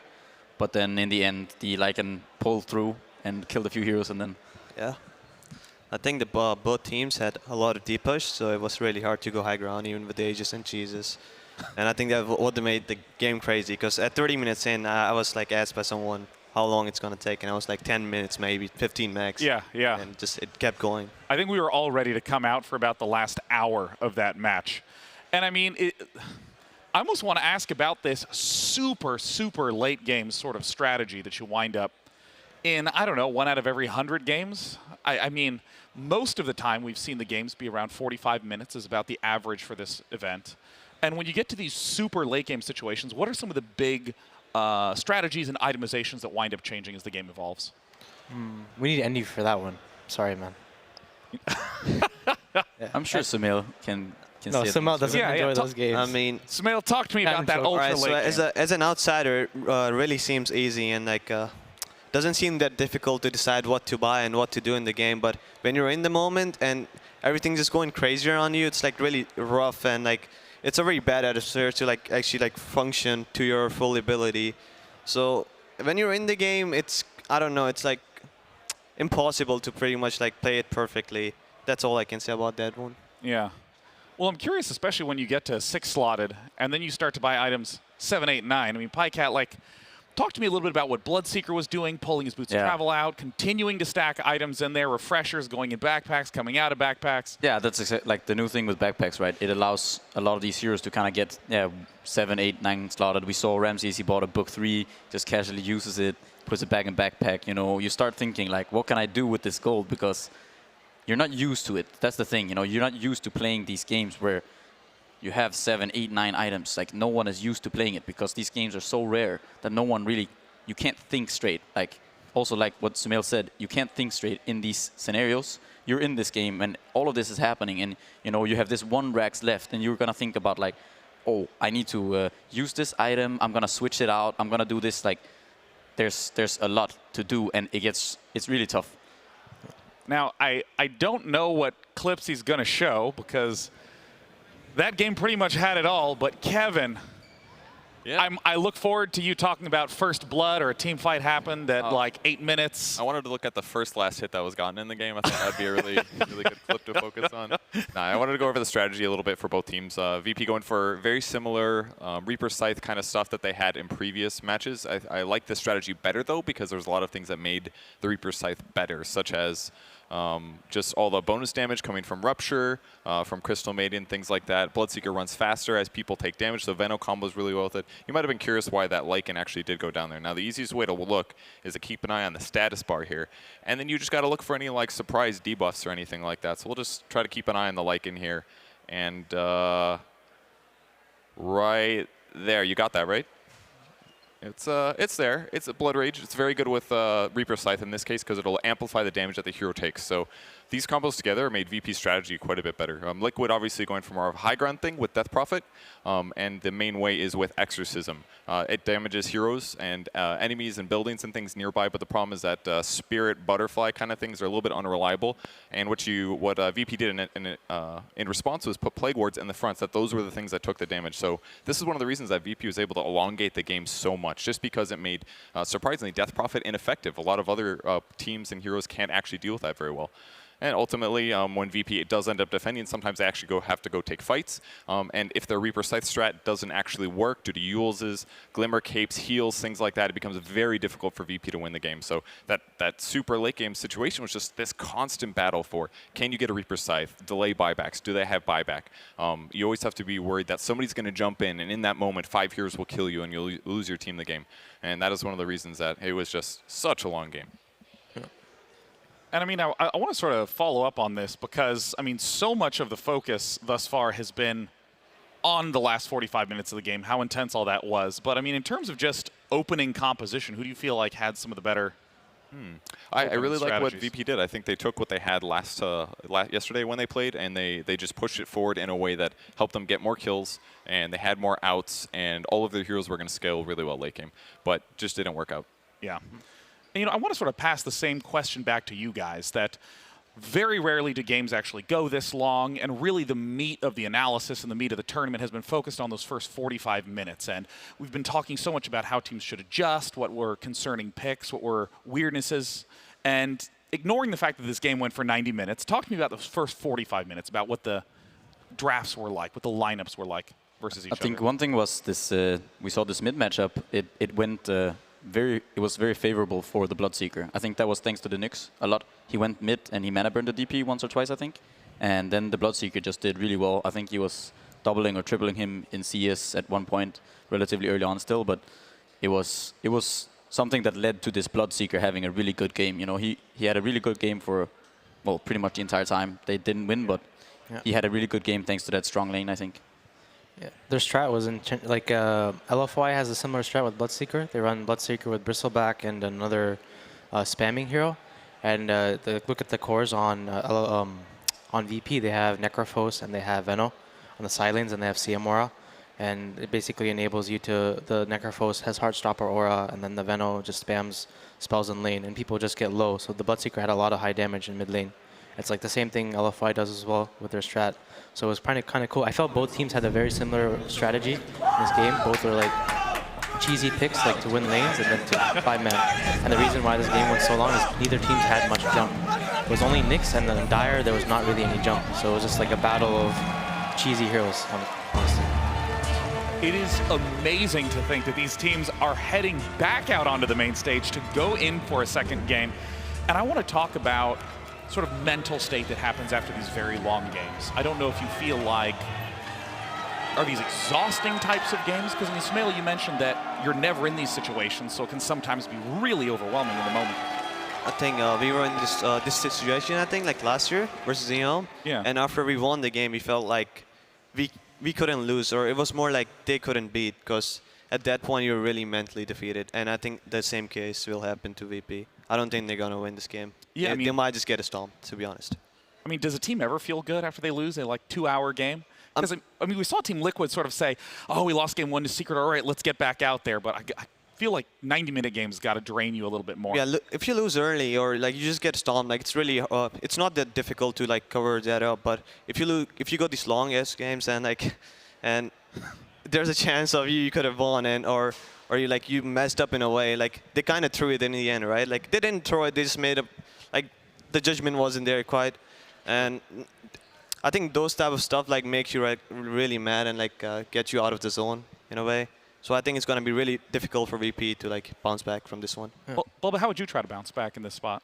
Well, I think looking at the draft, VP as a team, I feel like they always, whenever they draft, like even on the True Set video after Kiev, like you can see how they talk. They don't think that the other team outdrafted them. They think a lot on like they threw the game. So like same thing happened yesterday in the LFY games, the second game. Like maybe people are gonna say like VP didn't have enough team fight with the Viper, Necro, and I forgot their last hero. their cores, but it's like LFY had much better team fight, and I think the same thing kind of happened this game. I think Liquid had a much better team fight, especially with the Coddle Ags. I don't think VP could fight into the Coddle Ags. So I'll be interested to see what hero VP give to Liquid, because Liquid has the same thing that TI3 Alliance had. You have to ban their supports, and the strength of GH right now, like you don't know which hero to give him. So last game they gave him the Coddle, so I wonder if they're going to give them Coddle again. It's the same thing like when Alliance played. You didn't know whether to give them Naga or the other heroes, or Wisp, same stuff. So, if you're a captain of VP, what do you say to your team to get them refocused? Oh, we should have won that game. We just drew it. That's it. Like that's why they're so confident they do well. I think honestly. you smile in Russian. That's it. Yeah. You just give him the Russian smile and then. I think you have to do more than that. Yeah, probably. No, but I think that they should stick to their guns. I wouldn't mind seeing them go back to this kind of Darkseer Sven. Just pick some standard like VP heroes. Yeah. Make sure they get some comfort zone heroes and then go with that. I think the biggest difference is Pasha's hero. He used to play a lot more team fight, and now he's playing a lot of these lane heroes. Like he played like Necro, Veno, all these heroes, and that usually doesn't suit him. Usually he plays like a Darkseer or a Magnus and heroes like this. So I'm going to be interested if VP don't pick this, because generally in this patch it's hard to bring supports, team fights into supports as well. Well, just got the word that the match is now underway after a 100-minute grind fest. It is now time for Game 2 of Team Liquid versus VP, where TL leads 1-0. Virtus Pro versus Team Liquid. Game 2. Stick to your guns, easier said than done. I think some of the most disruptive things that can happen to someone in a tournament is when they wind up playing these extremely long games. It's almost hard to have hope for that long in a game and then to have it ripped away from you right at the end. And Virtus Pro banning GH's two main heroes, Wisp and Coddle, and going for an Ogre Magi first pick. It's a solo Ogre. I'm excited for this. Liquid actually banned the Shaker. So interesting. I thought I've never seen. Has VP played Shaker a lot? I haven't seen Low play it. I think he's too scary of a hero to just like let it go, relying on enemy team to not play it. I think it's a huge risk, and I'm pretty sure Lil or Pasha both can play that hero. I think Pasha used to play it quite a bit, up until this point where people started picking Venomancer against it. Yeah. And then they kind of stopped for a while picking it. But I'm happy to see VP go to this Ogre. It's a VP-like special. They're pretty much the only team who, I think right now, consistently runs this hero, and they're even first picking it. And I like this. To me, it just says that they're going to do their thing, and, that's definitely a good thing when you just lost a long game like this. Yeah, so they already see this is the fourth strat that Liquid has. They have their Wisp strat, they have their Coddle strat, they have their Shaker, where they pick it with like Furion, and like he keeps Fissuring mid, and then this is their fourth strategy, the GH Slardar. They always try and open it with Darkseer. So these are like the four strats they open with every game of this tournament that they've won. And this is the fourth one right now. What does this provide a foundation for Team Liquid? Well, he really likes playing Slardar. He's been playing it for quite a bit. I think they based his team all around him. It's a lot like AUI on TI5 EG. He kind of had 3 or 4 heroes, and I think the Liquid treats him the same. So they build all their strategy around his heroes. And more than anything, Darkseer enables Slardar to have a laning phase. Like you can go to the Slardar, you can get shelled, and you can get surged. And immediately they pick the lane matchup counter versus Darkseer, which is Necrophos. Necrophos does not really care about Darkseer in lane. The wave will push into you, and most carries are going to care about the Iron Shell, but Necrophos' spells are really good at just gaining your HP back. And he's just going to sit there, and he can solo the Darkseer. 10 seconds remaining. And also, when they pick the Ogre, they always try and help mid. So this Ogre's purpose is to help mid, and the Necrophos' purpose is to sit against the Darkseer in lane. So now Lil can play anything he wants. And to own the map, this opens up his heroes like Enchantress and Chen, things like this. So Smail, I want to ask a little bit about why you were so hyped about the Ogre first pick. I mean, it's just a pleasure to watch solo, as I said yesterday.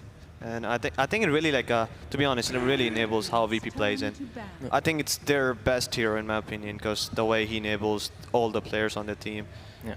And he just gets the hero, to be honest. He understands how to move, and the movement of him as an Ogre is amazing. Yeah, one of the worst feelings ever is when you're playing an Ogre Magi trying to roam to influence the map, and everywhere you show up, you can't do anything. It's almost like you get to make the mistake and find out it was wrong 30 seconds later.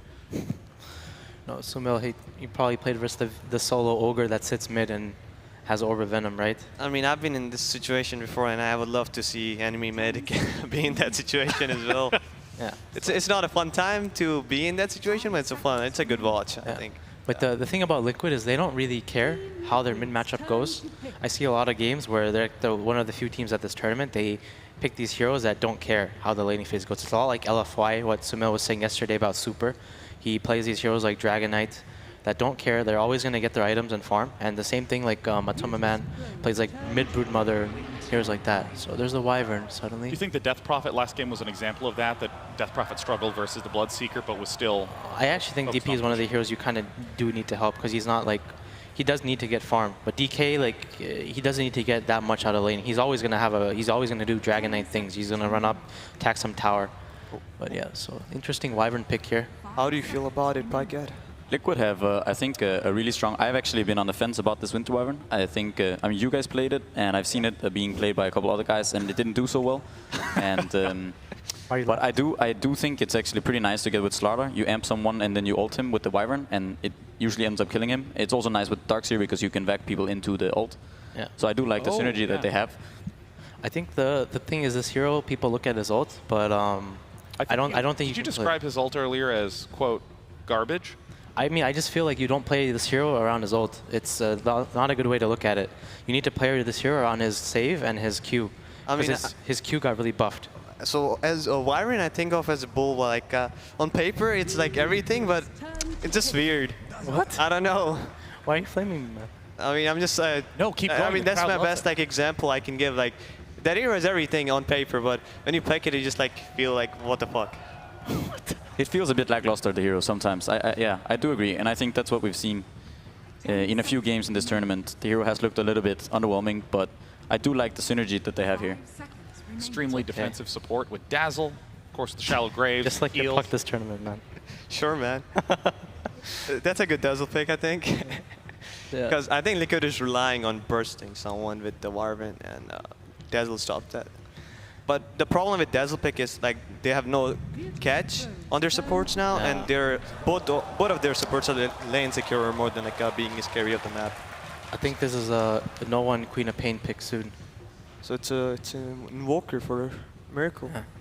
This is what Sumil said is really important. If you look at the support duo on VP, I feel that the Dazzle and the Ogre, they're the same hero. They both want to do the same thing, and then I feel like. Could you elaborate on that? They both just want to sit there in the lane and not like move. Like Ogre doesn't want to move around that much, you know. He just wants to sit, maybe ignite some people, and Dazzle kind of wants to do the same. And then I feel like that's not a good way to play in this patch. And then I feel like putting Lil on a Dazzle is like a misuse of his skill and his strengths as a player. So I'm not a huge fan of VP's Dazzle pick. I feel like they should have picked something that Lil can maybe. Like even a Chen or an Ench, something he can roam the math with, because that's what I feel his strength is. I think they can cover that. I don't know. Well, I feel like they need more catch, like a lot more catch than they have right now, because this Invoker is gonna be a problem at one point. Because no matter how hard you pressure the hero in the game, if your team is playing around you, like it's really easy for Invoker to come back in the game. And I think in this case, Liquid knows, like they're, in my eyes, the best Invoker team, and they have the best Invoker player too. So I think like VP kind of outdrafted themselves here, but let's see what they do. Maybe this like gonna stampede over them. Yeah, I've heard players talking about how with Nyx in the pool, Invoker can be tough to play, but of course with the Ogre Magi and Dazzle already picked, Virtus Pro needs 2 more cores. I think this matchup is so hard though for the Invoker, isn't it? The Ogre plus Viper. We played versus when VP played versus us. Tough for sure. We picked Shadow Fiend, and let me tell you, Abba did not have fun playing versus Viper Ogre on his hill. He did not have fun at all. I think Liquid have a really strong kind of team fight right now, but I do think that VP's laning stage is really strong, and if VP can kind of run them over with this Viper Ogre and this Dazzle, the Necrophos is pretty fine on his own lane against the Darkseer.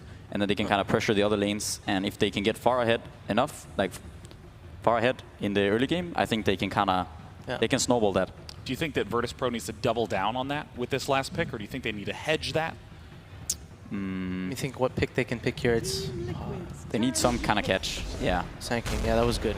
Okay. Was it good? I feel like VP's late game doesn't skill. Like anywhere close to how Liquid's late game skill. I think they're not going for late game though. Yeah. Do you think? Yeah, I think they're going for not, just this. They're just gonna go all in lanes, and I think what Liquid does with Invoker is they play around mid, like they actually would just try lane. Like that's how they played in Epicenter, and I think they're gonna do it again. They have like all the heroes and all the all the need for like to be able to trial in mid, and I think Vyron's just gonna sit mid and start just gonna play around bottom and mid with Darcy. So I personally I don't think like VP can actually roll over Liquid, but if they can, like that's their best shot to be honest. I think Matu wants Ursa here this game. It's a pretty bad Ursa game. I think he just wants something to solo the Sanking. I'm not sure what else there is. Yeah, you want to have a core that can just pretty much sustain all alone. I can see a Broodmother incoming right now. For Sanking? I think so. I don't know. It seems I don't know about fine Brood. game, man. I don't know about Brood this game. I think just they just need something to solo the Sanking. What if they put Brood mid? I don't know. They're crazy. Oh, they could. Oh. Do you think VP are gonna help their Sanking, or you think they're just gonna leave him alone? I think they will do Ogre, Viper mid, Necrophos versus Darks here, and Dazzle Sanking. It's like the old Dazzle Sanking from like last year before TI, like Wings and Navi did this like Sanking plus Dazzle, Sanking plus Chen. If you remember before TI6, I think they're just going to do the same. Like Sanking plus Dazzle, really strong lane. But the Caustic did get nerfed quite a bit. But so it accomplishes it. You just push the wave in so they can't pull on their supports. But Liquid doesn't ever really pull on their supports, so yeah. So Sumail, it sounds like you think the story of this match is can Virtus.pro shut down the Invoker? And if the answer is yes, they'll probably win quickly. And if no, Team Liquid will be able to sustain in the late game. I wouldn't say that exactly, because even if they like shut him down, they have a lot of team fight on Liquid. Like they pick Faceless too, so it's really difficult for VP to go high ground at all. And once this game goes like past 35 to 40 minutes, I think it's gonna be really rough for VP. 35 to 40 minutes, a danger period for Virtus.pro, but as we've seen with their interesting drafting, they've been able to accomplish a whole variety of interesting wins. And will they be able to tie it up here with elimination on the line? Take it away, casters. 40 to 45 minutes being the danger period, Sin. I don't know. I reckon it's more around the 140 minute is the danger period. This game will not be 100 minutes. I guarantee it. This will not be 100 minutes. Okay, but you want to rescind that? You're happy to lock it in, Cindy? I'm locking it in. This game is not 100 minutes, but it could go longer than 30-40. I think Virtus.pro's lineup has some potential to win later on as well, but I'm a big fan of Liquid's late game overall more than VP's. But we've seen VP pull off some great late game plays with heroes where you feel like it wouldn't be able to defeat the opposing team. I think overall the panel is right. The approach here for VP has to be win your lanes, snowball, take the towers, try to limit the Invoker's impact. I'm not sure about this Void last pick either, by the way, because yes, Liquid's teamfight is now completely amazing, but this is not a hero that has a particularly good matchup against the Sand King. Void actually loses all lanes here. He can't beat Viper, he can't beat Necro, and I think he can't beat Sand King either. That's probably the best one of the 3 lanes for Void, but neither of the lanes is favorable. Invoker is an awful matchup against Viper, in my opinion, and then you have the Necro against Darkseer. So I think VP are set up here to be able to win 3 lanes if they get the lanes they want. So the whole concept of Team Liquid's high ground defense is fantastic, only really pays off if they can get something out of the lanes, but yeah. The panel said it as well as you, like running Ogre plus Viper in the mid is something that no one wants to play against, and it's Miracle who's the one who has to do it. If these other lanes don't work out for them, then, well, we may be going to a third matchup and Virtus.pro could just push their way through. No one, if he gets a really good start, if he gets really good farm, he could be that damage dealer to push into the base. They just need the extra pick, and Virtus.pro already looking for one of those. Aggressively moving over, they want to contest Team Liquid's rune. And Liquid, well, they're not even coming forward. Invoker is backing off. He doesn't want to fight this. So Solar will take the first rune. GH, okay, TP is coming in. The double crush from GH. Mind Control will arrive as well. They want to fight this one out. The low life is on GH. Lil is burning. Kuro's doing the work. Lil will actually fall first. And maybe they get more, but GH is done. Ramsey's in trouble. Solar wants to get out, but he's body blocked up. That Ogre just doesn't fit through the hole. And Ramsey's will back up. So a double kill for Mind Control. Nice start for a Darkseer to have. Amazing TP. That was so good from MC to realize that they could pull that off, get those kills. It was a nice heal bomb from Dazzle, but they didn't have enough in the tank to get those kills. What this does, however, do is it forces Liquid into the lanes I feel like they don't want. So now the Mind Control has a good head start on Darkseer, which is important, but I think Ramses will have no problem regardless playing this top lane. The mid lane is the Ogre Viper against the Invoker, plus maybe half a Wyvern, and the bottom will be that Sand King versus Void. Now, disregarding what just happened with those first 2 kills, I have a feeling that this has the potential to be one of those 25-minute VP games where if they snowball the lanes, get mech and pipe, and just look to high ground with this Necro and an Aegis with the Viper, it's going to be difficult for Team Liquid. We saw VP pull off a similar strategy against LFY. They did lose, but they were looking very good in that game. And in many ways, Liquid's lineup maybe has some weaknesses that LFY's didn't in that particular setup. So, going to be very interesting to see here. Yeah, they at least have that first little advantage. They're baiting in towards the mid lane, trying to get Soul to come closer. Kuro, Arctic Burn is still on cooldown, and Miracle, well, he's got Sunstrike available. But GH was looking for the wraparound to try and attack this mid. This lane is very difficult to kill. Both heroes are tanky, Viper and Ogre. You bringing in the Slardar and the level 2 Wyvern without Splinter Blast. He chose to skill the Cold Embrace, so just sustaining Miracle here. While GH is going to run Lil down and make sure he at least gets the bounty rune. So a little bit of a steal here from GH. It's one of Slardar's strengths as a hero, is his ability to do exactly this. I love this little play from Pasha. He just did on bottom lane. He's actually forced the salve out from the Faceless Void because he burrow striked him at the same time. He had 3 creeps attacking, being affected by Caustic Finale. So Matumberman already having to burn through. Like, he brought 8 tangos and a salve, and he's down to 4 tangos on that bottom lane against the SK. Pasha is just the dream time for him.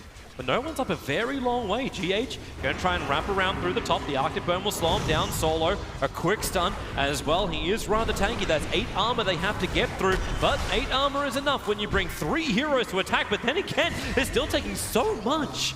He almost had himself a secondary stun on GH, which would have potentially given a kill to no one.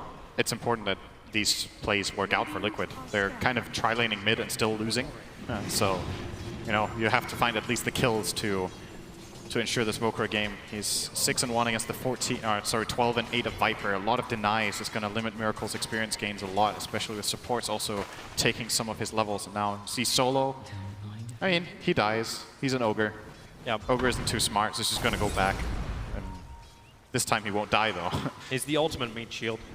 It is the way to play it, though. I think Solo dying like this once or twice is not that big of a deal, actually. This is how he should play. If he forces Liquid to focus this much on mid while the other lanes are going well, then mission accomplished. It's okay to tank a death or 2 on that. He's got Miracle at 8-1 CS to the 16-10 of no one. You're very happy with this. And Ramsey's enjoying his time up on top lane because Darkseer throws an Iron Shell, but he doesn't care too much. He can keep his lane sustained. GH and Mind Control, they're tag teaming who's going back and who's farming these small little camps. They're getting as much out of the jungle as possible so they can keep up, but the lanes still belong to Virtus Pro. The top 3 networks belong to the top 3 cores of Virtus Pro as well. I think, so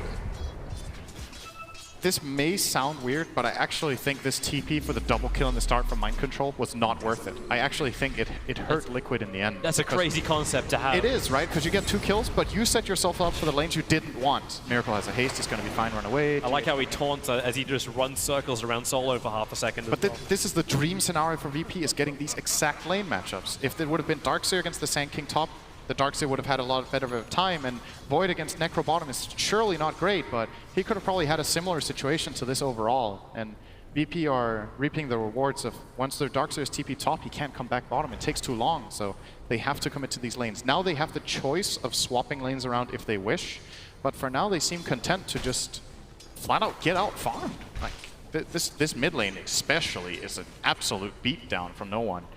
I just can't believe, too, the Virtus Pro, like we talk about their advantage in the laning phase, and we are focusing on this a lot, but with this early farm, they're going to get the critical items they want to then start the fights, and maybe that's where we look towards the timings of Team Liquid. You're getting a lot of farm and Tubberman, you're going to have that Chronosphere. It was the 5th pickup from Liquid. They wanted the counter, they want the counter team fight against Virtus Pro. Are Liquid going to be ready when VP try and start knocking on the Tier 1 towers?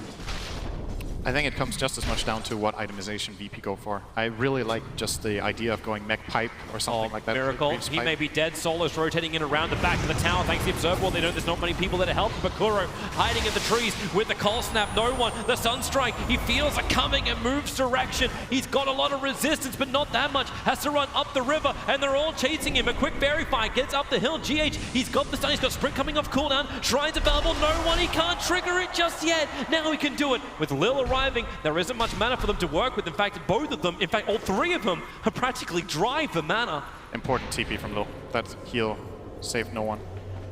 And GH immediately identified that he couldn't die for that kill, so he backs off and lets them try. But it's a good amount of pressure being put here by Liquid. Still, their Invoker is an absolute struggle land.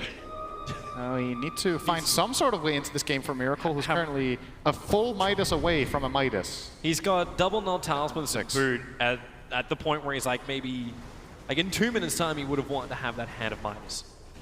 That's a good Invoker. That's a good Invoker game. In this kind of lane, this it's is like definitely a 14, 15 minute in Midas. If he gets Midas in this matchup, if you get Midas like maybe 11, I think you're happy. But at this point, that doesn't even seem that likely. If he dies just once, it should be delayed more than that. VP are having a great time, but need to look forward for that big team fight that Liquid definitely do have the possibility of pulling off. Actually, TP in from GH. Yep, they're looking for their target. Solo was walking underneath that Radiant Observer Ward. Support's coming in. Pasha has that level 3 Burrow Strike, so he's going to have the distance trying to escape it. Matumberman goes for the Chronosphere. Solo can land his stun, but with the Sunstrike kicking in, there's enough damage on Pasha. Sandstorms, but the bash! First time lock, 3 points up in from Faceless Void. Oh, Miracle got We the really kill. wanted it. GH is chasing at the moment to find Solo, but it's way too deep. Miracle really happy to get that kill. He's currently level 5 to the 7 of Viper and can't lane anymore, so he's full-time jungling. That means if those little investments where he helps out with a Sunstrike and maybe an attack or two there gives him the kill, it's very rewarding for him to bring him back into this game. He's As still far as sitting Liquid's... at 1950 net worth to the 2.8, 2.9k of no one, but you're right, it is a start. Yeah, it's not good, but it's probably the best that's going to happen for now. As far as the other heroes on Liquid go, they're doing pretty well. Both the Darkseer with the 43 to the 53 is a good result, I would say, in this lane for Darkseer against Necro. Obviously had the double kill to help him out in the beginning, but still lost the lane. And the Void is doing very well on the bottom lane, Matumberman, with a quick rotation for the kill and straight back to farming. So I'm very curious once again to see this itemization from VP. Are we going to see the Greaves mech, or Greaves pipe, I mean, or are we going to see some more BKB-centric, or just heavy stat spot up? Because they have 2 heroes in this game that could actually carry that mechanism. For example, both Viper and Necro could technically get something like that. We could see some heavy stats build from Viper with like Dragonlance Sanjay Yasha. I can imagine the Dragonlance Sanjay Yasha will probably be a better choice for the Viper, just because he's going to be the one dealing the damage to the buildings and not Ramses. So he's going to need that distance. But Ramses, he's going to go in for Rod of Atos. So it's more of the standard item we've seen on the Necros, mainly more on the offlane Necros. But they're going for the control. So if you are going to get these items, it's kill into momentum. The rest of the money will come in once the tier 1 towers start falling for Virtus Pro. Yep. Mind Control's still going to try and hold this top. That's the Iron Shell to drag the creep wave down. It's the only safe way to do it without risking his life. And VP's smoke in mid failed. They tried to wrap around on mid with the Viper and Ogre and didn't find anything. Miracle was very far away from that and just farming up the other side. So not too much coming out of this VP aggression just now. Bottom lane. Matumba thinking about it. He doesn't have Chrono ready. He's almost posturing, forcing a reaction. Yeah, he's out. scared to TP down. Well, bring Solo in. They're a little bit low on mana, so it looks like VP will burn the bottom shrine. This is underneath the Observer Wards. This is why, like, Matumba knows exactly what he can get away with. Having both of those Observer Wards watching the Ancients, watching behind the tower, and then another one between the Tier 1 and Tier 2 tower. Very focused vision from Team Liquid on the southern part of the VP side of the map. Yeah, now that the Invoker is playing the left side in that jungle, he's probably going to be just fine and safe. If they have any sort of hero scouting there, mainly GH will probably be revolving around this mid area together with Kuroki and try to keep Miracle safe. And then Matumberman is the one who has to play alone. So if he has this kind of information, he should be able to do just fine. Now top tower is being pushed by VP. They got it down to about half, and now Viper is joining. They want to commit for this. Yep. Liquid have vision thanks to the Observer Ward on the hillside nearby, but it's the choice. Do you want to fight this with an Invoker who's still trying to reach his hand of Midas, with GH who doesn't even have level 6 yet? You don't have that amplification. Even if you do, I don't think he's got a way to get in there and get it off without dying. But GH Just running for the bounty runes. So that's it. They're just trying to get the best they can out of the rest of the map. But this tier 1 tower belongs to VP. Yep, goes to Viper. And he is indeed going for the Dragon Lance first. Teeping into mid to defend here. Miracle getting whatever pressure he can with that alacrity. Actually doing a pretty good job at bringing this tower down to half. Now has to back off, and well, he might actually end up getting a 12-minute minus at this rate. That's pretty damn good. Even Matamaman was pushing the bottom tower and is forcing Ramses to come down. So VP going to take Ramses off that top lane for the first time. I think they wanted to anyway, though.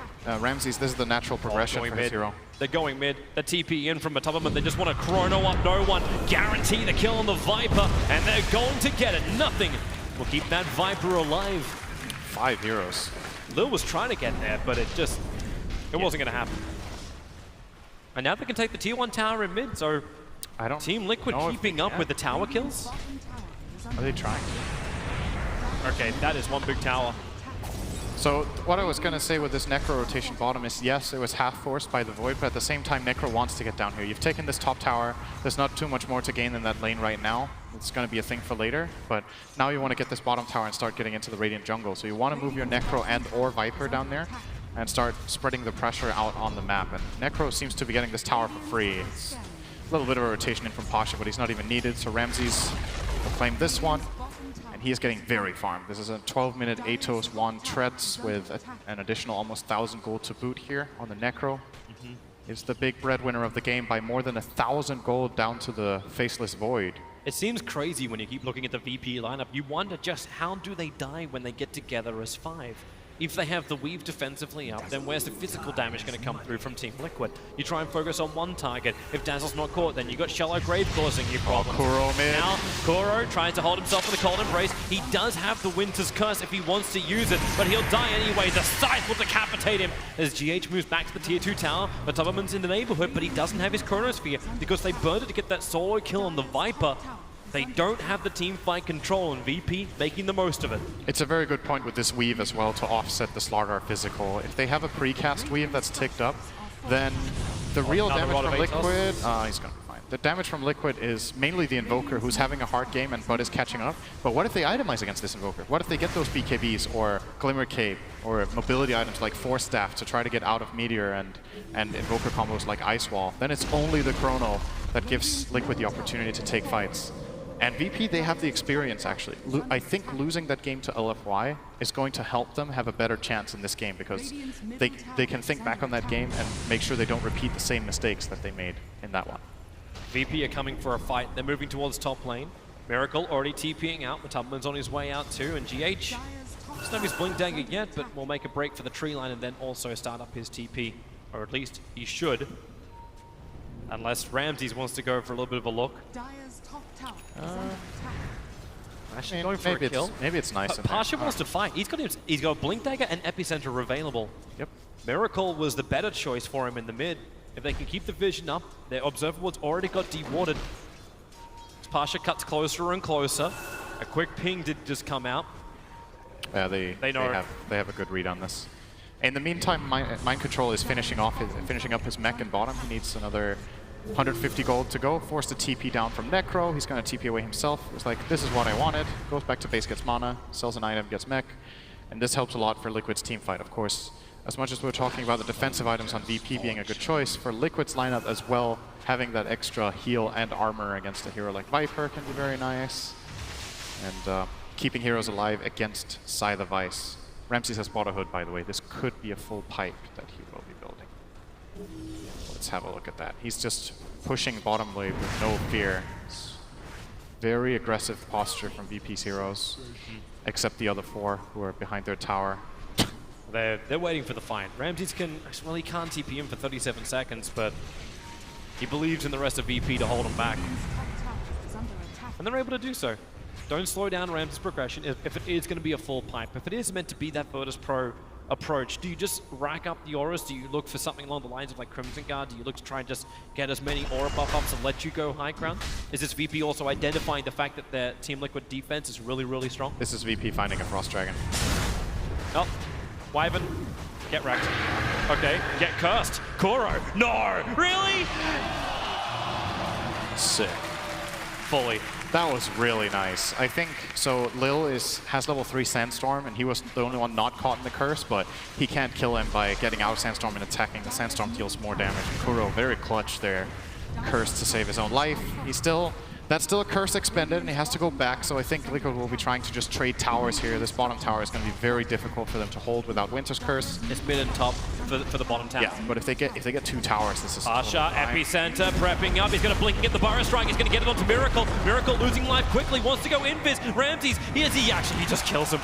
The Sandstorm damage, you said it was a high level. It burns through the Invoker, who was attempting his TP out. Now you've actually got TPs going to the bottom shrine. It's like they're trying to catch Viper and Lil. That won't happen. TP's already too quick. Yep. So split pressure from Liquid also saved their tower. They got 2 towers and lost Miracle. I think they should be very happy with this trade. Successfully just getting some more map to farm, slowing down the pace of Virtus.pro by forcing them to defend their own towers and progressing toward key items. GH Blink Dagger is 600 gold away. I'm imagining we might see a Blink Dagger from Mind Control as well as his next item, so these two can combo up completely. Either that or he gets a Pipe against this dire side. They really are just looking to run at him. That's a Radiance build for Ramses. Oh, interesting. Yep, and well, quick pings coming out from Kuro, just pinging the fact that Ramses is now joining the fight, and VP is systematically trying to remove these outer towers. Now, they haven't taken out the bottom one, and Matubman's in the perfect position. Pasha, so close, but he cannot smell the Faceless Void. We don't have that kind of, well, reality in the game just yet, as he cut far close enough. One tree separates them, and now Matubman, he'll time walk himself away from the trees. He's looking for the perfect Chronosphere, and he did not have the opportunity. This is still a difficult tower to push. I think the play here... Miracle? He doesn't have a TP. 15 seconds before he can use it. SK's TPing over to the tier 1 tower on bottom. They're scanning, looking for to see if he went up north. It didn't happen. They don't know that he doesn't have TP, and they think he just ran down and TP'd out already, so they're not going to pursue. Miracle will be fine. But yeah, this mid tower is very difficult to push for VP. There's so many good initiation angles from Liquid's side. They can come from multiple. They can flank, they can use smoke to try to defend. The bottom tower is the easiest tier 2 tower to take for the dire side. You just have a better position on the map for them, easier to ward around and cover. So probably going to see Virtus.pro go down and try to push that tower soon, but looks like Miracle actually never TP'd out. He's just waiting, and now he's TPing. So basically just wasted a lot of time here, and now... Well, Hand of Midas was already used, so I suppose, hey, success on one front. Hand of Midas on cooldown, just AFK. But really good observer was from Virtus.pro. Yeah, they had that one up near the Ancients. They can see when Miracle TP's in. They know if Wyvern's going to try and do a wraparound on the mid. And this is giving space for the rest of VP to farm up. That top lane pushes in with Darkseer Iron Shell, so Sol can farm underneath the tower, but Matubman wants to fight him. Chronosphere is available, but double TPs are on the way. The Sunstrike won't connect, and they have to commit the Chronosphere. Ramses, the extra help, it won't be enough. Matubman starts his time walk away. Mind Control's a little bit too close, but the back will create a little bit more space, as well as the Surge. GH in the neighborhood, they can help out. Viper, maybe he becomes the next target. The Observer Ward sees Matubman TPing down. The hero VP needed to get that counterplay going was the Sand King, and he didn't TP. They TP'd up heroes without lockdown, and it's a very easy disengage for Liquid's heroes, so they get that kill on the... But they had to expend a Chrono to get that kill on the Ogre. Yep. So, you know, they didn't really get any structural damage. VP are probably like, you know, solo, this is every game you play Ogre in. Yeah, how many times have we actually seen solo be that casualty of board, which you're very happy to like accept? That's Ogre life. It is. It's definitely solo's life. Pasha's still waiting to try and intercept the creep wave. He's got a decent amount of money, getting closer towards that 4-staff on him. Problem is, he's got too many enemies there. Maybe not so much when Miracle stands his ground. They are not smoking, though. VP are going to walk under this ward in a moment. That should... Does Miracle back up? Yeah, he should back off here. You got Kuro there as well, and yep, there it goes. Epicenter from Pasha. He commits at the Burrow Strike out. Kuro's nearby, goes for the Cold Embrace. Of course, the Epicenter still goes through it, and they curse up. No one. Can he get the strike off? No, he cannot get close enough to Invoker. They even put down the Sentry Ward so they get the vision. GH has Blink Dagger available, a quick time dilation onto Pasha. And this is just more painful than anything else. They'll all back out. Liquid are doing a very good job not losing heroes, though. Gotta say. Only 2 kills for VP 20 minutes in when they have these lane dominators. It's just Liquid reading the map movements very well and trying to maximize their farm. So even with these winning matchups and with these top 2 in net worth, the Sand King is falling a lot behind the Darkseer. That's just the nature of how Sand King has to be off the map for VP's lineup to function. If he keeps showing to farm, then there's not that much threat on the map for Liquid. So whenever Pasha's farming lanes, they're just farming lanes, and he's not going to farm faster than the Darkseer anyway, so it's not really a win.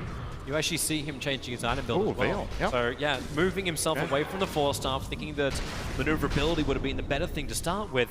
Now realizing with the epicenter he needs more damage, but Tubberman needs to live. He's being attacked, the sight's available, but the stun from GH means there's no follow-up damage, but Tubberman can time walk it off, not to mention chronoing up the Necro. Sunstrike will be off the money, and this means now Necro still having that Ghost Shroud available. They don't want to fight into this, the back and wall is nice. GH with a secondary crush, Solo taking too much damage, the Shallow Grave from Lil keeping him alive, but now the Meteorite Pasha will end up burning, and the curse! It's onto Necro! Solo and no one beating him down. There is another Shallow Grave, but the Death Pulse, as well as the Shadow Wave, giving so much regeneration to Virtus Pro, but there's still 3 kills going in favor of Team Liquid. No one being the big one, standing his ground with that fresh Maelstrom. He's got big DPS. Mind Control, protected by the Cold Embrace. Viper doesn't want him, but it looks like he's got no other choice to surge away from Mind Control, and the regeneration will keep him alive, and he'll keep going even further away, backing the wave, and making it so VP had to repair their lanes after the fight. Very nice play from Liquid to make the fight happen in that position. This is one of the best places on the entire map to play Winter Wyvern. You can fly in from multiple angles. You have the curse that will, the heroes naturally group up in a very narrow space. You get multiple hero splinter blasts, and Kuroki can just sit back and play from the back of that line and very easily get some very nice spells off. And VP again, they're just not finding the kills. It's like they're a bit lacking in the, this is important. So they try to go for this kill. If this kill happens, that's the end of the fight, but the stun from GH buys time. They don't have enough to kill off the Void with this tanky build with Raindrop and Lincolns. And they have to expend their Ogre stun to break the Lincolns, or rather the Ignite to break Lincolns, then stun, and then follow through with their other heroes, but Sand King is missing again. And now that he comes in, it's too late. The Void already survived. And this curse, surprisingly, Ramses doesn't die here. He actually stays alive miraculously. There he dies. Yeah. It was only a matter of time, but it's also that wonderful position from Team Liquid. They sit up on the hill and they just look down at Virtus Pro scrambling around, trying to find these kills and trying to force an advantage their way. At the moment, like, we are 22 minutes in, it's a 1k gold lead for Team Liquid. That's pretty negligible. The experience telling a little bit more of the tale where Team Liquid feel like they're getting more and more control into this game, now having a 4k advantage. But that's the point, right? Is that if you look at the gold graph, it's like if you're playing against an Alchemist and the gold graph is even while Alchemist is farming, you feel like you're winning the game because in the scope of the game plan, that is a win. And to me, it's a similar thing here, where if Liquid are only 1k gold ahead, that's great. They're playing against lane dominators in an early game lineup.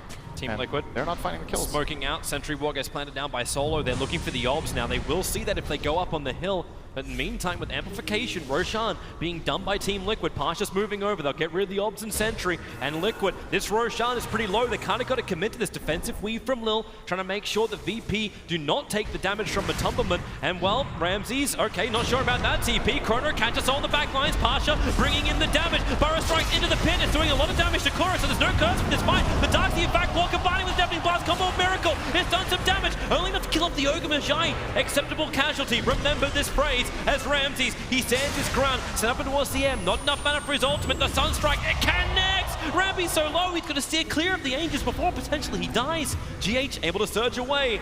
Miracle, not so lucky. No one able to track him down, but Tubberman, all he could do was watch. And now it's Virtus Pro to do all the hard work, or make most of the hard work that Liquid did, taking Roshan. This is still contestable for Liquid. If they want to try, they can try to steal it with the Slardar. He's waiting, and he's too late. The jump will come in. Aegis Immortal are in the hands of the Necrophos, and with the scythe, goodbye Slaughter. Execution on public display. Wyvern trying to run back up to the hill, does not have a TP available, so Kuro will have to sit here for 41 seconds with no way to get down. Birds be crippled. Dire's top tower is under attack. This is sad to actually watch. But it was its only I find place to survive. I find it mildly entertaining myself, personally. Is that because you relate? This never happens to me. Let's have a look at that fight once more. So Ramses, if you're trying to bait something out from Matumba with the TP, but the epicenter comes in the back lines, and the fact that there's no curse in this fight, just... A really nice combination here from Miracle makes that fight look pretty good for Liquid, but they don't get the key kills. The Wyvern being dead immediately, and no one is untouched. That's what's important. This Viper can just play with full confidence. There's no way he's going to die in this fight if they don't catch him in the chrono. Ramses backs off, but this whole fight, no one is just running down heroes he wants, and Miracle is not happy to die to the Viper in that instance. VP get great fight, and they get themselves an Aegis for Necro, who, by the way, is getting his Radiance after this creep wave. Big item. These fights are long right now. They're really long, and those are the type of fights that Radiance really shines in. You deal so much damage with Necro with Radiance plus Heartstopper Aura over extended fights, and they have the Shallow Grave to make sure Ramses stays alive. And even if he dies, he will deal so much damage before his death, and hopefully for VP get a Scythe off at the very least and secure a kill. What's going to be even nicer for them is just this aggression they can have. You can see Team Liquid, like you want to go the BTs on the Invoker, you want to start the split push happening, but with this Radiance on the front lines, with no one having the range of the Dragonlance and the damage of the Maelstrom, you can actually see him combining up both the physical and the magical to cause real issues for Liquid in every single fight. He's now going to go for Hurricane Pike, so positioning battle as well, but it's all about the tier 3 towers. They need to start doing chip damage to the base. We're 26 minutes in, the panel put a 40-minute clock on this game, and it feels right, but Virtus.pro, here comes the push. Observer Ward down, they see in deep an aggressive weave, actually connecting onto 3 heroes. The Observer Ward scouted out the smoke as well, so Virtus.pro knows what's coming, but that's why they put the Aegis Immortal Rams in the front line. They want to burn out his mana. He does have a lot of one charges up his sleeve. In fact, now with the pipe, they jump in further. The tier 3 tower is falling. VP, are they happy with this? Can they force more? Where is the control? Mind control, stunned up on the side. Partial get the forward Burrow Strike. They have the sides available. Protection is available, however, and the Chronosphere may be catching the back lines. This fight in 3 different pieces at the moment. The back wall is there from top to man. They're able to get the kill onto the Dancer, so at least that save is gone. But Virtus.pro, they are standing their ground. Miracle needs to do some damage, but can he really do it? He's losing his support. Kuro will fall to no one, and now Matomaman in the middle of the fight. They trigger the Lincoln Sphere. They're looking for more control, and they may just have it. Matomaman jumps away. Remember the battle. No one with his BKB able to battle into GH. He'll bring him down, but more importantly, they're looking towards the mid-racks. Team Liquid, 3 heroes down with no buybacks available, and Virtus.pro, 27 minutes in, crack the mid-racks like an egg. The absolutely most important thing for VP for this push is really, really great to watch. Their positioning going into that push was flawless. They have to make sure that there is no angle where Liquid can find the heroes that they want. They're just looking for any 2 or 3 hero vacuum, any 2 or 3 hero chrono, any 2 or 3 hero anything. But look at how these VP heroes are positioned. Sand King bottom right, Ogre top right, then you have the Necrophos in the middle of everything with the Aegis. The Viper is not really a target, and Dazzle is standing at the back. How do you go here, Starkseer? He's gonna run in, get stunned, can't catch anyone. Get stunned again, can't catch anyone. Now he gets stunned by his teammate, can't catch anyone. Finally the chrono comes in, but it's only the Void dealing damage, so they get 1 support kill, and there comes the epicenter, and they have to run away. What was so beautiful about that too is the fact that VP actually forced the fight to happen because Mind Control came out. The Faceless Void went for the long way around. Like he tried to wrap around past where his tier 2 tower was, and that didn't work. But Team Liquid, they're coming out once more now. They've smoked up with 5. They do not have Chronosphere, but they want to come from the northern side. Smoke will break. They look towards the back lines of Virtus.pro as Virtus.pro just do the same thing again. Aegis Immortal Necro on the front lines. They don't have Epi, but they don't have Chrono. No one is like, come at me, bro. He's just running. He just ran up there with a haste. He doesn't care. Yep. Liquid's got to do something now. Defensive for the back line. 8 seconds until you have it for the Sentry Ward. They see Matomaman, they'll trigger the Lincoln Sphere. Mind Control wants to come out, give that Iron Shell burst. The fact with 3-man ball, it could be nice for the side. It doesn't execute Matomaman again. He's able to time walk it up, and the Chronosphere is huge. It catches SK, it catches Necro. The Aegis Immortal, it's gonna pop. Matomaman's lost so much life. The curse is on the Viper, so no one standing his ground, but he's just so bloody tanky. They've already turned around this fight. Matomaman, he time walks up the damage, but he can't time walk off all of it. He's still trying to run back out of the cover of Shadowblade, burning to the Radiance, burning to the Heartstopper Aura, and gets hit by the Death Pulse. 3 heroes down. Invoker has buyback, and they're scrambling everything. VP claim a second lane of racks, sub 30 minutes, put on the aggressive weave. All that armor rising and rising. They can go for the GG push and try and force a 3rd deciding game in this lower bracket of TI7. Got about 15 seconds for the slaughter. They're not going to be able to end the game here, but they'll take whatever they can get. These shrines just get a little bit of extra influx of money, and then probably get this secondary building. No, never mind. He's just going to back off. They got everything they wanted. The economy.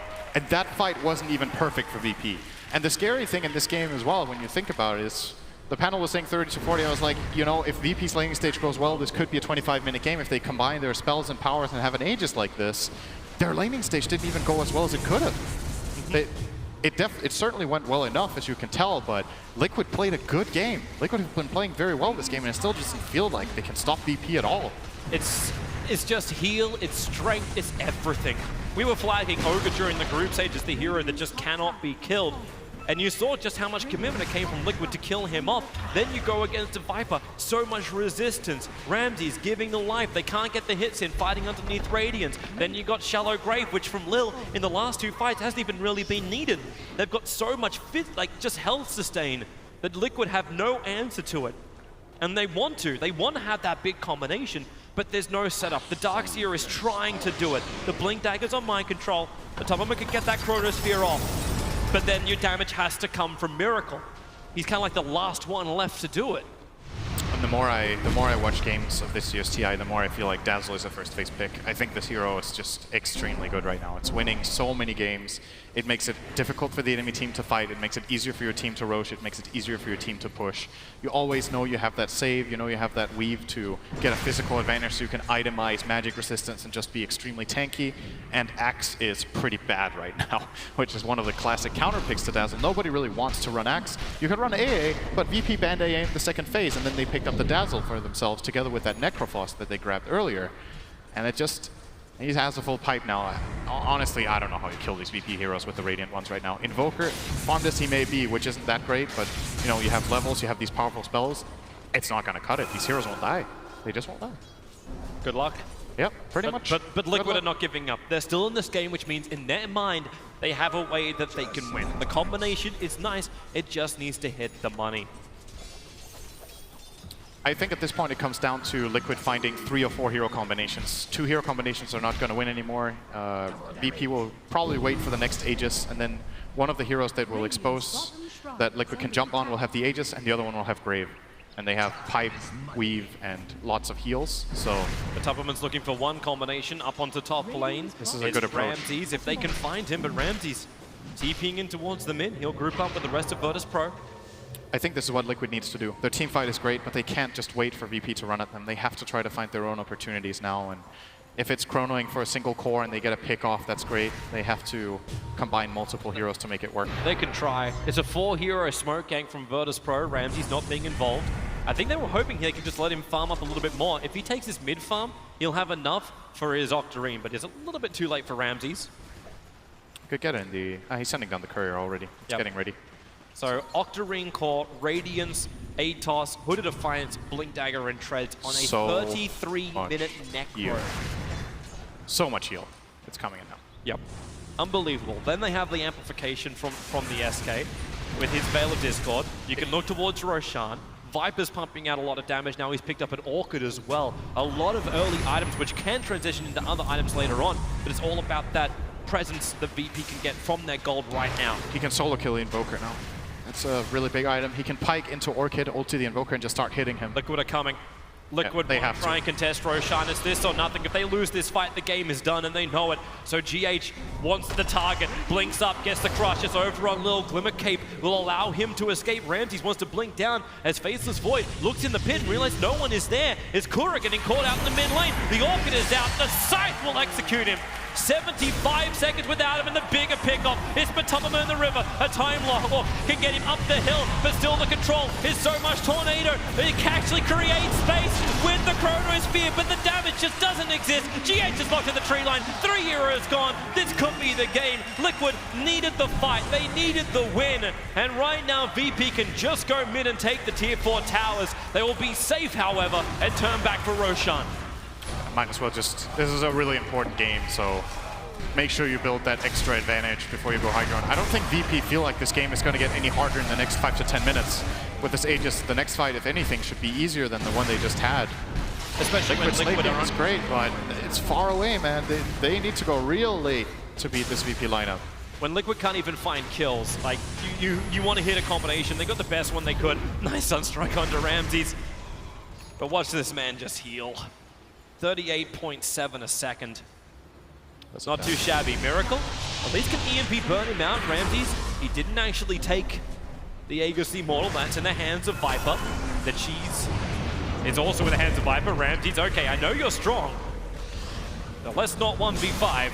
Burrow Strike in from Pasha, trying to catch out Mind Control. Already the force up, getting him further away. Viper having insane attack range. And Matomaman needs to do something about him, and he knows it, but it's an Aegis Immortal Viper.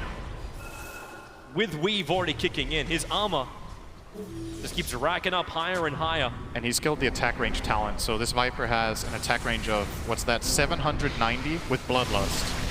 In comparison, the tower has 700, so no one can actually hit the tower from outside its range, which is this. Are we looking at Sniper? And he's flapping his wings pretty fast, I gotta say. This is very impressive. That's really, don't do that. That's what it looks like, man. He's going too fast for a natural Viper. Okay. And they're trying to stop him. There goes the tier 3 tower. Matomaman's even having to time walk just to get rid of it, and he gets hit by the weave. So is no one, so that armor once again starts its climb, trying to repair the damage that is done from the amplification, and no one is just bait. They want Liquid to initiate, they want Liquid to use abilities on him, and it's not happening. The Burrow Strike, Wyman walks out way too far. The Scythe will kill him off. The Chronosphere is beautiful, catching 3. Miracle, do you have the damage? Well, the Necro is down. At least they've got a chance to do this, but now you actually have Viper back up again. Necro moves to front lines. Slana gets pushed away, but he'll go down, and it looks like an inevitable win here for Virtus Pro. Pasha lacquering on the epicenter. They reveal Miracle with the dust. 4 heroes gone, and GG well played. We will go to a third deciding game to see who will stay in TI. Will it be Virtus Pro or will it be Liquid?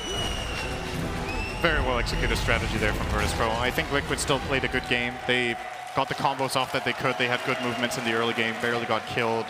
Played the lanes pretty well considering what VP's matchups were. But this kind of strategy in this patch, we've seen VP have great success with it. Just these tanky heroes with the backline keeping them alive.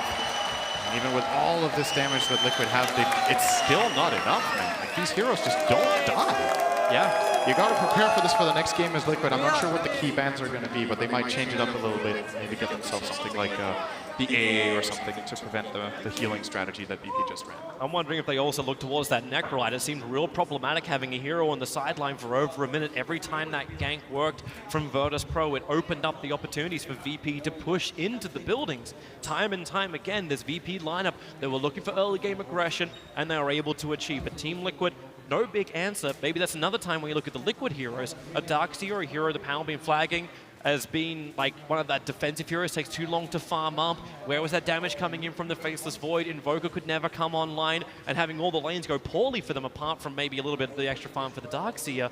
Do they go a quicker kind of build? I don't know in this game if any itemization would have really saved Liquid compared to what they had. Their lineup is just extremely greedy against this kind of lineup. You know, their team fight is good, but their lanes are pretty weak. All of their heroes have build up time. Invoker needs to farm, Darkseer needs to farm, Void needs to farm, and they got the couple of items that they could, but it's just, again, the short version of it, it's just not enough, man. It wasn't enough. Well, maybe Game 3 will give us all the aggressive heroes we're looking for. Cannot wait for it. We'll be back with it. That match was about a third as long as the first one. And I gotta say, that was a dominating performance by VP. And there was some, murmurings about this in the back. We're kind of feeling like Winter Wyvern is not really the best pick in this entire tournament. Someone said, I have yet to confirm this, but that it was 117 before this game? I think 1 in 18, actually. Yeah. 0 and 18 now, on I the main think. stage. That hero's not looking so great. I think we saw the VP they managed to pull this off now. There was some chance that Liquid could fight for a while, but then this Viper was just too strong. VP's lanes, they were strong, and then after that, they kind of just went this 5-man, and Liquid's lineup didn't have time to come online, and they just ran him over. Can you talk to us a little bit about Viper Bubble and why he's so good in VP's hands? I think no one has a really good Viper. I think there are not many mid players out there that want to play Viper as well. I know, Pycat's actually a Viper player. I like Viper. Yeah. I used to be a Viper I think player. Viper's awesome. Like, if you go and ask a player like Sumil or Abed or Miracle if they want to play Viper, I don't think they're going to say yes. But no one loves playing that hero. He's been playing it for many years. He loves playing the heroes that will just own the lane. This is always kind of how he plays, and he plays around. It's like a lot of the Russian players, the mid players, they play around how Dendi. Remember how on Na'Vi, Dendi used to care a lot about his mid lane. I think they all looked up to him, and then they have like the same kind of play style, like these Vipers, and I know no one just cares a lot about it. And that's why VP, they play a lot around no one. So I think the problem is like picking Invoker like this and the 4th pick when your 2nd pick, it just led up to them picking Viper. But I felt maybe they should have last picked. I think they should try and maybe last pick the mid hero this time. In general, I think like VP kind of figured out the draft. I also think because you banned Wisp Coddle, like what I said before the first game as well, like I don't think you should give Liquid Wisp or Coddle, but I think the Shaker is manageable. And yeah, so I think they're going to do the same thing. I think it's a toss-up on who gets first pick as well, so it's going to decide a lot.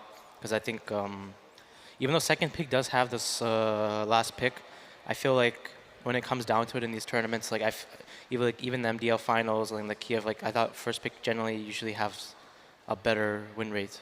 So because people figure out counters and stuff and how to draft better on first pick. So you have like on first pick you kind of have like 3 counter picks, or even 4 in some situations, and then VP just used it really well. They saw the Darkseer, they picked Necro, saw the Invoker, they picked Viper, and then they last picked the Sand King, and then I think they picked the Void, and then the Sand King had a free lane. So it was 3 lanes basically won by VP. Yeah, I mean, literally every single lane problem you identified before happened. I mean, Necrophos got so much farm at the start of that game. Darkseer did nothing. I think Darkseer even almost got a kill. Or excuse me, Necrophos almost got a kill on Darkseer very early on in the lane, pushed him out right around level 7, and had 20k at like 30 minutes. I mean, Kevin, talk to us about the start of that game, because pretty much VP took control immediately. Yeah, they really did. Like Bobo pointed out, the matchups were very good. On VP's side, they had the Sand King versus the Faceless Void, which gives Sand King a nice matchup. Now, the important crucial moment is your stun more than 2 seconds? If it is, any damage you deal during that 2 seconds can't be removed by Time Walk. So big lane advantage since Sand King already works well against melee heroes. That was great. They did punish Viper a good amount in the mid lane, but ultimately when they rotated both of the supports there to cover no one, his laning dominance just kind of continued. And in the mid game, Sand King had some really good Blink Dagger epicenters to limit Miracle's ability to get ahead. And then, like you said, the safe lane was also good. So lanes across the board, great for VP. Very reminiscent of their previous strategies, and we could really see it when they went for the high ground in the mid-racks, separating their cores to make sure they don't get Chronosphered. I mean, this is like the 3rd time they've played this kind of strat against the Faceless Void, so I think they've got lots of practice. And the other thing is keeping the Dazzle in the back line to make sure he doesn't get caught with anybody. That way he can save somebody if they're Chronosphered. And we see them so spread out that even Darkseer going in, trying to find an opening, can't get it. Now, the important thing for Darkseer here is if he can group up all the enemy heroes with Vacuum, they can follow it up with a Slardar stun or a Chaos Meteor or Winter Wyvern ultimate, something like that. So as long as VP stays just far enough, it's very difficult for them to initiate. And every single time that Darkseer tries to move forward to initiate, gets stunned. Now he gets Cold Embrace. All in the meantime, no one gets to run at other people, force out bad ultimates from Winter Wyvern. They do ultimately kill the Dazzle, but the fight looks about even, but ultimately VP is going to win it because they have the better high ground siege heroes that can sustain. So very interesting to see this strategy finally pay off versus Avoid, and made it a fast game. Yep. You were going to say PyCat? No. Oh, you weren't? No. I think one thing actually about this game that I wanted to talk about was both these teams, they really like winning lanes. They really like they thrive when they win lanes. They want to be the ones pressuring. They both want to win lanes. I think they want to do it for different reasons. Liquid, as I see it, they want to win the lanes so that they kind of buy time for Miracle to get online. And VP, they just do it because that's how they play. They pressure, they win lanes, they pressure, and they just keep doing it. And I think this next game, I think is going to be really important. Like whoever kind of pressures first, I think is going to be the person who gets ahead and has a very good chance at winning the game. So if you guys had priority, which one do you pick, 1st or 2nd pick? Because we talked about if you have 2nd pick, you have that weird 4th pick where you have to reveal a core before they have their 4th and 5th pick. I still think I like 2nd pick, because just the last pick alone it feels so strong this tournament. But if you're like 1st pick and you're Liquid, you probably get one of ES, Keeper plus IO. But I feel like at least if VP do that, they can at least plan. You know, they can give them the one that they want to give them, and they can also prepare a counter. You can pick some, Rubik into the Shaker, or you can get the Night Stalker or the Nyx into the Coddle. Maybe giving them the Coddle seems a little bit scary, like the first game, but No, I think Liquid shouldn't ban the Shaker. They should. I don't think VP will 1st pick Shaker. I have that feeling. I think they should leave the Shaker in the pool and maybe try and get it. and maybe ban something like that counters their playstyle if they are not first pick. I think if they win the coin toss and get first pick, I think that's like they're gonna love it, because Liquid has like the 3 strats basically around the support heroes, and then their 4th strat, which is the Darkseer Slardar, it feels a lot weaker, I think, compared to the other 3, for sure. So like you can see like they have these 3 strategies, and the rest of the strategies are a bit weaker. Because Slardar in general in this patch, I feel like he's a very slow support. Like, I mean, obviously he runs fast, but in general he doesn't really do anything before his blink. And same for Darkseer. Like I think Darkseer's like only been winning versus Tro Ranger. But in general, I feel also that hero is kind of weak in the current patch for the offlane hero pool. Generally in this patch, I think in your offlaners, like you want kind of heroes that can do something before they get levels and farm. But Darkseer, he needs so much. He takes so much farm from you, and he doesn't really give you much damage or control. He just gives you this vacuum, and people are also way better at playing versus a vacuum, like what Purge showed. It's like very easy to position yourself, especially when you have a Viper. So. Do any of these teams play Meepo? I saw a Meepo ban, I think. Yeah, it was the last ban. Yeah. I don't remember who did the last ban, but... I don't know. I don't think I've seen these teams I don't play think so Meepo. either. I'm not sure if maybe Liquid can play it, maybe Miracle or Matumbo can play it. I'm not sure. It's not common knowledge. I think I've seen them. No, it's not. Tell us about your secret scrim knowledge, Bobo. No, I don't think. I think Miracle's played it before, but okay. I was just curious because I saw Fit ban Meepo. I was like, who plays that hero? I'm particularly curious to see how Team Liquid will adjust. We saw the Ogre Magi picked first, which kind of immediately signals that there's a wish to pressure lanes. And the Winter Wyvern seemed like a not proactive choice. We saw that it was used very defensively with Invoker, just trying to heal him back up. And even then, God, 7 minutes into the game, it was 30 last hits for Viper to 10. Wyvern's usually like counterpick for some heroes. So my basis on Wyvern is I also feel statistically there is it's like falsified in the way that only Western teams have picked Wyvern, and generally all the Western teams are losing, and that's why the stat is so bad if you look at it that way. And Chinese teams don't pick Wyvern. I don't think I've seen any Chinese team, and Chinese teams are owning every game at this tournament. So that is like logically why Wyvern is doing well. I think the hero is still fine. The right game, his Q spell, the first spell got really, really buffed. The problem is the hero does have some mid-game issues because he doesn't really do anything in the mid-game compared to other supports. His save is very lackluster, and then he doesn't really have catch. So I think that's mainly the big thing because this game is so mid-game dependent, but I do think like that stat is also because every Western team picks Wyvern. So I'm not sure, maybe the Western teams are bad or maybe the hero is bad. But I mean, if you were to pop out Winter Wyvern and replace it with a different hero, what do you think would slot in better? Assuming that there was that Darkseer Slardar strategy that you've called like the 4th strategy for Team Liquid. Maybe you can go with the Witch Doctor, or try to take the Dazzle of the. I think the Dazzle was picked after Wyvern, if I'm not mistaken. Sounds correct. Yeah. So yeah, I think they could have went for something like a Dazzle or a Witch Doctor. Witch Doctor synergizes pretty nicely with Slardar. You get the ult and the amp. Then you have a Witch Doctor though.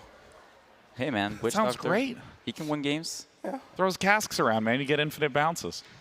Wyvern used to be picked for like Lycan and Beastmaster and Drow, but we haven't really seen it counterpicked any of those. Just mostly like Sven. It's a little strange to see. I think you have to use that hero to win the lanes. I don't think you use him for the ult to counter this physical core. The old Wyvern on TI5 patch was like insanely broken because when you ulted someone, you could still do damage to them. But now I feel like this Wyvern ult is it's actually really hard to use. Well, as we're getting set up for the final game, of course, the players have just made their way to the booths. Slacks is with some fans, and let's hear from them what they think of the match.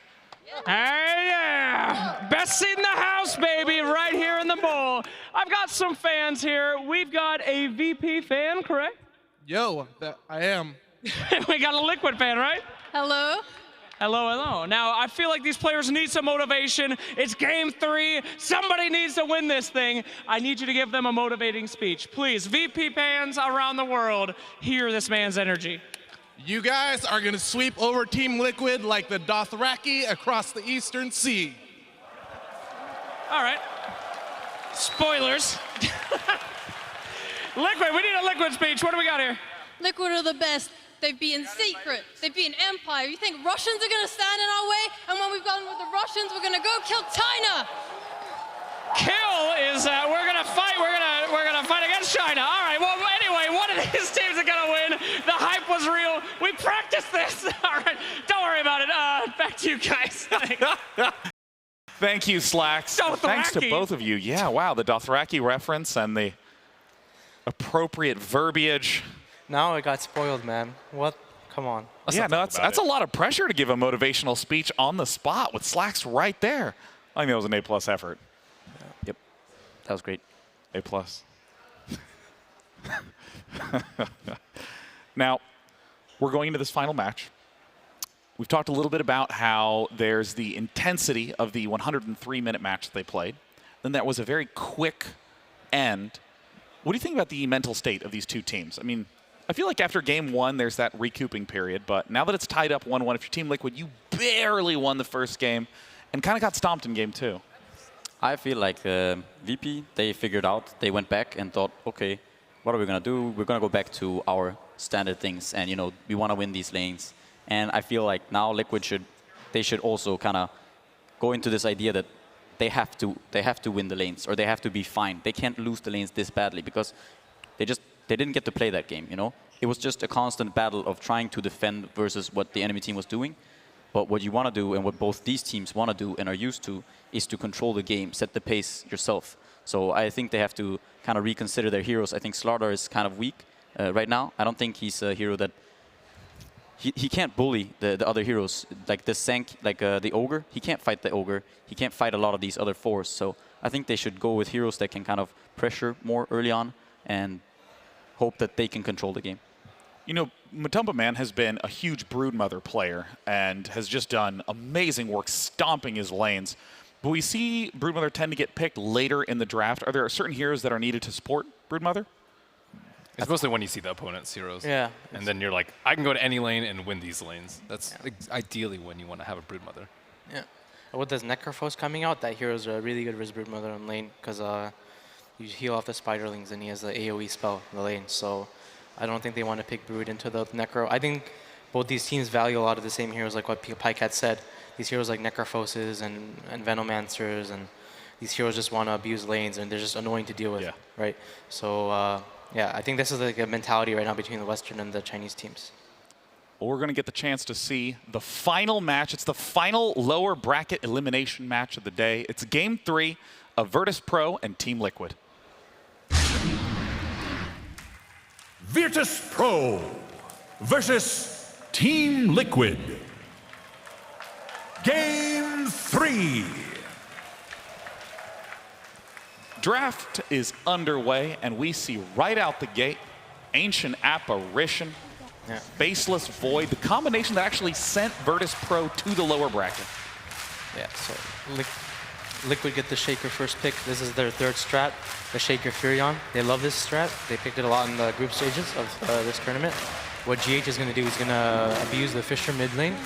And the thing about Furion as a hero, he's really strong in lane now, like what Pycat was saying earlier about winning the lane. The Treants got really buffed. In general, you can also take their bounty run with the Treants, like level 1. And if the enemy here has a hero that needs PMS in the carry, he needs to start with PMS, so he's down some regen. So this lane like pressures mid and their safe lane a lot. And this AA Void is like the Chinese opening. I see LFY picked it a lot. I saw LGD pick it. It was picked a lot at MDL too. It's just a really strong opening because they synergize so well. The A will give damage to Void. Void lacks damage till late game. And he sets up for the AL too. So it's like they just have synergy. And also Void can go to any lane. Like I know all 3 of their cores play this Void. I've seen no one play Void mid. I've seen Pasha played Void off lane. I've seen Ramses play Void carry. So right now Liquid don't really know where this Void is going. And VP know where this Furion is going. Like 100% it will be off lane unless they go for some aggro, which they won't generally do. So. And something interesting to note, in contrast to a lot of the other drafts that we've seen, these 2 picks and the first 3 bans from both sides took like less than 30 seconds.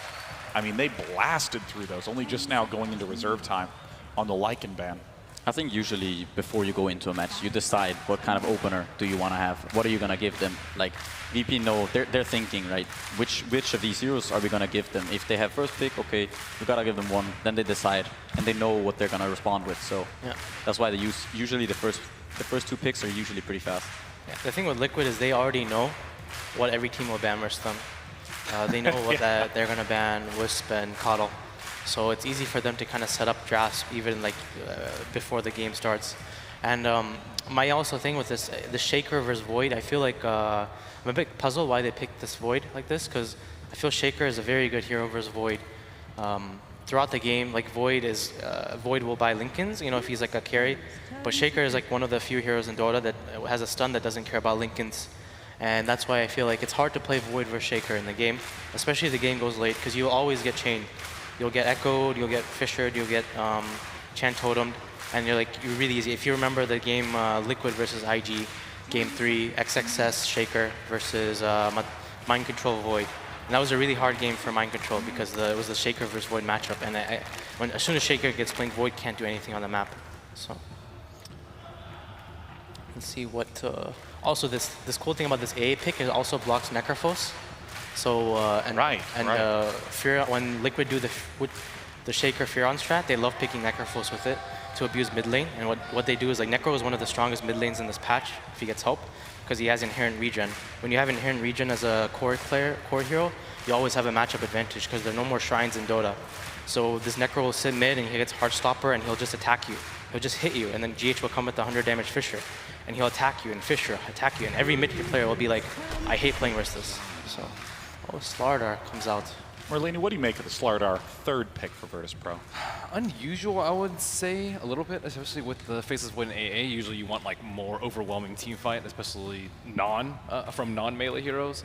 But I guess they have eliminated most of the cheese too. The Necrophos, as Boba mentioned, taken out pretty much with the Ancient Apparition. Huskar also not really an option. Broodmother taken out, so just normal Dota, unless there's a last pick Meepo. Yeah, I'm not sure about this Slardar pick. Like Pycat was saying, I feel this hero's very slow in this patch. I think he's good at catching out an Nature's Prophet, though. I think that's one of the heroes that Nature's Prophet does not like playing against. Yeah, but the problem with this hero is like you will still need Blink at some point, and Furon will push in the lanes into you, and it's hard to kill people like that. So, and also Furon can snowball the game before you have Blink Dagger, which is kind of annoying. Yeah, it's a little bit worrisome for VP, I think, to see can they get to that Blink Dagger? Like, how much can the Slardar accomplish with these heroes? Because none of these heroes are super strong in the lane stage, and this Prophet can apply a lot of pressure together with Shaker early on. Yeah. So it's going to be interesting to see whether or not. Yeah, that was a really good pick. Yeah, the Venomancer, it's really nice for many reasons against this Slardar. You can cancel the Blink Dagger, and you can usually see him coming. And when he uses Sprint, he takes a lot more damage from all this poison from Venomancer. So quite difficult for a hero like Slardar to play up against Venomancer. And, you know, this draft from Team Liquid at this point is characteristic of a lot of the group stage drafts that had 3 heroes that had a lot of flexibility. I mean, Nature's Prophet almost certainly is off lane, but Earthshaker has been roaming, has been off lane, has been mid. Venomancer can be played almost in any lane. Yeah. Queen of Pain. Interesting. I feel like both these teams, they play this meta called the cheese meta. And they pick these heroes that look like literally like cheese. They pick these yellowish, greenish heroes. And I feel like the team... A deft analysis, Bulba. And I feel like the team that will have more of these will win. And I just look at Liquid's draft and I just see this Furon and this Venomancer. And I look at VP's draft and I see blue heroes. And I'm like... It's a very purple and blue lineup. Yeah, and indeed, Team Liquid's, it's more yellow and green. I can't and deny that. I will tell you, blue heroes hate playing versus these yellow heroes. They hate playing versus Venomancer hero. He counters all the blue heroes. Because let me tell you, when you play Slardar with Blink Dagger, you do not want to play versus a Venomancer. It is not fun. There you have it, guys. Yeah. So, Merlini. I don't know how to follow up. No, I got you, man. Do you think that this hero will also be yellow? Could be Lone Druid. Lone Druid is yellowish. Actually, I don't know where they... Well, actually, Lone Druid is one of the heroes that Team Liquid does like to run in mid. Yeah. You don't know whether this Veno will be mid or carry. Keep in mind. Yeah. What do they like versus Queen mid? Is Nyx Assassin banned? No, Nyx Assassin is not actually banned at this point. I don't know where they fit into the lineup. I guess they could shift Mind Control to the Earthshaker and then put GH on the... Anti-mage. Oh, he's a blue hero. So, like, this kind of shows that it's Veno mid, I think. Could be. Yeah, because I don't think that Anti-Mage fares very well against Quap. It'll be Quap Slardar mid, right? And then AIM will just get... I know that Miracle likes playing his Anti-Mage mid, and I also think I feel like he's the one who's going to play this anti-mage, and it feels like a Matoma man Venomancer. So, we're talking a little bit about the lanes and where we think people will be going, but in terms of the team as a whole, how would you evaluate Team Liquid's strengths right now? I think Team Liquid, they have a pretty cool lineup because they can kind of pressure early on. This Prophet, he applies a lot of pressure to the lanes, same as Shaker. And Venomancer, as soon as he gets his level 7, is very annoying to deal with. Whereas VP, they need the Queen of Pain to do really well in the lane and kind of carry them through the early game so that they can get to this Blink Dagger of Slaughter and Void can get a few items. And then they can hopefully get some pickoffs with like some combination of Slaughter, Blink Crush with A ult and Quap, or if it's Void. It's going to be really hard for them to find pickoffs, though. I think Team Liquid have like the king split push lineup. Nature's Prophet and Anti-Mage is a nightmare to play against. And then you have the Venomancer wards to see if anyone's coming. So if Slaughter doesn't get a blink early, I could easily see Liquid just controlling the entire map. Yeah, like Void offlane is really hard to play versus Anti-Mage safe lane. In general, the laning phase is really hard if the AM gets some help. And I think Liquid should go for a Rasta pick. I think it's really good, this game. And it's a Lich. Okay. Yeah, I would have liked to see Rasta because I think the Rasta would have a free lane. And the Rasta AM can zone the Void and it's like kill. Maybe the other heroes like Disruptor or something, but this Lich AM is like, it'll be the Lich AM lane. I think they might do Lich AM mid, right? There's a potential that they might do that. So Venomancer goes safe lane, kind of can get a bit of help from maybe the Shaker if necessary, and Prophet can always TP in. How do they deal with AM now? I think Bloodseeker's one of the counters that I see a lot. They do have a good counter. The Slaughter, he's one of the best heroes versus Anti-Mage because AM doesn't have high armor. They do have a Lich though. Yeah, that is true. But in general, at least it is some catch for him. Yes, and vision, so that way when he's trying to be tricky with his blinks, you can still see him. Yeah, so it's just, I'm not sure what VP picks here. They need to decide maybe a Bloodseeker pick again, but then the Void is like going to be versus Veno. It's I don't know, I feel like Liquid's draft looks really good. Yeah, because at this point, it seems pretty reasonable to say that Queen of Pain will be mid and Faceless Void will be safe lane for Virtus Pro, due to the fact that Faceless Void struggles quite a bit versus Anti-Mage. Yeah, it's Queen. So this feels like it has to be, I mean, technically Slardar can go off lane, although we've seen Magnus. Okay. More often roam. And there's the Magnus pick. Really hard to play versus Veno, but does make the Void decent late game versus the AM. Well, Team Liquid has a very intimidating lineup for pushing. Virtus Pro has a team fight combo that sent them to the lower bracket with AA and Faceless Void. Let us head into the final game of the lower bracket of the International 7, Virtus Pro versus Team Liquid. We have been spoiled with the beautiful Dota that we've seen not only through all of TI7, but right here in this series. An intense game 1, a long game 1, to a very convincing game 2 from Virtus Pro. Game 3 is a new day. There's a lot of team fight. It's a lot of quick, big team fight as well from both sides. Yeah, this is another very different game. It's always nice to see in these best of threes when the strategies shift so much from game to game. VP just played a very heal-intensive lineup. Now they're playing one without any, and one of their first picks is actually the anti-healer and Ancient Apparition. So, yeah, it's a team fight lineup from VP that has a lot of damage output. I would say all of their heroes have a lot of damage, and Liquid are going to be focusing really heavily on their lanes. I think when you pick Lich 5th like this, it sends a message about what your goal is in the game. You want to secure those lanes, you want to get a head start, and then they want to push. They have Veno and the Furion, and then of course the Anti-Mage for that split push.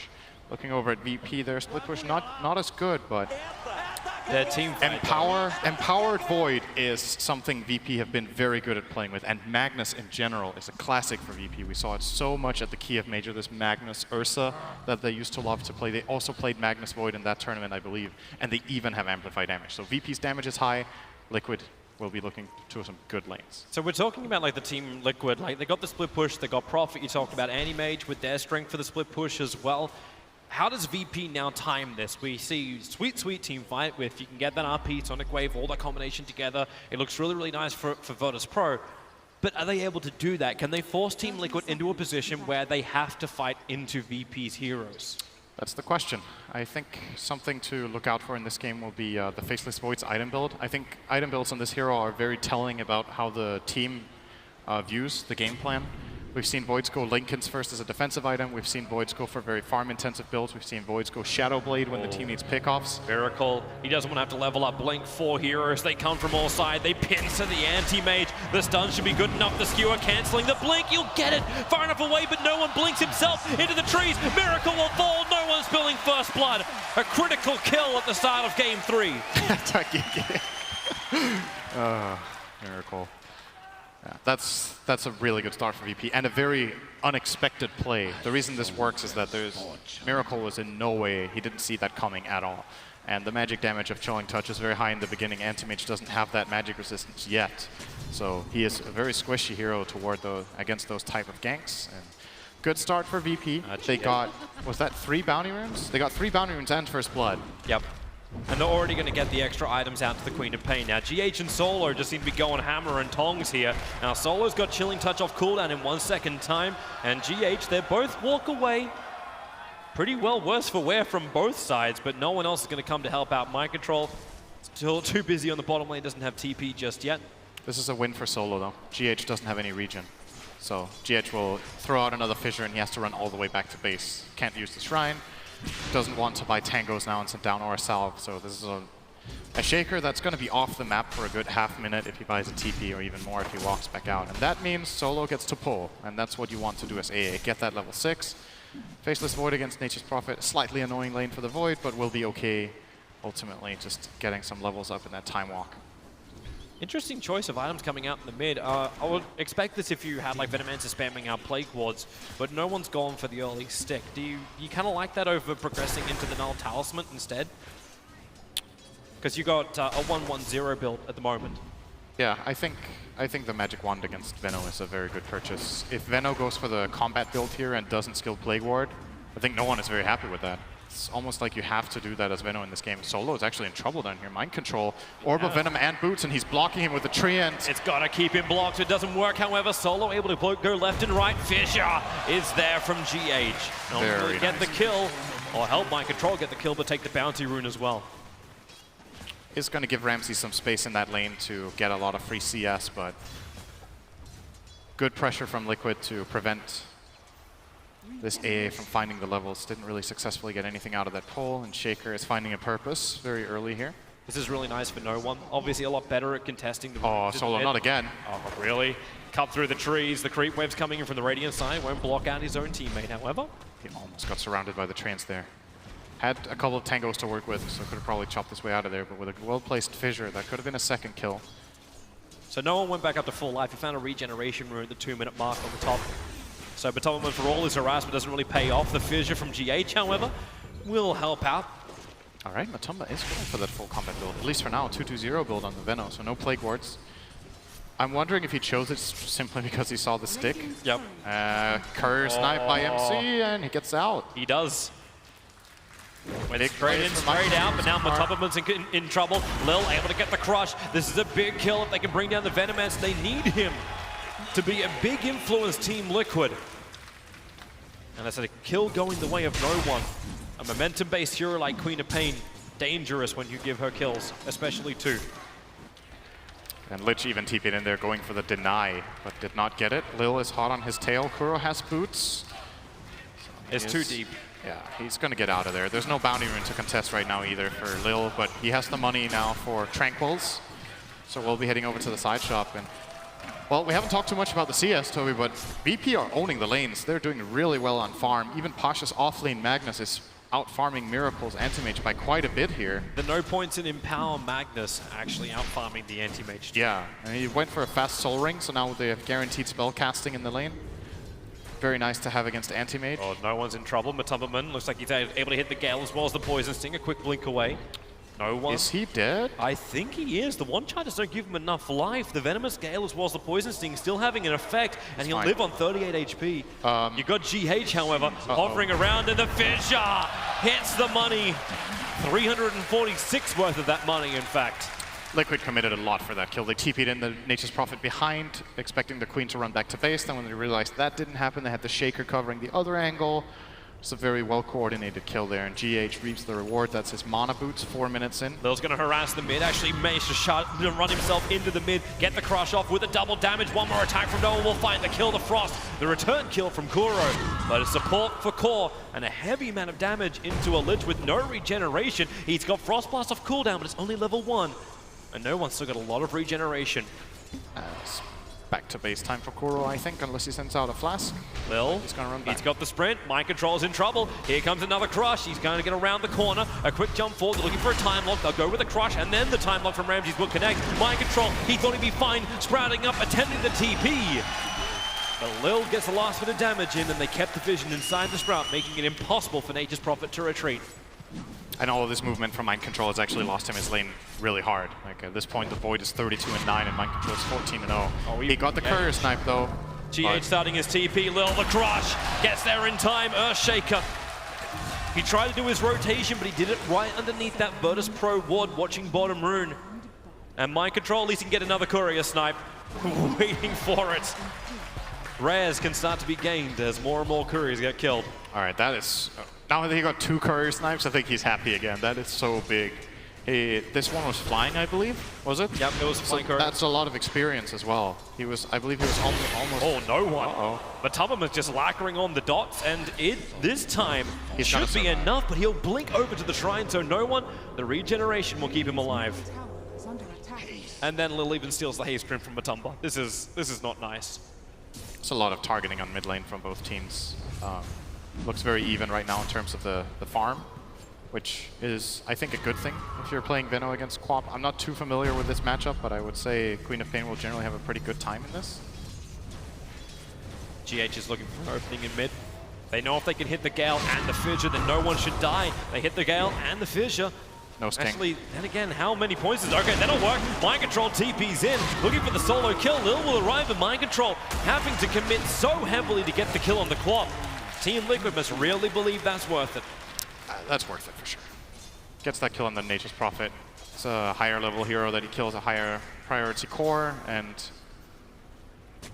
almost gets his level 6 for it as well. Lil will, however, get a lot out of this. This Slardar of Lil has done so much work. He's found 6 kills in 7 minutes, and pretty much secured their lanes a good start overall. He helped the Magnus top in the beginning to give Pasha a good start, then he went in and killed mid, and he's killed bottom as well.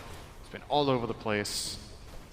And that's kind of been the mark of a lot of the successful teams that we've seen, is that their 4 position gets really involved. Here comes Lil! He needs to get the crush off, and it's a double crush after Sonic Wave connected on both of them as well. GH can't get the aftershocks done.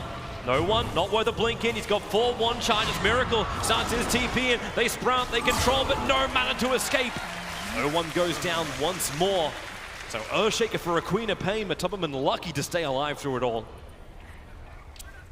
And Miracle's going to head straight up to top again. Got a nice little bounty for that kill, 200 gold. He is the ticking time bomb we have not looked at. Yeah, the thing is, for the AM himself, this rotation is not worth it. He pays 50 gold for a TP to get a 200 gold kill, and he moves across the map like that, losing CS top and giving the Magnus some space, but for the greater good of his team, that kill is really important. And now he's back up to top to get some much-needed farm toward that Battle Fury. He's going straight for it, no in-between items this time, just treads Battle Fury as it looks with the standard Corner Shield Crawling Blade. And we're back to farming, but still, I'm looking at this Faceless Void being uncontested, and I've seen Ramses games with Empower on Void, how scary he can be. This is actually one of the classic carry matchups from years ago. Back in the beginning of Dota 2, we had a lot of games with Anti-Mage versus Void, where both heroes would go Battle Fury and see who could farm the hardest, and Anti-Mage always won, so that was pretty boring. But nowadays, it's different. If you have this Empower on the Void, and he itemizes correctly, he has a lot of killing potential onto the Anti-Mage. Builds like getting the Silver Edge, for example, so that he amplifies the magic damage of his team with the AA Blast, or he could get the Manta Diffusal build, so he can kill the AM with all that physical damage. With Empower, this Void can kill AM on his own later on in the game. That's worrying, because AM wants to split push, and he can die to Ramses. Lil's looking for an opportunity to try and gank, putting down the Observer Wards, but man, this is really unlucky for him. Both of the Observer Wards he planted in range of 2 Sentry Wards that Liquid already had down. They fed the first one to the Anti-Mage, and now they can just give that mid one out whenever they want to. But Tubman's probably looking for that. But you're right about the Faceless Void, and we haven't seen him really been in the fights just yet. That's something which Liquid have to be careful of, is why Mind Control is now sitting inside of his own jungle. He cannot come close to this Chronosphere without just knowing the fact he's dead. Looks like Ramses will be going for either Vlad's or Mask of Madness. More than likely the Mask as a position 1 Void. Don't see too much reason to go for the Vlad's in this game. It's not even particularly good against the enemy team. So we'll be maximizing his farm with that build-up, giving him more solo kill potential. And he's keeping the pressure on this bottom lane. There's going to have to be a rotation. No, Mind Control, not again, really. Oh, I thought he was going for the curry or somewhere, but he did. Oh, he's just spawning some treants to defend his tower, basically. He's creep skipping. Yeah, just the treants. He doesn't have enough mana for Wrath of Nature. GH is moving over, but this is a level 4 Earthshaker. They don't kill Faceless Void, but they can at least force him away from the tower. I don't think these treants are actually doing enough. Actually, yeah, they'll do enough damage. And this game is, at this point, we have some nice, crazy early kills, but I think it's realistic that this game is a bit quiet now for a while. Both teams will be content to farm. It's very difficult to... You say that. I look towards mid. Like, they're going to start with the Shadow Strike. This is a smoke move from Lil with the sprint. He's going to have the movement speed. The Ice Blast is coming in. Venomancer cannot regenerate through that. He gets the Nova off, but no one's in range. It actually hit nobody. Yep. Great kill there from VP. This is the kind of plays you're going to see. Like, either they go for these skirmishes or they just farm, because Magnus is not ready to fight yet. He wants his Blink Dagger. The Void keeps farming up and getting this Mask of Madness and will keep just rising up and getting a lot of money. And you look across VP's lineup, if you want to kill, you're using the Sonic Wave. And for Liquid, what's the kill potential, really, right? You have a Lich support together with Shaker, who's level 4. It's not that easy to find kills. You can TP in the Furion, but it's hard. AM doesn't really want to get involved too much. He wants to farm. So it's going to be a lot of farming and split push here, and that's why I feel like we're going to see a Shadow Blade coming out for Ramses later. It was a build we saw Resolution do for Empire. I can't remember the exact build order, but I think he also went these similar items. Nice blast. Where did that hit? It hit Matubberman in the mid lane. Oh, He's just trying to force the lane out.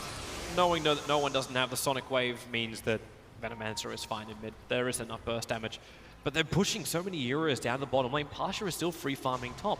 So you talk about the Shadow Blade coming up. I'm thinking about the other initiations. Once this Mask of Madness is on Ramses, you'll have the Blink Dagger on Pasha pretty soon, especially if they give him the space. And no one is controlling the mid lane up nicely. He's already got the Bell, so you've got that amplification kick in from Virtus Pro. When the Blinks come out, it's a different story. Like, then VP will want to fight a lot more. I'm just saying for now, it's fairly quiet. Slardar will probably try to farm his Blink as well. He's taken over the bottom lane while Ramses is now going to actually go for a smoke play here. They're going to bring the carry in toward the mid with AA. Ice Blast is online. They're coming to kill Matumba. This Mask of Madness, they're going to leap into Chrono. Ice Blast is available as well. They'll commit everything. Apart from the Sonic Wave still on cooldown, but it's a Venomancer death.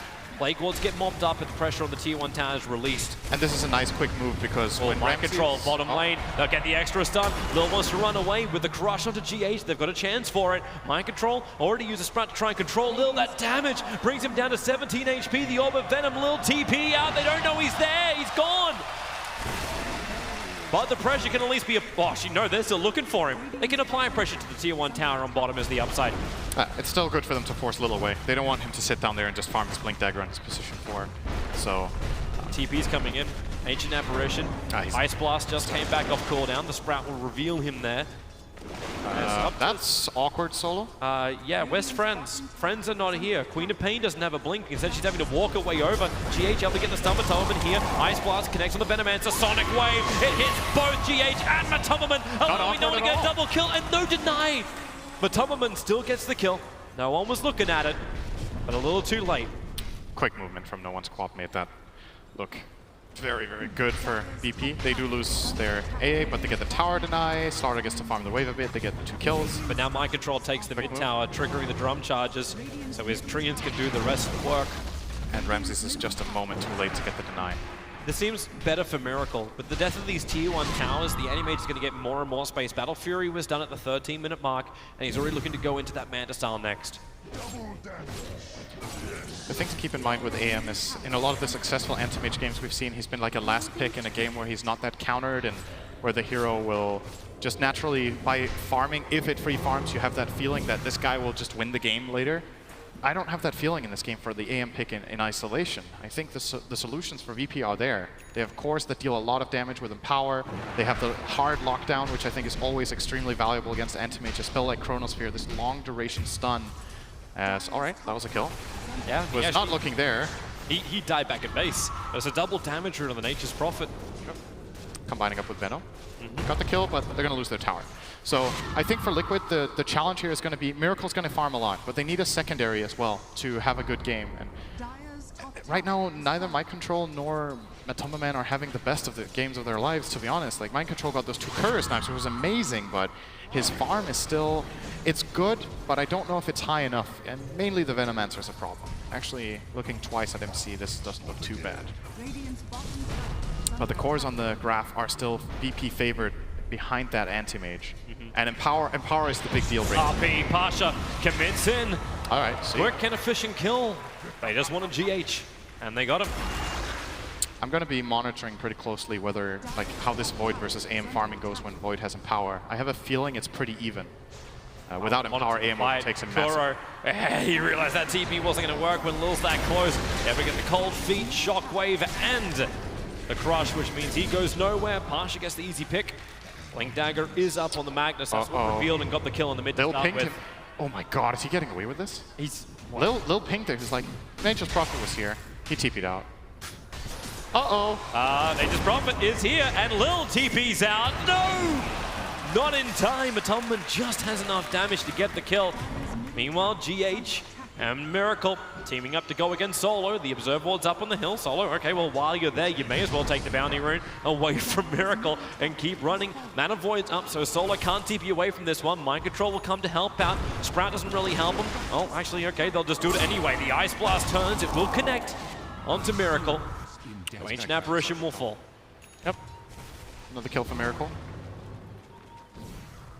What's the plan here for VP's heroes? So Shadowblade is the next item for Magnus, so that will be their catch against the AM that he will not be able to detect.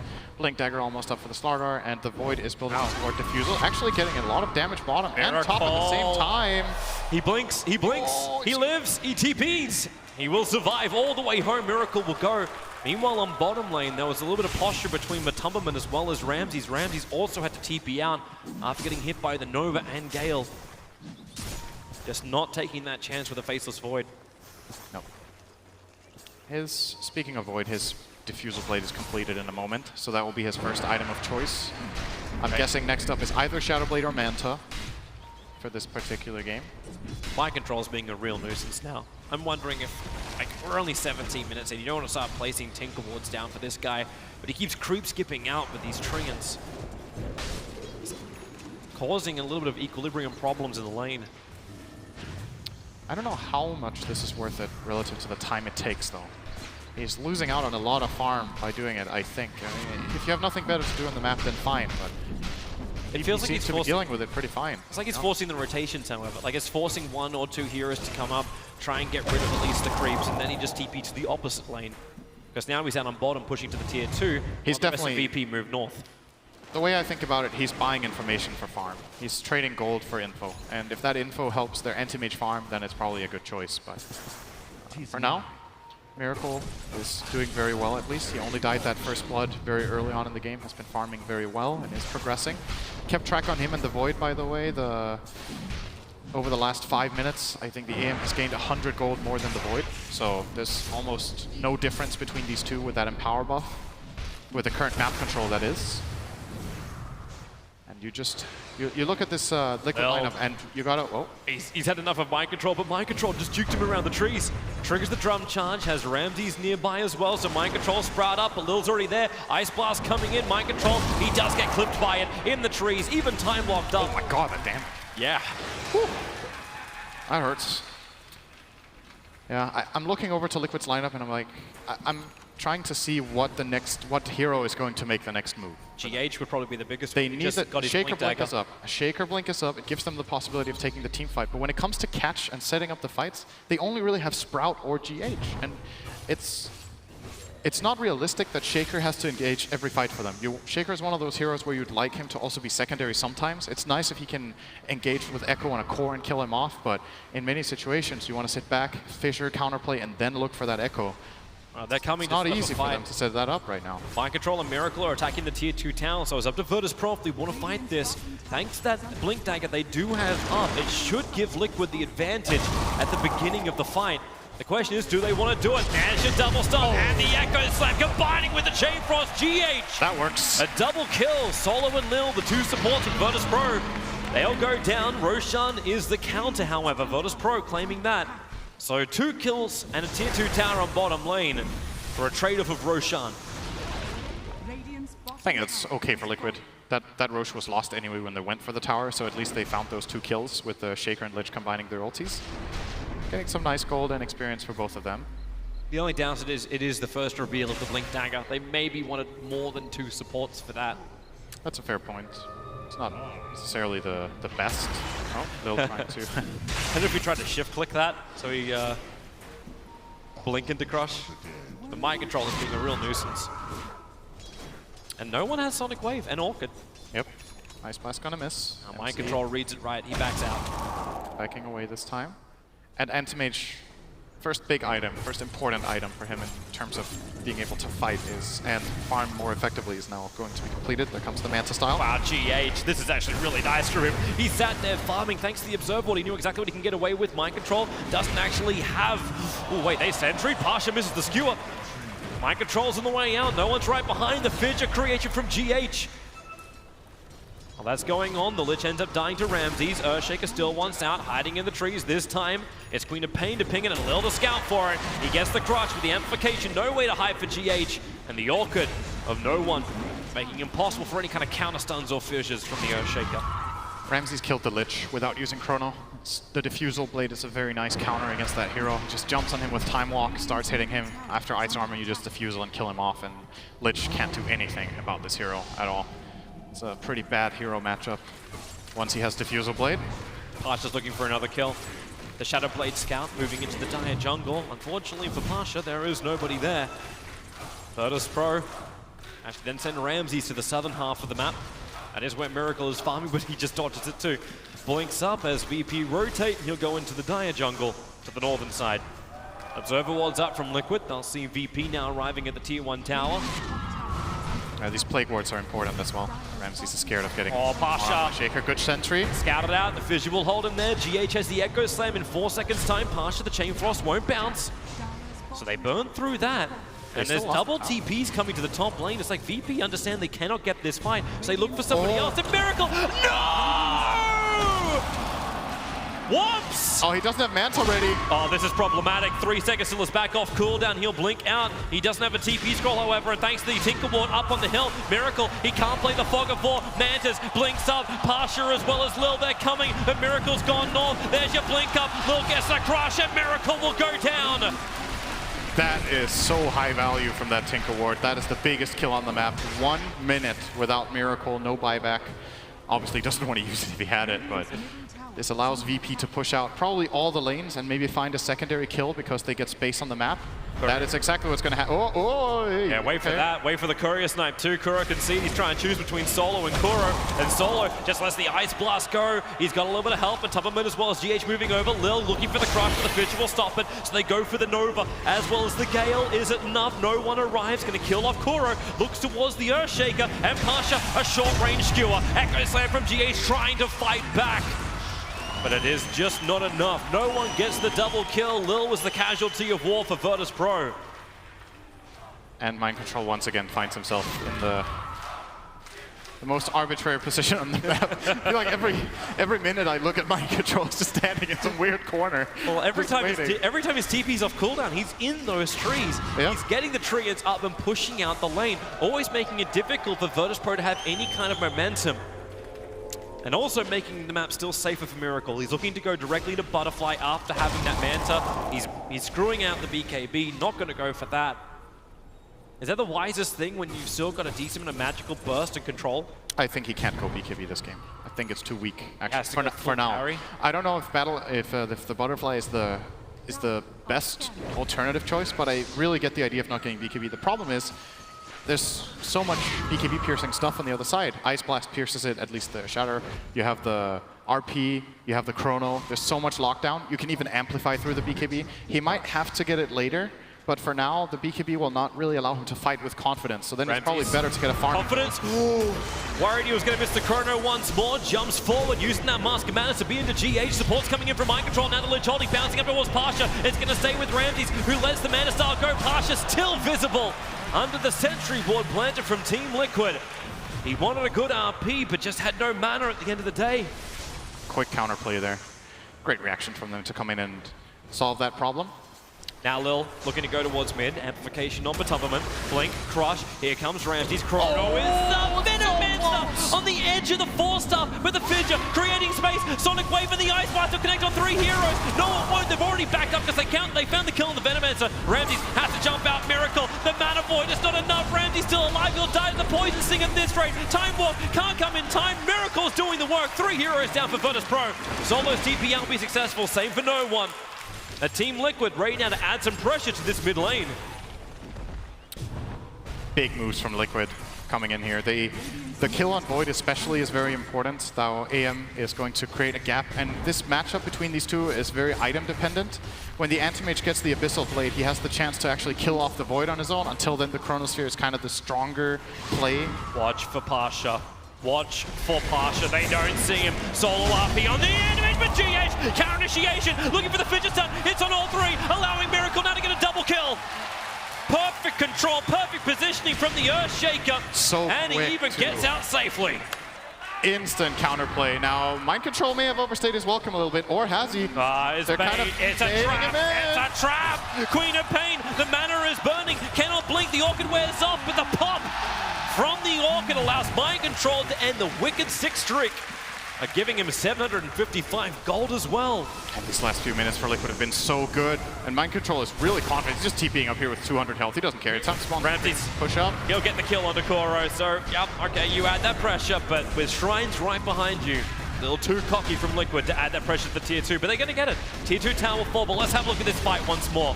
A quick RP, and then counter.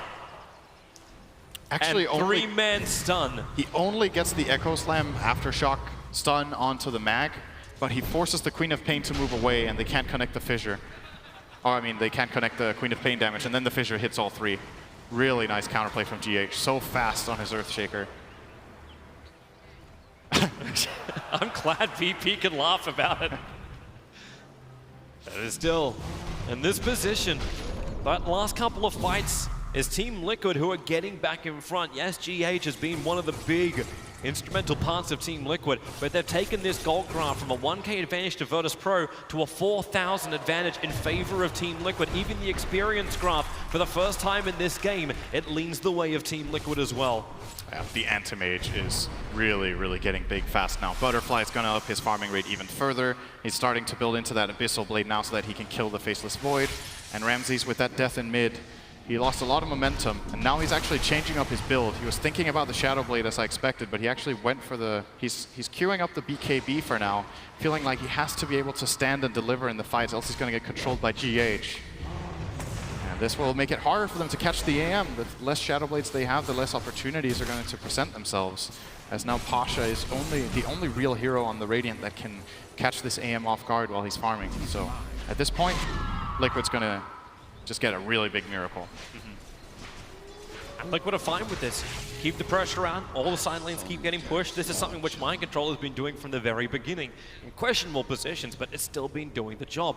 And Virtus Pro, what do you want to do in the meantime? You're looking for a kill, but while these lanes continue to pressure in, it becomes very obvious when you go for a smoke gank, and probably that's one of the reasons why we haven't seen many of them.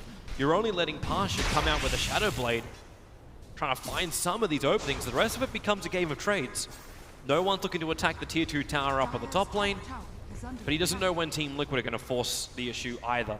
Nature's Prophet can be anywhere. Having that silence makes a life very, very dangerous when no one then has to burn BKB just to escape from the Orchid.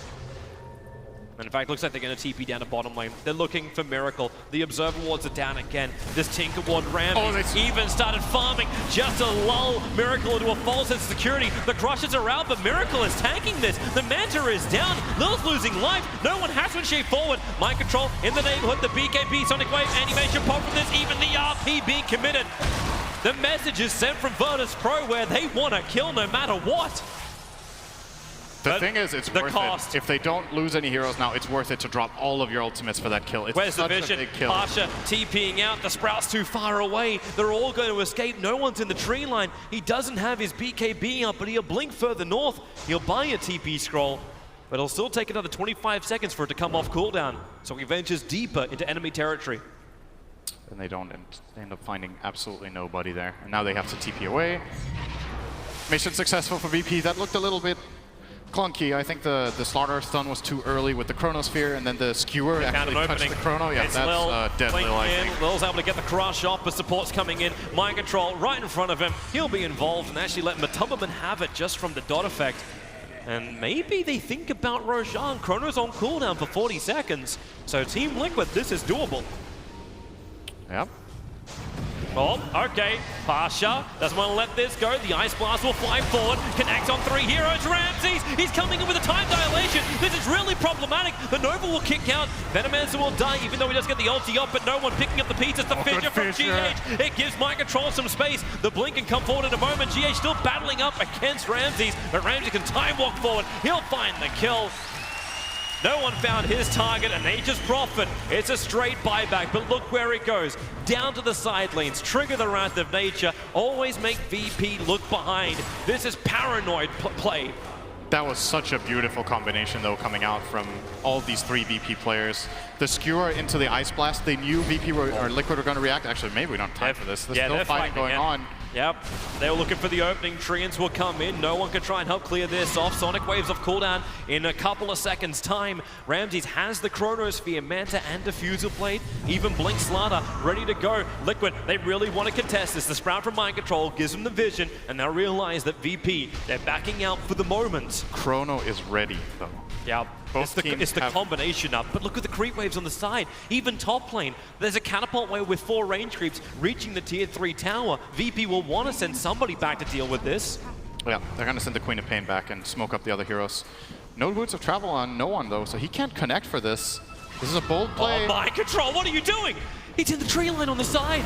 Is he really trying to force this? Meanwhile, the Chronosphere is up. Skewer back into the Ice Blast and Echo Slam. GH trying to create space here for Team Liquid, able to do so. Now, with the Chain Frost, Ramses wants to battle against Roshan, but it's his worst friend. He'll come and bring it over towards Solo while they bump up to the shrine. Regeneration set from Liquid. No one's in too deep. A blink away will get him back out to the shallow end, to where the kids can swim. Miracle once more. Mana Void, he can't see him. No one goes up. It's a secondary shrine. He's able to burn. Meanwhile, up on top lane, Mind Control has taken the range racks to tier 3 tower. They weren't looking behind Mind Control. He has been one shady prophet this entire time, and he's even going to get a kill on Solo. He leaves him to die at the hands of the Orchid. Can he get out, however? Lil's behind. The crush is there. Ramsey brings on the damage. Mind Control will die, but so does Roshan. They got the Aegis Immortal into the hands of Miracle, and Liquid are coming for your top.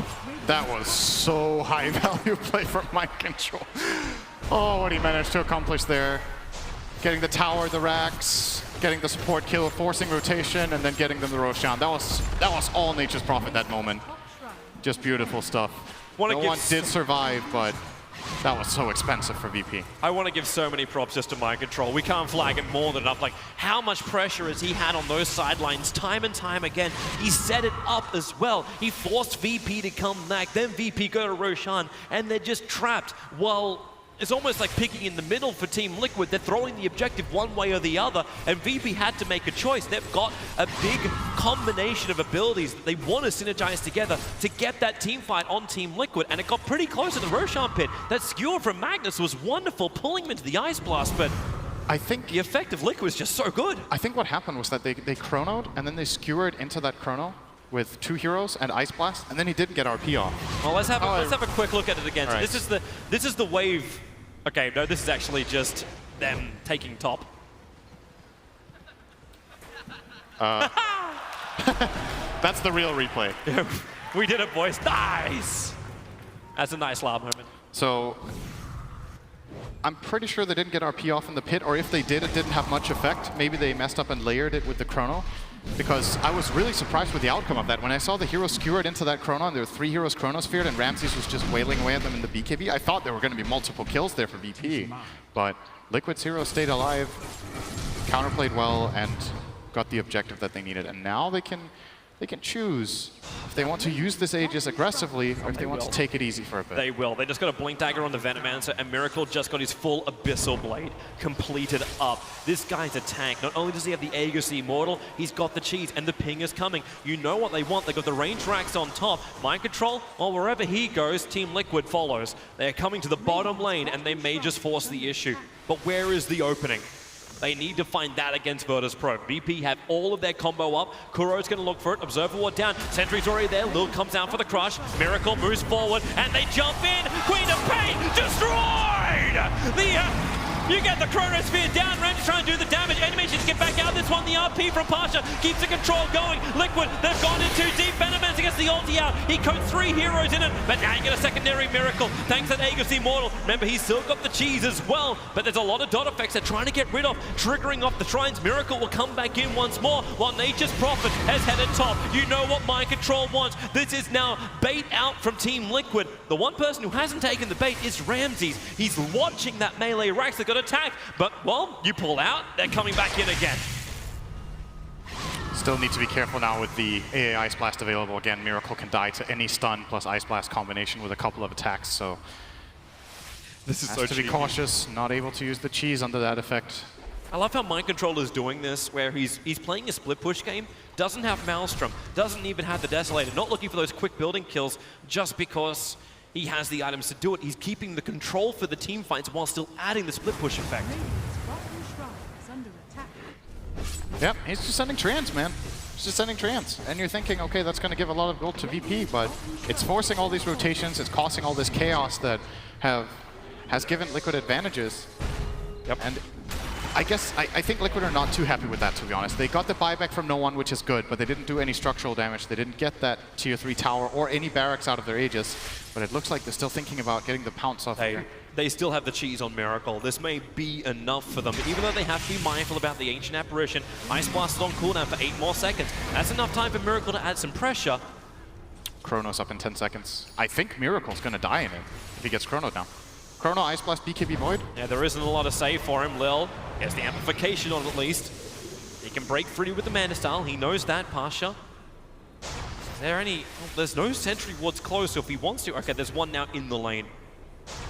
So they'll see that. But this isn't up to Liquid to force the issue right now. They're not on an Aegis timing. But it allows the push to go through the top lane. Wrath of Mage is going to help out with this. In fact, it actually just stole the farm of Miracle. Tisk, tisk, tisk. Oh, he's going to get the Hex now. Yep, he's going straight in for the side that fires. He just needs the ultimate orb, and he's got it.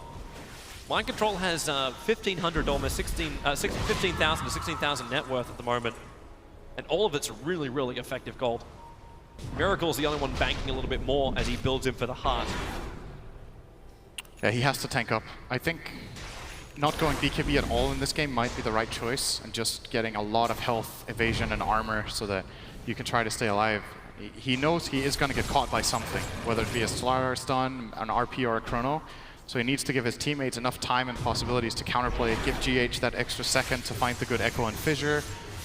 And of course, if they start getting defensive items like, they have the Solar Crest on Lich already, maybe they'll get an additional defensive item to try to save him.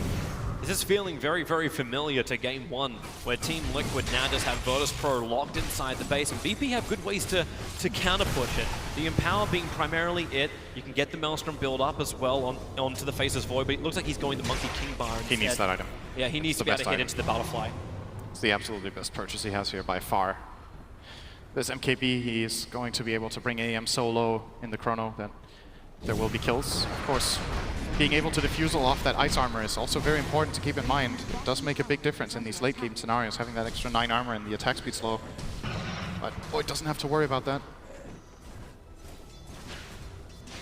VP, how long do you really want to stay in here? Not much longer by the looks of it. A 4-man smoke up, the creep wave's pushing down the mid, no one will have to defend that.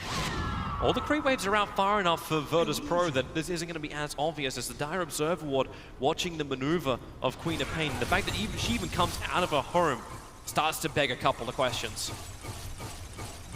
Ramses got his 25, took the Time Walk cast range. Miracle went for the agility over the Mana Void cooldown.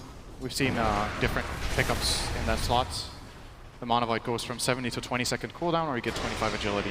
This game is just valuing that extra armor and damage and attack speed a bit more. I think it's the right choice as well. And it takes so much just to kill the Miracle illusions. Yeah. How are they meant to kill the hero itself? Like, Bloodthorn's going to help out with that. I'm actually not worried about that for VP. I think they have damage and spades to kill this AM for the rest of the game. When this MKB comes out for the Void especially, they can kill the Anti-Mage. It's more about whether they can catch him off guard and prevent the counterplay out from Liquid from being powerful enough. Ramses, there we go. They found him. The Observer Ward does the work. The Ice Blast will connect, even Sonic Wave. Case in point. Yeah. There you go. That's...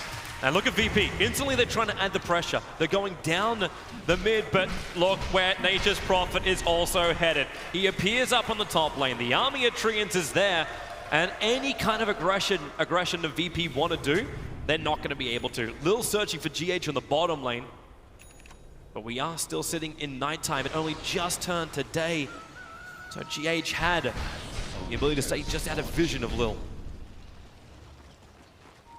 Farm just keeps getting racked up.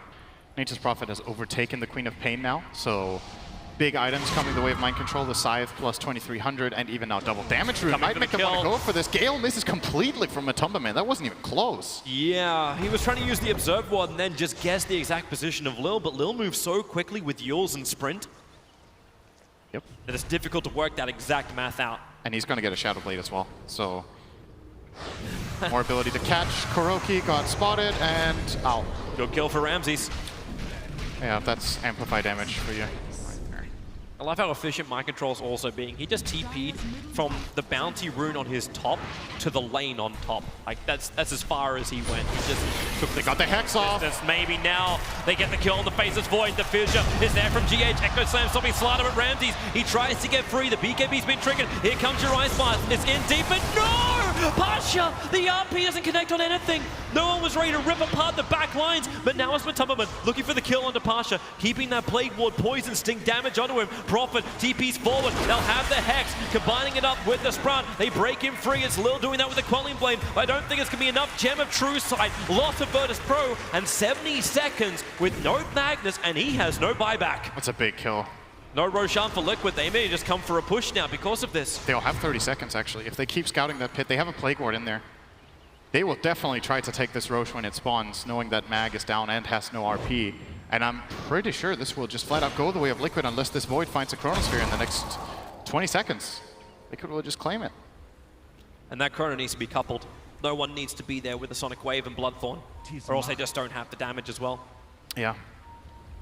Plague Ward watches, Roshan spawns up right now. So Team Liquid instantly don't know, and Miracle goes after it. They've already got one cheese onto the Anti-Mage. There isn't much VP can do about this without their RP, I think. They could, if they had a smoke, maybe they could try it. They just use Ice Blast to push out the top lane as well, so it's not available for 4 more seconds. And that's just the flight time is going to be too long. Liquid will be done before it will reach it. This is big. So now the way VP have to defend against this Anti-Mage is that they need to kill him in Chrono or RP, and then they need to kill him with the other one afterwards in order to kill him twice. Either that or you kill the other heroes first. Somebody want the secondary cheese? It's currently sitting there inside of Roshan. They gave the other cheese over to the Venomancer, so Anti-Mage dropped his. Kur's like, okay, I'll get it. If I have to. Did somebody forget something? The stove was left on. Gotta melt that cheese. All right, so VP. Testing time gonna come their way. Another Aegis push from Team Liquid. They've already taken that top range rank, but that's not a huge amount of momentum. The Nature's Prophet is probably gonna be the hero to watch. How hard does he push and which lane does he push? And do they force VP to split? The biggest deal right now is definitely the Aegis. That's the thing to look out for, is to Liquid get value out of this Aegis the Immortal on Anti-Mage, because Miracle's more or less maxed out by now. He can maybe replace one item, he can replace his treads for something, but beyond that, he's at his peak. AM falls off later compared to other heroes. Void still has a bit of room to grow, but it's also more or less maxed out. but he has the amplifications that AM doesn't have from his lineup. He has the Empower, he has the Amplify Damage, or Corrosive Haze as it's called nowadays. So this is the timing. This should be the strongest point for Liquid now in the game, is right now. If they execute it well, they could just go on to the next round. Well, they got a decent way of pushing through bottom. The upside of Ramsey's actually having this plus 600 time walk cast range is he can move between the lanes really, really quickly. A 6-second cooldown for the time walk. Able to disengage from the fights of Team Liquid or engage in deeper. And his damage is so high as well. He hits for 500 with Cleave. And he doesn't have a crit yet, though. That's the silver lining here for the Anti-Mage, is that Ramses can't crit him, but... Well, he's not even going for that. He's got Butterfly in his quick buy. Yeah, he wants to have some defensive utility against the Anti-Mage. AM doesn't like buying Monkey King Bar. It's annoying when you have to buy that item over other items. So, Matamaman gonna start with the Gale, but it doesn't matter. Quick Manta. Yep. Gets out. And they do have the backup of Magnus behind. Keep that in mind. He has the Force Staff. They want to immediately save Ramses if he gets jumped on. And we've seen a couple of previous situations, actually, where it was costly for VP that Lil didn't go for a Force Staff. I think a secondary one would be very good here, but he is opting for the Lotus Orb. Try to counter that Abyssal Blade of Anti-Mage, I would guess. That push is coming in through bottom while Miracle goes in through top. We're going for the full split screen right now as Matamaman jumps in with the Blink, Shivas, and Nova. Ramses gets the Chronosphere off, but who does he really get? It's only the one hero he's doing almost no damage to. It's the AM Pasha. That'll work with the Echo Slam. GH will arrive with the Chain Frost damage as well. They need to split out right now. And Pasha, he also get hit by the Chain Frost Sonic Wave. No one trying to get something back in this fight, but the bash from Anti-Mage. The Aegis Immortal will finally trigger. Gal connects on no one. Nature's Prophet, Mind Control. He's taking the bottom lane of Rax while this top lane fight's going on, but it's still going the way of Team Liquid. Another stun. Slider will fall. No buyback on him. Miracle's going in deep. The Yule Scepter buy space for Ramses. Time walk back into the safety of his own base, but no one in the middle of nowhere has to buy back, but you've lost both your side lanes of Rax. Team Liquid from all sides be standing upon Virtus Pro. The tier 3 tower in the mid will now fall. Where is the defense? You don't have Chrono, RP, Sonic Wave. AA will be back up in a second, but GG, well played. VP realize the truth. The truth is Team Liquid will eliminate them from the International and advance forward into the next round of the lower bracket, keeping the Team Liquid hopes alive. And that looked like that hug from Miracle to Mind Control looked a little more...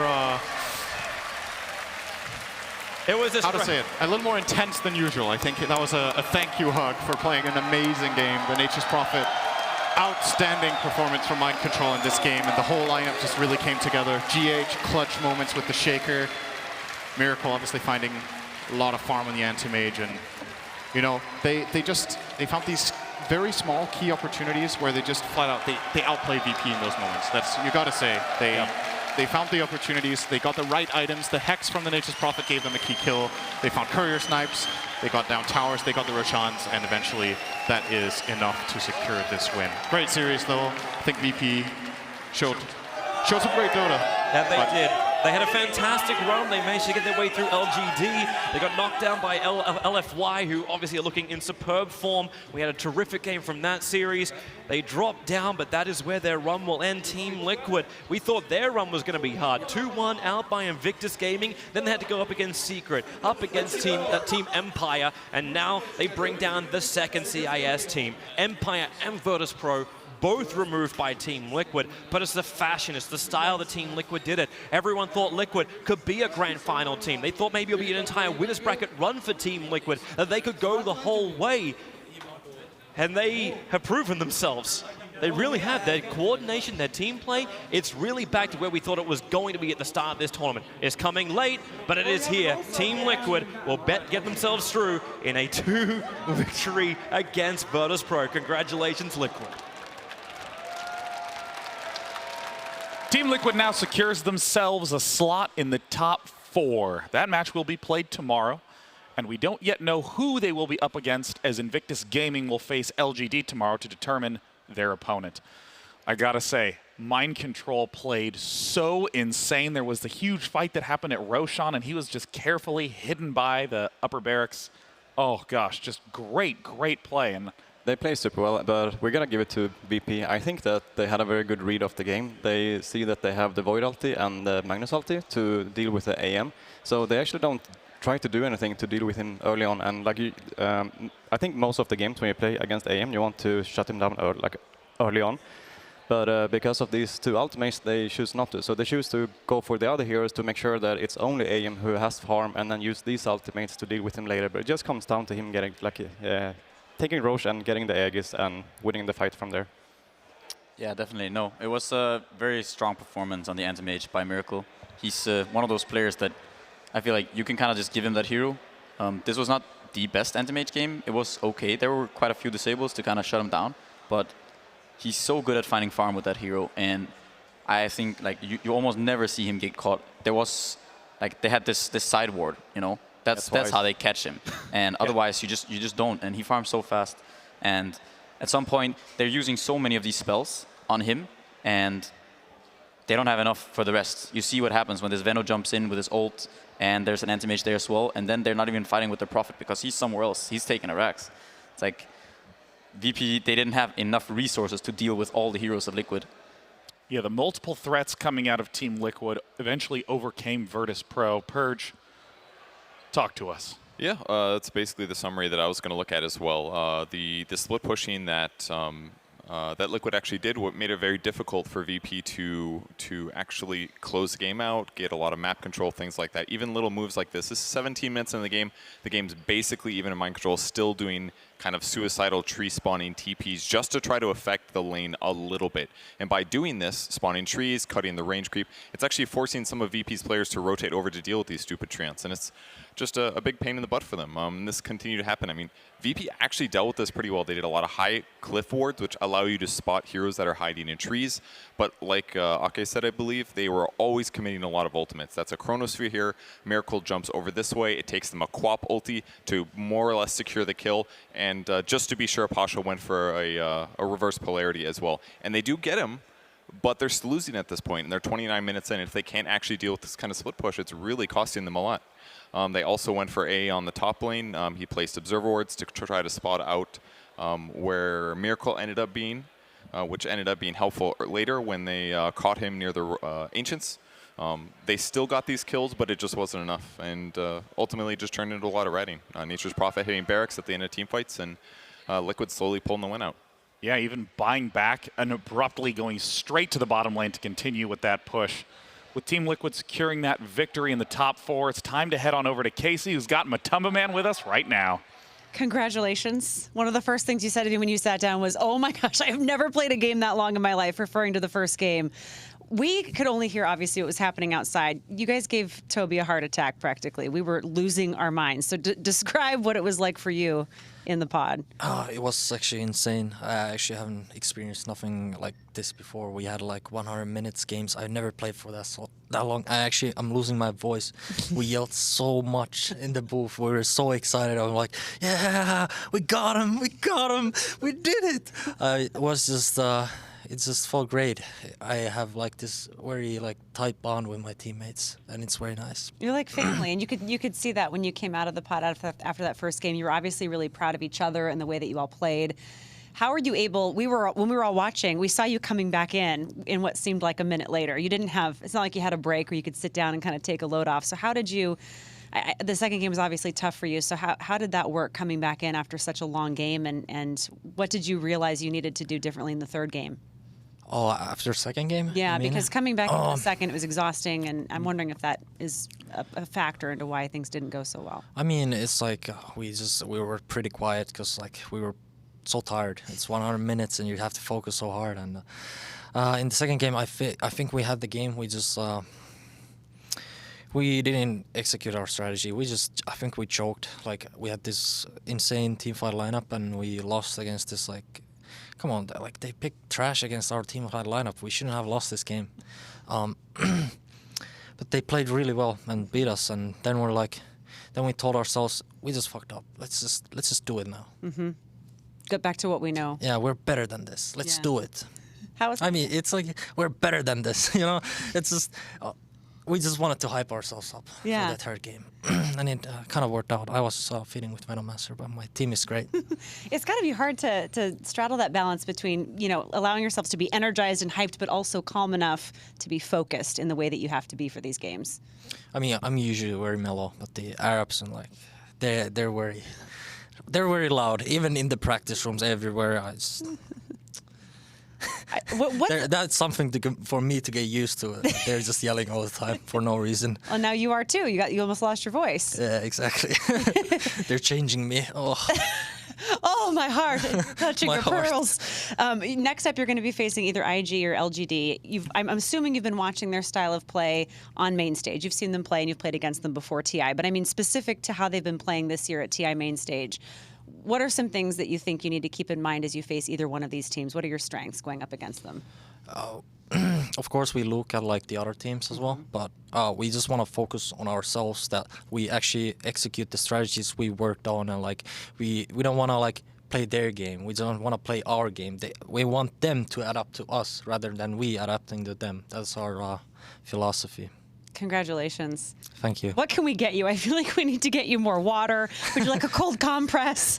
Would you like some beer? Like, what can we get you so you can just kind of revel in this moment, relax a little bit? I think just water. You know, Just water. I'm a boring man. Congratulations, and we'll obviously be talking to you in some way in the next couple of days, so we'll be watching. Nice love. Thank you. Appreciate it. Thank you so much. Back to you guys.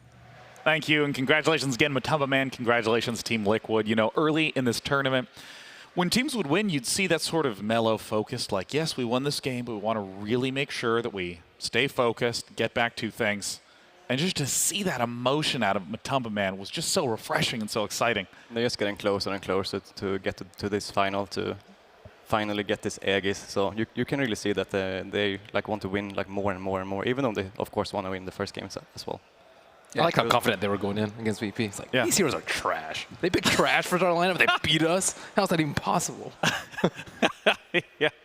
Well, I mean, it kind of reminds me of what we saw, you know, out of Team Liquid versus Team Secret, where they were down, they came back, and then they suffered kind of a rough loss, and then were able to still come back. You really see that there's a strong resolve and ability to collect themselves when they're in very tense, tiring, exhausting situations, because not only did they have to play that 103-minute game, but this is the second series that they've played today, and almost never at the main event does any team have to play 2 series in a row. Yeah, they must have a very strong mental game. I don't know who to, accredit it for. They have their coach Heen. I'm sure he's of big help to them. But I mean, there's also Kuro probably helping them, giving them some pep talks, and they seem to really like playing with each other. And I also think that's something that helps in these kind of situations where, you need that little bit of extra, and then, you play with someone that you feel very comfortable with. It boosts you, because it makes you want to win. You not only want to win for yourself, but you want to win because, you want this other guy to also win. You want to share this with the people you're playing with, and I think that's something that's cool. Yeah, that bond was so apparent. We even got the chance to see some of that in the booths, them just losing their minds right afterwards. Just at the moment of victory, they're so focused throughout the whole game. And there's the GG, the high fives, the embrace. I mean, I can't even imagine the relief after barely edging out the win in the 103-minute game 1, and then getting stomped in game 2. Ake has probably experienced something similar.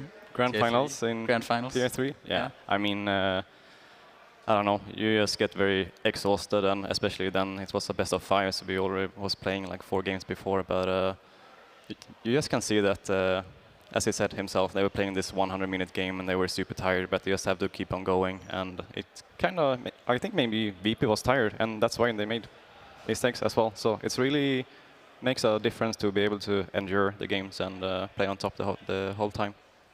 It's also exciting to think about who they will be facing. Tomorrow's matches include Invictus Gaming versus LGD, the winner of which will then immediately face Team Liquid. Who can forget the winner's bracket final, LFY versus Newbie. I want to jump straight to the Invictus Gaming versus LGD matchup. Who do you think is likely to emerge from that series? Wow, that is tough. That's really tough, I feel. Those teams, I think... Very unfair really question. Even. Yeah. I think they can be really even. They LGD looked... I feel like they looked pretty strong against OG. Like maybe it's that guy, I feel he kind of can take the edge in that game, in that series, I think. and maybe you know. Who? Maybe? Oh, maybe. Yeah. maybe can do it. I think I might give a slight edge to LGD in that one. And I really am interested about your response to Matumba Man's comment. We don't want to adapt to other people. We want other people to adapt to us. I mean, China has really been the team dominating.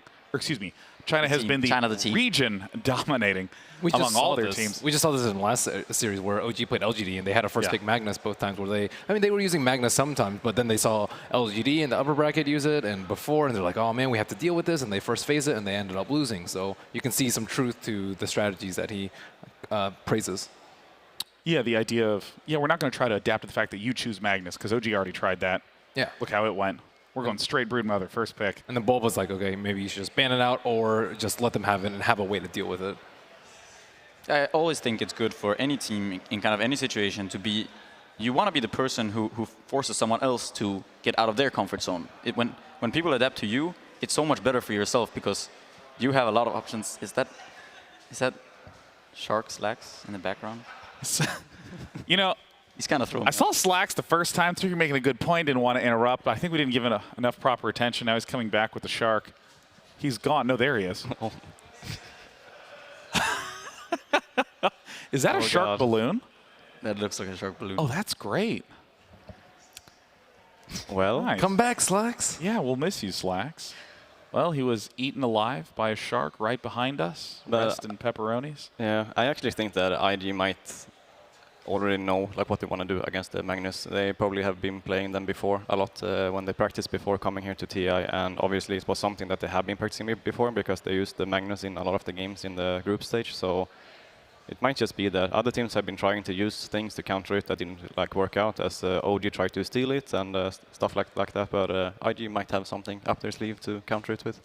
Well, I'm curious about your comment that it's always better if people are adapting to you than vice versa, because if it's your strategy, the presumption is that you've spent a whole lot of time and a whole lot of experience playing it under different circumstances. So if someone tries to do something new, you've probably been up against it before if you're the one dictating the pace. But of course, we also see a lot of teams have really powerful drafts if they're specifically countering certain heroes, such as GH. If he doesn't have Wisp or Coddle right out the gate, this eliminates a lot of Team Liquid's strong strategies. So, I mean, how do you weigh those against each other if you're playing against an LGD?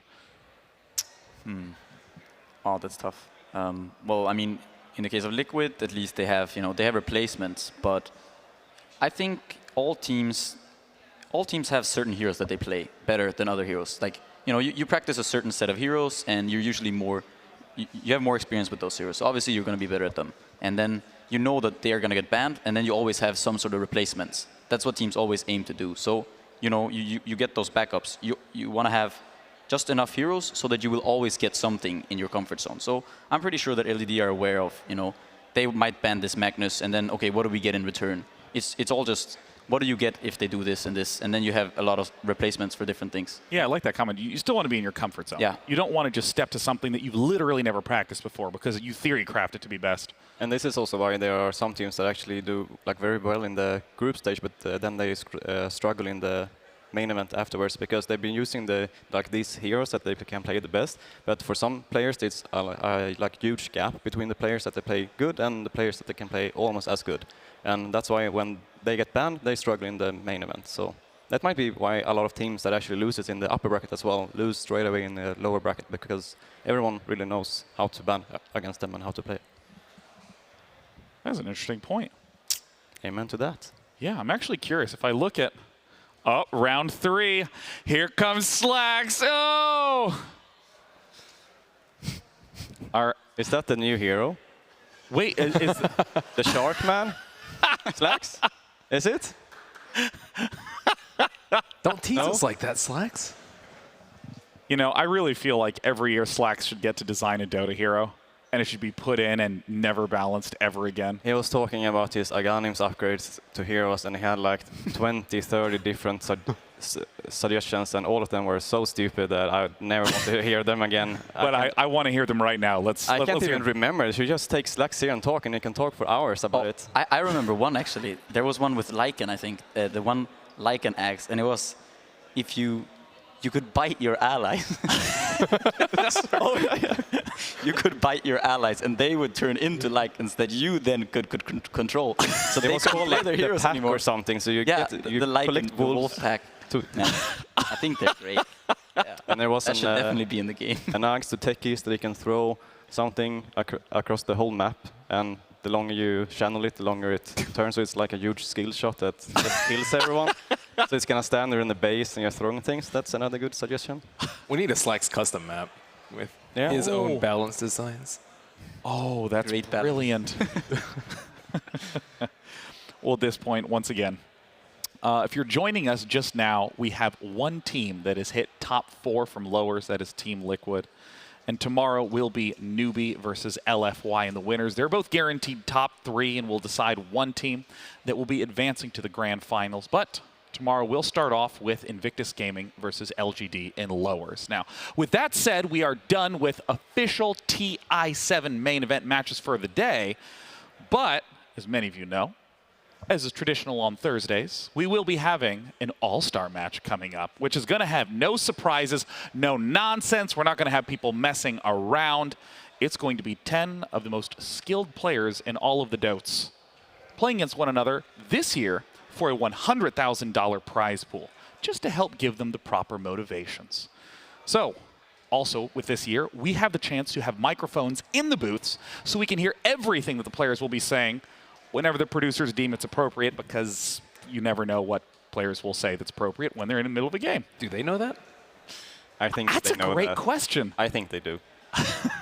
But I hope not. I hope not. Yeah, right. Yeah, no, that's when you get the freshest, juiciest stuff. And it is really interesting to see how team communications, develop. I'm actually curious, Ake, in your experience, when you were playing in TI, how did your team communicate when they were in matches? In the show matches or our normal matches? Your normal matches? My normal matches. Well, like any other team, I guess we call out things that are happening and tell what we need from our allies and what we can do. But I've never been a Dota Pro before, so I don't know. I mean, is there like a lot of conversation? Is there a lot of back and forth, or is it like mostly quiet? It's sort of different from teams to teams, but I think we're gonna go into the game now, right? That's right. We'll never even know. Guys, let's get into the TI7 All-Star match. Oh my God. I am so excited to be here, and for so many different reasons. Now, I'm not alone on this stage, and I am joined by this delightful human being. Hi, John. How are you doing, Alex? I'm all right. I'm chilling. I don't know what the players are complaining about. This isn't intimidating at all. They're what now? The players say this is scary. It's scary. Being on this stage. It's scary being on this stage. Well, yeah, they're not wearing tuxedos. I am. Can you guys hear his voice? Are you starting to work it out?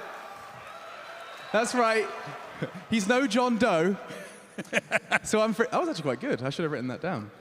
Now, John. Yes. You've been busy this week, haven't you? I have been. I have been recording the word versus over and over again. Oh. I mean, you don't pronounce it right. I'm going to be honest. Okay, how do you pronounce versus? Wait, you just did it properly, and so now I know you can do it. Versus, not versus. Try again. Okay, so you're confusing pronunciation with delivery. Okay. Sass. Okay, now, have they been feeding you? Well, they've been treating me like a voice actor. How is that? Well, that they put me in a rat-infested dungeon with a bowl of water and a crust of spoiled bread, which makes me very happy as a voice actor. That's as best as it ever gets for me. So. Now, before we do get this show match started, you do some other voices sometimes, on occasion, don't you? Yes, I do. I do. So, for example, if I was to say, I don't know, one of the most picked heroes in TI currently, Earthshaker, what would you say? There are many Earths, but only one Earthshaker. He's a real human being! Who knew? So if I was to say, in that voice, could you say $6 million Echo Slam? $6 million Echo Slam. $6 million Echo Slam. That's amazing. He does so much more as well, but we probably have to get this moving. I mean, You were in that game, that hat collection simulator game. You were an Australian with the jar of weed. Boom. Headshot. Okay, sorry, we are getting distracted. They keep saying stop, Alex, but I'm having too much fun. Now, just final one, just because it's fun. He got on Arcana, and people absolutely love or hate him. He's quite fat, he's got a hook. He's called Pudge. Do you know him? Fresh meat. Gonna hook ya. This is so much fun. Okay. You've got a job to do on this stage. You're not just here to have a chat with me. That's right. I'm out here to work, man. Oh, fine. I guess I'll walk away. You go do the fancy thing, and I'll just stand over here. Okay, because I got the good suit. Okay, look. I didn't get the memo. At least one of us cared enough to get dressed up. That's all I'm saying. I have a pocket square. Go on, John. Do your thing. Ladies and gentlemen, please welcome your International 2017 All-Stars. Team Dyer from OG, No Tail.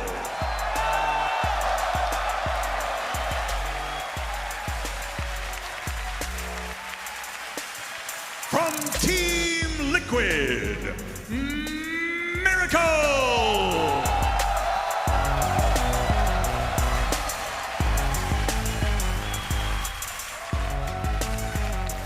From Evil Geniuses, Universe.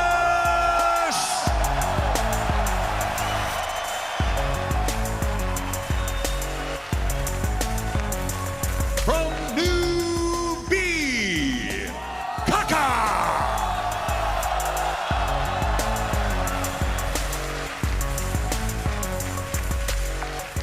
From Virtus Pro, Solo.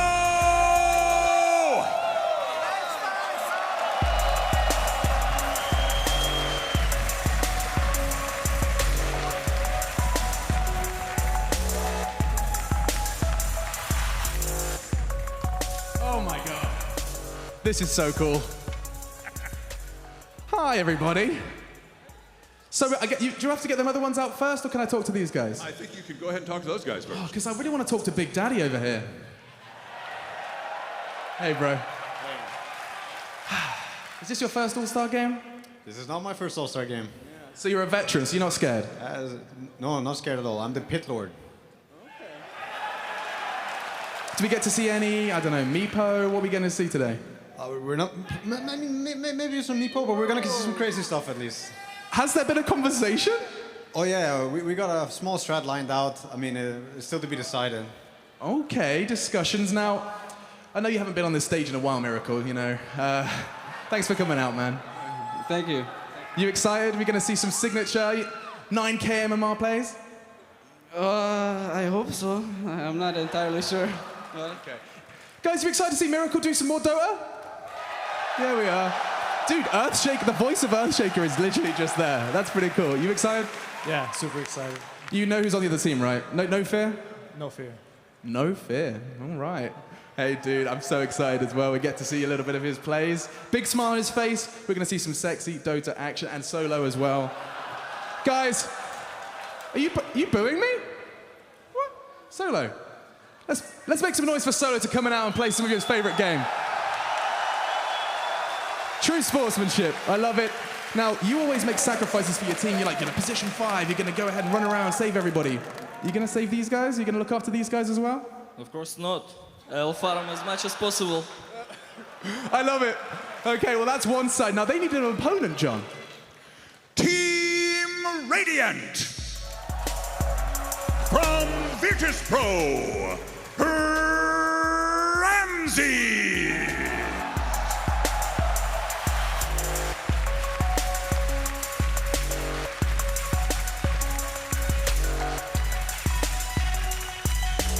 From Evil Geniuses, Sumail.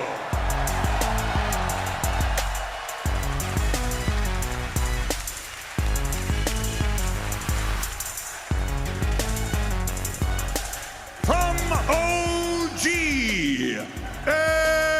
S4.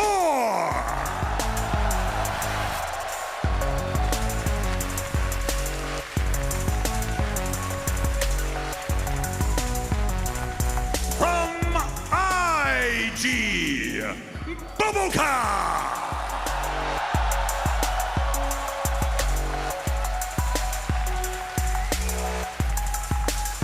And from Team Liquid, Kuroki!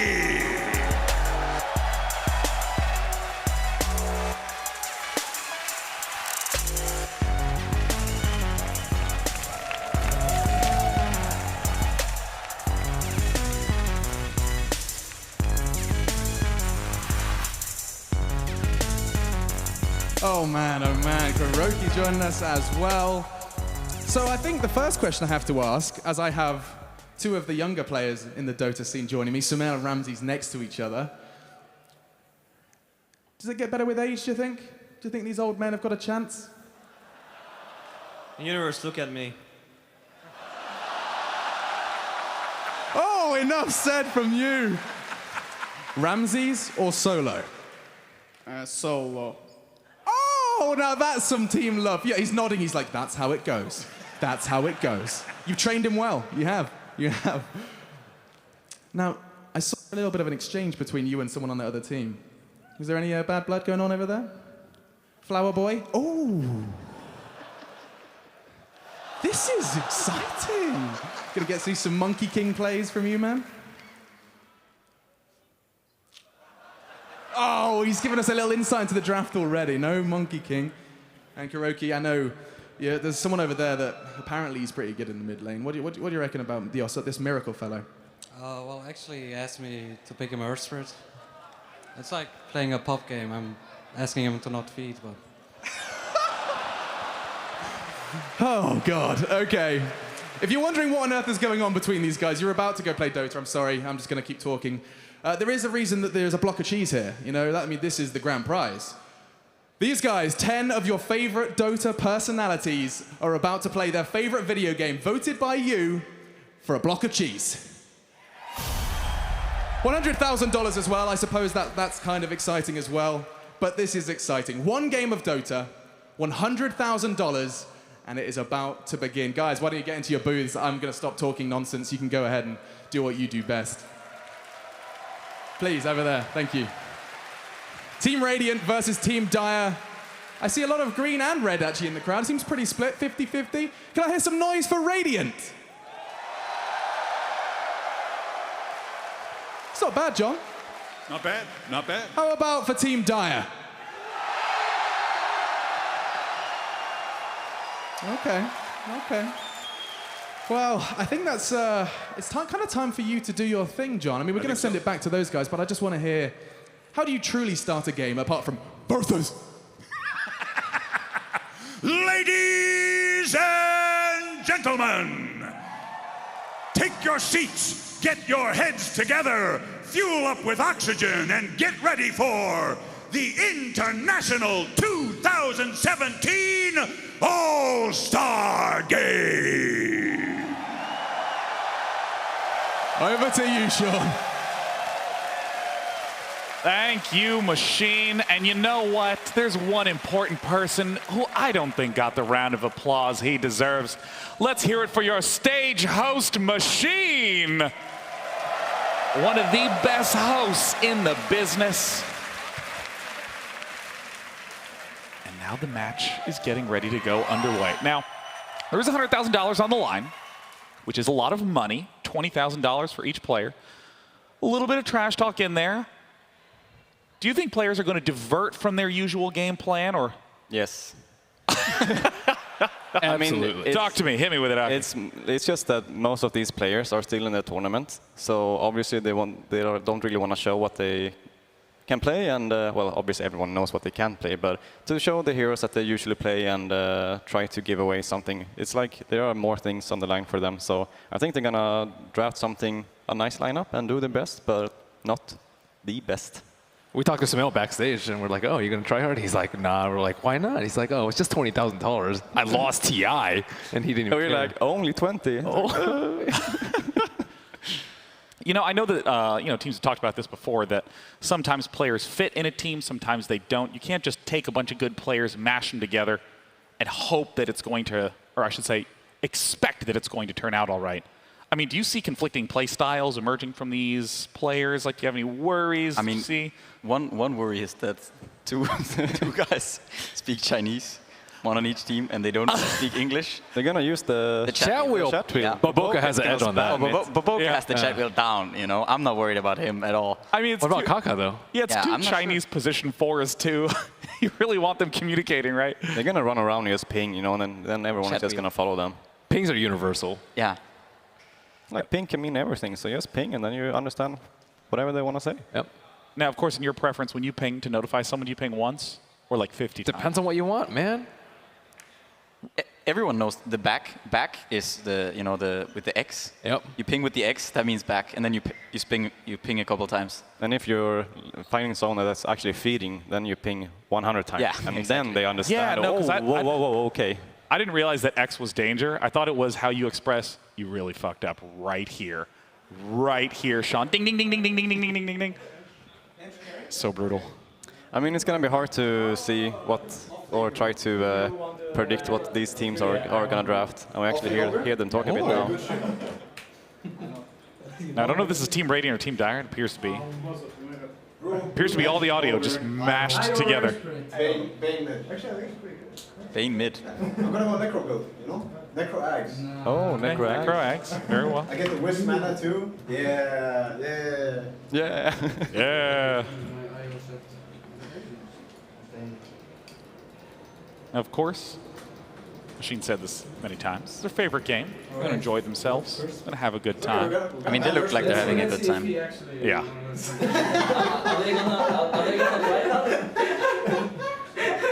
It's a nice opportunity for the teams to get together and like play with people that they don't usually play with. It's like they're still just trying to sort out what the hell the plan is. Ben, who's your favorite for this? Team Radiant?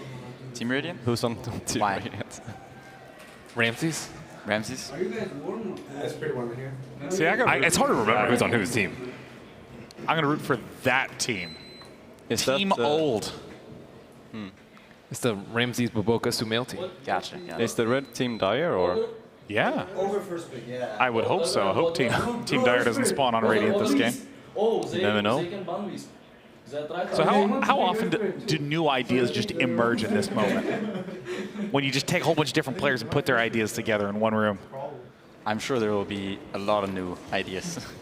That's how things start. It's a mixture of a lot of different ideas. They all want to play some crazy strat, like we heard Nova Tail was talking about. Oh, I can go book and whatever it was. Book Axe, Bane mid. Oh, we do have to see Bane. Bane is one of the 4 heroes that has still not been touched. Hopefully they grace us with all 4 of them. Or how many are there? That 4 that are like unbanned. Yeah, it's 4: Wraith King, Bane, Spectre, and Tiny. I'm surprised Tiny hasn't been picked at all, like not even in one game. I mean, Tiny without Wisp is just so lackluster. There's been teams that actually picked him and had him somewhat of a space creator, like going maybe Blink and Echo Saber to be able to burst someone. Oh, was it a carry Tiny or mid? Mid. Yeah, I mean, I think it's because of the matchups. He doesn't match up very well against a lot of heroes, so just falls behind. Yeah. Someone told me, but I'm not sure if he was like, shit, fucking with me or... I know that thing that Womble yellow or whatever people say. It means like basically I can't play anymore. They're discussing the chat wheel. Of course, it's going to be a critical component to this match. This is the All-Star match. Well, usually the chat wheels, like, it automatically translates. If you like say like that just happened, it automatically says it in your language. But the other ones don't. The ones with the voice lines. Oh, of course. Oh yes, they have begun the draft. Invoker, he said Invoker. I'll give it, see how it goes. We'll try to sift through all their conversation and their picks. I don't know who. It looks like Kuroki is going to be the captain for Team Radiant, the official clicker. And No Tail on Team Dire. No, I'm trying. I have to do it. They're first picking it. 10 seconds. Ah, Night Stalker, Earth Spirit. Did you see the warp speed ban? They actually swapped captains. I think No Tail banned the first hero, and now he swapped captain to Kaka. Are they gonna ban and pick one each? I don't know. That sounds like a recipe for success. Hey, now Kaka switched to Miracle. Now Miracle is the captain. A true democracy on Team Dire. I'm the captain now. Against Uni, we're picking. No, Hey. we don't want to pick Uni Edge. We want to pick Ogre or Drew. Oh, we're serious. Finally. If we still want to win, we should. Yeah, these are remarkably legitimate picks in the current TI7 meta. Okay. Oh, Vetusvar. Okay, I need to pick a. I can play 5, you can play carry, okay? S4 carry. No, it needs offlane. S4 carry. Okay. I'll pick my hero now. You can pick Lich. No, I don't want to play Lich. I don't want to play Lich. Just deferring responsibility throughout. We're the five. Hey, Chen, yeah. Heavy ganking hero, heavy micro, intensive hero. That's going to be Kuroki, yeah. Maybe tiny, you know. You got another edge. Another edge ban here. What are we thinking here? Are they trying to ban Sumail's heroes that he actually wants to play when he said that he wants to play Earth Spirit? I think they said like another Earth Spirit hero. See Ursa getting chucked out like I'm getting chucked out. It's just a regular. I can play Brewmaster if you want. Yeah. Sven gets eliminated. One of the most successful carries on the big stage here. No, it's Bane and Edge. Bane and Edge, okay. Oh my god. Yeah, good. Didn't S4 say he wanted to play? Yeah, he said. He did. But he's not on that team. I don't think they have open mics to each other. Who wants to pick? I pick Bane. The point is, yes, pick Bane. I wouldn't want to pick your hero because I don't want to reveal the Earthshaker. So, You want to pick my hero? what hero is fit? Do you think Sumail's going to go mid with Bane? I was going to go with Earthshaker, I think. What do you want to play? Nuke it as much as possible. Rubik? This. No, this. And Walker? No. Tinker. Okay, Tinker. They can't pick Tinker. Oh, yeah. Okay. You want to pick it early? Yeah, I want to pick early. Why? They're gonna... Because, like, first of all, I don't know where Shaker goes, and second of all, I can give S4 a more impact hero when we see the carry. Sure, man. Sure. You can. Kuroki is so smart. Because I can destroy the lane. I like how you hear them getting progressively more serious over time. I believe in Captain, go. I mean, we have Sandbag. They can only dispel it with Brew, Tornado. Yeah, it doesn't matter, you know. And Tinker is a strong laner anyway. Although, like Shaker, Tinker, you can always do very good things in mid lane. Sure. Just block mid lane, level 1 with Fisher. You can do it, and let Tinker go in front so he eats the creeps and he holds him on the way. No, I block, body block. Okay, body block like real man. So it sounds like Earthshaker will not be mid. Yeah, be responsible for the real body blocks. Now, this is a little bit of a different lineup than what we've been seeing at TI proper. And there it is. I think Dire is a tiny bit more serious than Radiant is in a way. I think. What about this lineup makes you say that? What carry is good here? Like Wisp and Ogre is quite a good combo together as supports. And Brewmaster is a good pick and Necrophos is a good pick, and Necrophos is very good with the Wisp as well to get this double heal and save. They want a team fight early on. I just want to set up the channel. I like something against Wisp. Wagner. No, not for us. No. Who's there yelling heroes? Is that the Ramses? There's always that one guy. On every team, there's always that one guy who just randomly says heroes. We can protect Draw with Shen and Earthshaker. I think it can work, but we have to be very confident about it. Draw is risky. Yeah, Draw is a bit risky. I mean, I think it's pointless maybe with an unpracticed team. I like Bet anyway, and I just pick your hard carry. Yeah. I think Bet is a bit better than Puck here. Hard carry for me. Yeah, Bet. Maybe bat. Yeah, Bat's good. S for bat. I am playing Bet. No bat, no problem. Was that Sumail who said, I'm playing bat? I think that was Ramses. Oh. I think Troll is... Do you want the differ? So it looks like there's still going to be the choice for Ramses 666 in the 5th pick for Team Radiant. Depends, Uni. What are you playing? No one knows. That's a good question. Yeah. Famous Uni. I mean, Tinker is going to be eating up a whole lot of the Sarge gets fresh lady in the farm game. as the game goes on. I thought you will pick Sarge when you play the LGD with OG instead of the Jar. It's mid brew, right? Is it? Mid brew? Yeah, I guess Tinker. Think's pretty good. S4 is talking about it. Medusa, it's a very good Medusa. Trying to figure out where the brew is. Blood Secret Tinker. It's hard to read these What drafts. round is gonna play? Yes. That's quite smart that what Kuroki was talking about, that he wanted Shaker to block the mid wave for Tinker, so Tinker could actually get the first wave against the Wisp if it's Wisp mid with someone. Jugger, what's good against Brew? Next? No? I have no idea.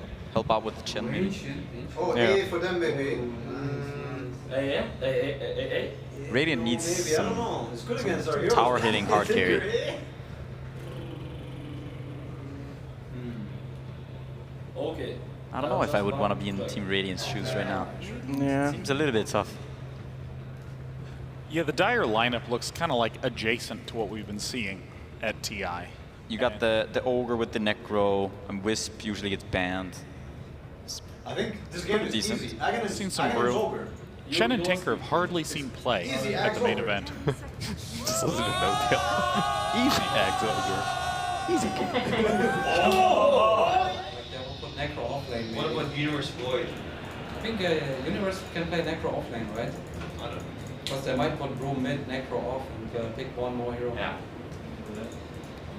Because they need a very strong carry. Right now they can't go high ground at all. Like, not against bad Tinker.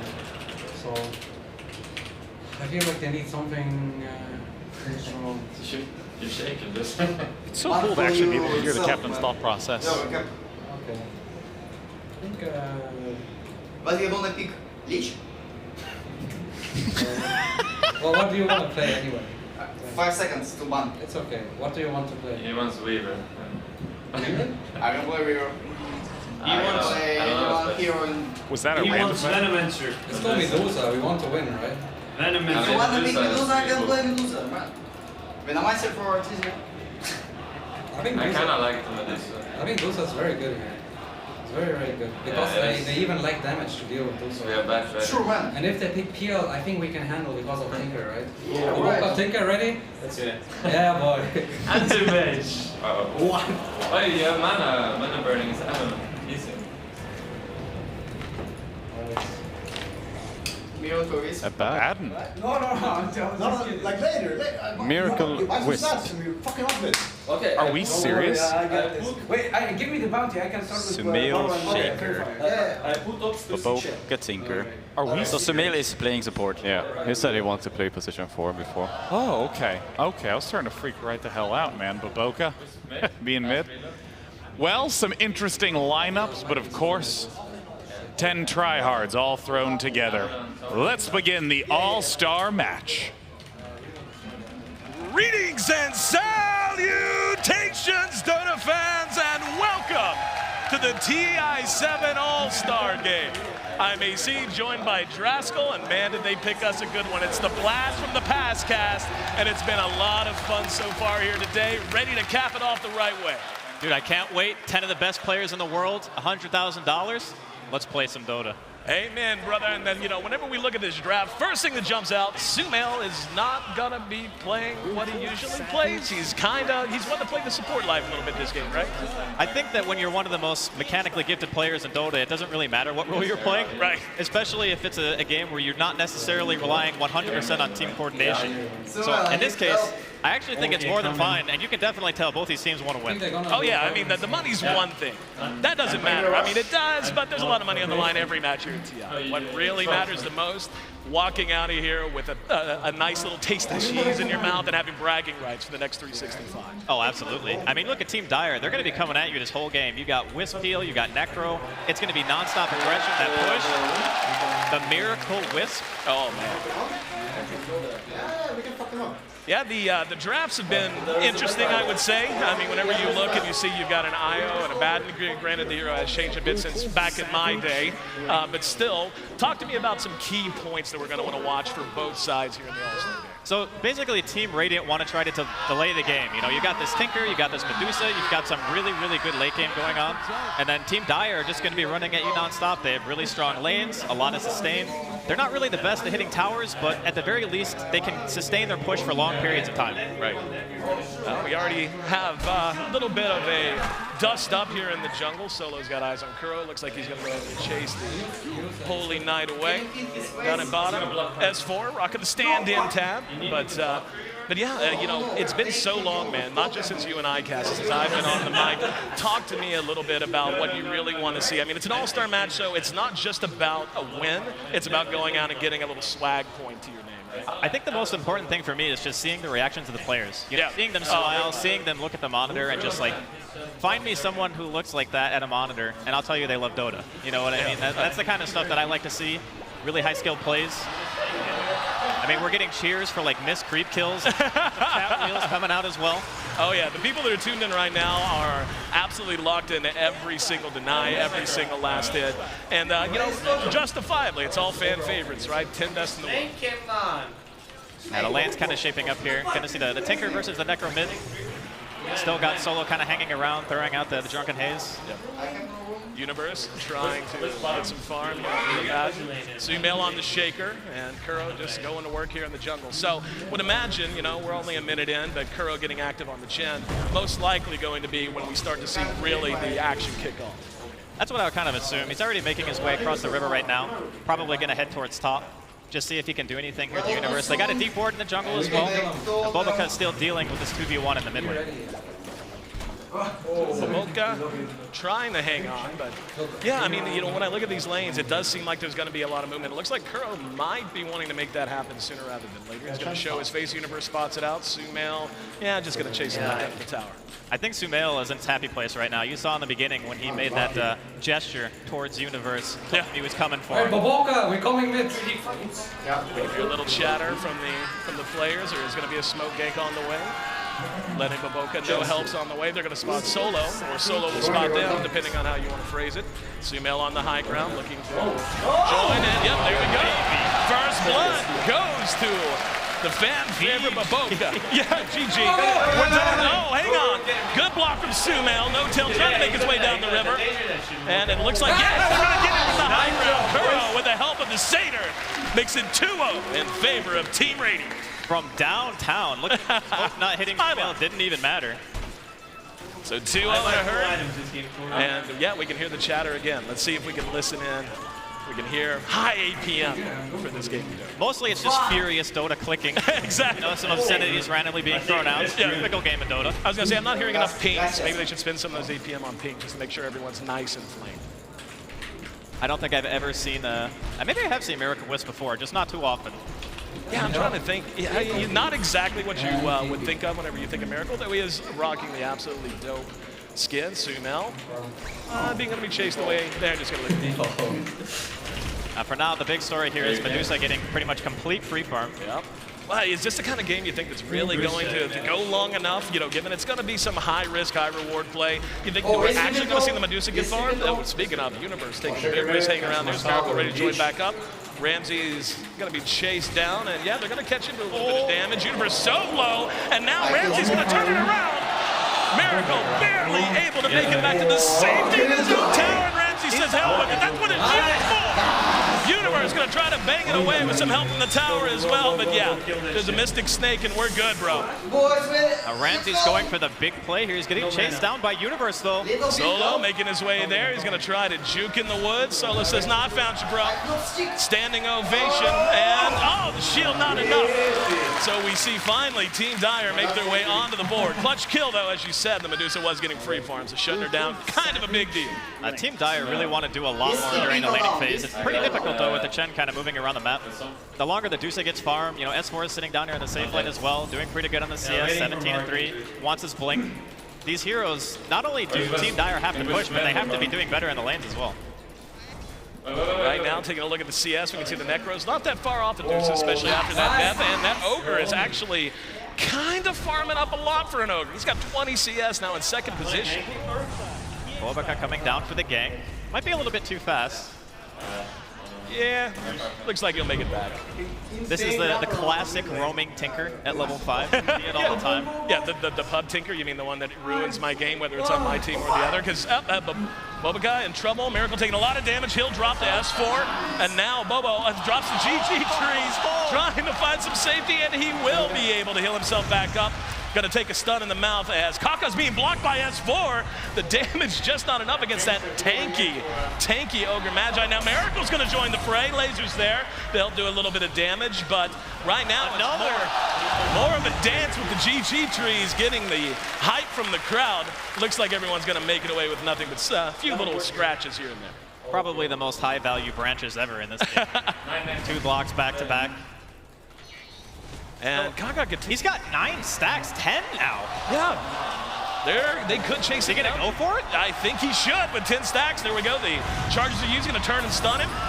Can he get it? S4's taking a lot of damage. You know what? Oh, Kaka stays alive with the help of Miracle. Middle lane, Sumail's got mana here, looking for a block. There's the block, no tail, hemmed in. And yeah, they're gonna bring it down without a whole lot of muster. Fuss will get off the heal, but not enough in time. Solo rotates in. So, all right, that's, yeah. Who tries in an all-star game? We do and they do. That's right. Who cares about 20 grand, right? Yeah. You know, 23 million on the line. Yeah, whatever. Oh, there we go. Oh, very nice cancel on the stun. The Centaur thought about it, reared back, and ends up timing it better just to chain him up. So 7-2 now. Team Radiant off to a blazing start. So just to paint a picture of how Team Dire's game is supposed to be going, not like this. You think?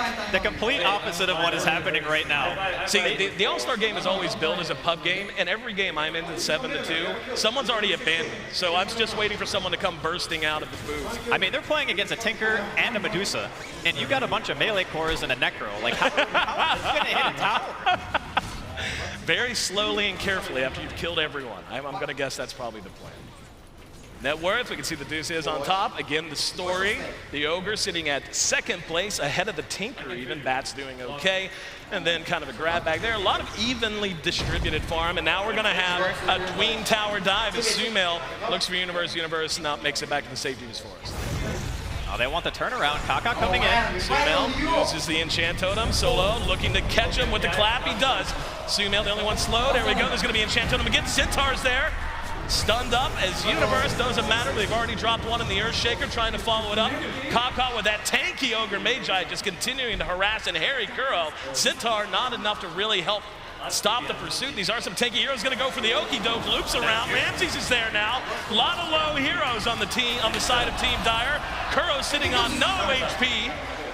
And he'll drop as well. There's the follow. Sudden answer. That fight lasted so long that Sumail respawned and TP to the tower. They do not look like they're done yet.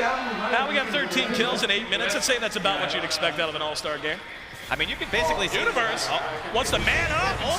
Ramsey's like, nah, bro, I'm good. Here we go. Following up, a lot of damage done. Miracle trying to make it back to safety, but yeah, nothing but wrong hats all around him. No tail, not in any better shape. And that's going to be suddenly a much bigger league for Radiant. We can see the spans coming out. 12-4. Tier 1 could be the next target. We're going to get to watch this Fissure coming in. Sumail, level 5, hits them both with the Tornado and the Centaur creep on it. All smiles here, even though Team Dire a little bit on the losing end at the moment. You know, still a lot of Dota to be played here.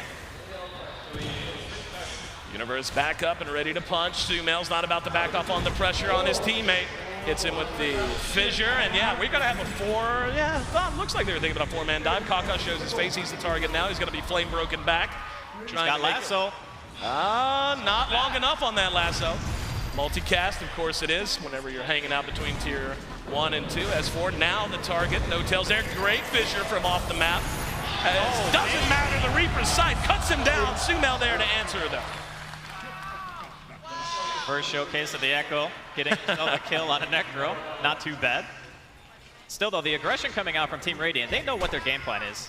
They just want to try to force Team Dire basically to move around the map. Solo's only level 4 right now. He really wants that level 6 for his primal split so he can actually contribute during these fights. Here we go, stun out on Sumail. There's another Fissure. Miracle's actually, he could slide by, so Roshi ain't going to give chase, no big. This has got to be like the most kills I think I've seen in an all-star game at this stage in the game. 2 a minute, not too bad. Universe continues to flirt with disaster as he's very, very low. And Ramses just continues to farm, now top in net worth and beginning to open up really a considerable lead at 700 net worth bonus, and second place and third are his own teammates. There's a stun that's going to catch Kaka. Follow up from Miracle. Can they keep him alive? Universe is there, and the Satyr throws out the ball, but not enough. Still just so much pressure from Team Radiant. They are not letting this up. Solo actually going to get solo killed in the bottom lane by S4 using the lasso for that one. S4 bat's pretty good last I heard, and here we go, another stun. That's gonna end up catching Kuro. Kuro drops once again.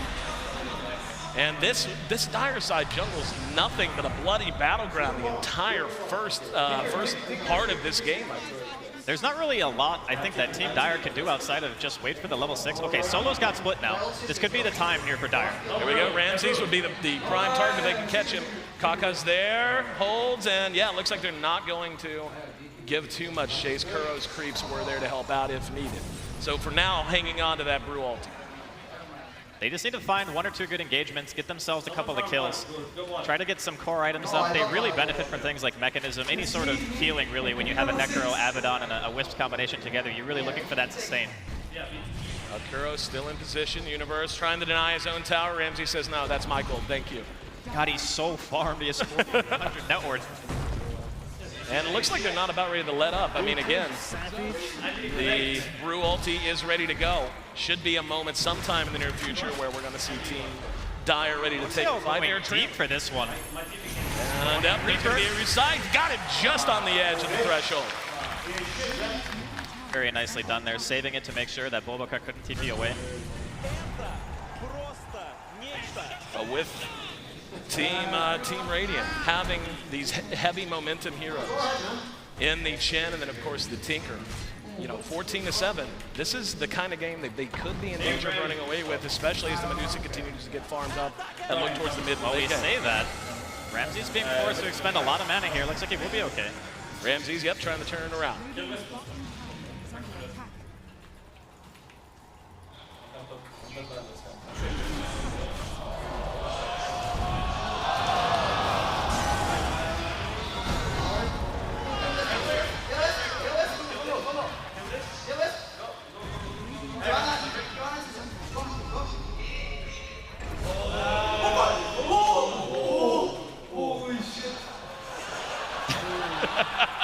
Like Dota right there. Yeah, I think that's our cue. Yeah, you gotta love those moments. He has ult on Ever?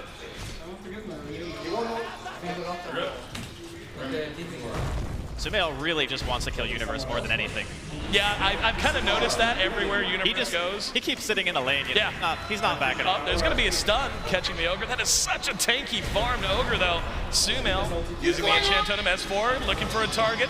Going to knock back Kaka. Universe on the other side of the fissure can't be in much help. And S4 continues his dominance here in the early game. Ramsey's now being chased down. Solo should have his ulti.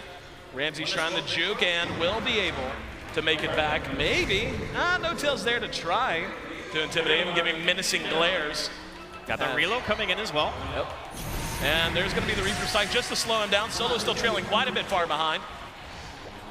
I can die. He got glow stick charges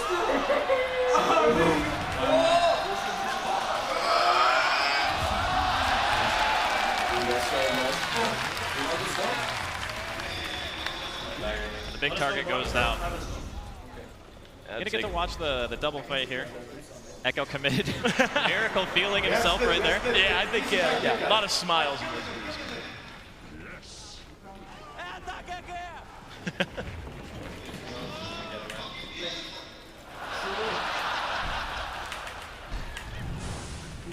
And keep it up. He's farming this right now. He'll go check room. He's here alone. Look. Yep. There's a guy here. Coming. Bro. Keep running. They got no apron. Yeah, bro. I'm running.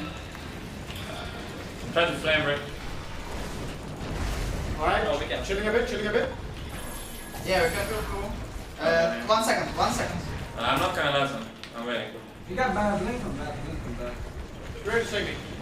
Fuck, do something. I'm gonna lasso when she answers. I'm like, look at. What's the ship? I'm gonna shrine you actually. I fissure. Yeah. He likes beer. He's having shit. He's smart. Yeah, let's go for him. Wait, there is no... Ramses. Oh man, thank you. I'll take it too. Oh boys. You got maybe there will be no one me?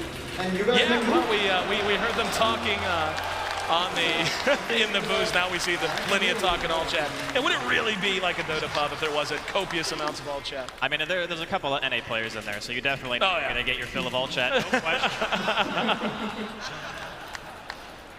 So it looks like things have calmed down, at least for the moment. Very handy lead for Team Radiant as they're doubling up Team Dire, 18-9. What's the road to even if you're on the side of Dire here, Andy? I think you just got to keep forcing it, man. Every time Relocate's up, every time Split is up, you just got to go. You can't give Team Radiant the chance to farm up. Here we go. There's a drag on Kaka. Boboka's there to help out. Uses March of the Machine. Some helps landing. S4 is going to take a big stun. Miracle there to help him out again. Are you serious? Give the man an EMT license. I mean, that is one tanky ogre anyway. Yeah. You get the Wisp Tether on top of that, too. I think he's even going for the hood. He's got the Ring of Ringer health. Yeah, I didn't know there was an Ari.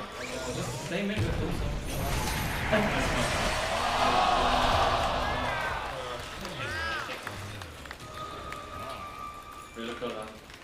Really well stuff. Finish your blink soon. Yeah. They're just running. I'm taking bomb. I don't know what's in.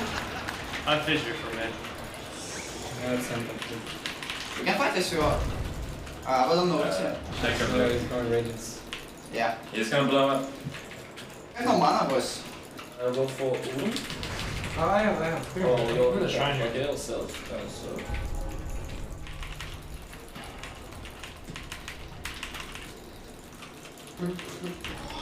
There's kind of the slow siege going on here.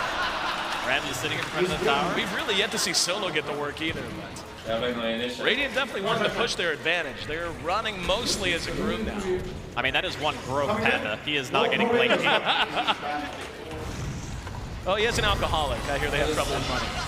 That's fair. S4 coming in. I know, it looks like they're ready to commit, but just not happening. They're slow pushing using March. Now, this is kind of where the game really starts to slow down. Dire, they really want to try to abuse their ultimates as much as they can. You know, your Reaper, your Primal Splits, and just try to get kills that way. But now that the Tinker is kind of online, it's going to become a lot more difficult for them to find objectives without kills first. Kuro and his menagerie continue to hang and look for some activity. Sitting under your own tier 1, not the best place for a Chen. Take a look. Oh, no. Here We've all made that face. Just heard a lasso and a laser. There we go. We're going to have No-Tail in some trouble. Trying to make it down the low ground. There's a sight just to stun out S4 for a minute. Universe there tried to follow it up. Surprisingly, both No-Tail and Universe are alive right now, tanky as those heroes are. Now, down in the river, we got some trouble as Miracle finally being punished for his sins in the eyes of the Radiant, and that's just going to be the only one they can get, still having trouble tracking down the rest. They're walking into this March? Yeah, they're tanky. I don't know that they're that tanky. Yeah, we're going to see another drop as the Necro's down. And Universe is going to be spotted out, flame broken, back up to the high ground. Solo there trying to help him. Not a whole lot of help he can lend, though. Ramses gets eyes on him. Chin's right behind. Solo trying to delay Sumail as well. There's going to be the fissure, and it does catch it to Universe. Fissure. Caught by his own teammate. That's a triple kill for Sumail, by the way. Doesn't matter what role he plays, man. He's just going to perform every single time. They don't look like they're done yet. Kuro's got his army. They're quite low, though. Oh, okay. Is he actually going to get counter-killed? Yeah, multicast. And now Kaka in trouble as well. He's going to try to make a run once again. The fissure on point. Miracle there to help him out once again. And turns it back around. Looking for the stun. S4. Last one left hanging. See a bunch of creeps moving around. I know Lasso, though. It's kind of hard to commit to this. Oh, Echo Sumail looks like he wants to go in. He's going to go in, enchant totem, fissure, and yes, one last one. Dominating streak for Sumail. Could come to an end here. He's going to try to TP out, and he waves goodbye. He's out of there. See ya. Still Team Dire on the clock here. No-Tail picking up the Radiance very early. It's going to help him kind of stay, I would say, ahead of the curve in regards to farm. They're going to need him to get gigantic this game. There goes a replay there. Sumail trapping in his own teammate on his way to a triple kill. And no tail. Yeah, I've got to check his pants. Kuro's happy though. Kuro remembering his hubris chasing down that past the shrine, realizing the mistakes that he's made in his life. Oh, dude, we can kill them. I think we can kill them. They're pieces of shit. I have radiance. Look, I'm going for the bitch mid, I think. No, they're camping him. DD top. Dusa took it probably. Oh, Dusa's here. I'm going Dusa. Okay, I'm going for Dusa. Think it was what? I survived him. Where's Necro? Top? Reload top maybe? Yeah. Help him. Any TP? No TP. I'm there. Sorry. I'm expecting more celebration from Killing You know, just normal. Medusa. Yeah, it's just another day at the office, you know? Only been killing us all game. Very good pickup there for Team Dire, though. I mean, this Necro's kind of getting out of control. They're going to have to do something to address him sooner or later. Yeah, you're right. I just noticed he's almost 1,000 ahead in overall net worth, catching up very, very quickly. And yeah, the kill count's still very lopsided in favor of Team Radiant, but really we're starting to see a lot of signs of life out of Dire. If you're Radiant, really what are your goals outside of kill dudes and bang towers? What are you looking to do to make sure that they don't continue with this momentum? I mean, they still can always go for the plan of just, you know, delay forever, march all the towers, get your Batrider blink, all that good stuff. They can always go for that. They have the Tinker, they have the Dusa late game. But I don't know if Team Dire are going to really let them do that, or at least they shouldn't. Right, they only have this Necro, and they're gonna keep pushing like that. I think we should just kill the backline. Yeah, man, saying. Yeah. You wanna get? No, you want. You take your farm. You can. Let Ramses bait them in and kill the backline. Kill all backline. I can. We can go mid. After 6. Yeah, I have to play the tornado, sandbag forces tornado from them. Okay. They're running it. Like, I'm coming. They're all there for. No, what about me, Thor? Yeah, I want. I can go in there. Tinker. I can go. I'm proccing his dagger, maybe. No. Hard. Get out. I got him. Okay, let's make some space. I'm just making space. Keep going. Yeah, it's hard. I will. You will check it. They're trying to get the brew here. Just take his ass.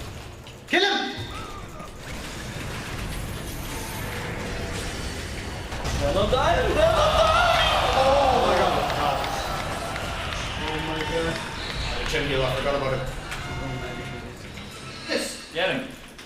Sumail? Yeah, I'm blocked. I'm blocked. Yeah, go get him.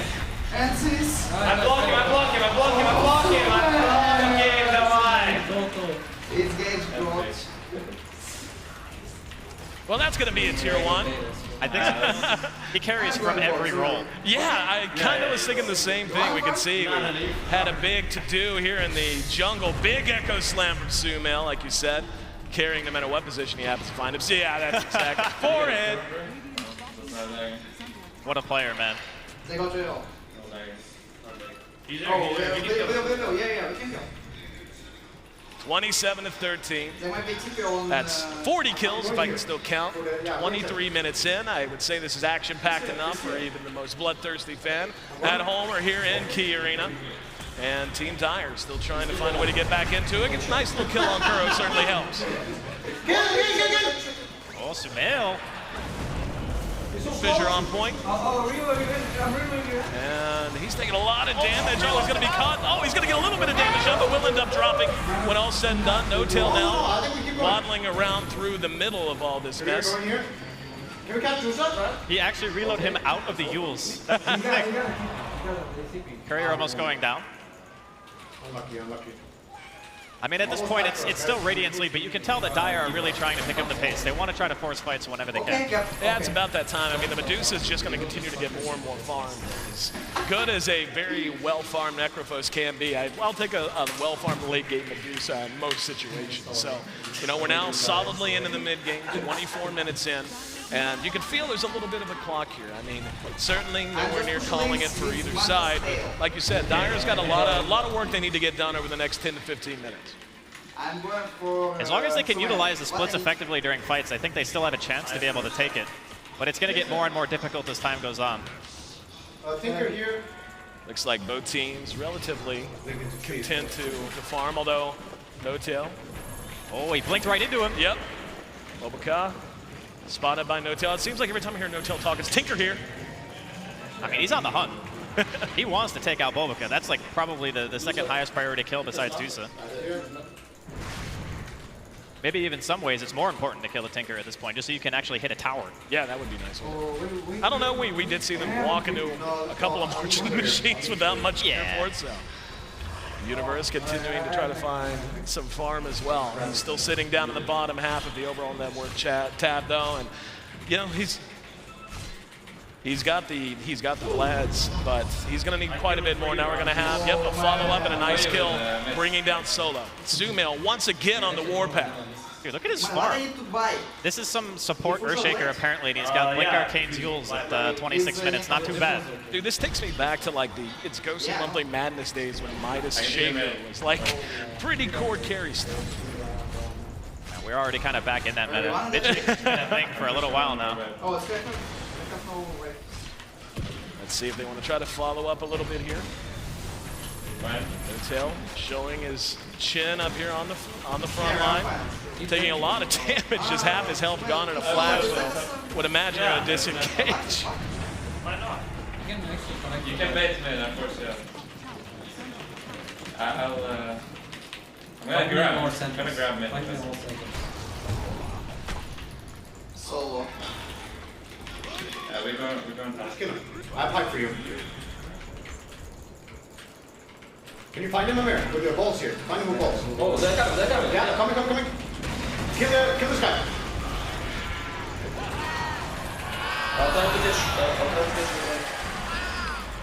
Shaker? I can reload. Yeah. Oh, no.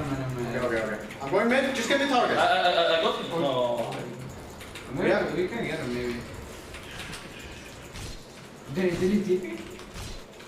Kill the rush. I think we can definitely. You Kuro mana. They're gonna rotate like this. Yeah, no. Kuro needs mana. You wanna def? He's baiting me. I'm dead. Smoke him. I got diffuser on Nikafos. Okay. Oh, watch. Baiting. No, necro bottom. Yeah, kills him. He's blocked. Heals. Forcing. Alright. Nice. Kill Solo. Ayo. Send that over.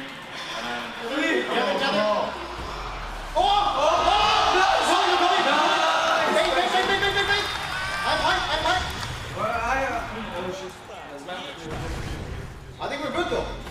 I still have. Right, I'm counting on your healing.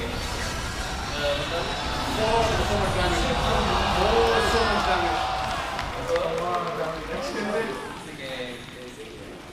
Oh, watch. Yeah, blink soon. I use. Abaddon. 24. Nice job. Nice Look, game. Yeah, I'll ward. Okay. That's so this. I pushed him in. Okay. No. Get in. Not the back. What the? We can Get in. we can hit. Let's go in. Давай. Watch. I'll defuse him. Open. Chase that. Go. Playmaking. Yo. Nice. Oh no. I force for you. I force. Just one. Wait. Alright, I'm gonna get a word behind the rim. Alright. Okay. Now we have wards. He was good, man. Oh, they saw me. The word just expired. They still want fast. Wait for me. Did you get? So just kill chat. Yeah, can we kill Chen here, guys? It's hard to move. It's time to go. Do it damn I'm going now. I'm going now. Do it, sir. I'm going. Hey, shake it. Oh, you got me. Okay. Oh, I didn't get a kill. It's bad, man. I can help you. Yeah, I'm going to help here.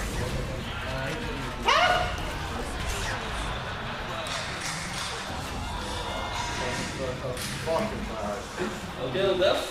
Left. There's no man on this guy. Molasso.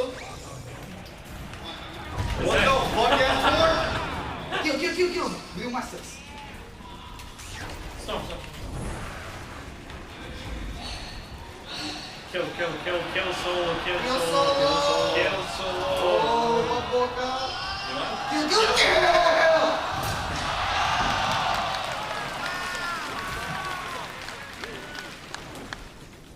Boca, one more manga for me.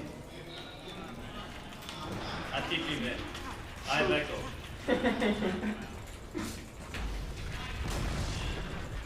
I think we have to kill this Tinker. He's dealing too much damage.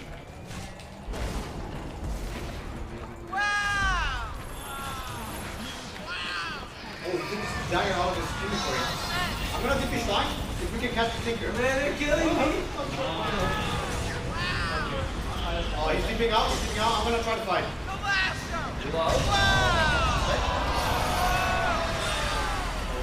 You, man.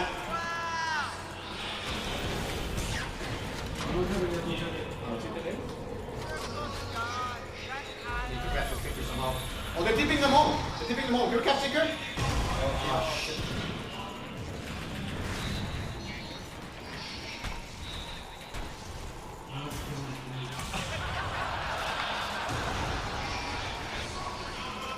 That's it.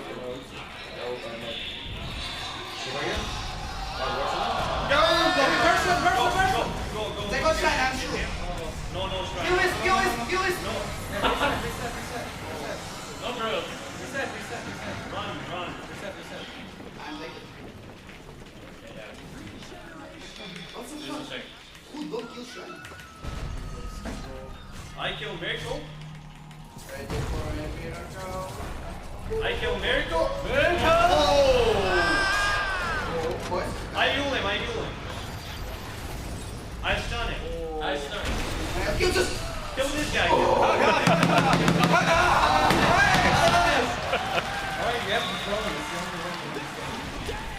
Well, a quick check in on the replay. We can see, yeah, good Fisher catches a couple. They're going to follow it up, and Sumail just continuing to do work. Miracle brought down from distance by Bobokan Universe. He said he healed him, and he used him. He said he stunned him, and he stunned him. Then they killed him. Bobokan getting both on a dominating streak. Starting to get a little out of control here. Team running away with the game, hitting tier 4s. You always had a flair for the not dramatic ending. It's like, yeah, it's a little out of hand. Tier 3s, 33 minutes. Tier 4s, rather. I'm getting it. Let's go.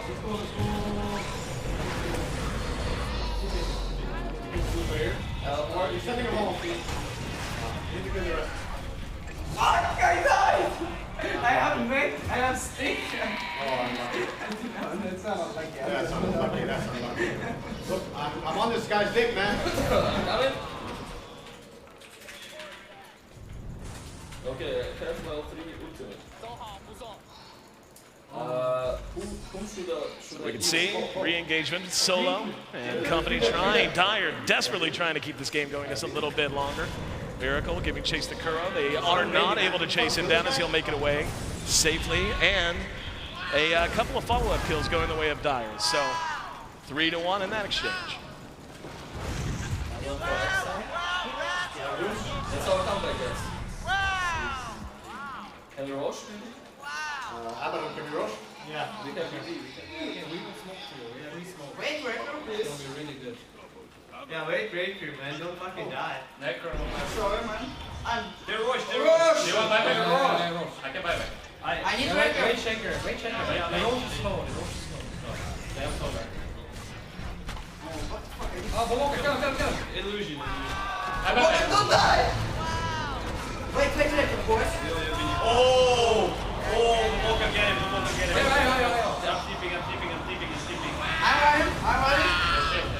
I'm right from behind, boys. I'm going happy. Nice! Oh, shit, yeah. Kill solo. Kill solo. Storm, accept it. Watching it?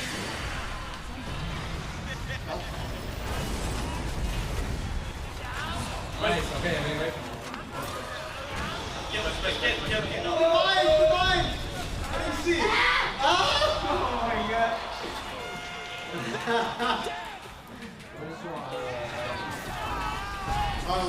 Now right here, we see Notel going in straight away, gets burst super heavily. Sumail, super late TP, we're going to see it here in just a second, says he's coming in. I think he gets like a 4-man Echo Slam? Yep, that's a 3, 2, 1, 4-man Echo. That's a juicy one. Help! I kill solo. Kill everyone! We have to kill everyone. Kill you. I think we have to die here. Oh my god, we kill me. Kill me.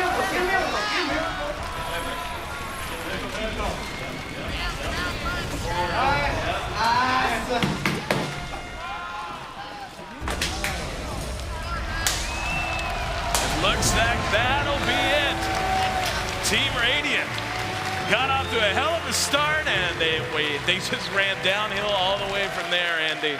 Looks like the good guys prevail, at least here at TI7. I mean, that draft, I don't know about you, but if I ran that to a pub, I would not be too happy about it. The whole Tinker Dusa thing. Yeah.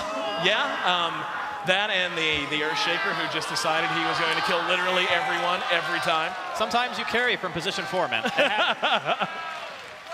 You can see the good sportsmanship as Team Radiant living up to their namesake.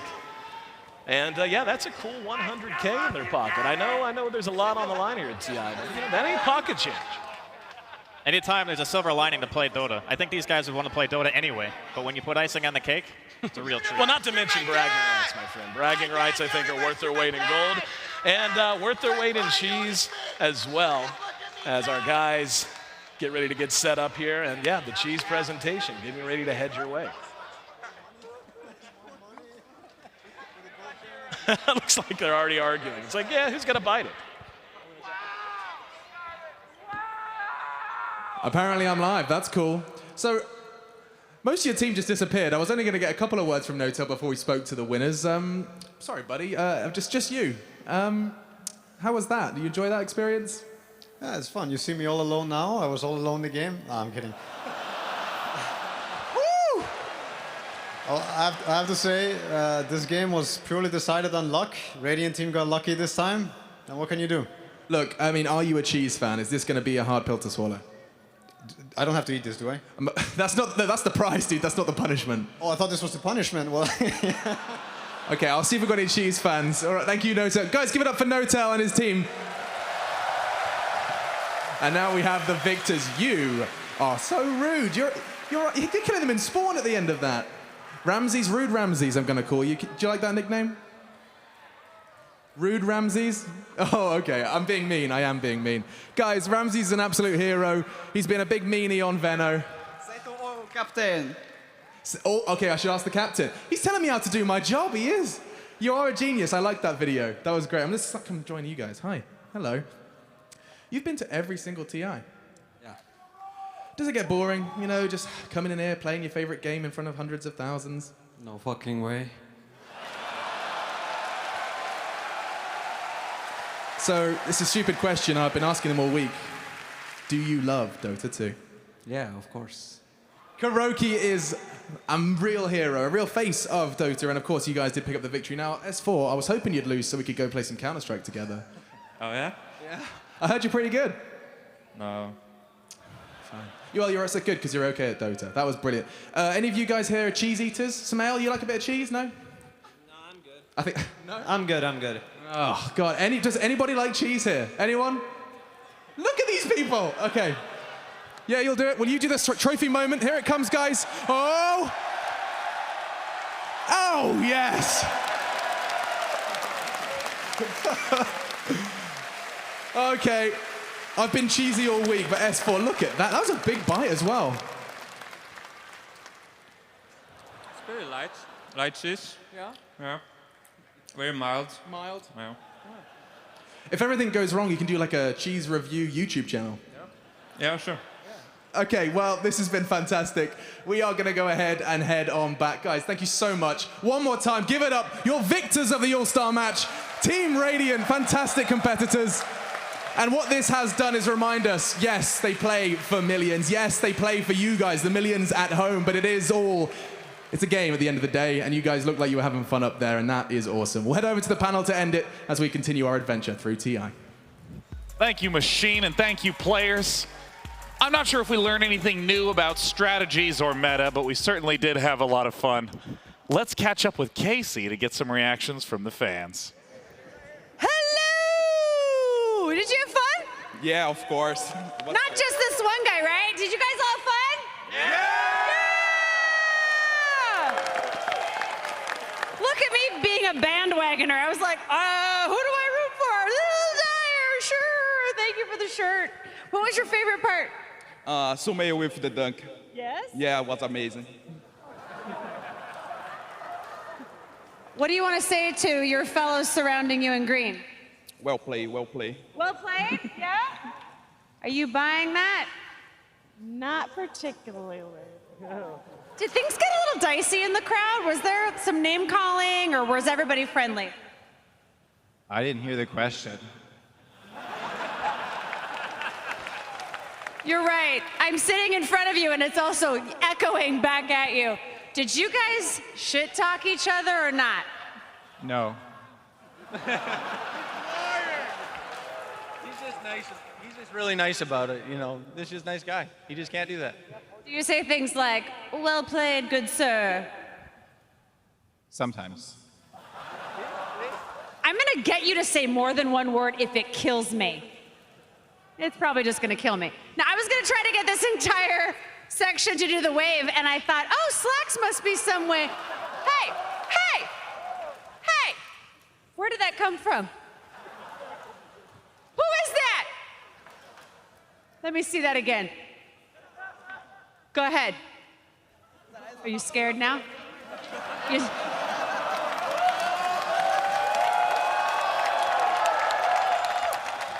Are you scared of a pregnant lady? Aww.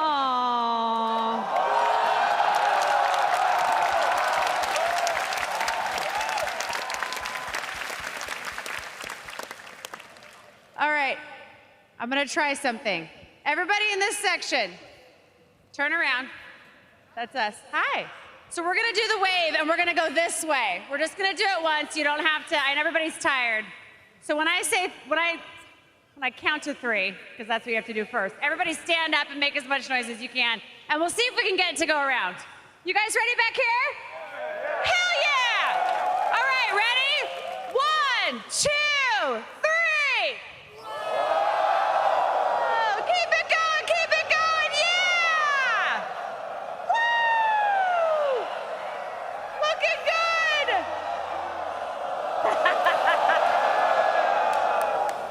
Slacks, I know you're here somewhere, buddy. Hello. Hi, how you doing? Casey, beautiful wave, beautiful all-star match. Hello. All right, still going. But we snagged a little something of our own here. They got usually a lot of security on me, but today they didn't have enough, baby. We got the cheese. So, what'd you think of the all-star match, Team Dyer? I thought, personally, it came down to the draft, and the Dyer upheld the spirit of the All-Star game, and the Radiant was scumbags picking meta heroes. This is crap.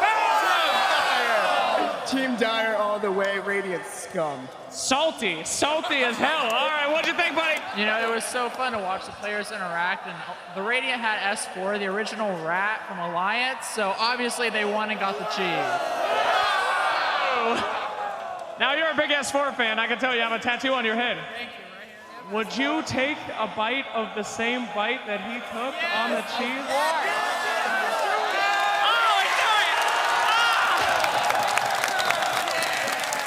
S4 is inside you now, my friend, forever. All right, guys, hell of a time. Thank you so much, and we'll send it right on back to the boys at the desk. Woo! Thank you, Slacks, and thank you for the most perfect responses humanly possible.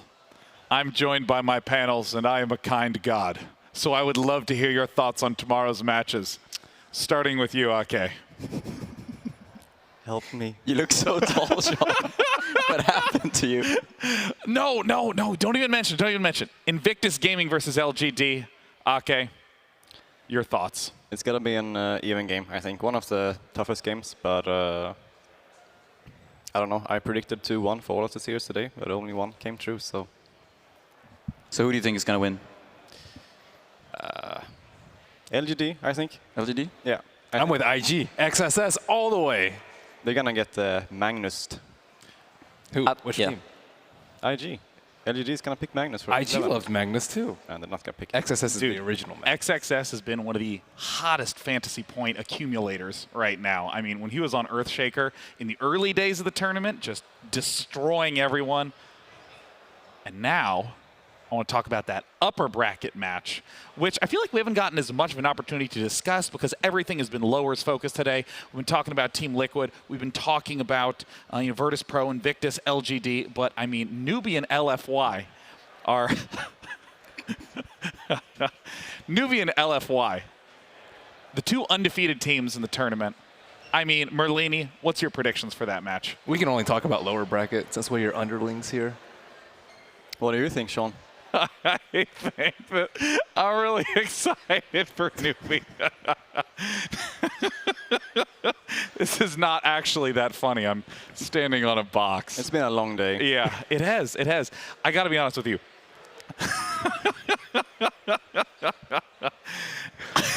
All right, I'm getting down. Okay, stand on this box. This is my box. Yeah, it's your box. The king of the box. Okay, success. Whew. Oh, this feels better. There we go. That's, you now have seen behind the curtain. Newbie, LFY, Kaka, and Faith look so good and are so coordinated together. And I think that at this point, LGD, Forever Young, LFY have not lost a single match on the main stage. Newbie has lost only one to Invictus at this point.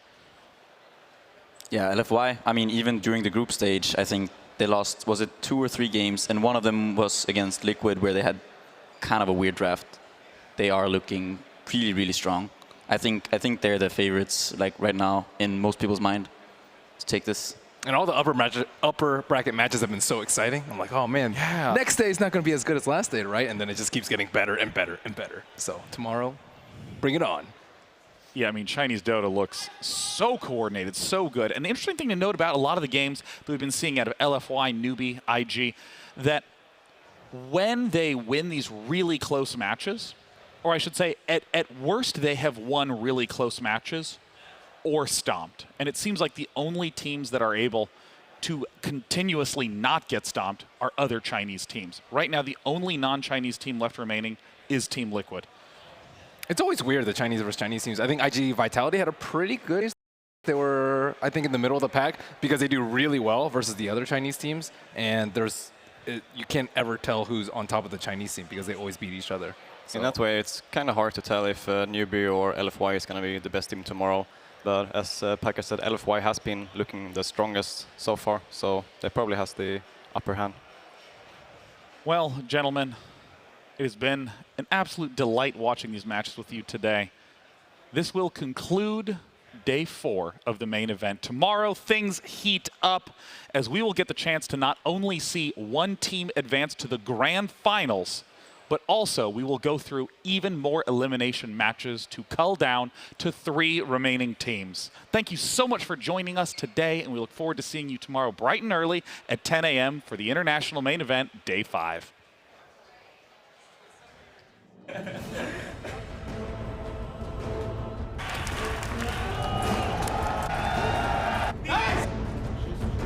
But GG!